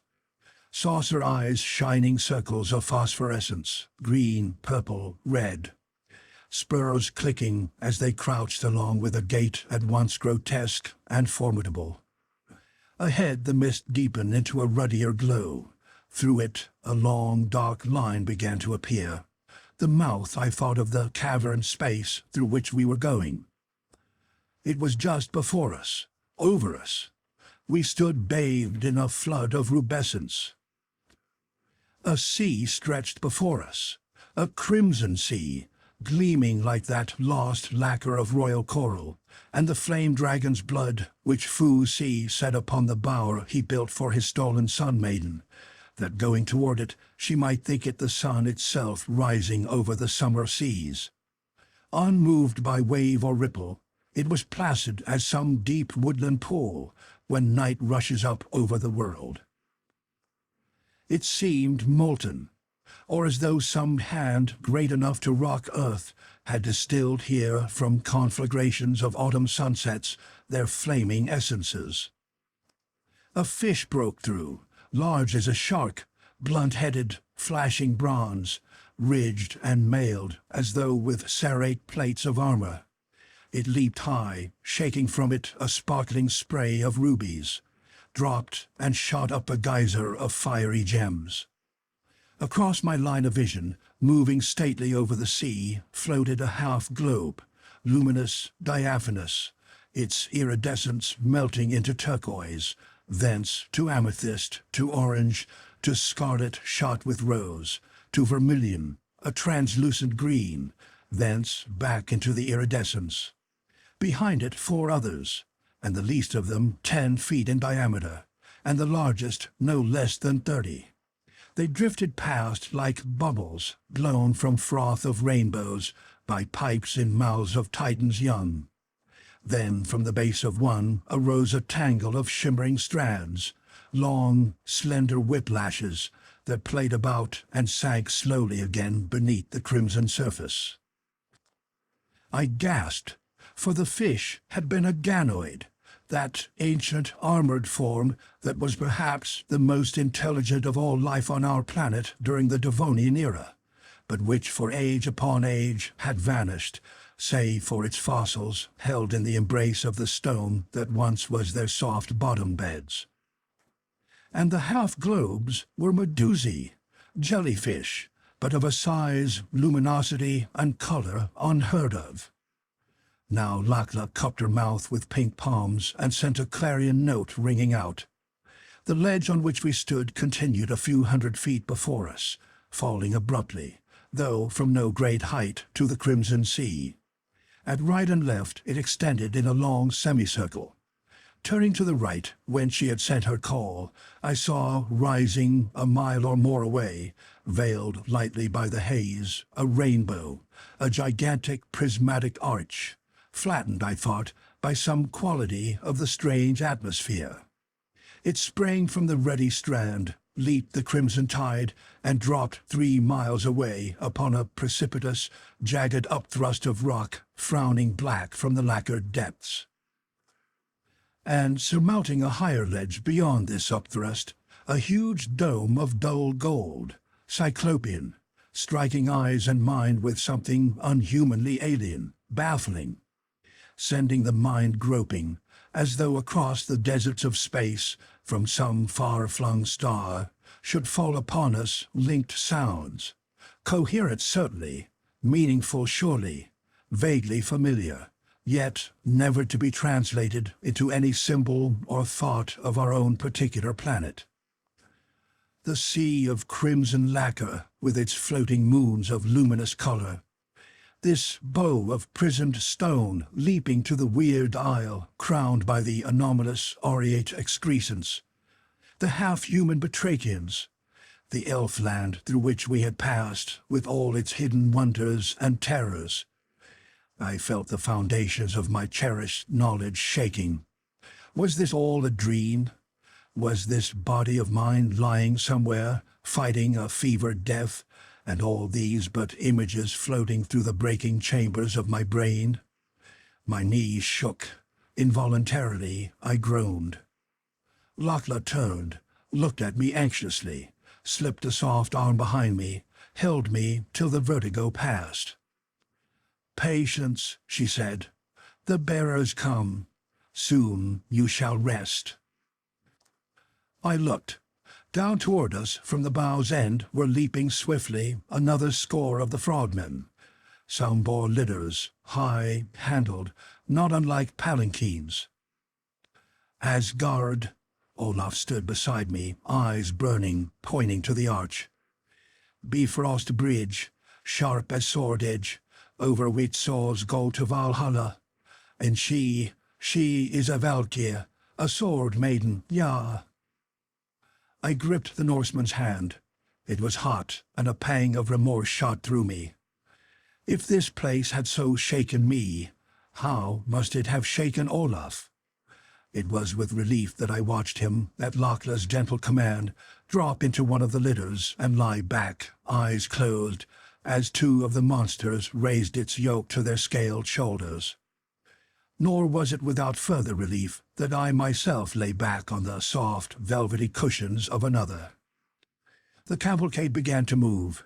Lochla had ordered O'Keefe placed beside her, and she sat, knees crossed Orient fashion, leaning over the pale head on her lap, the white, tapering fingers straying fondly through his hair. Presently I saw her reach up, slowly unwind the coronal of her tresses, shake them loose, and let them fall like a veil over her and him. Her head bent low. I heard a soft sobbing. I turned away my gaze, lorn enough in my own heart, God knew. End of chapter 24.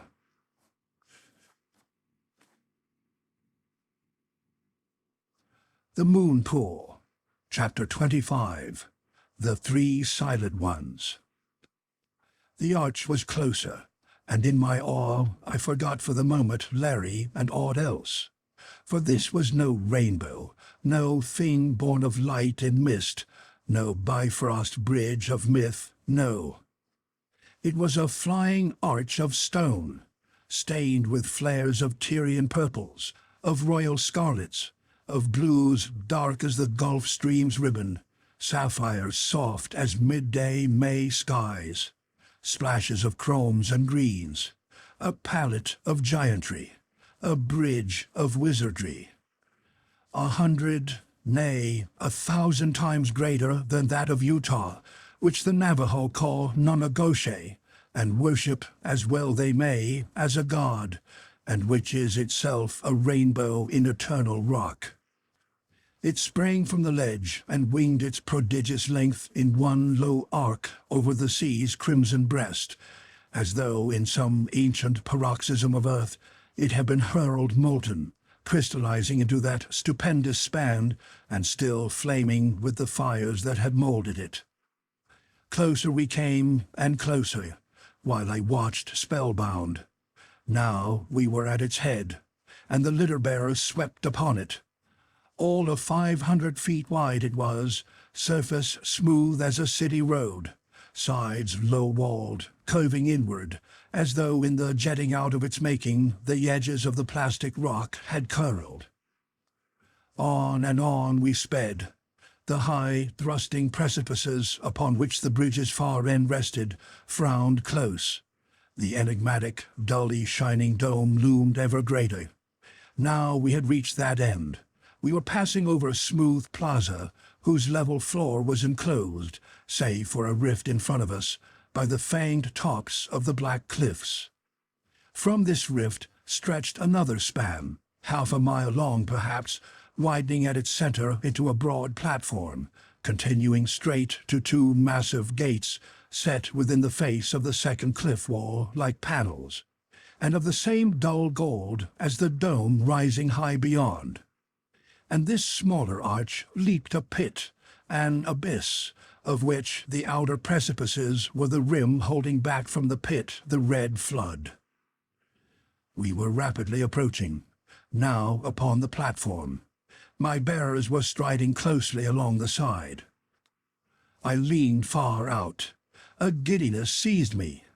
I gazed down into depth upon vertiginous depth, an abyss indeed, an abyss dropping to world's base, like that in which the Babylonians believed writhed Talat, the serpent mother of chaos, a pit that struck down into earth's heart itself. Now, what was that? Distance upon unfathomable distance below. A stupendous glowing, like the green fire of life itself. What was it like? I had it. It was like the corona of the sun in eclipse, that burgeoning that makes of our luminary, when moon veils it, an incredible blossoming of splendors in the black heavens. And strangely, it was like the dweller's beauty, when with its dazzling spiralings and writhings, it raced amid its storm of crystal bell sounds. The abyss was behind us. We had paused at the golden portals. They swung inward. A wide corridor filled with soft light was before us, and on its threshold stood bizarre yellow gems, gleaming, huge muzzle-wide in what was evidently meant for a smile of welcome, the woman frog of the moon pool wall. Lakla raised her head, swept back the silken tent of her hair, and gazed at me with eyes misty from weeping.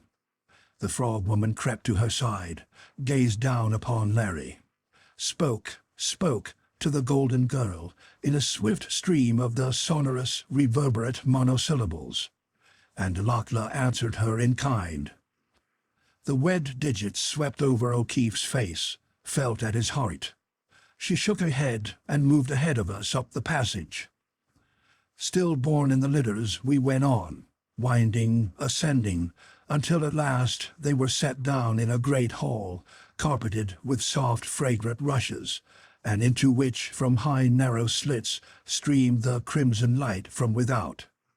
I jumped over to Larry. There had been no change in his condition. Still, the terrifying limpness, the slow, infrequent pulsation. Rador and Olaf, and the fever now seemed to be gone from him, came and stood beside me, silent. "I go to the three," said Lakla. "Wait you here." She passed through a curtaining. Then, as swiftly as she had gone, she returned through the hangings, tresses braided, a swathing of golden gauze about her. "Rador," she said, "bring you Larry, for into your heart the silent ones would look. And fear nothing," she added at the green dwarf's disconcerted, almost fearful start. Rador bowed, was thrust aside by Olaf. "No," said the Norseman, "I will carry him." He lifted Larry like a child against his broad breast. The dwarf glanced quickly at Lakla. She nodded. "Come," she commanded, and held aside the folds. Of that journey I have few memories. I only know that we went through corridor upon corridor, successions of vast halls and chambers, some carpeted with the rushes, others with rugs into which the feet sank as into deep, soft meadows, spaces illumined by the rubrous light, and spaces in which softer lights held sway. We paused before a slab of the same crimson stone as that the green dwarf had called the portal, and upon its polished surface weaved the same unnameable symbols. The golden girl pressed upon its side. It slipped softly back. A torrent of opalescence gushed out of the opening, and, as one in a dream, I entered.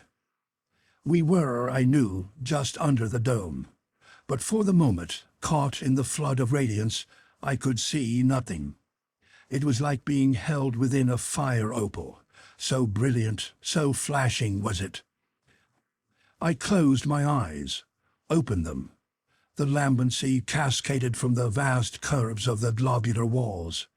In front of me was a long, narrow opening in them, through which, far away, I could see the end of the wizard's bridge and the ledged mouth of the cavern through which we had come. Against the light from within beat the crimson light from without, and was checked as though by a barrier. I felt Lochla's touch, toned. 100 paces away was a dais, its rim raised a yard above the floor.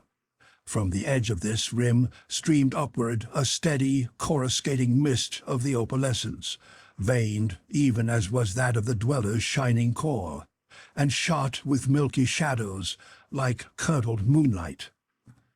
Up it stretched like a wall. Over it, from it, down upon me, gazed 3 faces. 2 clearly male, 1 a woman's. At the first, I thought them statues, and then the eyes of them gave the lie to me. For the eyes were alive, terribly, and if I could admit the word, supernaturally alive.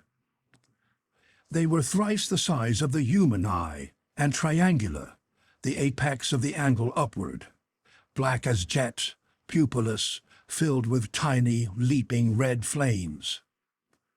Over them were foreheads, not as ours, high and broad and visored, their sides drawn forward into a vertical ridge, a prominence, an upright wedge, somewhat like the visored heads of a few of the great lizards, and the heads, long, narrowing at the back, were fully twice the size of mankind's.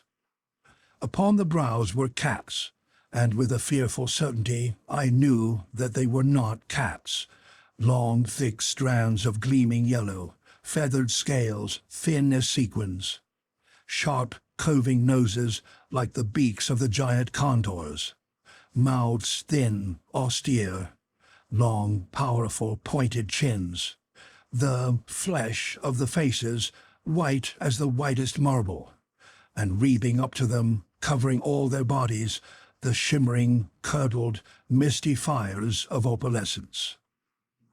Olaf stood rigid. My own heart leaped wildly. What were these beings? I forced myself to look again, and from their gaze streamed a current of reassurance, of goodwill, nay, of intense spiritual strength. I saw that they were not fierce, not ruthless, not inhuman, despite their strangeness. No, they were kindly, in some unmistakable way, benign and sorrowful, so sorrowful. I straightened, gazed back at them fearlessly. Olaf drew a deep breath, gazed steadily too, the hardness, the despair wiped from his face. Now Lochla drew closer to the dais. The 3 pairs of eyes searched hers, the woman's with an ineffable tenderness. Some message seemed to pass between the 3 and the golden girl. She bowed low, turned to the Norseman. "Place Larry there," she said softly, "there, at the feet of the silent ones." She pointed into the radiant mist. Olaf started, hesitated, stared from Lochla to the 3, searched for a moment their eyes, and something like a smile drifted through them. He stepped forward, lifted O'Keefe, set him squarely within the covering light. It wavered, rolled upward, swirled about the body, steadied again, and within it there was no sign of Larry. Again the mist wavered, shook, and seemed to climb higher, hiding the chins, the beaked noses, the brows of that incredible trinity. But before it ceased to climb, I thought the yellow feathered heads bent, sensed a movement, as though they lifted something. The mist fell, the eyes gleamed out again, inscrutable. And groping out of the radiance, pausing at the verge of the dais, leaping down from it, came Larry, laughing, filled with life, blinking as one who draws from darkness into sunshine. He saw Norhala, sprang to her, gripped her in his arms. "Norhala!" he cried. "Mavernine!" She slipped from his embrace, blushing, glancing at the three shyly, half fearfully. And again I saw the tenderness creep into the inky, flame-shod orbs of the woman-being, and a tenderness in the others too, as though they regarded some well-beloved child. "You lay in the arms of death, Larry," she said, "and the Silent Ones drew you from him. Do homage to the Silent Ones, Larry, for they are good and they are mighty." She turned his head with one of the long white hands, and he looked into the faces of the three. Looked long, was shaken, even as had been Olaf and myself, was swept by that same wave of power, and of, what can I call it, holiness that streamed from them. Then for the first time I saw real awe mount into his face. Another moment he stared, and rocked upon one knee, and bowed his head before them, as would a worshipper before the shrine of his saint. And, I am not ashamed to tell it, I joined him, and with us knelt Norhala and Olaf and Rador. The mist of fiery opal swirled up about the three, hid them. And with a long, deep, joyous sigh, Norhala took Larry's hand, drew him to his feet, and silently we followed them out of that hall of wonder.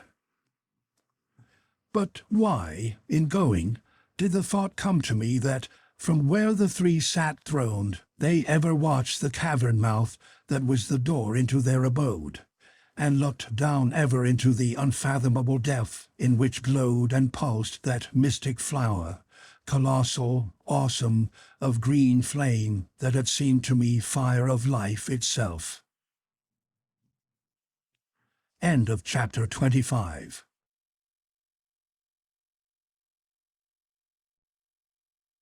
The Moon Pool. Chapter 26. The Wooing of Norhala. I had slept soundly and dreamlessly. I wakened quietly in the great chamber into which Rador had ushered O'Keefe and myself after that culminating experience of crowded, nerve-wracking hours, the facing of the three. Now, lying gazing upward at the high-vaulted ceiling, I heard Larry's voice. "They look like birds." Evidently, he was thinking of the three. A silence, then, "Yes, they look like birds. And they look, and it's meaning no disrespect to them, I am at all, they look like lizards." And another silence. "They look like some sort of gods, and by the good sword arm of Brian Borrow, they look human too. And it's none of them they are either. So what the Saint Bridget are they?" Another short silence, and then, in a tone of awed and absolute conviction, "That's it, sure. That's what they are. It all hangs in. They couldn't be anything else." He gave a whoop. A pillow shot over and caught me across the head. "Wake up!" shouted Larry. "Wake up, ye seething cauldron of fossilized superstitions! Wake up, ye bogey-haunted man of scientific unwisdom!" Under pillow and insults, I bounced to my feet, filled for a moment with quite real wrath. He lay back, roaring with laughter, and my anger was swept away. "Doc," he said very seriously after this, "I know who the three are." "Yes?" I queried, with studied sarcasm. "Yes," he mimicked. "Yes, Yeah, yeah. He paused under the menace of my look, grinned. Yes, I know, he continued. They're of the Taptua Day, the old ones, the great people of Ireland. That's who they are. I knew, of course, of the Tuatha De Danann, the tribes of the god Danu, the half-legendary, half-historical clan who found their home in Erin some 4,000 years before the Christian era, and who have left so deep an impress upon the Celtic mind and its myths. Yes, said Larry again, the Tuatha Dé, the ancient ones who had spells that could compel Manannan, who is the spirit of all the Seas, and Cator, who is the god of all green living things, and even Jesus, the unseen god, whose pulse is the pulse of all the firmament. Yes, and Orchel too, who sits within the earth and weaves with the shuttle of mystery and her three looms of birth and life and death. Even Orchel would weave as they commanded. He was silent. Then, they are of them, the mighty ones. Why else would I have bent my knee to them, as I would have to the spirit of my dead mother? Why else would Lachla, whose gold-brown hair is the hair of Aelid the Fair, whose mouth is the sweet mouth of Deirdre, and whose soul walked with mine ages agone among the fragrant green myrtle of Erin, serve them? He whispered, eyes full of dream. Have you any idea how they got here? I asked, not unreasonably. I haven't thought about that, he replied, somewhat testily. But at once, the excellent man of wisdom, a number occurred to me. One of them is that this little party of 3 might have stopped here on their way to Ireland, and for good reasons of their own decided to stay a while. And another is that they might have come here afterward, having got wind of what those rats out there were contemplating, and have stayed on the job till the time was ripe to save Ireland from 'em. The rest of the world too, of course, he added magnanimously. But Ireland in particular. And do any of those reasons appeal to you? I shook my head. Well, what do you think? He asked wearily. I think, I said cautiously, that we face an evolution of highly intelligent beings from ancestral sources radically removed from those through which mankind descended. These half-human, highly developed Patrakians they call the Aka prove that evolution in these caverned spaces has certainly pursued one different path than on Earth. The Englishman, Wells, wrote an imaginative and very entertaining book concerning an invasion of Earth by Martians, and he made his Martians enormously specialized cuttlefish. There was nothing inherently improbable in Wells' choice. Man is the ruling animal of Earth today, solely by reason of a series of accidents. Under another series, spiders or ants or even elephants could have become the dominant race. I think, I said even more cautiously, that the race to which the 3 belong never appeared on Earth's surface, that their development took place here, unhindered through eons. And if this be true, the structure of their brains, and therefore all their reactions, must be different from ours. Hence their knowledge and command of energies unfamiliar to us, and hence also the question whether they may not have an entirely different sense of values, of justice, and that is rather terrifying, I concluded. Larry shook his head. That last sort of knocks your argument, Doc, he said. They had sense of justice enough to help me out, and certainly they know love, for I saw the way they looked at Lachla, and sorrow, for there was no mistaking that in their faces. No, he went on, I hold to my own idea. They're of the old people. The little leprechaun knew his way here, and I'll bet it was they who sent the word. And if the O'Keefe Banshee comes here, which saved the mark, I'll bet she'll drop in on the Silent Ones for a social visit before she and her clan get busy. Well, it'll make her feel great, more at home, the good old body. No, Doc, no, he concluded. I'm right. It all fits in too well to be wrong. I made a last despairing attempt. Is there anything anywhere in Ireland that would indicate that the Tuatha Dé ever looked like the three? I asked, and again I had spoken most unfortunately. Is there? He shouted. Is there? By that kilt o' Cormac MacCormick, I'm glad you reminded me. It was worrying me a little myself. There was Dagda, who could put on the head of a great boar and the body of a giant fish, and cleave the waves and tear to pieces the berlins of anyone who came against Erin. And there was Rin. How many more of the metamorphoses of the old people I might have heard, I do not know, for the curtains parted, and in walked Rador. You have rested well, he smiled. I can see. The handmaiden bade me call you. You were to eat with her in the garden.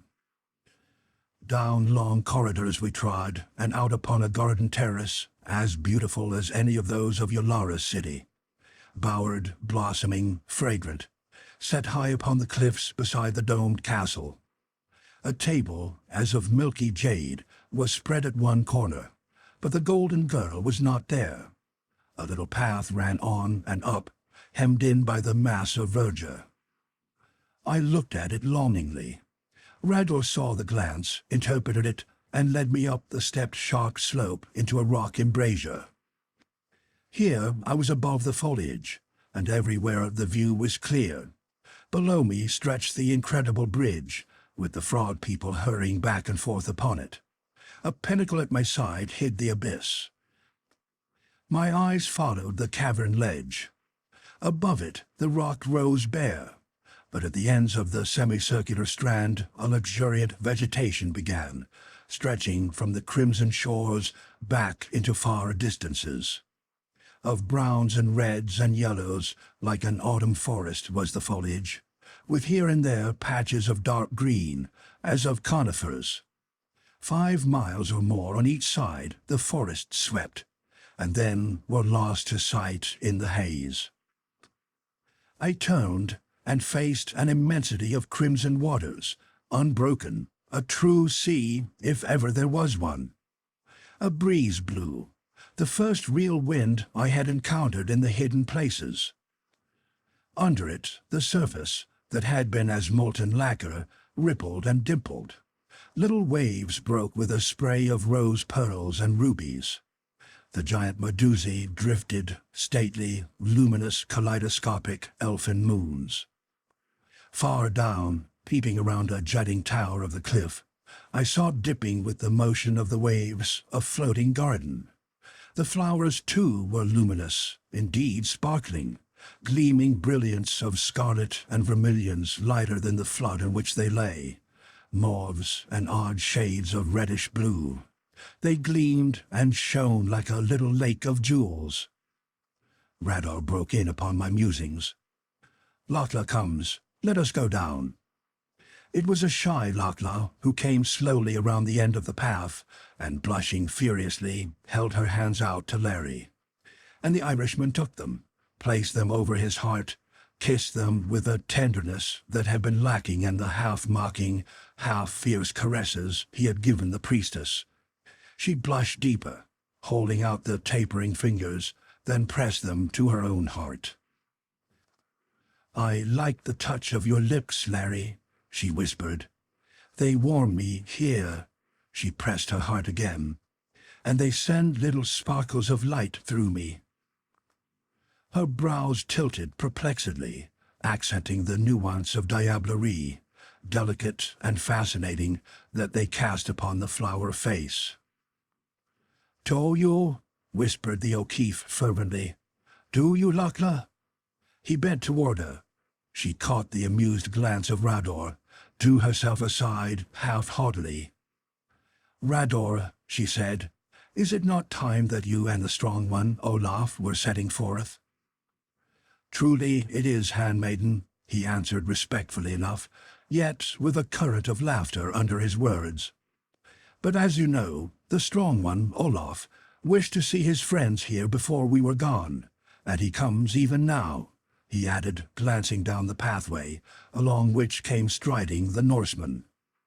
As he faced us, I saw that a transformation had been wrought in him. Gone was the pitiful seeking, and gone, too, the just as pitiful hope. The set face softened as he looked at the golden girl and bowed low to her. He thrust a hand to O'Keefe and to me. "There is to be battle," he said. "I go with Redor to call the armies of these frog people. As for me, Lakla has spoken. There is no hope for mine Helma in life, but there is hope that we destroy the shining devil and give mine Helma peace. And with that I am well content, ja, well content." He gripped our hands again. "We will fight," he muttered, "ja, and I will have vengeance." The sternness returned, and with a salute Rador and he were gone. 2 great tears rolled from the golden eyes of Lakla. "Not even the silent ones can heal those the Shining One has taken," she said. "He asked me, and it was better that I tell him. It is part of the Three's punishment, but of that you will soon learn," she went on hurriedly. "Ask me no questions now of the Silent Ones. I thought it better for Olaf to go with Rador, to busy himself, to give his mind other than sorrow upon which to feed." Up the path came 5 of the frog women, bearing platters and ewers.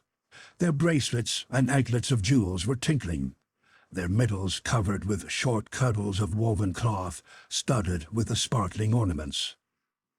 And here let me say that, if I have given the impression that the Aka were simply magnified frogs, I regret it. Frog-like they are, and hence my phrase for them, but as unlike the frog as we know it, as man is unlike the chimpanzee. Springing, I hazard, from the Stegocephalia, the ancestor of the frogs, these batrachians followed a different line of evolution and acquired the upright position, just as man did his from the 4-footed folk. The great staring eyes, the shape of the muzzle were frog-like, but the highly developed brain had set upon the head and shape of it vital differences. The forehead, for instance, was not low, flat, and retreating. Its frontal arch was well defined. The head was, in a sense, shapely, and with the females, the great horny carapace that stood over it like a fantastic helmet was much modified, as were the spurs that were so formidable in the male. Coloration was different also. The torso was upright, the legs a little bent, giving them their crouching gait. But I wander from my subject. They set their burdens down. Very looked at them with interest. "You surely have those things well trained, Lakla," he said. "Things?" The handmaiden arose, eyes flashing with indignation. "You call my Aka things?" "Well," said Larry, a bit taken aback, "what do you call them?" "My Aka are a people," she retorted. "As much a people as your race or mine. They are good and loyal, and they have speech and arts, and they slay not, save for food or to protect themselves. And I think them beautiful, Larry, beautiful." She stamped her foot. "And you call them things." Beautiful, these? Yet, after all, they were in their grotesque fashion. And to Lakla, surrounded by them from babyhood, they were not strange at all. Why shouldn't she think them beautiful? The same thought must have struck O'Keefe, for he flushed guiltily. "I think them beautiful too, Lakla," he said remorsefully.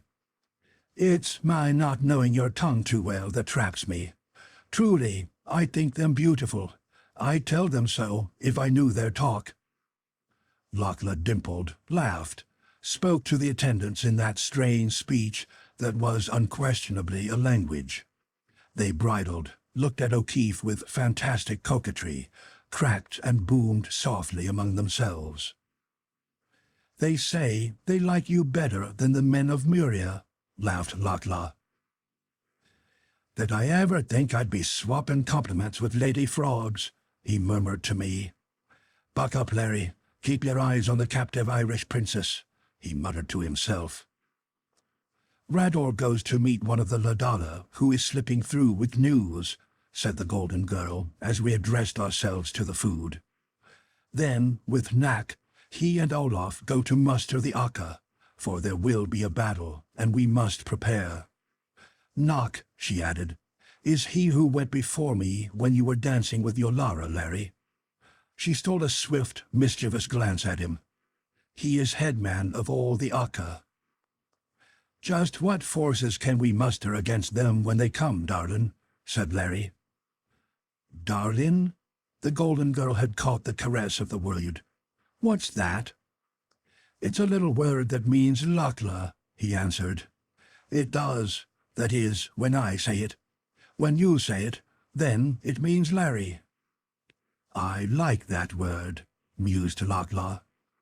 You could even say Larry Darlin, suggested O'Keefe. Larry Darlin, said Lakla. When they come, we shall have first of all my Akka. Can they fight, Mavourneen? Interrupted Larry. Can they fight? My Akka? Again her eyes flashed. They will fight to the last of them, with the spears that give the swift rotting, covered as they are with the jelly of those Sadhu there. She pointed through a rift in the foliage, across which, on the surface of the sea, was floating one of the moon globes, and now I know why Rador had warned Larry against a plunge there. With spears and clubs, and with teeth and nails and spurs, they are a strong and brave people, Larry, darlin', and though they hurl the keth at them, it is slow to work upon them, and they slay even while they are passing into the nothingness.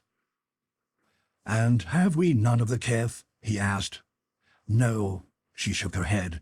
None of their weapons have we here, although it was the ancient ones who shaped them. But the three are of the ancient ones, I cried. Surely they can tell. No, she said slowly. No, there is something you must know, and soon. And then the silent ones say you will understand. You especially, Goodwin, who worship wisdom. Then, said Larry, we have the Akka, and we have the 4 men of us, and among us 3 guns and about 100 cartridges, and the power of the 3. But what about the shining one, fireworks? I do not know. Again, the indecision that had been in her eyes when Yolara had launched her defiance crept back. The shining one is strong, and he has his slaves. Well, we'd better get busy, good and quick, the O'Keefe's voice rang. But Lakla, for some reason of her own, would pursue the matter no further. The trouble fled from her eyes. They danced. Larry, darlin', she murmured, I like the touch of your lips. You do, he whispered, all thought flying of anything but the beautiful, provocative face so close to his. Then, Akushla, you're going to get acquainted with them. Turn your head, Doc, he said. And I turned it. There was quite a long silence, broken by an interesting, soft outburst of gentle boomings from the serving frog maids. I stole a glance behind me. Lakla's head lay on the Irishman's shoulder, the golden eyes misty sun-pools of love and adoration.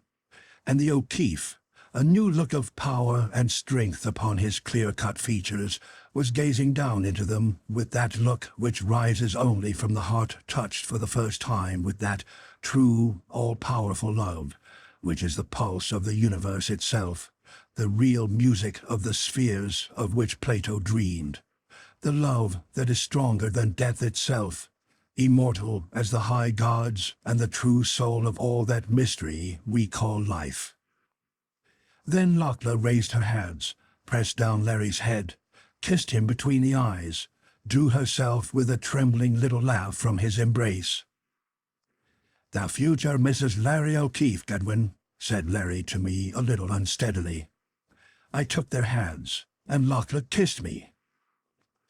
She turned to the booming, smiling frog maids, gave them some command, for they filed away down the path. Suddenly I felt, well, a little superfluous. "If you don't mind," I said, "I think I'll go up the path there again and look about." But they were so engrossed with each other that they did not even hear me, so I walked away, up to the embrasure where Rador had taken me. The movement of the Batrachians over the bridge had ceased. Dimly, at the far end, I could see the cluster of the garrison. My thoughts flew back to Lugur and to Larry. What was to be the end? If we won, if we were able to pass from this place, could she live in our world?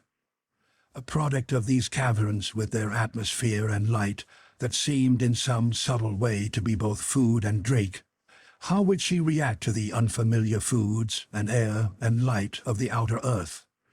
Further, here, so far as I was able to discover, there were no malignant bacilli. What immunity could Lugur have then to those microscopic evils without, which only long ages of sickness and death have brought for us a modicum of protection? I began to be oppressed. Surely they had been long enough by themselves. I went down the path. I heard Larry. "It's a green land, Mavourneen, and the sea rocks and dimples around it, blue as the heavens, green as the isle itself, and foam horses toss their white manes, and the great clean winds blow over it, and the sun shines down on it like your eyes, Akusha. Are you a king of Ireland, Larry darlin'?" Thus Lugur. But enough. At last we turned to go, and around the corner of the path I caught another glimpse of what I have called the Lake of Jewels. I pointed to it. "Those are lovely flowers, Lugur," I said. "I have never seen anything like them in the place from whence we come." She followed my pointing finger, laughed. "Come," she said, "let me show you them." She ran down an intersecting way, we following, came out of it upon a little ledge close to the brake, 3 feet or more, I suppose, about it. The golden girl's voice rang out in a high-pitched, tremulous, throbbing call. The Lake of Jewels stirred as though a breeze had passed over it, stirred, shook, and then began to move swiftly, a shimmering torrent of shining flowers down upon us. She called again. The movement became more rapid. The gem bloom streamed closer, closer, wavering, shifting, winding at our very feet. Above them hovered a little radiant mist. The golden girl leaned over, called softly, and up from the sparkling mass shot a green vine whose heads were 5 flowers of flaming ruby. Shot up, flew into her hand, and coiled about the white arm, its quintet of lambent blossoms regarding us. It was the thing Lugur had called the Yekta, that with which she had threatened the Priestess, the thing that carried the dreadful death, and the golden girl was handling it like a rose. Larry swore. I looked at the thing more closely. It was a hydroid, a development of that strange animal vegetable that, sometimes almost microscopic, waves in the sea depths like a cluster of flowers, paralyzing its prey with the mysterious force that dwells in its blossom heads. "Put it down, Lugur." The distress in O'Keefe's voice was deep. Lugur laughed mischievously, caught the real fear for her in his eyes, opened her hand, gave another faint call, and back it flew to its fellows. "Why, it wouldn't hurt me, Larry," she expostulated. "They know me." "Put it down," he repeated hoarsely. She sighed, gave another sweet, prolonged call. The lake of gems, rubies and amethysts, mauves and scarlet-tinged blues, wavered and shook, even as it had before, and swept swiftly back to that place whence she had drawn them. Then, with Larry and Lugur walking ahead, white arm about his brown neck, the O'Keefe still expostulating, the handmaiden laughing merrily, we passed through her bower to the domed castle. Glancing through a cleft, I caught a sight again of the far end of the bridge, noted among the clustered figures of its garrison of the frogmen a movement, a flashing of green fire, like marsh lights on spear tips. Wondered idly what it was, and then, other thoughts crowding in, followed along, head bent, behind the pair who had found, in what was Olaf's hell, their true paradise. Footnote 1. The Akka are viviparous. The female produces progeny at 5-year intervals, never more than 2 at a time. They are monogamous, like certain of our own Ranidae. Pending my monograph upon what little I had time to learn of their interesting habits and customs, the curious will find instruction and entertainment in Brandes and Schwenneken's Brutpflege der Schwanzlosen Batrachia, page 395, and Lillian V. Sampson's Unusual Modes of Breeding Among Anura, American Naturalist, 34, 1900, WTG. Footnote 2. The Yecta of the Crimson Sea are as extraordinary developments of hydroid forms as the giant Medusae, of which, of course, they are not too remote cousins. The closest resemblances to them in outer water forms are among the gymnoblastic hydroids, notably Clavitella prolifera, a most interesting ambulatory form of 6 tentacles. Almost every bather in southern waters, northern too, knows the pain that contact with certain jellyfish produces. The Yecta's development was prodigious, and, to us, monstrous. It secretes in its 5 heads an almost incredibly swiftly acting poison, which I suspect, for I had no chance to verify the theory, destroys the entire nervous system, to the accompaniment of truly infernal agony, carrying at the same time the illusion that the torment stretches through infinities of time. Both ether and nitrous oxide gas produce in the majority this sensation of time extension, without, of course, the pain symptom. What Locke called the Yecta kiss is, I imagine, about as close to the orthodox idea of hell as can be conceived. The secret of her control over them I had no opportunity of learning in the rush of events that followed. Knowledge of the appalling effects of their touch came, she told me, from those few who had been kissed so lightly that they recovered. Certainly nothing, not even the Shining One, was dreaded by the Mirians as these were. WTG. End of chapter 26.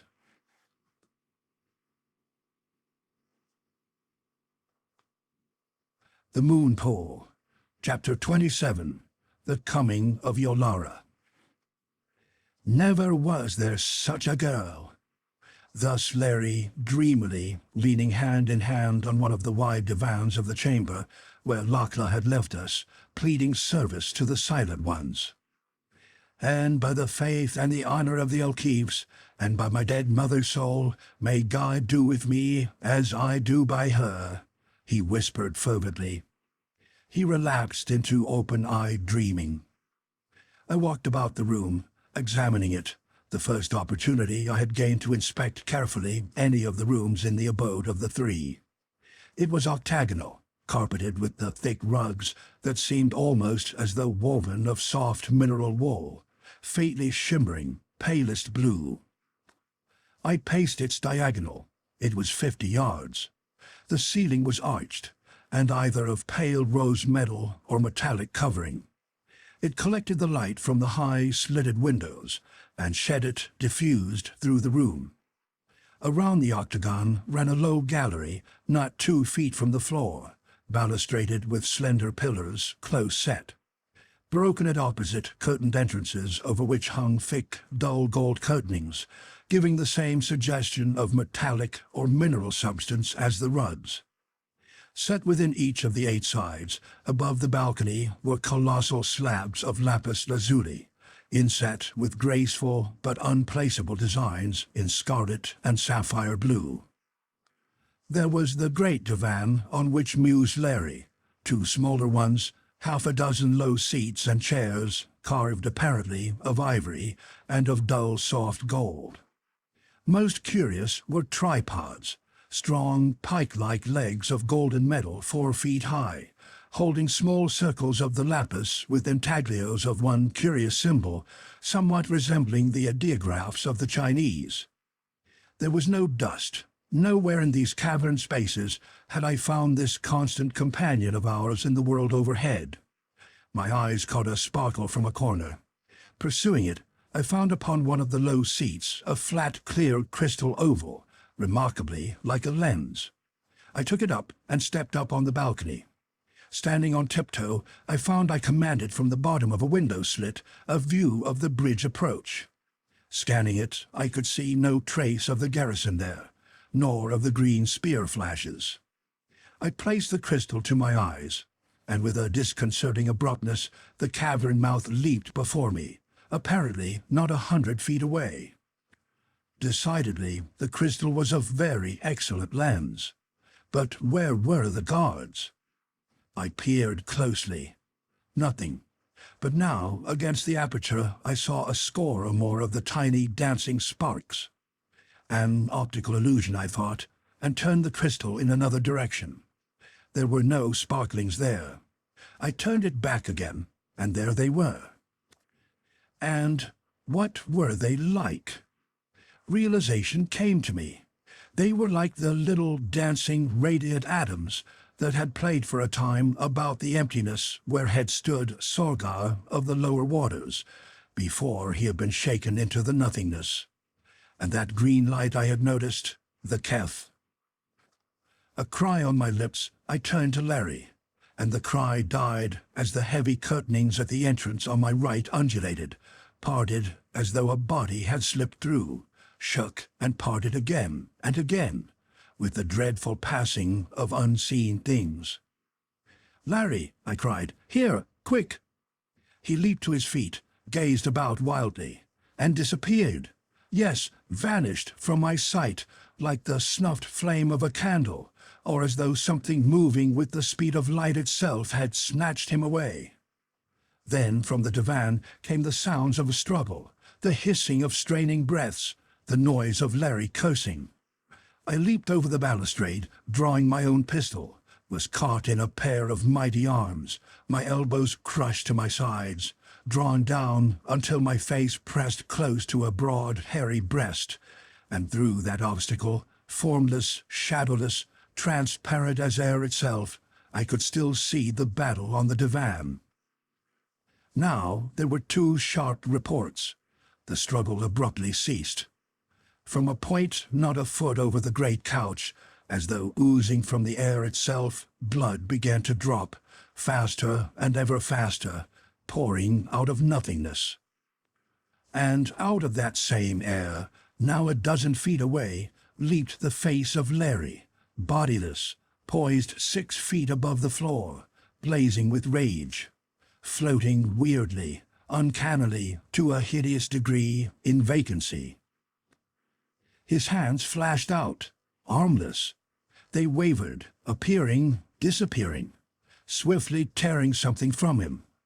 Then there, feet hidden, stiff on legs that vanished at the ankles, striking out into vision with all the dizzy abruptness with which he had been stricken from sight, was the O'Keefe, a smoking pistol in hand. And ever that red stream trickled out of vacancy and spread over the couch, dripping to the floor. I made a mighty movement to escape, was held more firmly, and then close to the face of Larry, flashing out with that terrifying instantaneousness even as had his, was the head of Yolara, as devilishly mocking as I had ever seen it, the cruelty shining through it like delicate white flames from hell, and beautiful. "Stir not, strike not, until I command." She flung the words beyond her, addressed to the invisible ones who had accompanied her, whose presences I sensed filling the chamber. The floating, beautiful head, crowned high with corn silk hair, darted toward the Irishman. He took a swift step backward.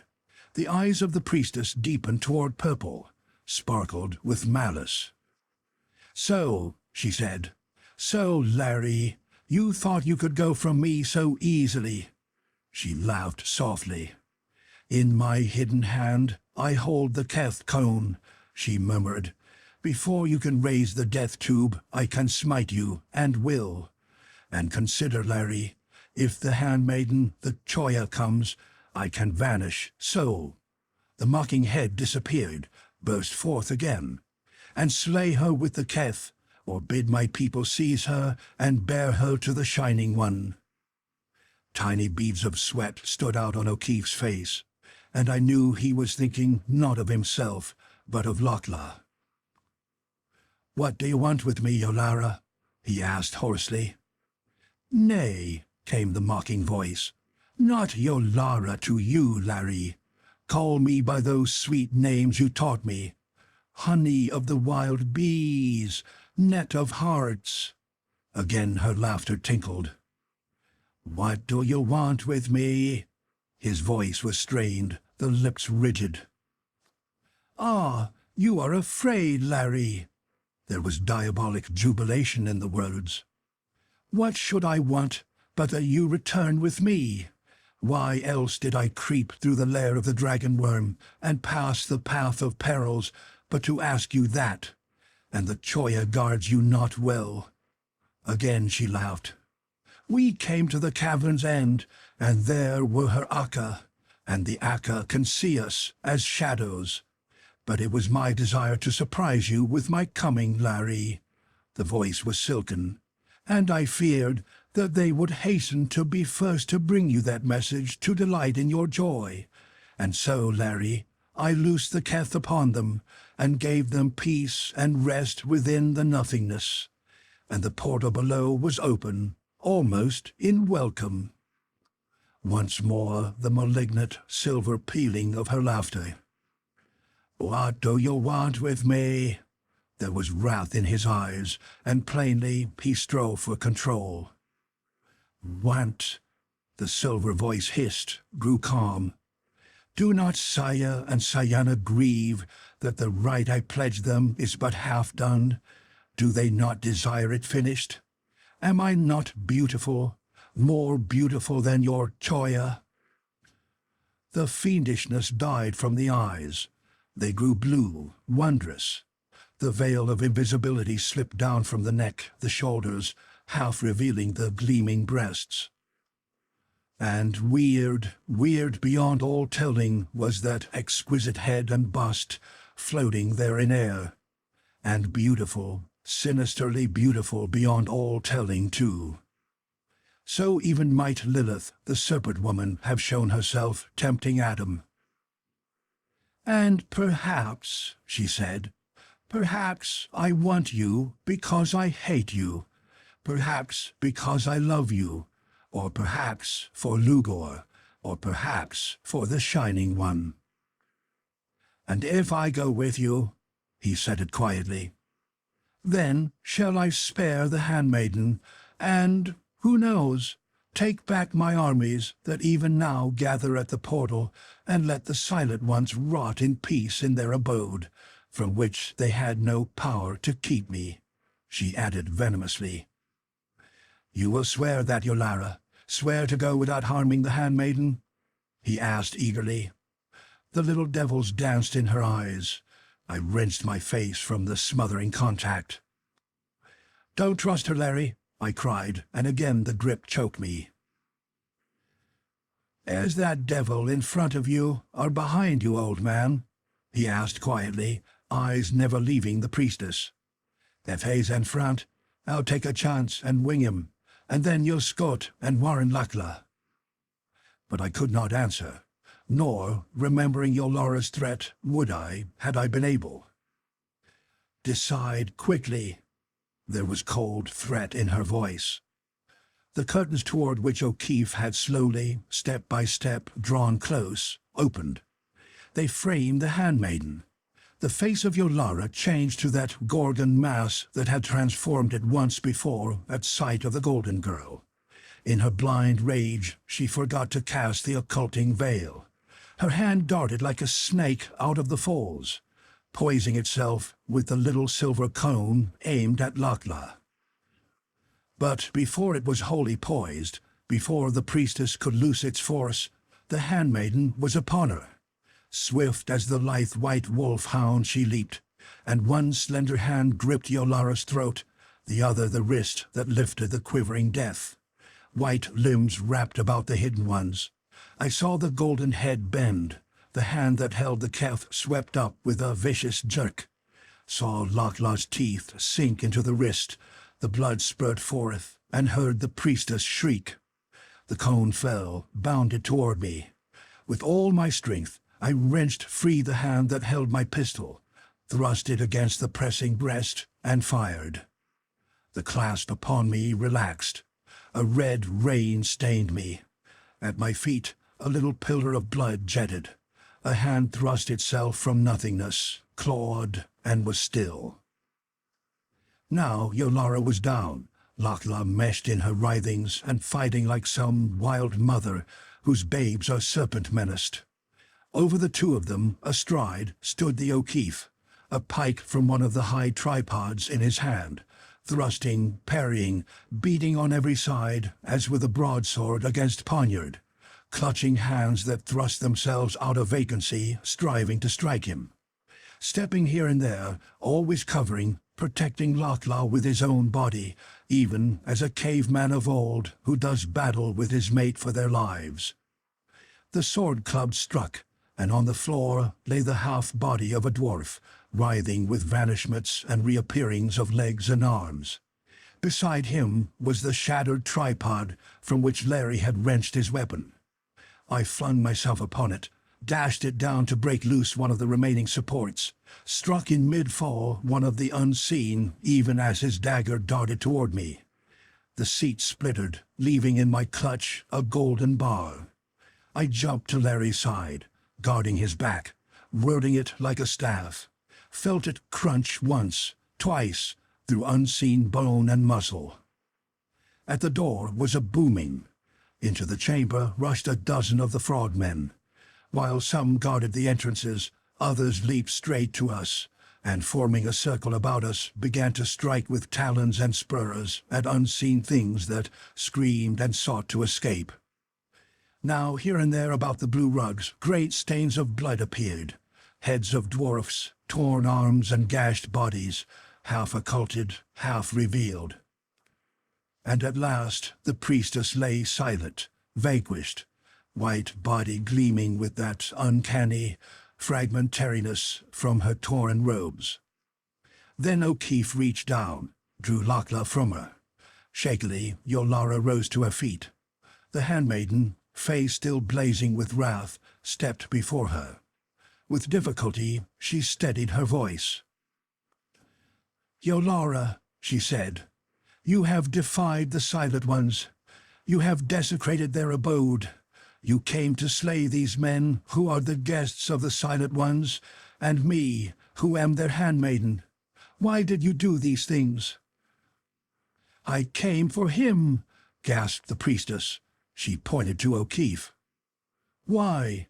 asked Lochla. "Because he is pledged to me," replied Yolara, all the devils that were hers in her face. "Because he wooed me. Because he is mine." "That is a lie." The handmaid's voice shook with rage. "It is a lie.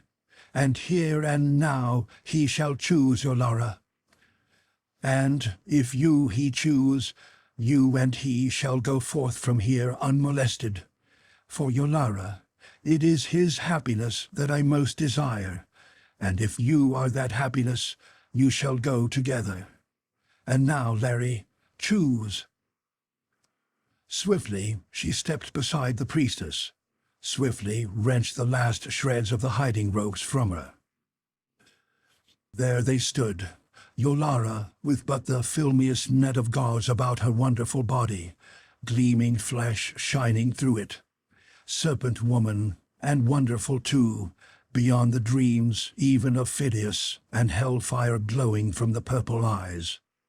And Lochla, like a girl of the Vikings, like one of those warrior maids who stood and fought for Dun and babes at the sight of those old heroes of Larry's own Green Isle. Translucent ivory lammed through the rents of her torn draperies, and in the wide golden eyes flaming wrath. Indeed, not the diabolic flames of the priestess, but the righteous wrath of some soul that, looking out of paradise, sees vile wrong in the doing.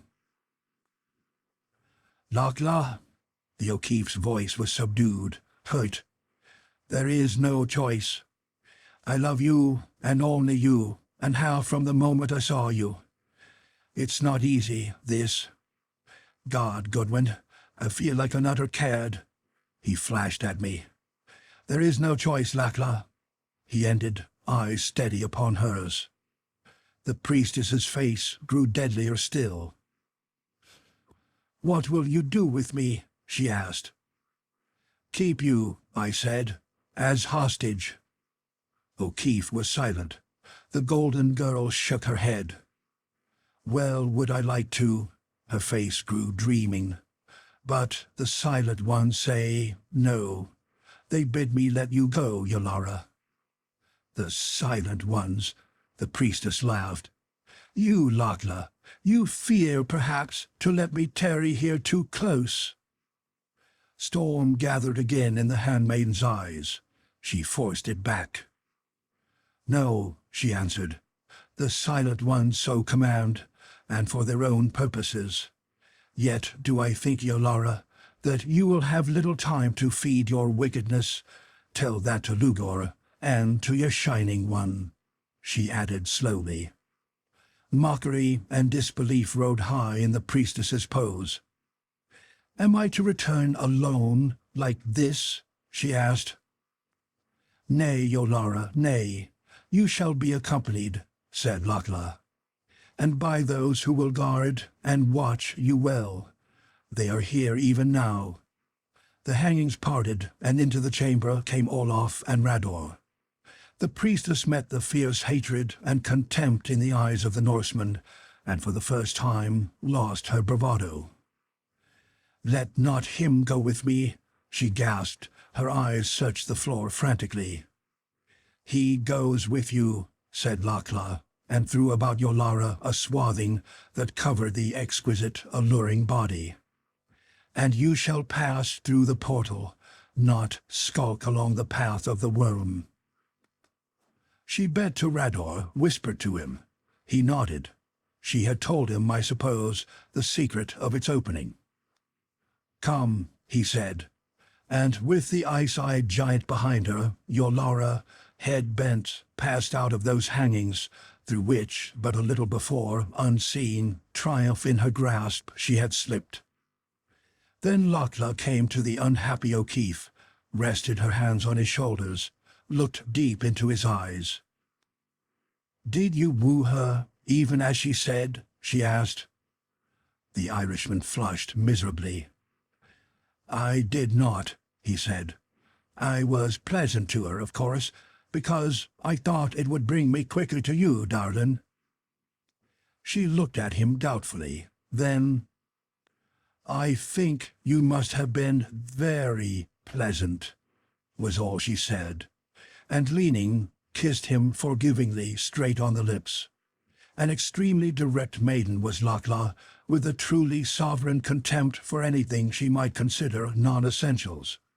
And at this moment I decided she was wiser even than I had thought her.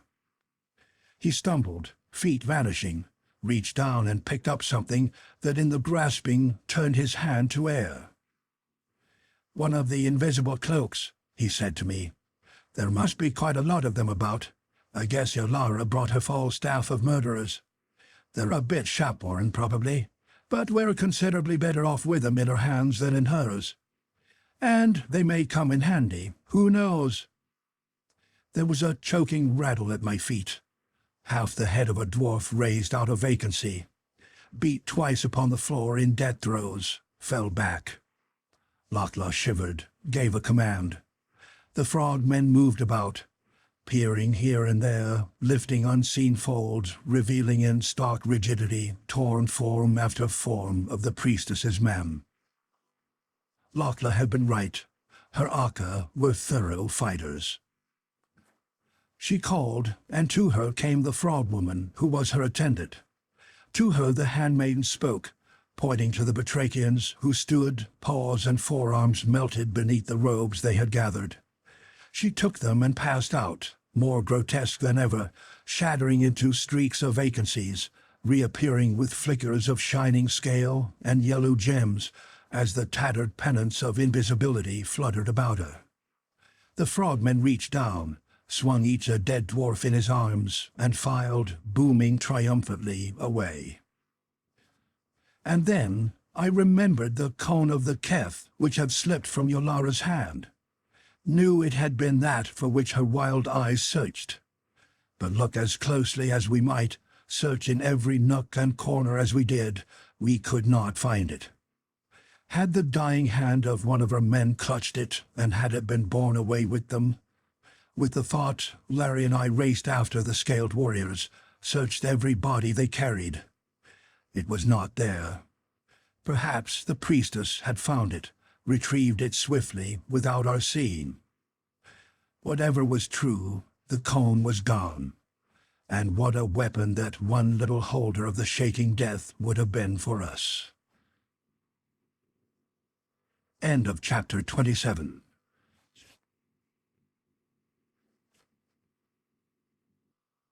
The Moon Pool. Chapter 28. In the Lair of the Dweller. It is with marked hesitation that I begin this chapter, because in it I must deal with an experience so contrary to every known law of physics as to seem impossible. Until this time, barring, of course, the mystery of the Dweller, I had encountered nothing that was not susceptible of naturalistic explanation, nothing, in a word, outside the domain of science itself. Nothing that I would have felt hesitancy in reciting to my colleagues of the International Association of Science. Amazing, unfamiliar, advanced, as many of the phenomena were, still they lay well within the limits of what we have mapped as the possible. In regions, it is true, still virgin to the mind of man, but toward which that mind is steadily advancing. But this, well, I confess that I have a theory that is naturalistic, but so abstruse, so difficult to make clear within the short confines of the space I have to give it, so dependent upon conceptions that even the highest trained scientific brains find difficult to grasp, that I despair. I can only say that the thing occurred, that it took place in precisely the manner I am about to narrate, and that I experienced it. Yet, in justice to myself, I must open up some paths of preliminary approach toward the heart of the perplexity. And the first path is the realization that our world, whatever it is certainly not the world as we see it.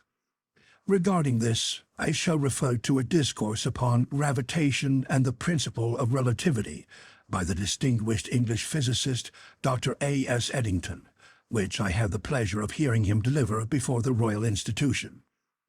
I realize, of course, that it is not true logic to argue, the world is not as we think it is, therefore everything we think impossible is possible in it.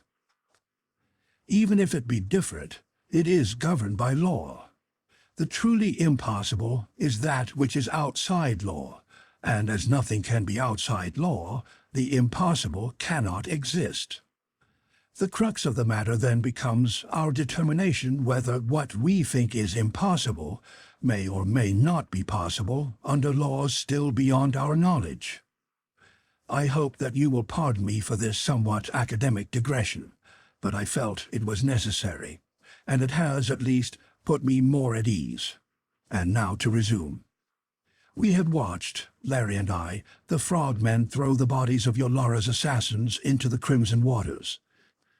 As vultures swooped down upon the dying, there came, sailing swiftly to where the dead men floated, dozens of the luminous globes.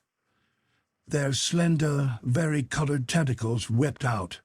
The giant iridescent bubbles climbed over the cadavers, and as they touched them, there was the swift dissolution, the melting away into putrescence of flesh and bone that I had witnessed when the dart touched fruit that time I saved Rador. And upon this the Medusae gorged, pulsing lambently, their wondrous colors shifting, changing, glowing stronger. Elfin moons now indeed, but satellites whose glimmering beauty was fed by death, alembics of enchantment whose glorious hues were sucked from horror. Sick, I turned away, O'Keefe as pale as I, passed back into the corridor that had opened on the ledge from which we had watched, met Lugur hurrying toward us. Before she could speak, there throbbed faintly about us a vast sighing. It grew into a murmur, a whispering, shook us, then, passing like a presence, died away in far distance. "The portal has opened," said the handmaiden. A fainter sighing, like an echo of the other, mourned about us. "Yolara is gone," she said. "The portal is closed. Now we must hasten, for the three have commanded that you, Goodwin, and Larry and I tread that strange road of which I have spoken, and which Olaf may not take, lest his heart break, and we must return ere he and Rador cross the bridge." Her hand sought Larry's. "Come," said Lugur, and we walked on, down and down, through hall after hall, flight upon flight of stairways. Deep, deep indeed, we must be beneath the domed castle. Lugur paused before a curved, smooth breast of the crimson stone, rounding gently into the passage. She pressed its side. It revolved. We entered. It closed behind us. The room, the hollow in which we stood, was faceted like a diamond, and like a cut brilliant, its sides glistened, though dully. Its shape was a deep oval. Our path dropped down to a circular polished base, roughly 2 yards in diameter. Glancing behind me, I saw that, in the closing of the entrance, there had been left no trace of it, save the steps that led from where that entrance had been. And as I looked, these steps turned, leaving us isolated upon the circle, only the faceted walls about us, and in each of the gleaming faces, the three of us reflected dimly. It was as though we were within a diamond egg, whose graven angles had been turned inward. But the oval was not perfect. At my right, a screen cut it, a screen that gleamed with fugitive, fleeting luminescences, stretching from the side of our standing place up to the tip of the chamber. Slightly convex and criss-crossed by millions of fine lines, like those upon a spectroscopic plate, but with this difference, that within each line I sensed the presence of multitudes of finer lines, dwindling into infinitude, ultra-microscopic, traced by some instrument compared to whose delicacy our finest tool would be as a crowbar to the needle of a micrometer. A foot or two from it stood something like the standee of a compass, bearing, like it, a cradle dial, under whose crystal ran concentric rings of prisoned lambent vapors, faintly blue.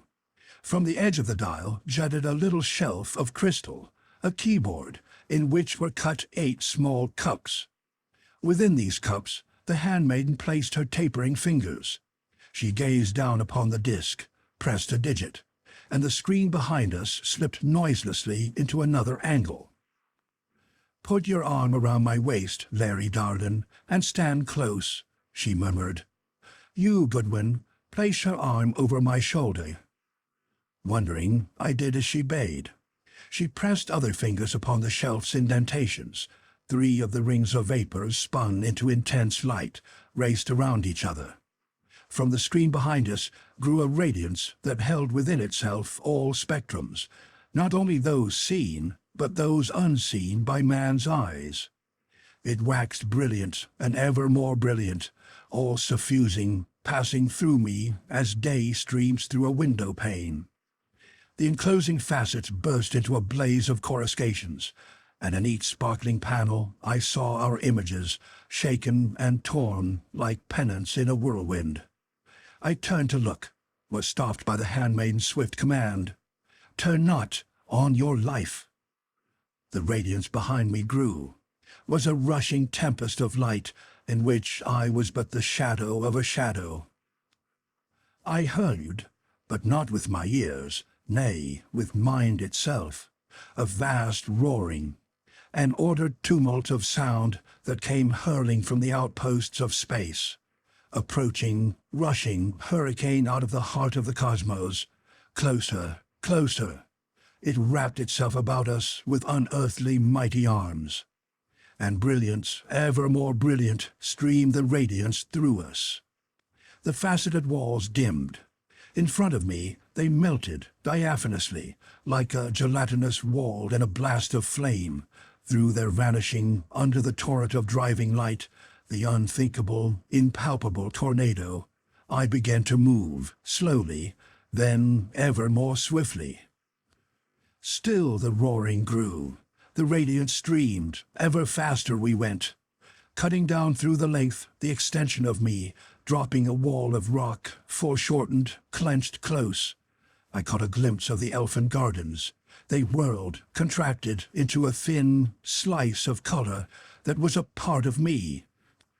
Another wall of rock, shrieking into a thin wedge through which I flew, and that at once took its place within me, like a card slipped beside those others.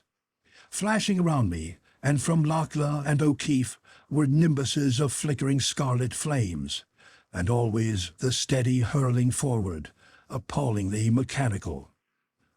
Another barrier of rock, a gleam of white waters incorporating themselves into my drawing out, even as were the flowered mosslands, the slicing, rocky walls. Still another rampart of cliff, dwindling instantly into the vertical plane of those others. Our flight checked. We seemed to hover within, then to sway onward, slowly, cautiously. A mist danced ahead of me, a mist that grew steadily thinner. We stopped, wavered. The mist cleared. I looked out into translucent green distances, shot with swift prismatic gleamings, waves and pulsings of luminosity like midday sun glow through green tropic waters, dancing, scintillating veils of sparkling atoms that flew hither and yon through depths of nebulous splendor. And Lachla and Larry and I were, I saw, like shadow shapes upon a smooth breast of stone 20 feet or more above the surface of this place, a surface spangled with tiny white blossoms, gleaming wanly through creeping veils of phosphorescence, like smoke of moon fire. We were shadows, and yet we had substance. We were incorporated with, a part of, the rock, and yet we were living flesh and blood.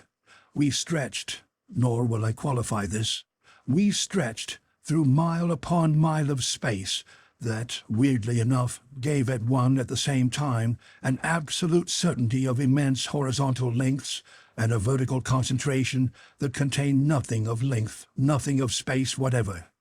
We stood there upon the face of the stone, and still we were here within the faceted oval before the screen of radiance.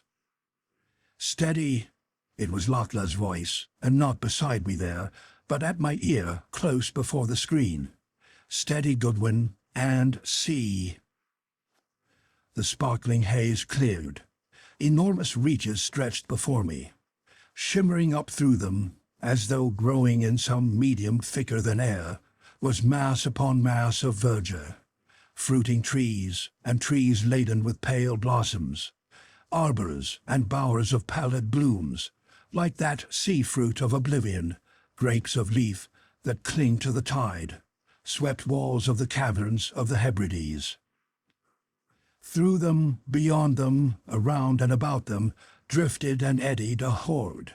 Great as that with which Tamerlane swept down upon Rome, vast as the myriads which Genghis Khan rolled upon the caliphs, men and women and children, clothed in tatters, half nude and wholly naked, slant-eyed Chinese, slow-eyed Malays, islanders black and brown and yellow, fierce-faced warriors of the Solomons with grizzled locks fantastically bedizened, Papuans, feline Javans, Dyaks of hill and shore, hook-nosed Phoenicians, Romans, straight-browed Greeks, and Vikings centuries beyond their lives, scores of the black-haired Myrians, white faces of our own Westerners, men and women and children, drifting, eddying, each stamped with that mingled horror and rapture. Eyes filled with ecstasy and terror entwined, marked by God and devil in embrace, the seal of the Shining One, the dead alive, the lost ones, the loot of the dweller. Soul-sick, I gazed. They lifted to us visages of dread. They swept down toward us, glaring upward. A bank against which other and still other waves of faces rolled, were checked, paused, until as far as I could see, like billows piled upon an ever-growing barrier, they stretched beneath us, staring, staring. Now there was a movement, far, far away, a concentrating of the lambency. The dead alive swayed, oscillated, separated, forming a long lane against whose outskirts they crowded with avid, hungry insistence. First only a luminous cloud, then a whirling pillar of splendors through the lane came, the Shining One. As it passed, the dead alive swirled in its wake like leaves behind a whirlwind, eddying, twisting. And as the dweller raced by them, brushing them with its spiralings and tentacles, they shone forth with unearthly, awesome gleamings, like vessels of alabaster in which wicks flare suddenly. And when it had passed, they closed behind it, staring up at us once more. The dweller paused beneath us. Out of the drifting ruck swam the body of Throckmartin. Throckmartin, my friend, to find whom I had gone to the pallid moon door. My friend, whose call I had so laggardly followed. On his face was the dweller's dreadful stamp. The lips were bloodless, the eyes were wide, lucent, something like pale phosphorescence gleaming within them, and soulless. He stared straight up at me, unwinking, unrecognizing. Pressing against his side was a woman, young and gentle, and lovely, lovely even through the mask that lay upon her face. And her wide eyes, like Throckmartin's, glowed with the lurking, unholy fires. She pressed against him closely. Though the hordes kept up the faint churning, these two kept ever together, as though bound by unseen fetters. And I knew the girl for Edith, his wife, who in vain effort to save him had cast herself into the dweller's embrace. "Throckmartin!" I cried. "Throckmartin, I'm here!" Did he hear? I know now, of course, he could not. But then I waited, hope striving to break through the nightmare hands that gripped my heart. Their wide eyes never left me. There was another movement about them. Others pushed past them. They drifted back, swaying, eddying, and still staring, were lost in the awful throng. Vainly, I strained my gaze to find them again, to force some sign of recognition, some awakening of the clean life we know. But they were gone. Try as I would, I could not see them, nor Stanton and the northern woman named Thora, who had been the first of that tragic party to be taken by the dweller. "Throckmartin!" I cried again, despairingly. My tears blinded me. I felt Lachlan's light touch. "Steady," she commanded pitifully. "Steady, Goodwin. You cannot help them now. Steady and watch." Below us, the Shining One had paused, spiraling, swirling, vibrant with all its transcendent, devilish beauty. Had paused and was contemplating us. Now I could see clearly that nucleus, that core shot through with flashing veins of radiance, that ever-shifting shape of glory through the shroudings of shimmering, misty plumes, throbbing lacy opalescences, vaporous spiralings of prismatic phantom fires. Steady over it hung the 7 little moons of amethyst, of saffron, of emerald and azure and silver, of rose of life and moon white. They poised themselves like a diadem, calm, serene, immobile. And down from them into the dweller, piercing plumes and swirls and spirals, ran countless tiny strands, radiations, finer than the finest spun thread of spider's web, gleaming filaments through which seemed to run power from the seven globes. Like, yes, that was it, miniatures of the seven torrents of moon flame that poured through the septochromatic high crystals in the moon pool's chamber roof. Swam out of the coruscating haze the face. Both of man and of woman it was, like some ancient androgynous deity of Etruscan fanes long dust, and yet neither woman nor man, human and unhuman, seraphic and sinister, benign and malefic, and still no more of these four than is flame, which is beautiful whether it warms or devours, or wind whether it feathers the trees or shatters them, or the wave which is wondrous whether it caresses or kills. Subtly, undefinably, it was of our world, and of one not ours. Its lineaments flowed from another sphere, took fleeting familiar form, and as swiftly withdrew whence they had come. Something amorphous, unearthly, as of unknown, unheeding, unseen gods rushing through the depths of star-hung space, and still of our own earth, with the very soul of earth peering out from it, caught within it, and in some unholy way debased. It had eyes, eyes that were now only shadows darkening within its luminosity like veils falling and falling, opening windows into the unknowable, deepening into softly glowing blue pools, blue as the moon pool itself, and then flashing out, and this only when the face bore its most human resemblance, into twin stars large almost as the crown of little moons, and with that same baffling suggestion of peepholes into a world untrodden, alien, perilous to man. "Steady," came Lachla's voice. Her body leaned against mine. I gripped myself, my brain steadied.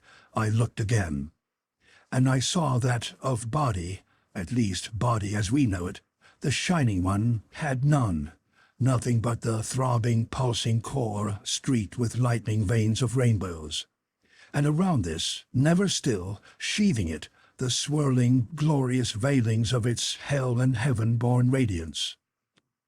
So the dweller stood and gazed. Then up toward us swept a reaching, questing spiral. Under my hand, the shoulder quivered. Dead alive, and their master vanished. I danced, flickered within the rock, felt a swift sense of shrinking, of withdrawal. Slice upon slice, the carded walls of stone, of silvery waters, of elfin gardens slipped from me as cards are withdrawn from a pack, one by one, slipped, wheeled, flattened, and lengthened out as I passed through them, and they passed from me. Gasping, shaken, weak, I stood within the faceted oval chamber, arms still about the handmaiden's white shoulder, Larry's hand still clutching her girdle. The roaring, impalpable gale from the cosmos was retreating to the outposts of space, was still. The intense, streaming, flooding radiance lessened, died. "Now you have beheld," said Lachla, "and well you trod the road, and now shall you hear, even as the Silent Ones have commanded, what the Shining One is, and how it came to be." The steps flashed back. The doorway into the chamber opened. Larry, as silent as I, we followed her through it. End of chapter 28.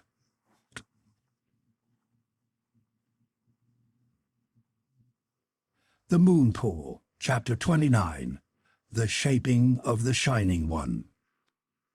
We reached what I knew to be Lachla's own boudoir, if I may so call it.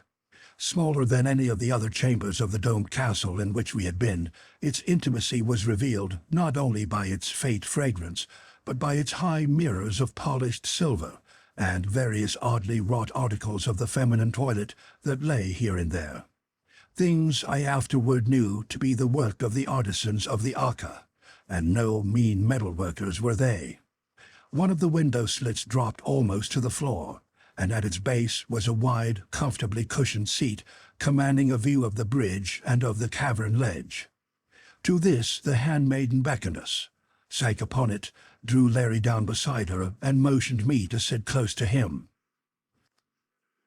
"Now this," she said, "is what the Silent Ones have commanded me to tell you to.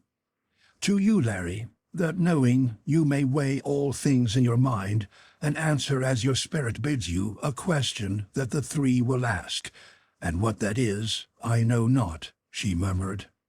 "And I, they say, must answer too, and it frightens me." The great golden eyes widened, darkened with dread. She sighed, shook her head impatiently. "Not like us, and never like us," she spoke low, wonderingly. "The Silent Ones say were they. Nor were those from which they sprang like those from which we have come. Ancient, ancient beyond thought are the Taithu, the race of the Silent Ones. Far, far below this place where now we sit, close to the earth-heart itself were they born, and there they dwelt for time upon time, layer upon layer upon layer, with others, not like them, some of which have vanished time upon time agone, others that still dwell below in their cradle. It is hard," she hesitated, "hard to tell this. That slips through my mind, because I know so little that even as the three told it to me, it passed from me for lack of place to stand upon," she went on quaintly.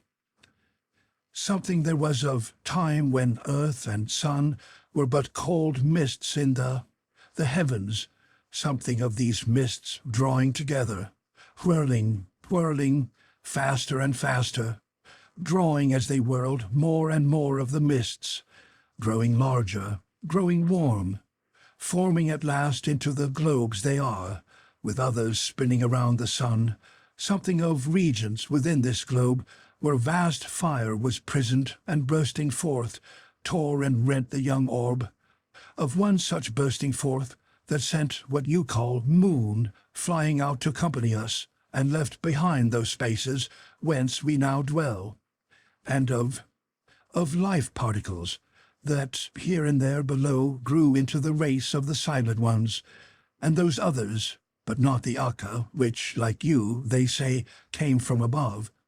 All this I do not understand. Do you, Goodwin?" she appealed to me.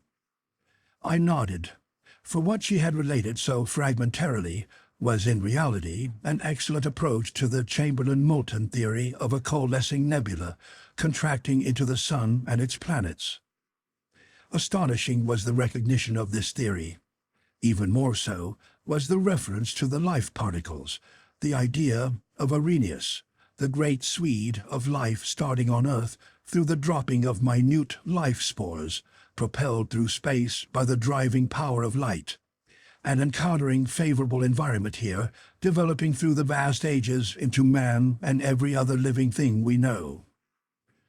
Nor was it incredible that in the ancient nebula that was the matrix of our solar system, similar, or rather dissimilar, particles in all but the subtle essence we call life might have become entangled, and, resisting every cataclysm, as they had resisted the absolute zero of outer space, found in these caverned spaces their proper environment to develop into the race of the Silent Ones, and only they could tell what else.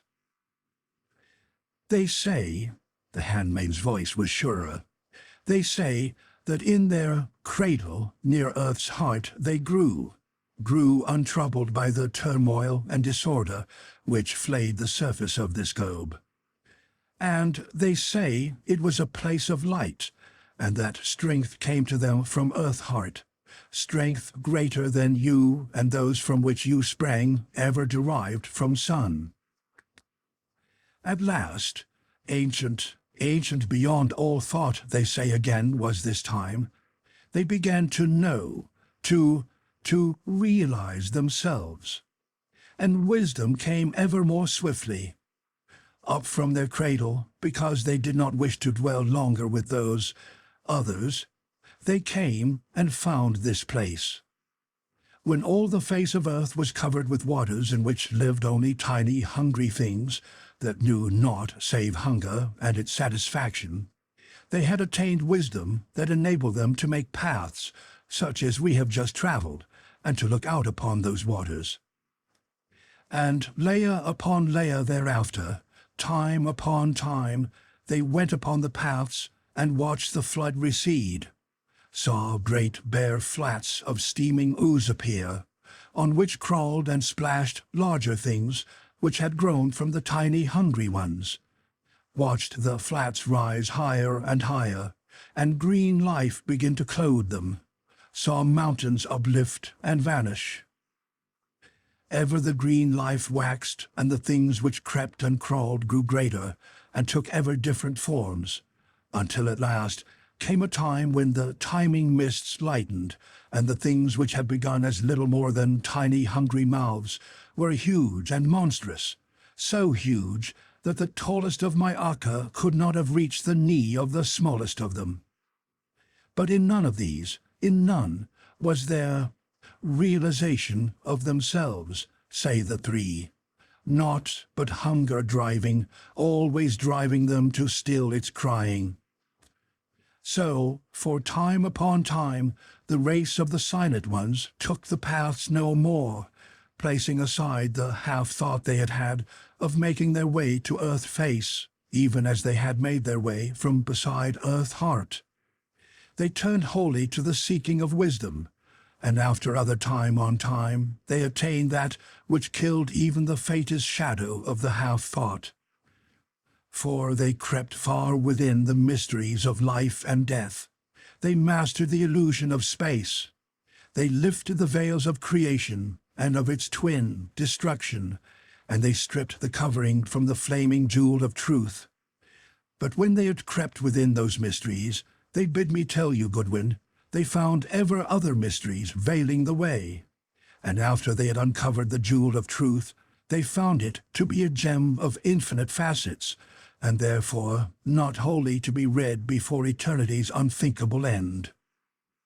And for this they were glad, because now throughout eternity might they and theirs pursue knowledge over ways illimitable.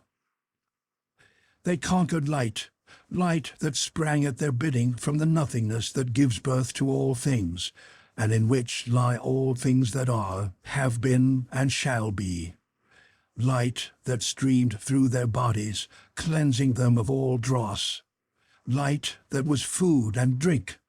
Light that carried their vision afar, or bore to them images out of space, opening many windows through which they gazed down upon life, on thousands upon thousands of the rushing worlds. Light that was the flame of life itself, and in which they bathed, ever renewing their own. They set radiant lamps within the stones, and of black light they wove the sheltering shadows, and the shadows that slay. Arose from this people those three, the silent ones. They led them all in wisdom, so that in the three grew pride. And the three built them this place in which we sit, and set the portal in its place, and withdrew from their kind to go alone into the mysteries, and to map alone the facets of truth jewel. Then there came the ancestors of the Akka, not as they are now, and glowing but faintly within them the spark of self-realization. And the Taithu, seeing this spark, did not slay them, but they took the ancient, long untrodden paths, and looked forth once more upon earth face. Now on the land were vast forests, and a chaos of green life. On the shores things scaled and fanged, fought and devoured each other, and in the green life moved bodies, great and small, that slew and ran from those that would slay. They searched for the passage through which the Akka had come, and closed it. Then the three took them and brought them here, and taught them, and blew upon the spark until it burned ever stronger, and in time they became much as they are now, my Akka. The three took counsel after this, and said, "We have strengthened life in these until it has become articulate. Shall we not create life?" Again she hesitated, her eyes rapt, dreaming. "The three are speaking," she murmured. "They have my tongue." And certainly, with an ease and rapidity, as though she were but a voice through which minds far more facile, more powerful poured their thoughts, she spoke. "Yea," the golden voice was vibrant. "We said that what we would create should be of the spirit of life itself, speaking to us with the tongues of the far-flung stars, of the winds, of the waters, and of all upon and within these. Upon that universal matrix of matter, that mother of all things that you name the ether, we labored. Think not that her wondrous fertility is limited by what ye see on earth, or what has been on earth from its beginning. Infinite, infinite are the forms the mother bears, and countless are the energies that are part of her. By our wisdom we had fashioned many windows out of our abode, and through them we stared into the faces of myriads of worlds, and upon them all were the children of ether, even as the worlds themselves were her children. Watching, we learned, and learning, we formed that ye term the dweller, which those without name the shining one. Within the universal mother we shaped it, to be a voice to tell us her secrets, a lamp to go before us, lighting the mysteries. Out of the ether we fashioned it, giving it the soul of light that still ye know not, nor perhaps ever may know, and with the essence of life that ye saw blossoming deep in the abyss, and that is the pulse of earth heart, we filled it. And we wrought with pain and with love, with yearning and with scorching pride, and from our travail came the shining one, our child. There is an energy beyond and above ether, a purposeful, sentient force that laps like an ocean the furthest flung star, that transfuses all that ether bears, that sees and speaks and feels in us and in you, that is incorporate in beast and bird and reptile, in tree and grass and all living things, that sleeps in rock and stone, that finds sparkling tongue in jewel and star and in all dwellers within the firmament.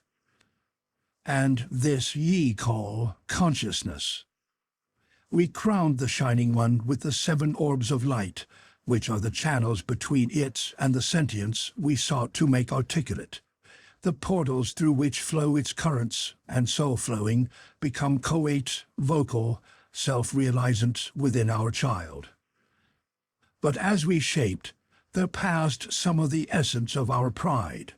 In giving will, we had given power, perforce to exercise that will for good or for evil, to speak or to be silent, to tell us what we wished of that which poured into it through the 7 orbs, or to withhold that knowledge itself.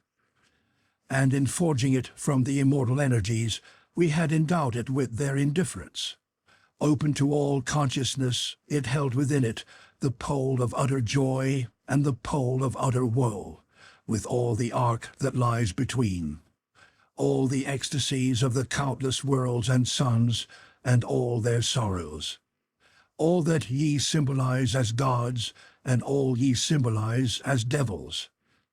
Not negativing each other, for there is no such thing as negation, but holding them together, balancing them, encompassing them, pole upon pole.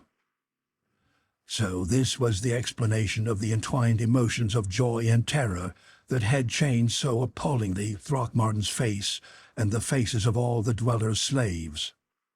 The handmaid's eyes grew bright, alert again. The brooding passed from her face.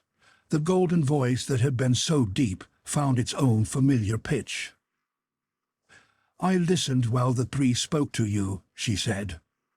Now the shaping of the Shining One had been a long, long travail, and time had flown over the outer world layer upon layer. For a space, the Shining One was content to dwell here, to be fed with the foods of light, to open the eyes of the three to mystery upon mystery, and to read for them facet after facet of the gem of truth.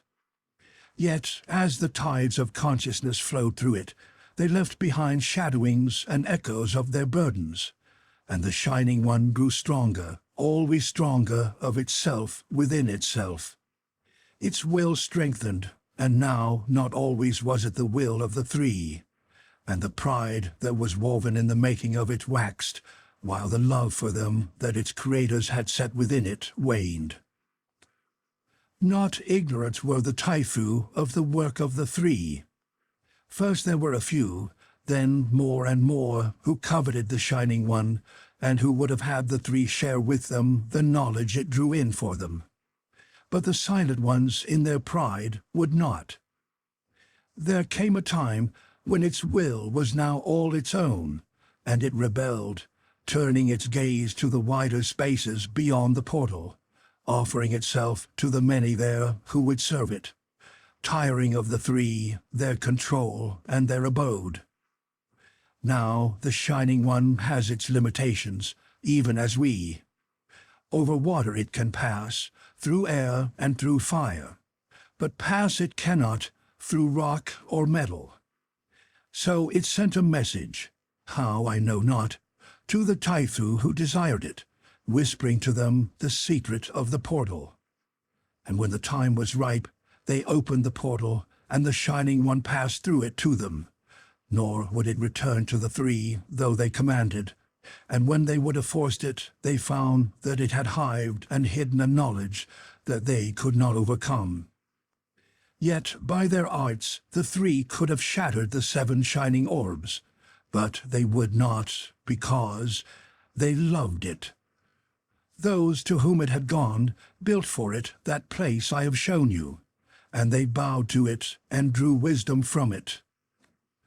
And ever they turned more and more from the ways in which the Taifu had walked, for it seemed that which came to the Shining One through the 7 orbs had less and less of good, and more of the power you call evil. Knowledge it gave, and understanding, yes, but not that which, clear and serene, lights the paths of right wisdom. Rather were they flares, pointing the dark roads that lead to the ultimate evil. Not all the race of the three followed the counsel of the Shining One. There were many, many, who would have none of it, nor of its power. So were the Taifu split, and to this place, where there had been none, came hatred, fear, and suspicion. Those who pursued the ancient ways went to the three, and pleaded with them to destroy their work, and they would not, for still they loved it. Stronger grew the dweller, and less did it lay before its worshippers, for now so they had become the fruits of its knowledge. And it grew restless, turning its gaze upon earth's face, even as it had turned it from the three. It whispered to the Taifu to take again the paths and look out upon the world. Lo, above them was a great fertile land on which dwelt an unfamiliar race, skilled in arts, seeking and finding wisdom, mankind. Mighty builders were they, vast were their cities, and huge their temples of stone. They called their lands Muria, and they worshipped a god Thanaroa, whom they imagined to be the maker of all things, dwelling far away. They worshipped as closer gods, not indifferent, but to be prayed to and to be propitiated, the moon and the sun. 2 kings they had, each with his council and his court. One was high priest to the moon, and the other high priest to the sun. The mass of this people were black-haired, but the Sun King and his nobles were ruddy, with hair like mine, and the Moon King and his followers were like Yolara or Lugur. And this, the three said, Goodwin, came about because for time upon time the law had been that whenever a ruddy-haired or ashen-tressed child was born of the black-haired, it became dedicated at once to either sun-god or moon-god, later wedding and bearing children only to their own kind. Until, at last, from the black-haired came no more of the light-locked ones, but the ruddy ones, being stronger, still arose from them. End of chapter 29.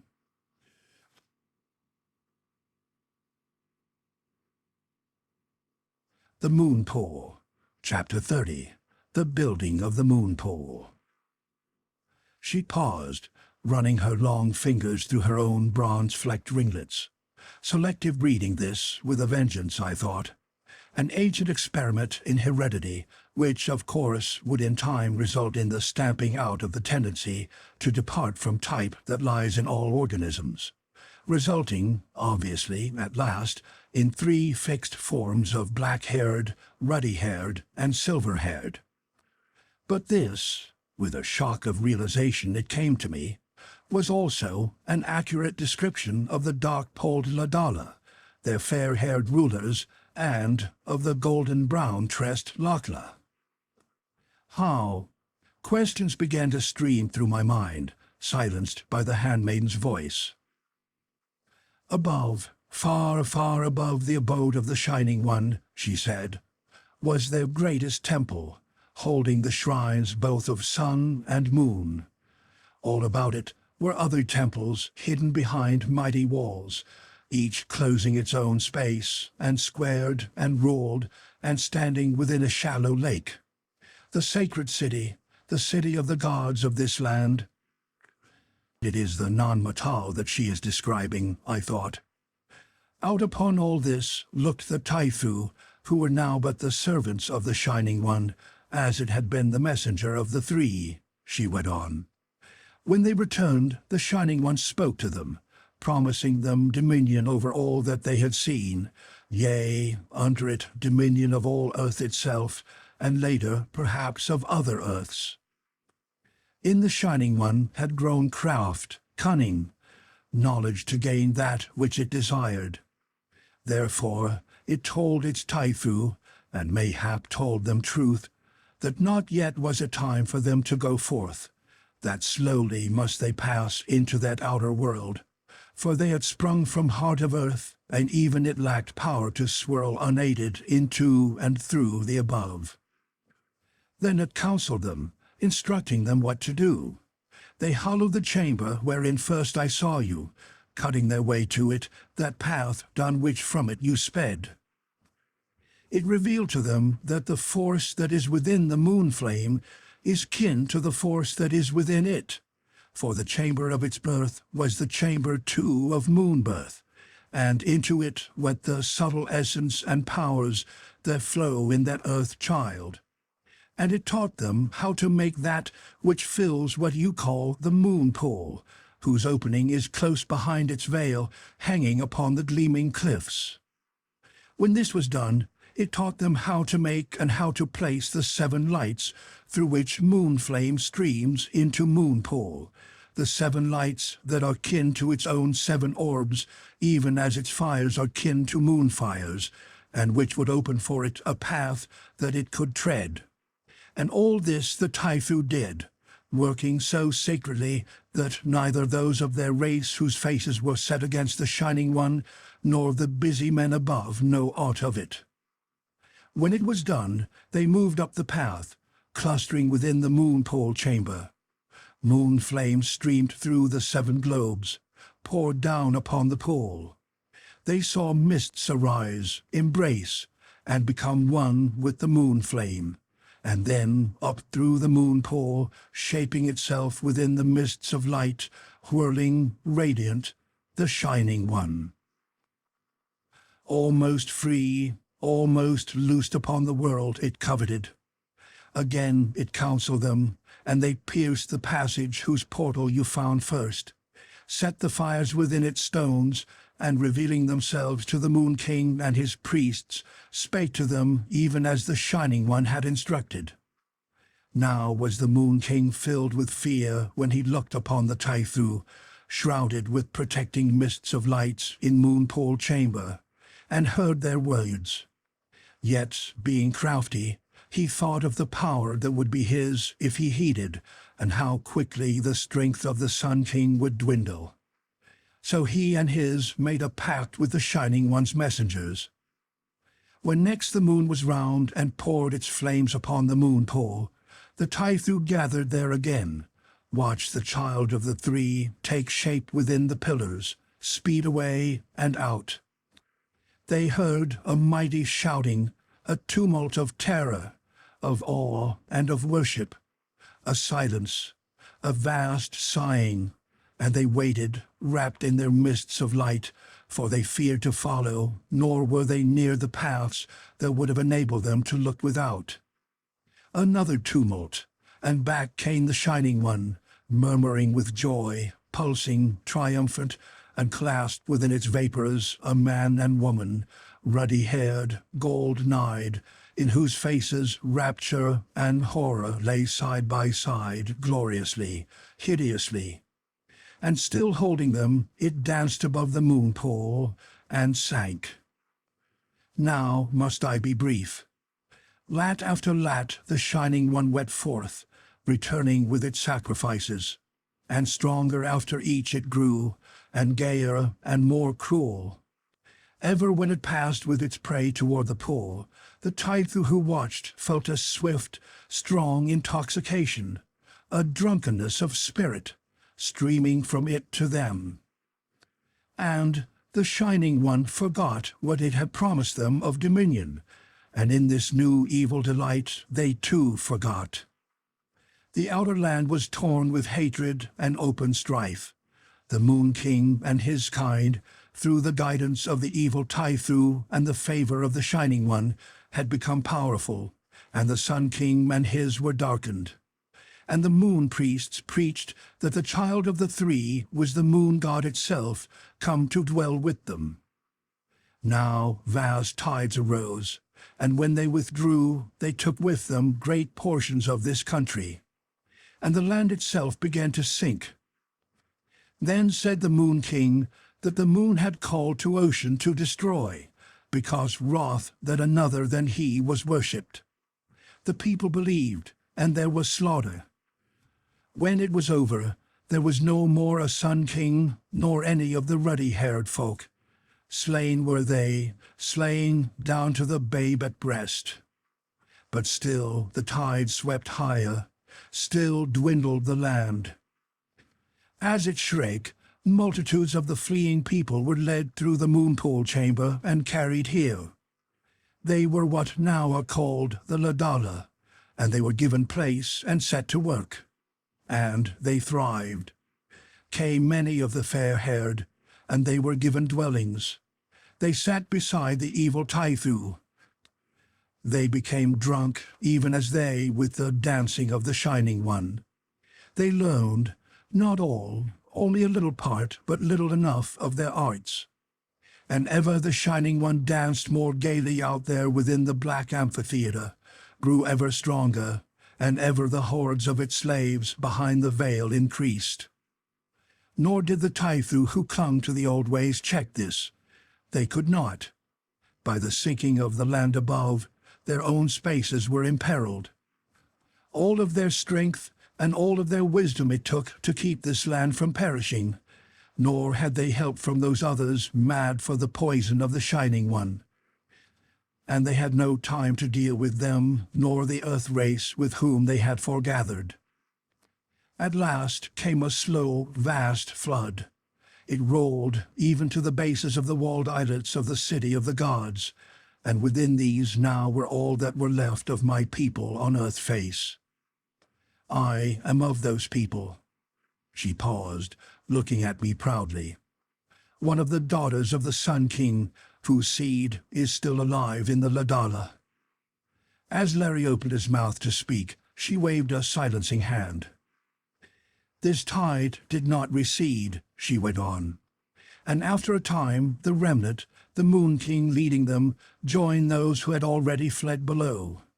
The rocks became still, the quaking ceased, and now those ancient ones who had been laboring could take breath. And anger grew within them as they looked upon the work of their evil kin. Again they sought the three, and the three now knew what they had done, and their pride was humbled. They would not slay the Shining One themselves, for still they loved it. But they instructed these others how to undo their work, how also they might destroy the evil tie-through were it necessary. Armed with the wisdom of the three, they went forth, but now the Shining One was strong indeed. They could not slay it. Nay, it knew and was prepared. They could not even pass beyond its veil, nor seal its abode. Ah, strong, strong, mighty of will, full of craft and cunning had the Shining One become. So they turned upon their kind who had gone astray, and made them perish to the last. The Shining One came not to the aid of its servants, though they called, for within its will was the thought that they were of no further use to it, that it would rest a while and dance with them, who had so little of the power and wisdom of its tie-through, and therefore no reins upon it. And while this was happening, black-haired and fair-haired ran and hid, and were but shaking vessels of terror. The Ancient Ones took counsel. This was their decision, that they would go free from the gardens before the silver waters, leaving, since they could not kill it, the Shining One with its worshippers. They sealed the mouth of the passage that leads to the moon pool chamber, and they changed the face of the cliff so that none might tell where it had been. But the passage itself they left open, having foreknowledge, I think, of a thing that was to come to pass in the far future. Perhaps it was your journey here, my Larry and Goodwin. Verily, I think so. And they destroyed all the ways, save that which we three trod to the dweller's abode. For the last time they went to the three, to pass sentence upon them. This was the doom, that here they should remain, alone among the Aka, served by them until that time dawned when they would have will to destroy the evil they had created, and even now loved. Nor might they seek death, nor follow their judges until this had come to pass. This was the doom they put upon the three for the wickedness that had sprung from their pride, and they strengthened it with their arts that it might not be broken. Then they passed to a far land they had chosen where the Shining One could not go, beyond the black precipices of Dool, a green land. Ireland, interrupted Larry with conviction. I knew it. Since then, time upon time had passed, she went on, unheeding. The people called this place Muria, after their sunken land, and soon they forgot where had been the passage the tie-through had sealed. The Moon King became the voice of the dweller, and always with the voice is a woman of the Moon King's kin, who is its priestess. And many have been the journeys upward of the Shining One, through the moon pole, returning with still others in its coils. And now again it has grown restless, longing for the wider spaces. It has spoken to Yolara and to Lugur, even as it did to the dead tie-through, promising them dominion. And it has grown stronger, drawing to itself power to go far on the moonstream where it will. Thus was it able to seize your friend Goodwin, and Olaf's wife, and Babe, and many more. Yolara and Lugur plan to open way to Earth-face, to depart with their courts, and under the Shining One, grasp the world. And this is the tale the Silent Ones bade me tell you, and it is done. Breathlessly, I had listened to the stupendous epic of a long-lost world. Now I found speech to voice the question ever with me, the thing that lay as close to my heart as did the welfare of Larry, indeed, the whole object of my quest, the fate of Throckmartin and those who had passed with him into the dweller's lair. Yes, and of Olaf's wife, too. Lochla, I said. The friend who drew me here, and those he loved who went before him, can we not save them? The three say no, Goodwin. There was again in her eyes the pity with which she had looked upon Olaf. The Shining One feeds upon the flame of life itself, setting in its place its own fires and its own will. Its slaves are only shells through which it gleams. Death, say the three, is the best that can come to them, yet will that be a boon great indeed. But they have souls, Mavourneen, Larry said to her, and they're alive, still, in a way. Anyhow, their souls have not gone from them. I caught a hope from his words, skeptic though I am, holding that the existence of soul has never been proved by dependable laboratory methods, for they recalled to me that when I had seen Throckmartin, Edith had been close beside him. It was days after his wife was taken that the dweller seized Throckmartin, I cried. How, if their wills, their life were indeed gone, how did they find each other mid all that horde? How did they come together in the dweller's lair? I do not know, she answered slowly. You say they loved, and it is true that love is stronger even than death. One thing I don't understand, this was Larry again, is why a girl like you keeps coming out of the black-haired crowd. So frequently, and one might say, so regularly, Lugur. Aren't there ever any red-headed boys? And if they are, what becomes of them? That, Larry, I cannot answer, she said very frankly. There was a pact of some kind, how made or by whom I know not. But for long the Murians feared the return of the Tythru, and greatly they feared the three. Even the Shining One feared those who had created it, for a time, and not even now is it eager to face them. That I know. Nor are Yolara and Lugur so sure. It may be that the three commanded it, but how or why I know not. I only know that it is true, for here am I, and from where else would I have come? From Ireland, said Larry O'Keefe promptly, and that's where you're going, for 'tis no place for a girl like you to have been brought up, Lugur. What with people like frogs, and a half-god three-quarters devil, and red oceans, and the only Irish things yourself and the silent ones up there, bless their hearts. It's no place for you, and by the soul of St. Patrick, it's out of it soon you'll be getting. Larry, if it had been but true, and I could see Lugur and you beside me now. End of chapter 30.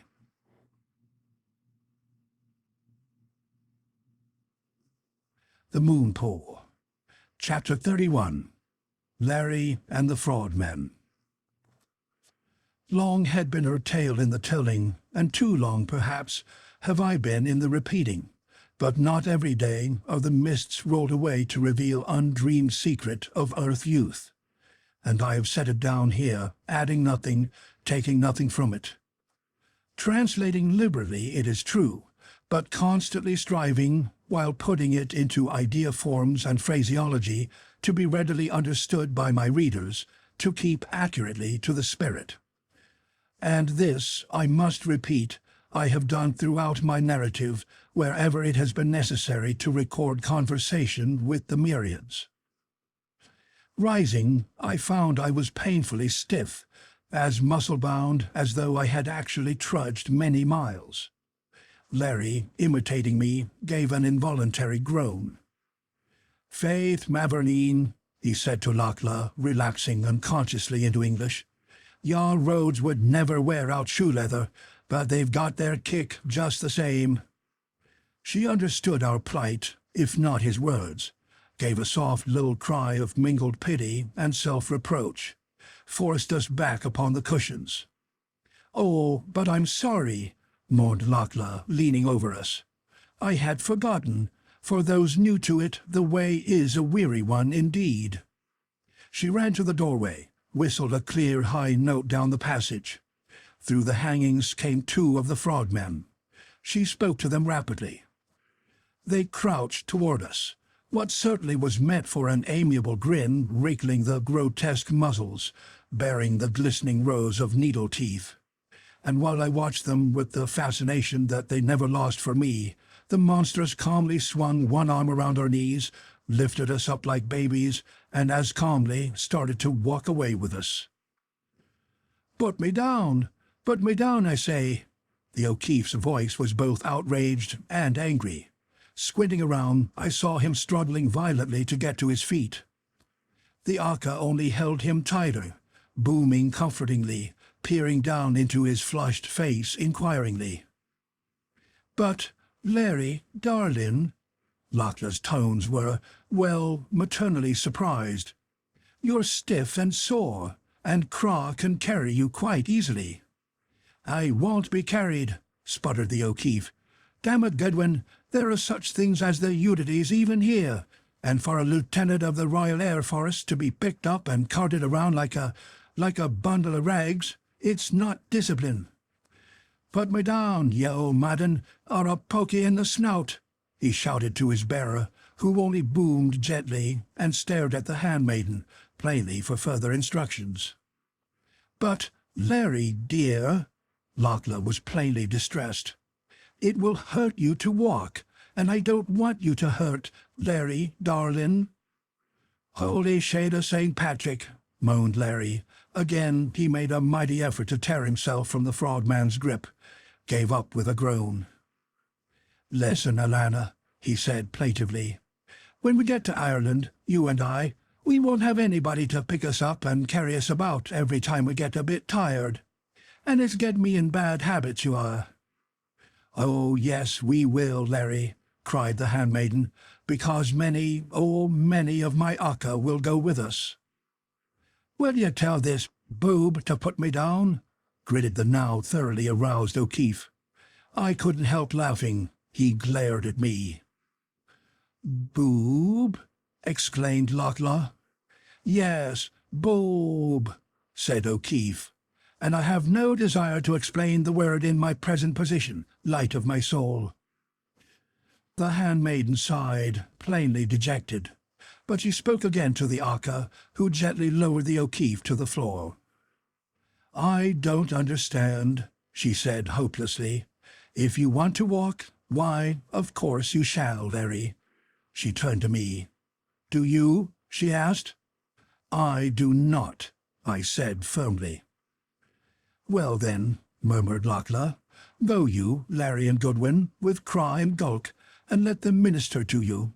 After, sleep a little, for not soon will Rador and Olaf return. And let me feel your lips before you go, Larry, darling." She covered his eyes caressingly with her soft little palms, pushed him away. "Now go," said Lochla, "and rest."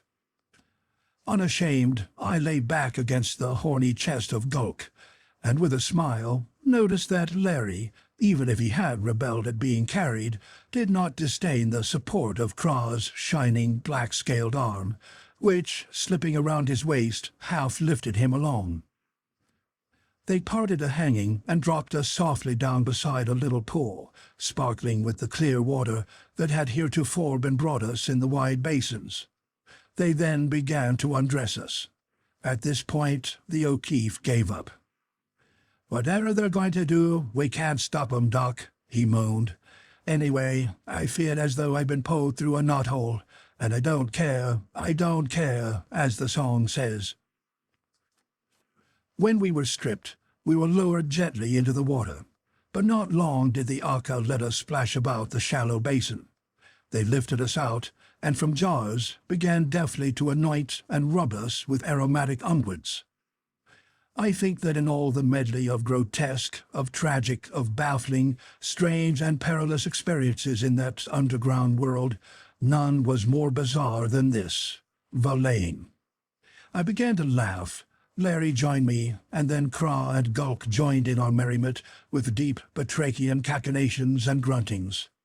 Then, having finished appareling us and still chuckling, the two touched our arms and led us out, into a room whose circular sides were ringed with soft divans. Still smiling, I sank at once into sleep. How long I slumbered, I do not know.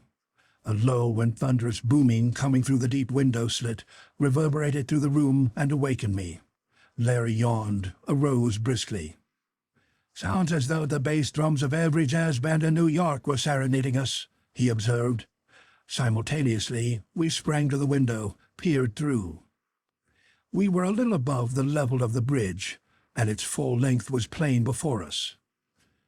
Thousands upon thousands of the Akka were crowding upon it, and far away other hordes filled like a glittering thicket both sides of the cavern ledge's crescent strand. On black scale and orange scale the crimson light fell, picking them off in little flickering points. Upon the platform from which sprang the smaller span over the abyss were Lokla, Olaf, and Rador, the handmaiden clearly acting as interpreter between them and the giant she had called Nak, the Fraud King. "Come on!" shouted Larry. Out of the open portal we ran, over the World Heart Bridge, and straight into the group. "Oh!" cried Lokla. "I didn't want you to wake up so soon, Larry darlin'." "See here, Mavourneen," indignation thrilled in the Irishman's voice. "I'm not going to be done up with baby ribbons and laid away in a cradle for safekeeping while a fight is on. Dig it. Why didn't you call me?" "You needed rest." There was indomitable determination in the handmaiden's tones, the eternal maternal shining defiant from her eyes. "You were tired, and you hurt. You shouldn't have got up." "Needed the rest?" groaned Larry. "Look here, Lokla, what do you think I am?" "You're all I have," said the handmaiden firmly, "and I'm going to take care of you, Larry darlin'. Don't you ever think anything else." "Well, pulse of my heart, considering my delicate health and general fragility, would it hurt me, do you think, to be told what's going on?" he asked. "Not at all, Larry," answered the handmaiden serenely. "Yolara went through the portal. She was very, very angry." "She was all the devil's woman that she is," rumbled Olaf. "Rador met the messenger," went on the golden girl calmly. "The Ladala are ready to rise when Lugur and Yolara lead their hosts against us. They will strike at those left behind. And in the meantime we shall have disposed my Akka to meet Yolara's men. And on that disposal we must all take counsel, you, Larry, and Rador, Olaf, and Goodwin, and Nak, the ruler of the Akka." "Did the messenger give any idea when Yolara expects to make her little call?" asked Larry. "Yes," she answered. "They prepare, and we may expect them in—" She gave the equivalent of about 36 hours of our time. "But Lokla," I said, the doubt that I had long been holding finding voice, "should the Shining One come, with its slaves, are the three strong enough to cope with it?" There was troubled doubt in her own eyes. "I do not know," she said at last, frankly. "You have heard their story. What they promise is that they will help. I do not know, any more than you do, Goodwin." I looked up at the dome beneath which I knew the dread Trinity stared forth, even down upon us. And despite the awe, the assurance I had felt when I stood before them, I too doubted. "Well," said Larry, "you and I, Uncle," he turned to Rador, "and Olaf here had better decide just what part of the battle will lead." "Lead?" The handmaiden was appalled. "You lead, Larry? Why, you are to stay with Goodwin and with me. Up there. There we can watch." "Hearts beloved," O'Keefe was stern indeed. "1,000 times I've looked death straight in the face, peered into his eyes. Yes, and with 10,000 feet of space under me and bursting shells tickling the ribs of the boat I was in. And yet think I'll sit now on the grandstand and watch while a game like this is being pulled? You don't know your future husband, soul of my delight." And so we started toward the golden opening, squads of the fraud men following us soldierly and disappearing about the huge structure. Nor did we stop until we came to the handmaiden's boudoir. There we seated ourselves. "Now," said Larry, "two things I want to know. First, how many can Yolara muster against us? Second, how many of these Akka have we to meet them?" Rador gave our equivalent for 80,000 men as the force Yolara could muster without stripping her city. Against this force, it appeared we could count roughly upon 200,000 of the Akka. "And they're some fighters," exclaimed Larry. "Hell, with odds like that, what are you worrying about? It's over before it's begun." "But Larry," objected Rador to this, "you forget that the nobles will have the kef and other things. Also, that the soldiers have fought against the Akka before, and will be shielded very well from their spears and clubs, and that their blades and javelins can bite through the scales of Nak's warriors. They have many things." "Uncle," interjected O'Keefe, "one thing they have is your nerve. Why, we're more than 2-to-1, and take it from me." Without warning, dropped the tragedy. End of chapter 31.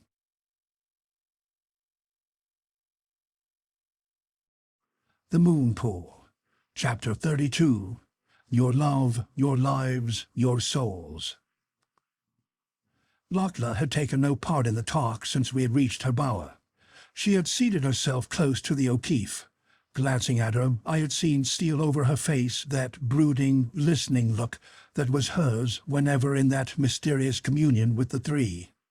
It vanished. Swiftly she rose, interrupted the Irishman without ceremony. "Larry, darling," said the handmaiden, "the Silent Ones summon us." "When do we go?" I asked. Larry's face grew bright with interest. "The time is now," she said, and hesitated. "Larry, dear, put your arms about me," she faltered, "for there is something cold that catches at my heart, and I am afraid." At his exclamation, she gathered herself together, gave a shaky little laugh. "It's because I love you so that fear has power to plague me," she told him. Without another word, he bent and kissed her. In silence, we passed on, his arms still about her girdled waist, golden head and black close together. Soon we stood before the crimson slab that was the door to the sanctuary of the Silent Ones. She poised uncertainly before it. Then, with a defiant arching of the proud little head that sent all the bronze-flecked curls flying, she pressed. It slipped aside, and once more the opalescence gushed out, flooding all about us. Dazzled as before, I followed through the lambent cascades pouring from the high, carved walls, paused, and my eyes clearing, looked up, straight into the faces of the three. The angled orbs centered upon the handmaiden, softened as I had seen them do when first we had faced them.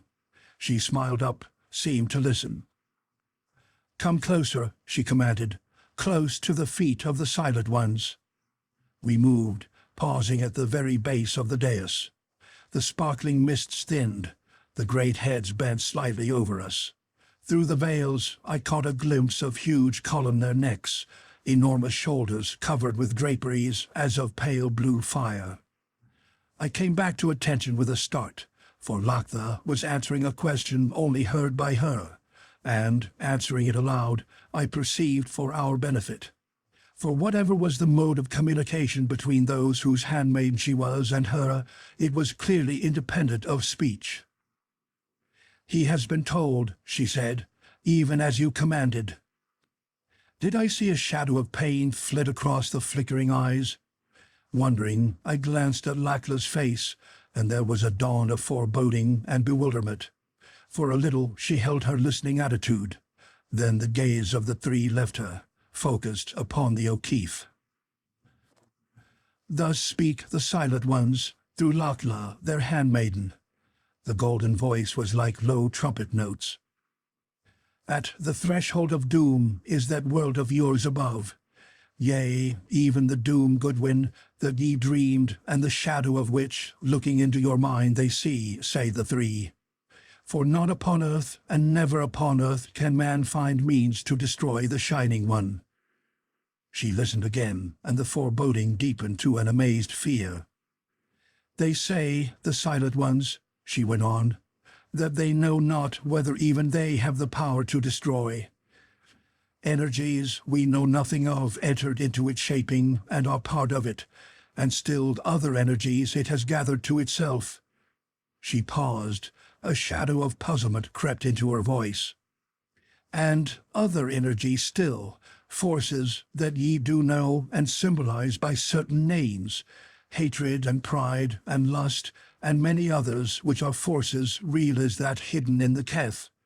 And among them, fear, which weakens all those others." Again she paused. "But within it is nothing of that greatest of all, that which can make powerless all the evil others, that which we call love," she ended softly. "I'd like to be the one to put a little more fear in the beast," whispered Larry to me, grimly in our own English. The three weird heads bent ever so slightly, and I gasped, and Larry grew a little white as Lugur nodded. "They say, Larry," she said, "that there you touch one side of the heart of the matter, for it is through the way of fear the Silent Ones hope to strike at the very life of the Shining One." The visage Larry turned to me was eloquent of wonder, and mine reflected it, for what really were these three to whom our minds were but open pages, so easily read? Not long could we conjecture. Lugur broke the little silence. "This, they say, is what is to happen. First will come upon us Lugur and Yolara with all their host.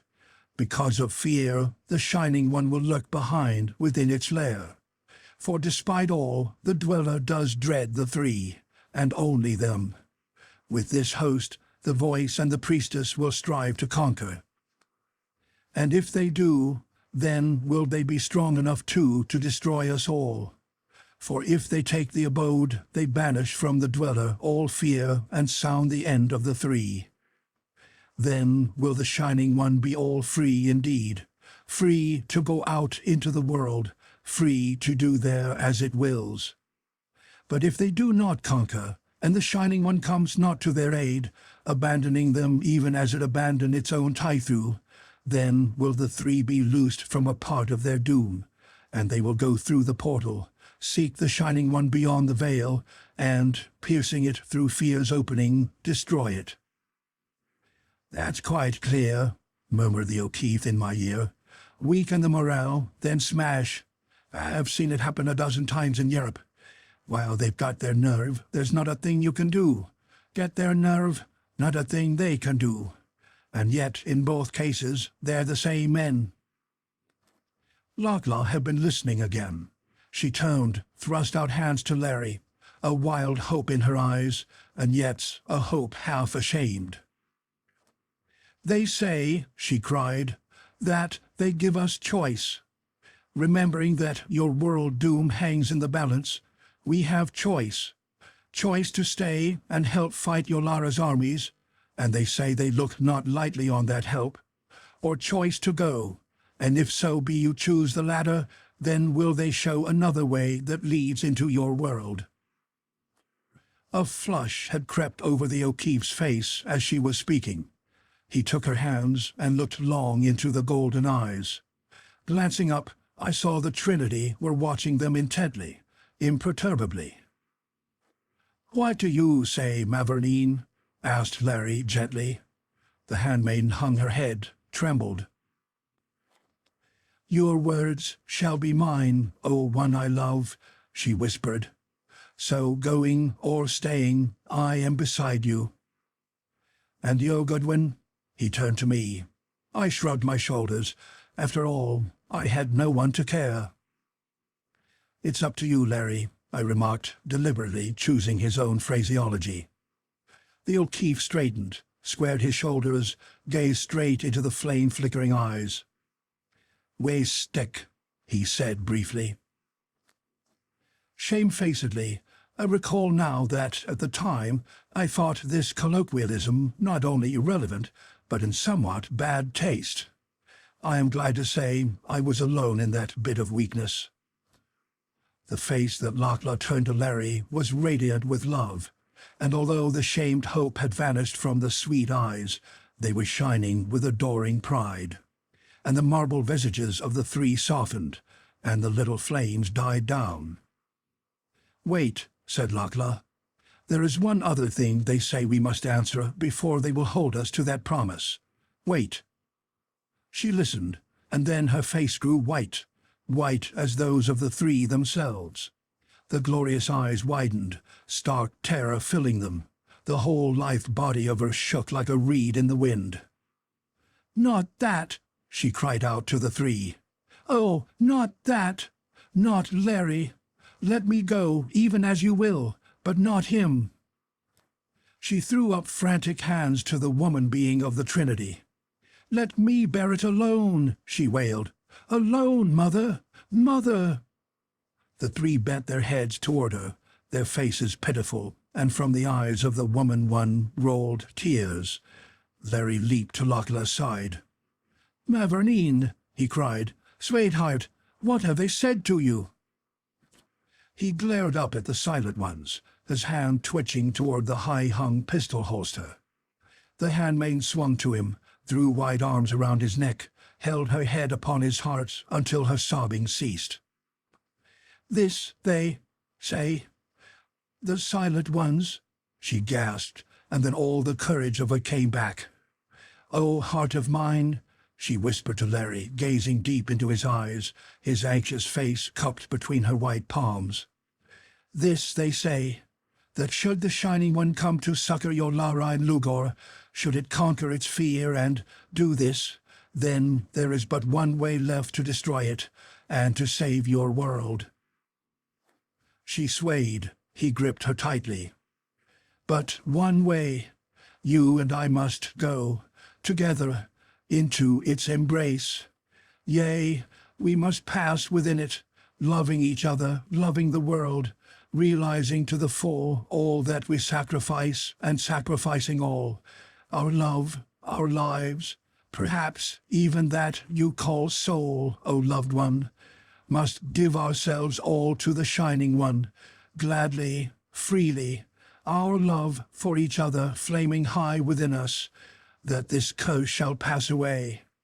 For if we do this, pledge the three, then shall that power of love we carry into it weaken for a time all that evil which the Shining One has become, and in that time the three can strike and slay." The blood rushed from my heart. Scientist that I am, essentially, my reason rejected any such solution as this of the activities of the Dweller. Was it not, the thought flashed, a propitiation by the three out of their own weakness? And as it flashed, I looked up to see their eyes, full of sorrow, on mine, and knew they read the thought. Then into the whirling vortex of my mind came steadying reflections of history changed by the power of hate, of passion, of ambition, and most of all by love. Was there not actual dynamic energy in these things? Was there not a Son of Man who hung upon a cross on Calvary? "Dear love of mine," said the O'Keefe quietly, "is it in your heart to say yes to this?" "Larry," she spoke low, "what is in your heart is in mine. But I did so want to go with you, to live with you, to bear your children, Larry, and to see the sun." My eyes were wet. Dimly through them I saw his gaze on me.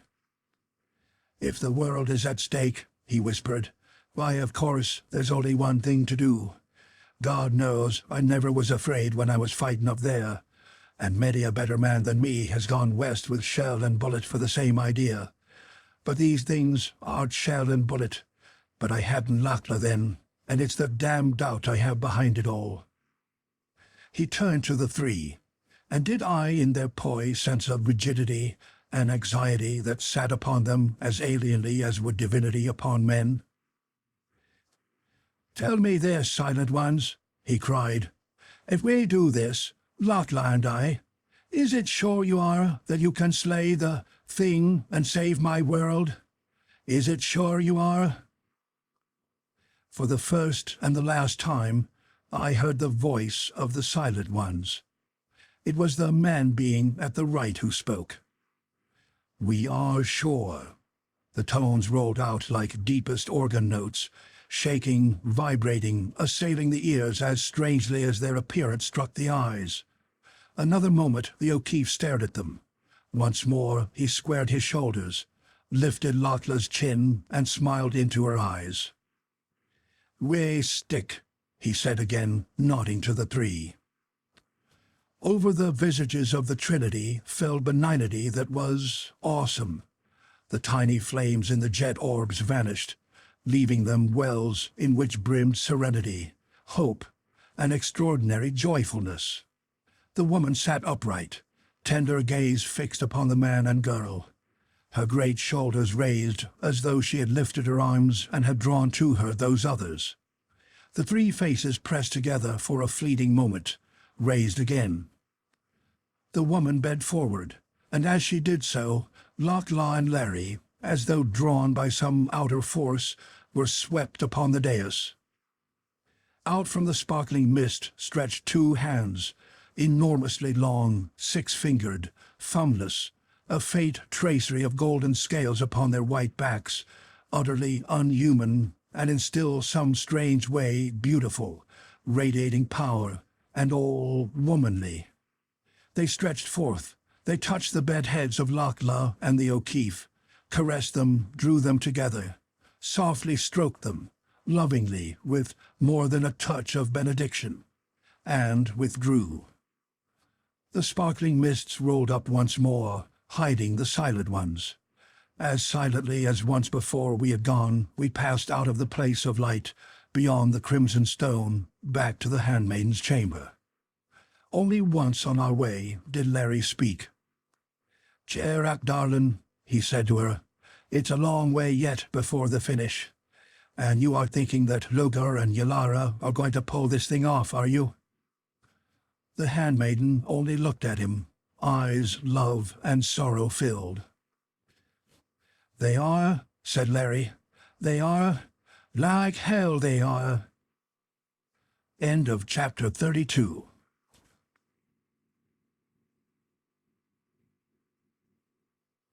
The Moon Pool, chapter 33. The Meeting of Titans. It is not my intention, nor is it possible, no matter how interesting to me, to set down ad seriatim the happenings of the next 12 hours. But a few will not be denied recital. O'Keefe regained cheerfulness. "After all, Doc," he said to me, "it's a beautiful scrap we're going to have. At the worst is no more than the leprechaun warned about. I would have told the Tithe a day about the Banshee raid he promised me, but I was a bit taken off my feet at the time. The old girl and all the clan'll be along," said the little green man, "and I bet the three will be damn glad of it, take it from me." Lochla, shining-eyed and half fearful too. "I have other tidings that I'm afraid will please you little, Larry darlin'. The Silent Ones say that you must not go into battle yourself. You must stay here with me and with Goodwin, for if the Shining One does come, then must we be here to meet it. And you might not be, you know, Larry, if you fight," she said, looking shyly up at him from under the long lashes. The O'Keefe's jaw dropped. "That's about the hardest yet," he answered slowly. "Still, I say their point. The lamb corralled for the altar has no right to stray out among the lions," he added grimly. "Don't worry, sweet," he told her. "As long as I've sat in the game, I'll stick to the rules." Olaf took fierce joy in the coming fray. "The Norns spin close to the end of this web," he rumbled. "Ja, and the threads of Lugur and the Hex-woman are between their fingers for the breaking. Thor will be with me, and I have fashioned me a hammer in glory of Thor." In his hand was an enormous mace of black metal, fully 5 feet long, crowned with a massive head. I passed to the 12 hours closing. At the end of the Courier Road, where the giant fernland met the edge of the cavern's ruby floor, hundreds of the Aka were stationed in ambush, armed with their spears, tipped with the rotting death, and their nail-studded, metal-headed clubs. These were to attack when the Myrians debauched from the Corials. We had little hope of doing more here than effect some attrition of Yolara's hosts, for at this place the captains of the Shining One could wield the Kef and their other uncanny weapons freely. We had learned, too, that every forge and artisan had been put to work to make an armor Marakinov had devised to withstand the natural battle equipment of the Frog People, and both Larry and I had a disquieting faith in the Russians' ingenuity. At any rate, the numbers against us would be lessened.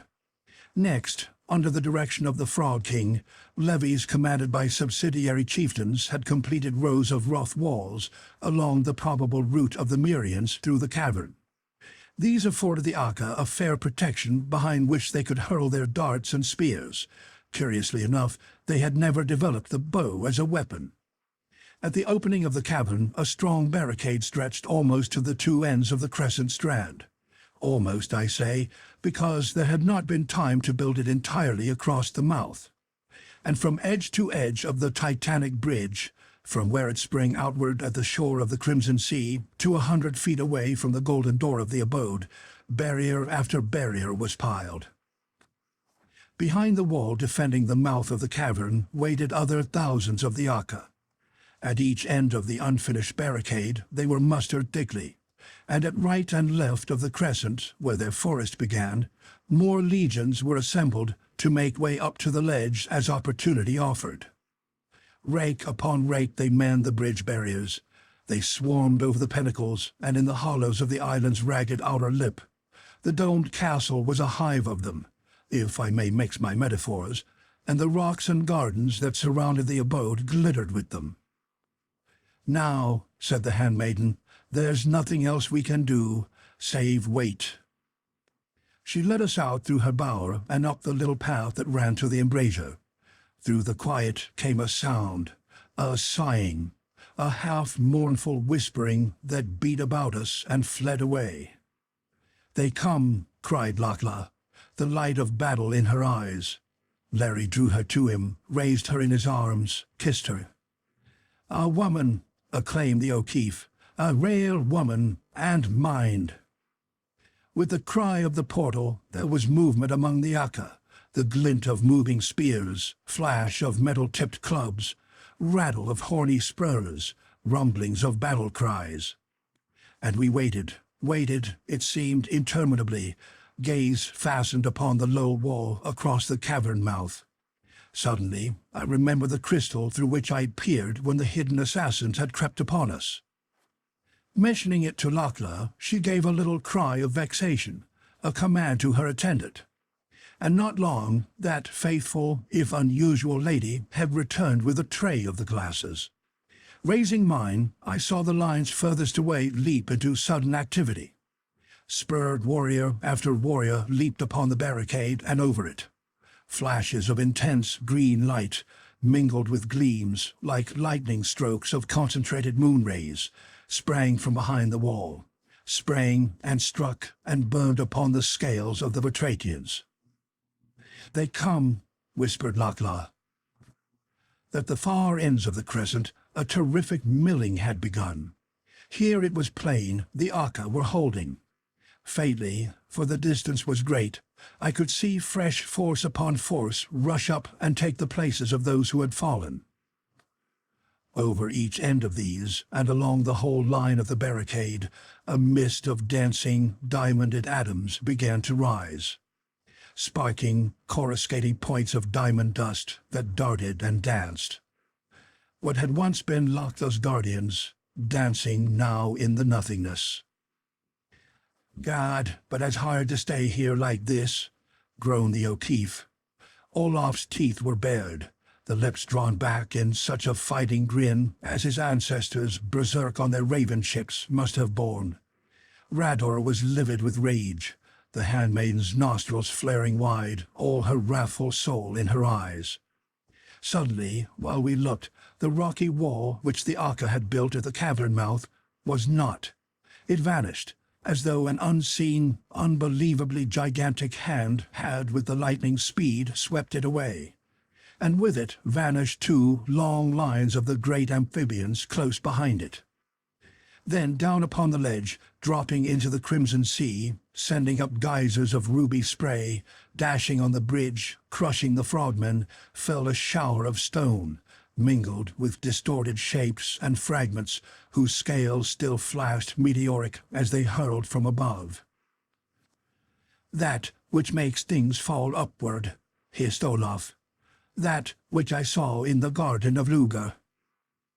The fiendish agency of destruction which Marikinoff had revealed to Larry, the force that cut off gravitation and sent all things within its range racing outward into space.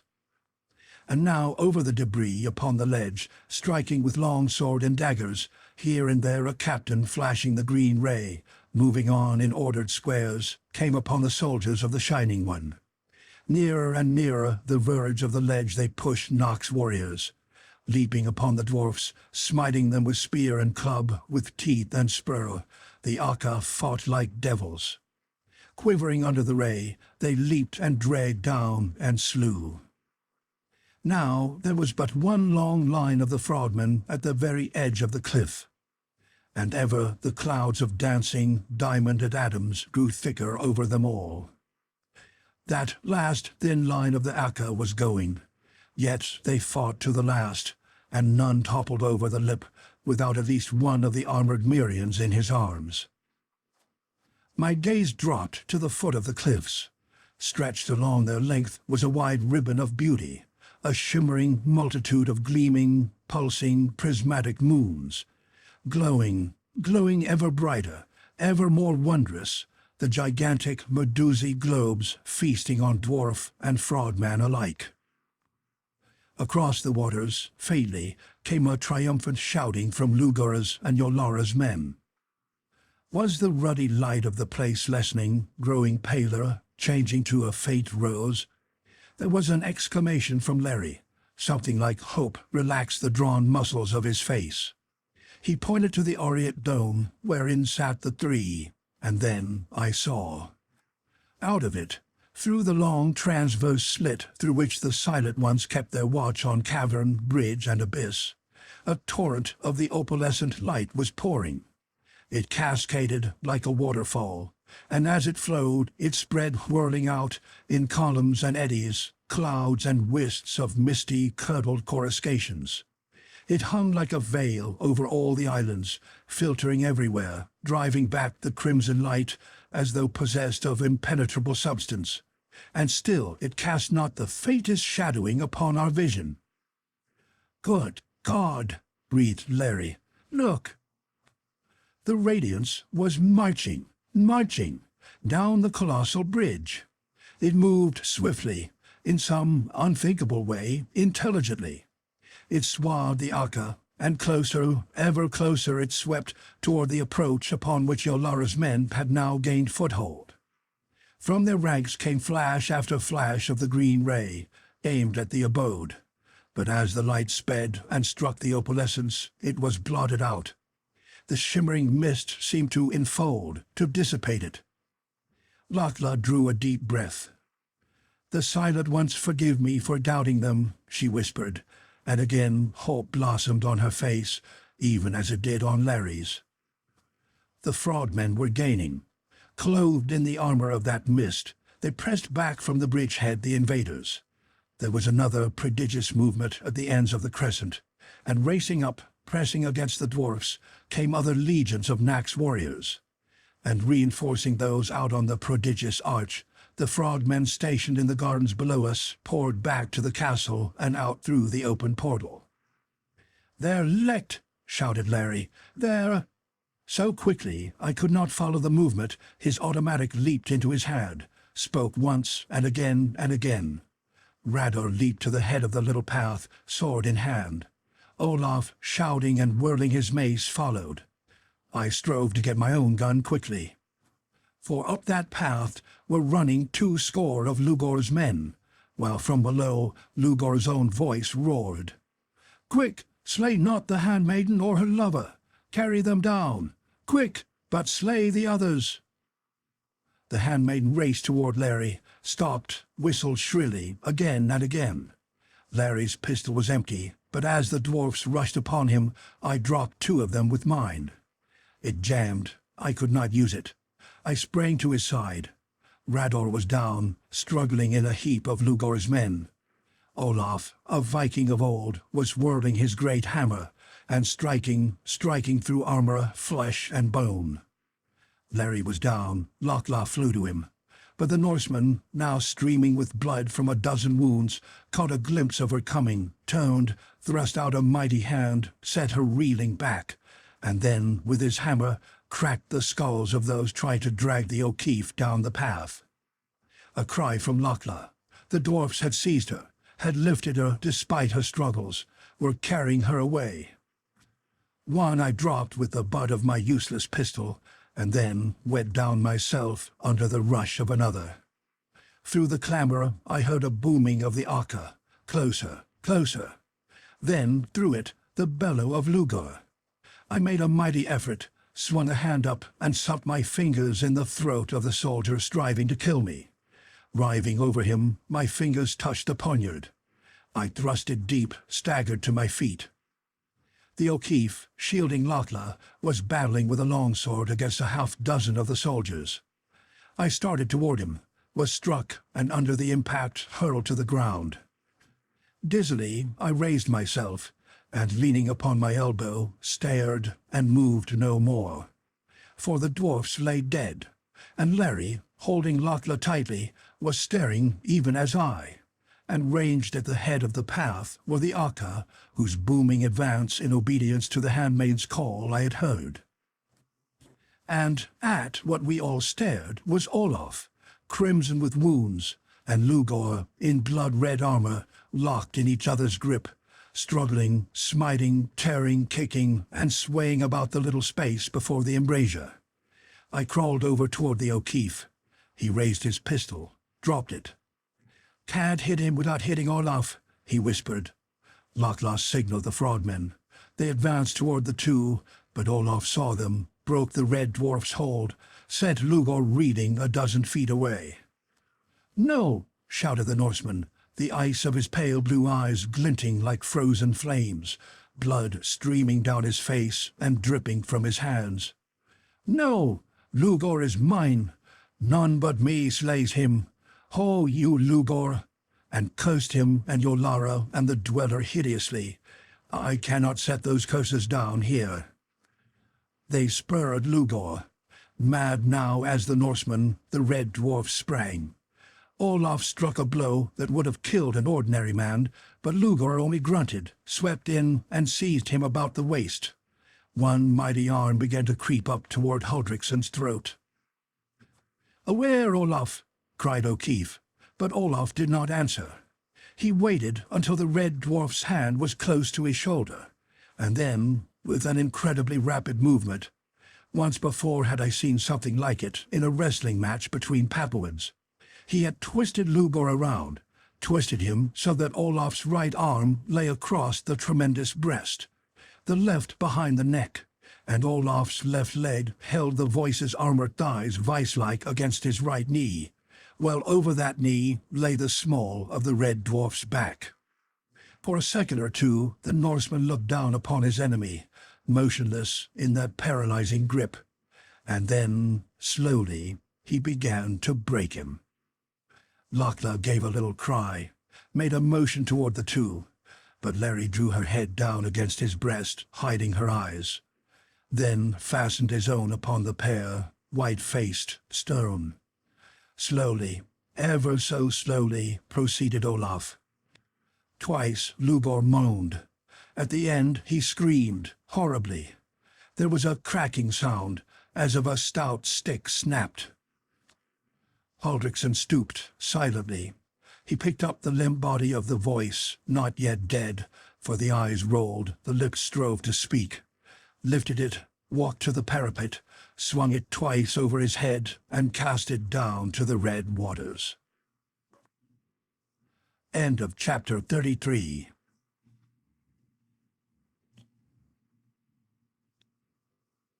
The Moon Pool, chapter 34. The Coming of the Shining One. The Norseman turned toward us. There was now no madness in his eyes, only a great weariness, and there was peace on the once tortured face. "Helma," he whispered, "I go a little before. Soon you will come to me and the Yenning, who will await you, Helma, meine Liebe." Blood gushed from his mouth. He swayed, fell, and thus died Olaf Huldretsson. We looked down upon him. Nor did Lokla, nor Larry, nor I try to hide our tears. And as we stood, the Akka brought to us that other mighty fighter, Rador. But in him there was life, and we attended to him there as best we could. Then Lokla spoke. "We will bear him into the castle, where we may give him greater care," she said. "For lo, the hosts of Yolara have been beaten back, and on the bridge comes Nuck with tidings." We looked over the parapet. It was even as she had said. Neither on ledge nor bridge was there trace of living men of Muria, only heaps of slain that lay everywhere, and thick against the cavern mouth still danced the flashing atoms of those the green ray had destroyed. "Over!" exclaimed Larry incredulously. "We live then, heart of mine." "The Silent Ones recall their veils," she said, pointing to the dome.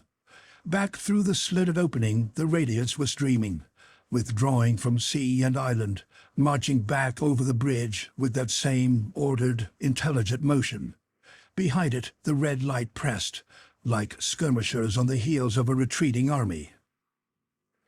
"And yet," faltered the handmaiden as we passed into her chamber, and doubtful were the eyes she turned upon the O'Keefe. "I don't believe," he said, "there's a kick left in them." What was that sound beating into the chamber faintly, so faintly? My heart gave a great throb and seemed to stop for an eternity. What was it, coming nearer, ever nearer? Now Lokla and O'Keefe heard it, life ebbing from lips and cheeks. Nearer, nearer, a music as of myriads of tiny crystal bells, tinkling, tinkling, a storm of pizzicati upon violins of glass. Nearer, nearer, not sweetly now, nor luring, no, raging, wrathful, sinister beyond words, sweeping on, nearer. The Dweller, the Shining One. We leaped to the narrow window, peered out, aghast. The bell notes swept through and about us, a hurricane.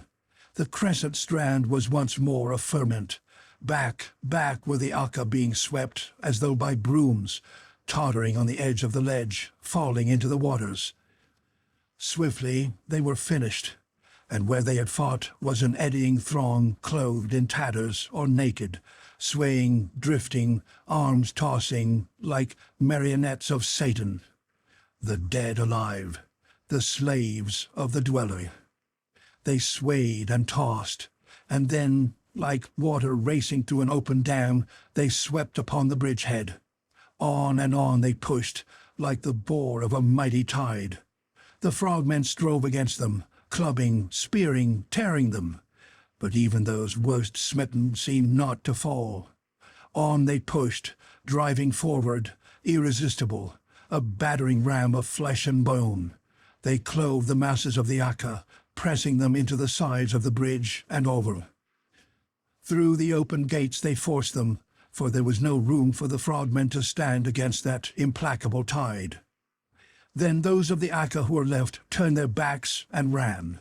We heard the clang of the golden wings of the portal, and none too soon to keep out the first of the Dweller's dreadful hordes. Now upon the cavern ledge, and over the whole length of the bridge, there were none but the dead alive, men and women, black-polled Ladala, slow-eyed Malays, slant-eyed Chinese, men of every race that sailed the seas, milling, turning, swaying, like leaves caught in a sluggish current. The bell notes became sharper, more insistent. At the cavern mouth a radiance began to grow, a gleaming from which the atoms of diamond dust seemed to try to flee. As the radiance grew and the crystal notes rang nearer, every head of that hideous multitude turned stiffly, slowly toward the right, looking toward the far bridge end, their eyes fixed and glaring, every face an inhuman mask of rapture and of horror. A movement shook them. Those in the center began to stream back, faster and ever faster, leaving motionless deep ranks on each side. Back they flowed until from golden doors to cavern mouth a wide lane stretched, walled on each side by the dead alive. The far radiance became brighter. It gathered itself at the end of the dreadful lane. It was shot with sparklings and with pulsings of polychromatic light. The crystal storm was intolerable, piercing the ears with countless tiny lances, brighter still the radiance. From the cavern swirled the Shining One. The dweller paused, seemed to scan the island of the Silent Ones half doubtfully. Then slowly, stately, it drifted out upon the bridge. Closer it drew. Behind it glided Yolara at the head of a company of her dwarfs, and at her side was the hag of the council, whose face was the withered, shattered echo of her own. Slower grew the dweller's pace as it drew nearer. Did I sense in it a doubt, an uncertainty?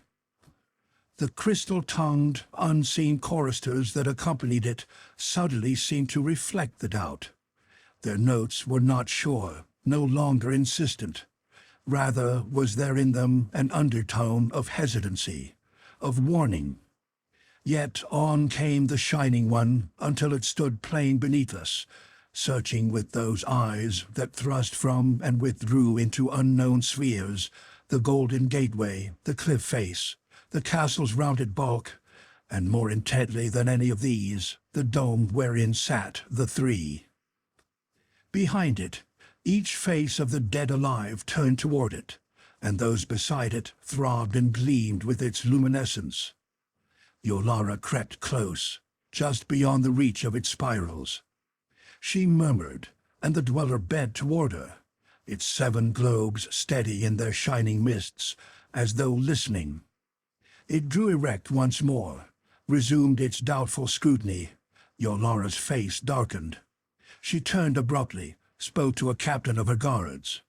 A dwarf raced back between the palisades of dead alive. Now the priestess cried out, her voice ringing like a silver clarion. "Ye are done, ye three! The Shining One stands at your door, demanding entrance. Your beasts are slain, and your power is gone. Who are ye, says the Shining One, to deny it entrance to the place of its birth?" "Ye do not answer," she cried again. "Yet know we that ye hear. The Shining One offers these terms. Send forth your handmaiden and that lying stranger she stole. Send them forth to us, and perhaps ye may live. But if ye send them not forth, then shall ye too die, and soon." We waited, silent, even as did Yolara, and again there was no answer from the three. The priestess laughed, the blue eyes flashed. "It is ended," she cried. "If you will not open, needs must we open for you." Over the bridge was marching a long double file of the dwarfs. They bore a smoothed and handled tree trunk whose head was knobbed with a huge ball of metal. Past the priestess, past the Shining One, they carried it. 50 of them to each side of the ram, and behind them stepped Marikinoff. Larry awoke to life. "Now, thank God," he rasped, "I can get that devil anyway." He drew his pistol, took careful aim. Even as he pressed the trigger, there rang through the abode a tremendous clanging. The ram was battering at the gates. O'Keefe's bullet went wild. The Russian must have heard the shot. Perhaps the missile was closer than we knew. He made a swift leap behind the guards, was lost to sight.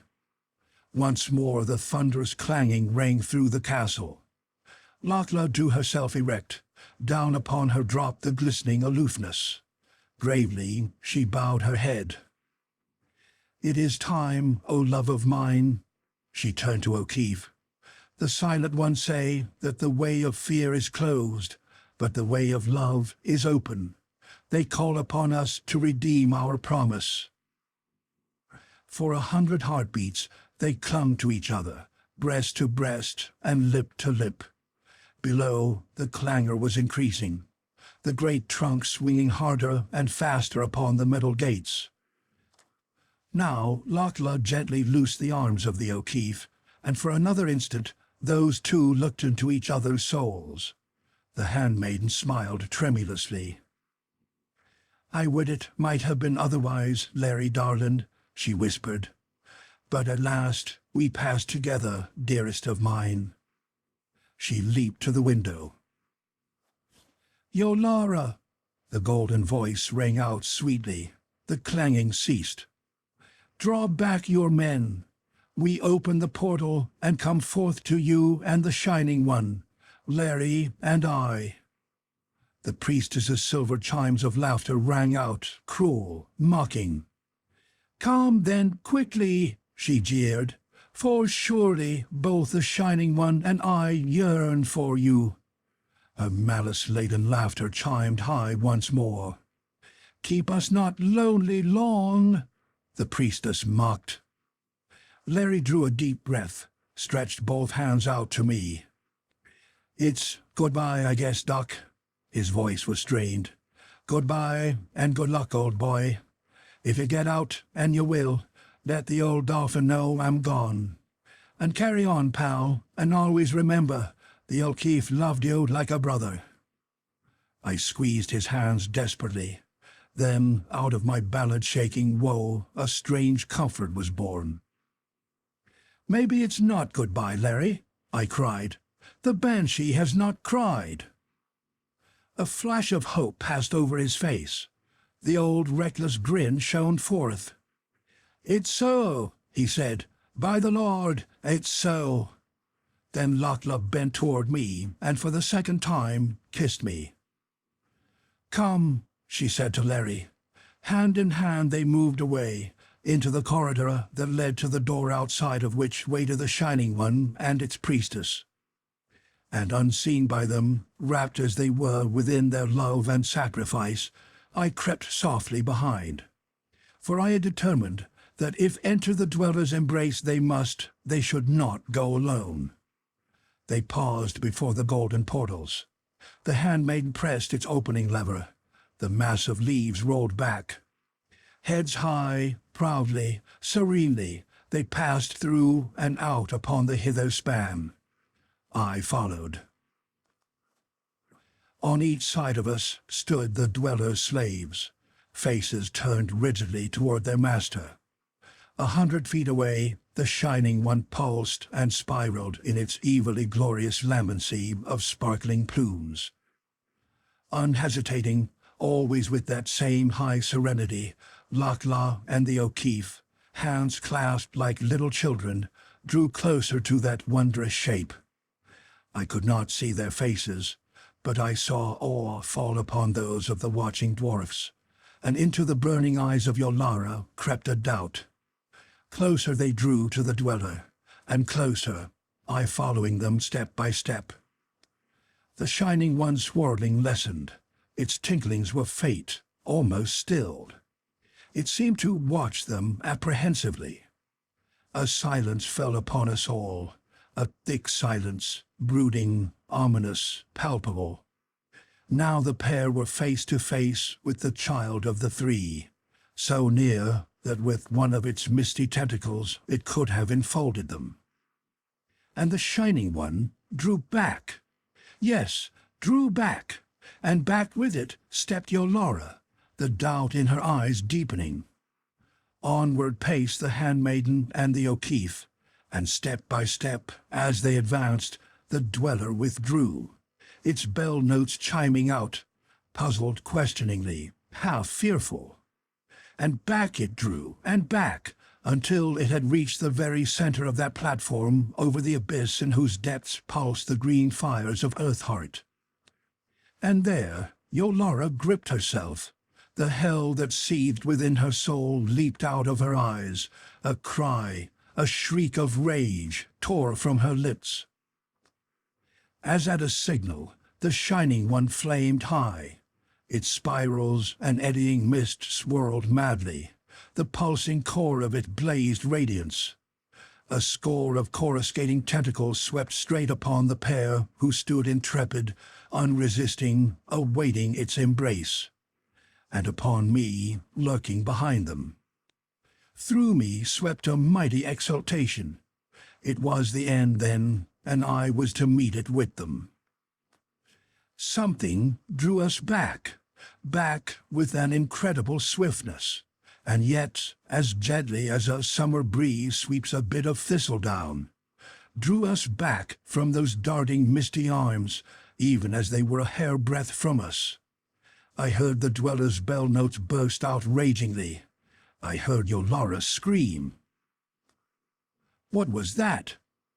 Between the three of us and them was a ring of curdled moon flames, swirling about the Shining One and its priestess, pressing in upon them, enfolding them. And within it I glimpsed the faces of the three, implacable, sorrowful, filled with a supernal power. Sparks and flashes of white flame darted from the ring, penetrating the radiant swathings of the dweller, striking through its pulsing nucleus, piercing its 7 crowning orbs. Now the Shining One's radiance began to dim, the 7 orbs to dull. The tiny sparkling filaments that ran from them down into the dweller's body snapped, vanished. Through the battling nebulosities Yolara's face swam forth, horror-filled, distorted, inhuman. The ranks of the dead alive quivered, moved, writhed, as though each felt the torment of the thing that had enslaved them.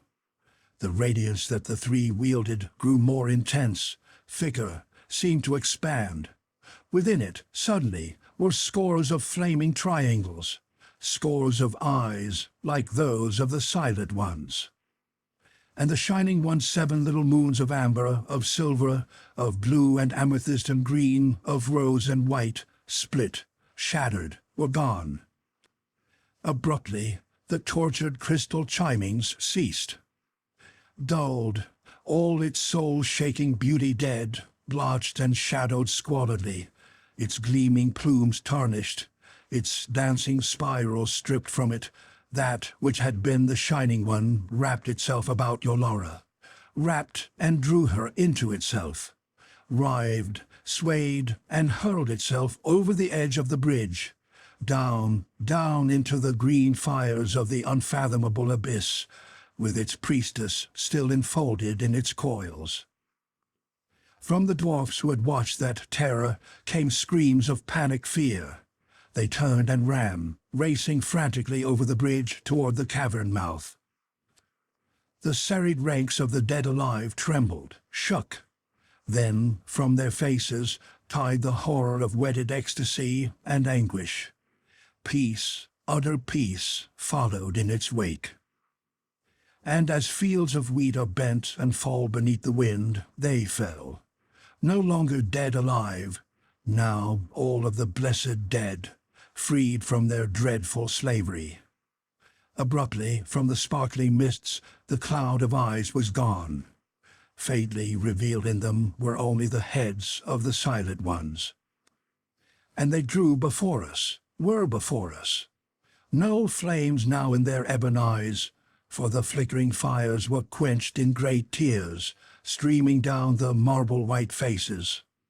They bent toward us, over us. Their radiance enfolded us. My eyes darkened. I could not see. I felt a tender hand upon my head, and panic and frozen dread and nightmare web that held me fled. Then they too were gone.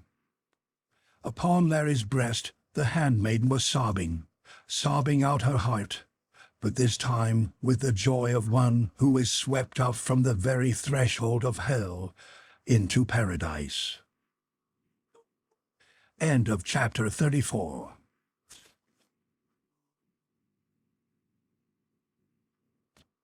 The Moon Pool, chapter 35. Larry, farewell. My heart, Larry, it was the handmaiden's murmur. My heart feels like a bird that is flying from a nest of sorrow.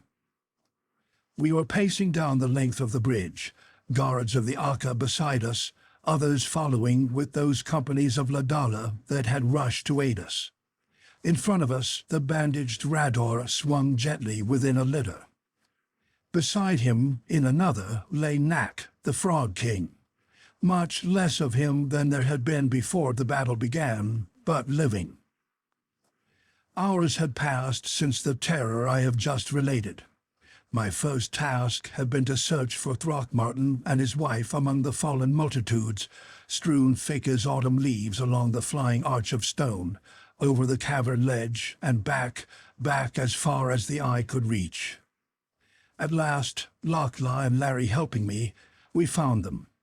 They lay close to the bridge end, not parted, locked tight in each other's arms, pallid, face to face, her hair streaming over his breast, as though when that unearthly life the dweller had set within them passed away, their own had come back for one fleeting instant, and they had known each other and clasped before kindly death had taken them. Love is stronger than all things. The handmaiden was weeping softly. Love never left them. Love was stronger than the Shining One.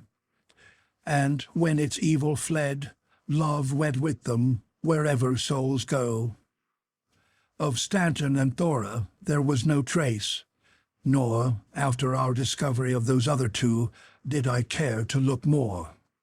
They were dead, and they were free. We buried Throckmartin and Edith beside Olaf in Lochla's bower. But before the body of my old friend was placed within the grave, I gave it a careful and sorrowful examination. The skin was firm and smooth, but cold. Not the cold of death, but with a chill that set my touching fingers tingling unpleasantly. The body was bloodless, the course of veins and arteries marked by faintly indented white furrows, as though their walls had long collapsed. Lips, mouth, even the tongue was paper white. There was no sign of dissolution as we know it, no shadow or stain upon the marble surface. Whatever the force that, streaming from the dweller or impregnating its lair, had energized the dead alive, it was barrier against putrescence of any kind. That, at least, was certain. But it was not barrier against the poison of the Medusae, for, our sad task done, and looking down upon the waters, I saw the pale forms of the dwellers' hordes dissolving, vanishing into the shifting glories of the gigantic moons sailing down upon them from every quarter of the sea of crimson.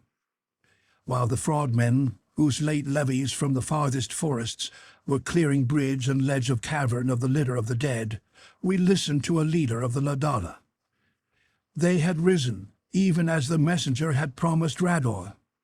Fierce had been the struggle in the garden city by the silver waters, with those Lugur and Yolara had left behind to garrison it. Deadly had been the slaughter of the fair-haired, reaping the harvest of hatred they had been sowing so long. Not without a pang of regret did I think of the beautiful, gaily malicious elfin women destroyed, evil though they may have been. The ancient city of Lara was a charnel. Of all the rulers not 200 had escaped, and these into regions of peril, which to describe as sanctuary would be mockery. Nor had the Ladala fared so well. Of all the men and women, for women as well as men had taken part in the swift war, not more than 1/10 remained alive. And the dancing motes of light in the silver air were thick, Thick, they whispered. They told us of the Shining One rushing through the veil, comet-like, its hosts streaming behind it, raging with it, in ranks that seemed interminable. Of the massacre of the priests and priestesses in the Cyclopean temple, of the flashing forth of the summoning lights by unseen hands, followed by the tearing of the rainbow curtain, by colossal shatterings of the radiant cliffs, the vanishing behind their debris of all trace of entrance to the haunted place wherein the hordes of the Shining One had slaved, the sealing of the lair. Then, when the tempest of hate had ended in seething Lara, how, thrilled with the victory, armed with the weapons of those they had slain, they had lifted the shadow, passed through the portal, met and slaughtered the fleeing remnants of Yolara's men, only to find the tempest stilled here too.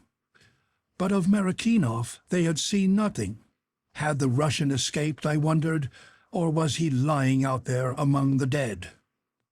But now the Ladala were calling upon Lakla to come with them, to govern them.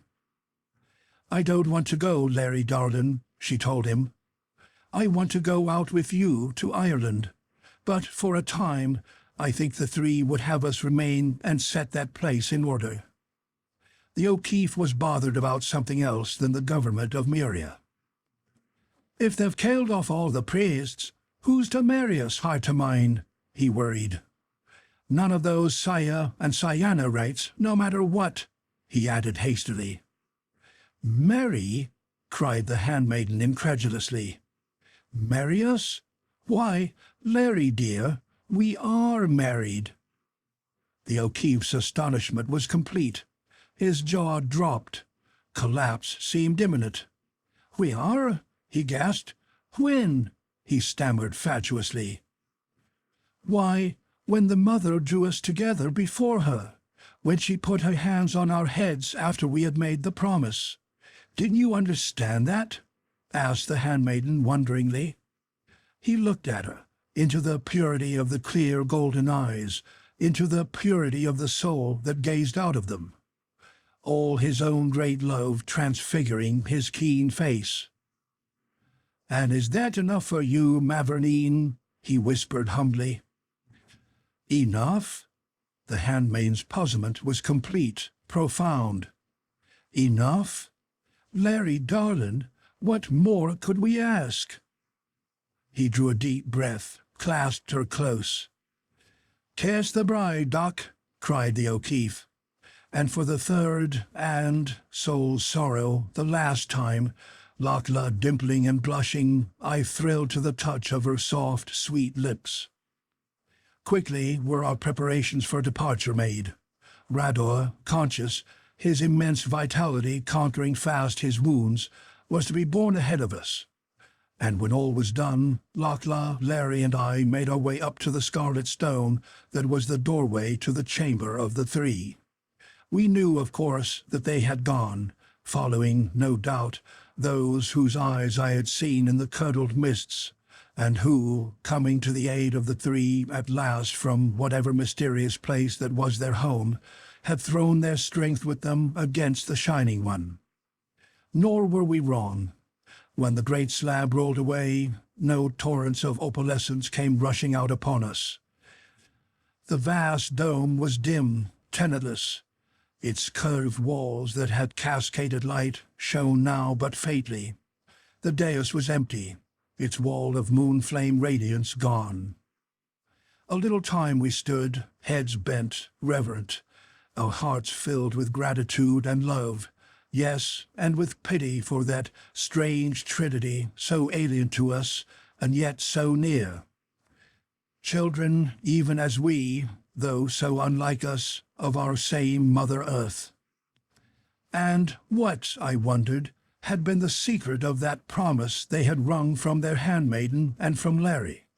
And whence, if what the three had said had been all true, whence had come their power to avert the sacrifice at the very verge of its consummation? "Love is stronger than all things," had said Lakla. Was it that they had needed, must have, the force which dwells within love, within willing sacrifice, to strengthen their own power, and to enable them to destroy the evil, glorious thing so long shielded by their own love. Did the thought of sacrifice, the will toward abnegation, have to be as strong as the Eternal's, unshaken by fate's thrill of hope, before the three could make of it their key to unlock the Dweller's guard and strike through at its life? Here was a mystery indeed. Lugur softly closed the crimson stone. The mystery of the red dwarf's appearance was explained when we discovered a half-dozen of the water courier moored in a small cove not far from where the sector flashed their heads of living bloom. The dwarfs had borne the shallops with them, and from somewhere beyond the cavern ledge had launched them unperceived, stealing up to the farther side of the island and risking all in one bold stroke. Well, Lugur, no matter what he held of wickedness, held also high courage. The cavern was paved with the dead alive, the Aka carrying them out by the hundreds, casting them into the waters. Through the lane down which the Dweller had passed, we went as quickly as we could, coming at last to the space where the courier waited. And not long after we swung past where the shadow had hung and hovered over the shining paths of the midnight pool. Upon Lochlaw's insistence, we passed on to the palace of Lugur, not to Yolara's. I do not know why, but go there then she would not. And within one of its columned rooms, maidens of the black-haired folks, the wistfulness, the fear, all gone from their sparkling eyes, served us. There came to me a huge desire to see the destruction they had told us of the Dweller's lair, to observe for myself whether it was not possible to make a way of entrance and to study its mysteries. I spoke of this, and to my surprise, both the handmaiden and the O'Keefe showed an almost embarrassed haste to acquiesce in my hesitant suggestion. "Sure," cried Larry, "there's lots of time before night." He caught himself sheepishly, cast a glance at Lugur. "I keep forgetting there's no night here," he mumbled. "What did you say, Larry?" asked she. "I said, I wish we were sitting in our home in Ireland, watching the sun go down," he whispered to her. Vaguely, I wondered why she blushed. But now I must hasten. We went to the temple, and here at least the ghastly litter of the dead had been cleaned away. We passed through the blue cavern space, crossed the narrow arch that spanned the rushing sea stream, and, ascending, stood again upon the ivory pave at the foot of the frowning, towering amphitheatre of jet. Across the silver waters there was sign of neither web of rainbows, nor colossal pillars, nor the templed lips that I had seen curving out beneath the veil when the Shining One had swirled out to greet its priestess and its voice, and to dance with the sacrifices. There was but a broken and rent mass of the radiant cliffs against whose base the lake lapped. Long I looked, and turned away saddened. Knowing even as I did what the irised curtain had hidden, still it was as though some thing of supernal beauty and wonder had been swept away, never to be replaced. A glamour gone forever, a work of the high gods destroyed. "Let's go back," said Larry abruptly. I dropped a little behind them to examine a bit of carving, and, after all, they did not want me. I watched them pacing slowly ahead, his arm around her, black hair close to bronze-gold ringlets. Then I followed. Half were they over the bridge, when through the roar of the imprisoned stream I heard my name called softly. "Goodwin, Dr. Goodwin." Amazed, I turned. From behind the pedestal of a carved group slunk Marakinov. My premonition had been right. Some way he had escaped, slipped through to here. He held his hands high, came forward cautiously. "I am finished," he whispered. "Done. I don't care what they'll do to me." He nodded toward the handmaiden and Larry, now at the end of the bridge and passing on, oblivious of all save each other. He drew closer. His eyes were sunken, burning, mad. His face etched with deep lines, as though a graver's tool had cut down through it. I took a step backward. A grin, like the grimace of a fiend, blasted the Russian's visage. He threw himself upon me, his hands clenching at my throat. "Larry!" I yelled, and as I spun around under the shock of his onslaught, saw the two turn, stand paralyzed, then race toward me. "But you're carrying nothing out of here!" shrieked Marikinoff. "No!" My foot, darting out behind me, touched the vacancy. The roaring of the racing stream deafened me.